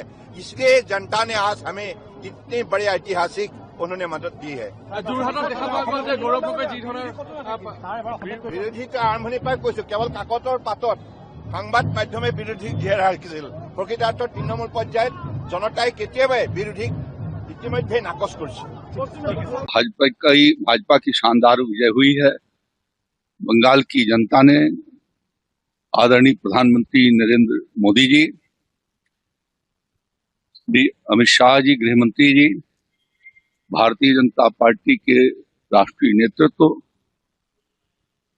के ऊपर उन्होंने विश्वास और भरोसा जताया है। वहां की जनता ने शानदार जीत भारतीय जनता पार्टी को दी है और पहली बार वहां भाजपा की सरकार बनी है। पूरे बंगाल में कमल ही कमल खिला है। आसाम में तीसरी बार भारतीय जनता पार्टी की सरकार बन रही है। पुडुचेरी में भारतीय जनता पार्टी की सरकार के लिए स्पष्ट जनादेश है और इसी तरीके से तमिलनाडु और केरल में भी भारतीय जनता पार्टी और एनडीए आगे काफी अच्छी सफलता प्राप्त कर रहे हैं। मैं इस अवसर पर आदरणीय सभी वहां की जनता को, जिन्होंने भारतीय जनता पार्टी के पक्ष में मतदान किया, लोकतंत्र और राष्ट्र को सशक्त बनाए जाने के लिए जो जनादेश दिया है, इसके लिए मैं उनको हार्दिक बधाई, आभार प्रकट करता हूं और माननीय प्रधानमंत्री नरेंद्र मोदी जी, अमित शाह जी और भाजपा के राष्ट्रीय नेतृत्व को कुशल संगठन के माध्यम से जो उन्होंने सफलता प्राप्त की है, इसके लिए मैं उनको बहुत बधाई देता हूं। जिन कार्यकर्ताओं ने अथक परिश्रम किया, जिनके बल पर ये जीत आज हासिल हुई है, उनको भी बहुत बधाई देता हूं। उनका काम ही यही हर बार आरोप लगाना, चुनाव के पहले भी लगाते हैं, बाद में भी लगाते हैं, तो उनके जनता उनके आरोपों को अब कोई ध्यान ही नहीं देती, उसको बिल्कुल स्पष्ट रूप से खारिज कर दिया है और इससे बड़ा जनादेश क्या हो सकता है। अभी भी उनको अपने नीतियों पर पुनर्विचार करने की जरूरत है। पश्चिम बंगाल में स्वामी विवेकानंद जी का सनातन संस्कृति, सुभाष चंद्र बोस जी का भारत माता, रविन्द्रनाथ टैगोर जी का आशीर्वाद भारतीय जनता पार्टी को मिला है। हम कह सकते हैं कि भारत की सांस्कृतिक राजधानी में भगवा लहरा गया है। ये विकसित भारत के संकल्प को पूरा करने का एक बड़ा कदम है। मैं आदरणीय प्रधानमंत्री नरेंद्र मोदी जी का और आदरणीय राष्ट्रीय अध्यक्ष जी का, आदरणीय गृह मंत्री जी का बहुत बहुत अभिनंदन करता हूं।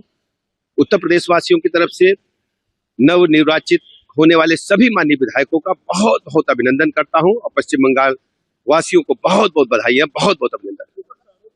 देखिए, विपक्ष जब हारता है तो इस प्रकार के अनर्गल आरोप लगाता है। आप जानते हैं, भारतीय जनता पार्टी शुचिता, पारदर्शिता की राजनीति में भरोसा करती है और जनता का आशीर्वाद प्रथम लक्ष्य है, जनता का कल्याण प्रथम लक्ष्य है और भारत माता की जय हो, चहुं दिशा में भारत माता की जय जयकार हो। ये देश प्रथम, राष्ट्र प्रथम के नारे को लेकर के भारतीय जनता पार्टी आगे चलती है और वही हमारा सिद्धांत है, वही उद्देश्य है।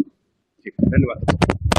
देखो, बंगाल असम सिर्फ नहीं है, पुडुचेरी भी है। पूरा देश भर में आज के जो रिजल्ट है भारतीय जनता पार्टी के पक्ष में है। असम देखिए, ये थर्ड टाइम गवर्नमेंट होने जा रहा है। असम के जो हेमंत बिश्व शर्मा जो काम किया है दिखता है। मोदी जी के आशीर्वाद और अमित भाई शाह के जो आशीर्वाद और उनका जो काम है, असम जब हम जाते हैं, आज देश भर के जो मेट्रोपॉलिटन सिटी है उस नज़र के दिखता है। आज फैक्ट्री बोलिए और हमारा स्पोर्ट्स इंफ्रास्ट्रक्चर बोलिए और अदर जो कनेक्टिविटी है, असम को दिखता है जो एक डेवलपमेंट सिटी बनते जा रहा है। और ये सिर्फ असम नहीं, बराक वैली एंटर हम देखेंगे तो डेवलपमेंट, और उस डेवलपमेंट के आधार पर ये वोट हुआ है, वो हम आप देख रहे हैं। वेस्ट बंगाल ऐसे एक प्रदेश जहां एक टाइम पूरा भारत को लीड करते थे। 35 साल कम्युनिस्ट का रहा है, बाद में 15 साल लोगों ने उम्मीद किया है जो ममता बनर्जी कुछ करेंगे। पहले ही सारे फैक्ट्री बंद होकर चला गया था, बाद में ममता बनर्जी आने के बाद लोगों का उम्मीद था कुछ फैक्ट्री वहाँ पे होगा, रोजगार की व्यवस्था होगा, लेकिन 15 साल में करीब 50,000 फैक्ट्री आज गाजियाबाद, नोएडा, फरीदाबाद, ये जो इंडस्ट्रियल स्टेट बना है ये सब बंगाल के फैक्ट्री जाके है। और उस बंगाल में क्या होगा, लोगों का रोजगार के लिए बाहर जाना पड़ रहा है। तो ये वहाँ के जो यूथ है और जो एलिट लोग हैं और जो पढ़े लिखे लोग हैं, बंगाल के जो इंटेलेक्चुअल बोला जाता है, उनको सबके मन में आया जब ममता बनर्जी से और होगा नहीं है। तो उसका जो एक रिएक्शन और मोदी जी का जो डेवलपमेंट है पूरा देश का, उसके आधार पर वोट हुआ है। तो अभी तक का जो रुझान हम देख रहे हैं, जो वहाँ पे सरकार बनना सुनिश्चित है बीजेपी का है। तो हम बधाई देते हैं बंगाल के जो भारतीय जनता पार्टी के कार्यकर्ता है और मोदी जी, अमित शाह जी को जिस तरीके से उन्होंने मेहनत किया है, और त्रिपुरा के भी हमारा बहुत सारे कार्यकर्ता वहाँ पे मेहनत किया है, उनको भी बधाई देता हूँ आज के दिन में। और पूरा देश भर में बहुत अच्छा रिजल्ट बीजेपी के। आज पुडुचेरी में भी अच्छा हुआ है, हमने देखा, केरल में भी। और धर्मनगर जो है हमारा 8 साल के सरकार है और 8 साल के सरकार के जो काम है धर्मनगर में काम हुआ है। मैं नॉर्थ से आता हूँ, आपको पता है, मैं नॉर्थ में पहले मेरे को जाने में धर्मनगर 8 घंटा लगता था, 6 घंटा लगता था, आज 2-2.5 घंटा में जाता हूँ। वो डेवलपमेंट के आधार पर वोट हुआ है और उस डेवलपमेंट के आधार पर हम देखे हैं करीब 18,000 वोटों में हमारा वहाँ पे कैंडिडेट जीते हैं। तो धन्यवाद है भारतीय जनता पार्टी सारे कार्यकर्ता को इतना अच्छा रिजल्ट के लिए है। और आप लोगों भी, सब लोग मेहनत किया है, सब लोगों ने इतना दिखाया, आप लोग आज भी रिजल्ट दिखा रहे हो, आप लोगों को भी धन्यवाद है आज की इस खुशी में।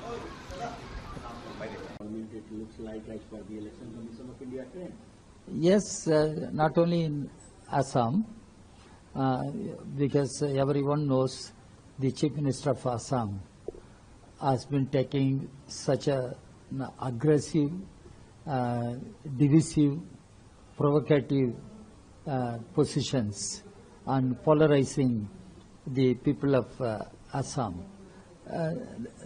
That led to really religious polarization. It has benefited the Assam BJP. In coming to Bengal, and for the first time BJP is likely to form the government. It must be not only a warning, it must be a real lesson for all secular democratic parties. Particularly I speak for left. Left performance is worrying.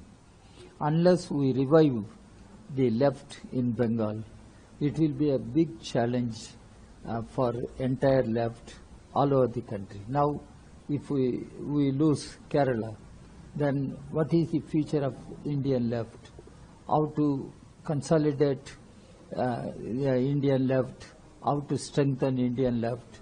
How to move forward, winning the confidence of the people across the country?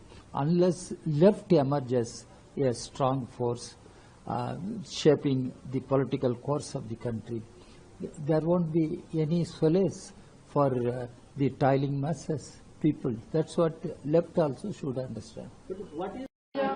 ऐतिहासिक हो गया।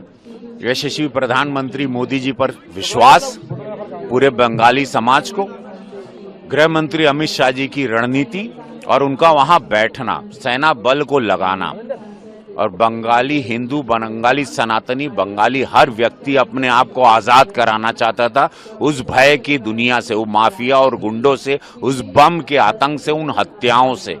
बंगाल एक सुनार बंगला हुआ करता था, एक literature, एक अध्यात्म की जगह। माँ दुर्गा की शक्ति आज दोबारा बंगाल अपने अस्तित्व को पा लिया, अपनी पहचान को दोबारा पा लिया। दोबारा बंगाल अपने कदमों पे अपने अध्यात्म, अपनी शक्तियों के साथ आगे बढ़ेगा। समस्त भारत को इस बधाई देना चाहता हूँ। पूरे भारत की जीत हुई, भारत के विचारों की जीत हुई कि भारत में एक अलग राज्य बना के ये लोग रह रहे थे। वो ऐसा राज्य जहां पर बांग्लादेशी घुसपैठियों का पूरा आतंक मचा हुआ था, उससे आज हम लोग मुक्त हुए, हमारा भारत मुक्त हुआ। 2047 के सपनों में अब बंगाल इकोनॉमी में आगे बढ़कर हम लोगों की रीढ़ की हड्डी बनेगा इस भारत की। मैं धन्यवाद देता हूं मोदी जी को, दिल से धन्यवाद अमित शाह जी को और सभी नेतागण को जो गिलहरी के रूप में आए और प्रचार किया, और सभी कार्यकर्ताओं को जय। आज का दिन ये बहुत बड़ा दिन है। से धमकी दे रहे थे और बोल रहे थे कि कभी जीत नहीं पाएंगे, कभी कुछ नहीं कर यही इन्होंने पूरे पीछे चल रहे हैं। ये लोग हिंदुओं के इलाके में बम मारना, हत्या करना, इसी पे तो जीतते थे। ये मार काट के बाद बम फेंक के हत्या करने की ही जीत थी। अभी भी इन लोग कह रहे थे 4 तारीख के बाद रुक के बताए तो मार देंगे, तो हमको भी हमारी सभाओं में हमको मारने आ गए थे। मैं खुद मैं उस पूरे न्यूज चैनल में देखा, सब आए थे वहां आतंक मचाने, तो वो मैंने भय अंधेरे में खिड़कियों में से लोगों को डरते हुए डर के अंधेरा करके लोग हाथ दिखा रहे थे। रवि किशन जा रहे हैं, भाजपा का प्रचार हो रहा है, लेकिन जो गुस्सा था वो करेंटली जो निकला है वो मानते हैं कि क्यों ममता के खिलाफ में वोट करें, लोग आगे आए। आतंक भय से, विकास से, बेटियों की सुरक्षा से अब सब लोग चाहते थे, अपने बच्चों का भविष्य चाहते थे। बंगाल ने अपने लिए वोट किया, अपनी अस्मिता को बचाने के लिए, अपने हिंदुत्व को बचाने, अपनी सनातन विचारधारा को, अपनी पूजा पाठ और अपनी हर चीज को, नहीं तो बंगाल खत्म हो जाता। बंगाल को बता दो ये चुनाव अगर हार जाते तो बंगाल हमेशा के लिए खत्म हो जाता। अक्सर देखते हैं चुनाव के बाद में ईवीएम पे आरोप लगने लगते हैं इस बार। अब वो छाती पीटे, जो भी बंगालियों ने जिताया है, एक एक बंगाली निकला है, वोट किया है मोदी जी, एक एक बंगाली ने वोट किया, एक एक महिलाओं ने वोट किया, उनमें आक्रोश था, ये आक्रोश से निकला हुआ वोट। और मोदी जी की जय हो, उन्होंने विश्वास दिलवाया, भाजपा ने विश्वास दिलाया उन बंगाली समाज को। And from the very beginning, the Congress High Command, led by Sri Rahul Gandhi and Congress President Kharge ji, were keen to get a victory in Kerala. Rahul Gandhi's effort and Kharge ji's effort and Priyanka Gandhi's programs helped us to get a good victory in this election. And we are thankful to the Congress High Command for giving us freedom and liberty for the proper organizing this program, various programs for this election. The 5 guarantees announced by Sri Rahul Gandhi, the 5 guarantees announced by Sri Rahul Gandhi in Trivandrum helped us to get this victory. And this is a joint effort. This victory is a joint effort of all congressmen and leaders as well as the UDF partners. So we are all thankful to everybody. As the chairman of the campaign committee, I would like to express thanks to all the Congress workers, leaders and the UDF partners and their leaders. And the joint effort of all the leaders has given this victory. And we will continue to do better administration for the state of Kerala, and the people's dreams and their thinking will be translated into reality by our government. And once again I express deep gratitude to the people of Kerala for giving this kind of a victory for us. Is there any kind of vote consolidation in favor of the UDF or any community in this election? The positive agenda proposed by the Congress-led UDF as well as the anti-incumbency of this government both helped us to get this kind of a majority. Sir, in 5 decades, this is the first time that left government is not in India. What you have Yeah, to this say is on the last government of the Communist Party in India was Pinarayi Vijay's government. It is now lost this election, and I think that they will learn lessons from this defeat. Their authoritarian attitude and their dictatorial policies had led to this kind of a rout in the Kerala, in the state of Kerala. So can we expect that you will take the oath of the chief ministerial position very soon? No, that our High Command will decide who will be the chief minister and what are our course of action. The party High Command will decide. Is there any issue of chief minister's post inside the party? Any kind? See, Congress is a democratic party. We have a democratic tradition. Congress High Command is Sri Rahul Gandhi, Congress President, and Srimati Sonia Gandhi has got enough experience and capacity to decide all these things. Whatever they decide, we will agree. Sir, when will be the MLA's meeting, sir? MLA's meeting? That will be informed you by the Congress High Command and the General Secretary in charge. मैं बचपन से भारतीय जनसंघ से जुड़ा था। भारतीय जनसंघ जिसकी स्थापना डॉक्टर श्यामा प्रसाद मुखर्जी जी ने की थी। हमेशा मन में एक ही सवाल उठता था कि आखिर बंगाल में कब जीतेंगे। एक कार्यकर्ता के नाते अंदर से इतना संतोष है कि शब्दों में वर्णन नहीं किया जा सकता। वर्षों की साध मोदी जी के नेतृत्व में पूरी हो गई। लाखों कार्यकर्ताओं की तपस्या सफल हुई है। आज उनका बलिदान सार्थक हुआ है। ये विजय केवल बंगाल की विजय नहीं है, ये भारत की विजय है, हमारे देश की विजय है। बंगाल में जो कुछ हो रहा था, वोट बैंक की राजनीति के कारण डेमोग्राफी बदल रही थी। अवैध घुसपैठ ने बंगाल को तबाह करके रख दिया था। गुंडे खुल के खेल रहे थे, अराजकता का राज था, और इन सब की सरगना वहां की सरकार थी, टीएमसी की। जनता ने बंगाल के लिए, देश के लिए मोदी जी पर अगाध विश्वास किया है।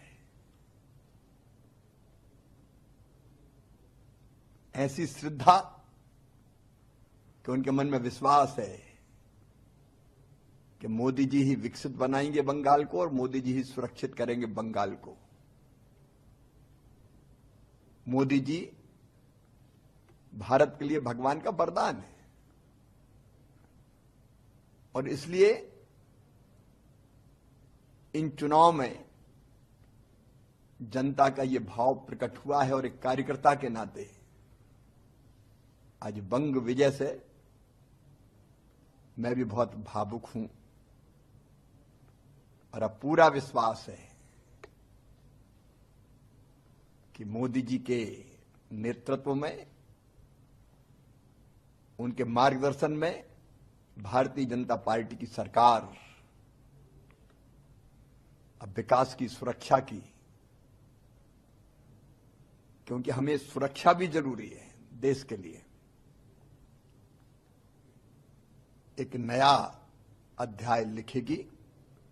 मन संतुष्ट है और संतोष से भरा हुआ है। मोदी जी का अभिनंदन। अमित शाह जी ने जबरदस्त परिश्रम किया, रणनीति बनाई, और लाखों लाख कार्यकर्ता पार्टी के अध्यक्ष नितिन जी सहित अभियान में जुटे रहे। सब कार्यकर्ताओं को प्रणाम और जनता का आभार। देखिए, जो रुझान राष्ट्रवाद की तरंग को बंग भूमि में उठते हुए दिखा रहे थे, वो अब ज्वार से तब्दील होकर सुनामी में जा रहे हैं।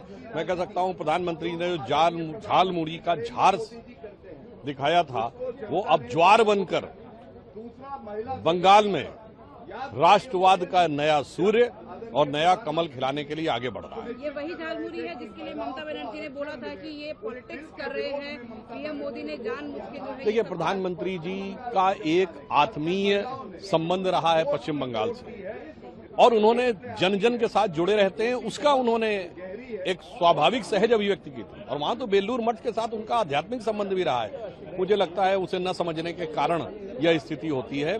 भारत और भारतीयता के तत्व को समझना चाहिए, और क्षेत्र, भाषा, वर्ग, जाति में लड़ाने के अपनी टेम्पलेट से विपक्ष को बाज आने का प्रयास करना चाहिए।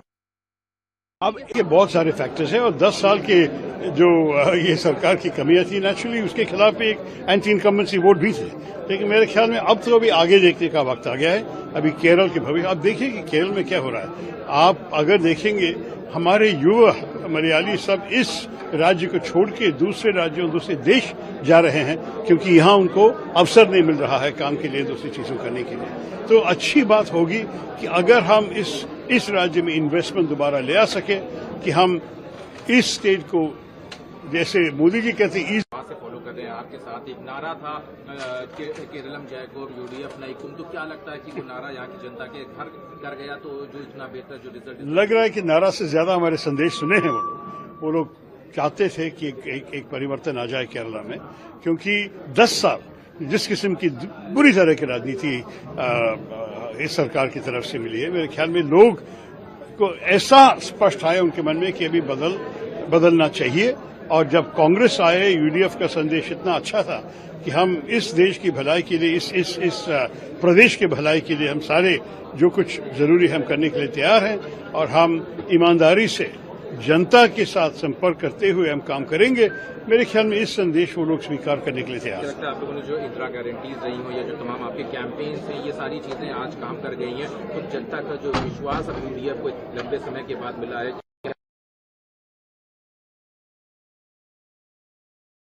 देखा जाए कि बीजेपी का एक अच्छा वो देखने को मिला है। तमिलनाडु में कहाँ है बीजेपी? आपको पता है कि वो टीवी के विजय का आश्चर्यजनक रिजल्ट था। बंगाल में भी मेरे ख्याल में भाजपा का रिजल्ट तो काफी अजीब है। हम सारे इम्प्रेस्ड हैं कि ये सब हुआ है। मेरे ख्याल में इस सबको बैठ के ही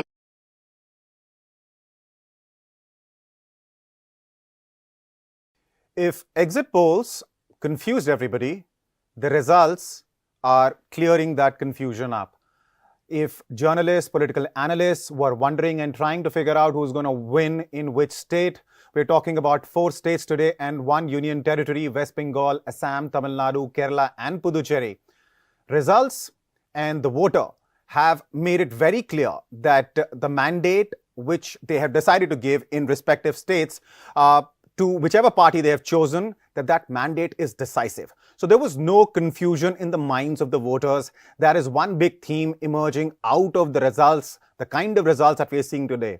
Whether it is TVK coming up with what seems like a thumping majority in Tamil Nadu, debutant Vijay has clearly shaken the roots of DMK and AIDMK in Tamil Nadu, and NDA is emerging as the second largest coalition after TVK's party, after Vijay's party TVK.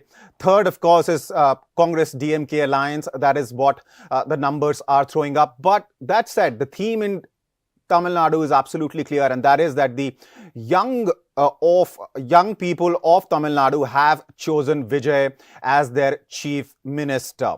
Now, moving to Kerala, there too, the theme is very clear. Very decisively, the voters of Kerala have chosen to vote in favor of UDF. LDF is far, far behind in terms of numbers. This was expected, but the quantum of seats that UDF is expected to finally get, that is something which was perhaps not expected.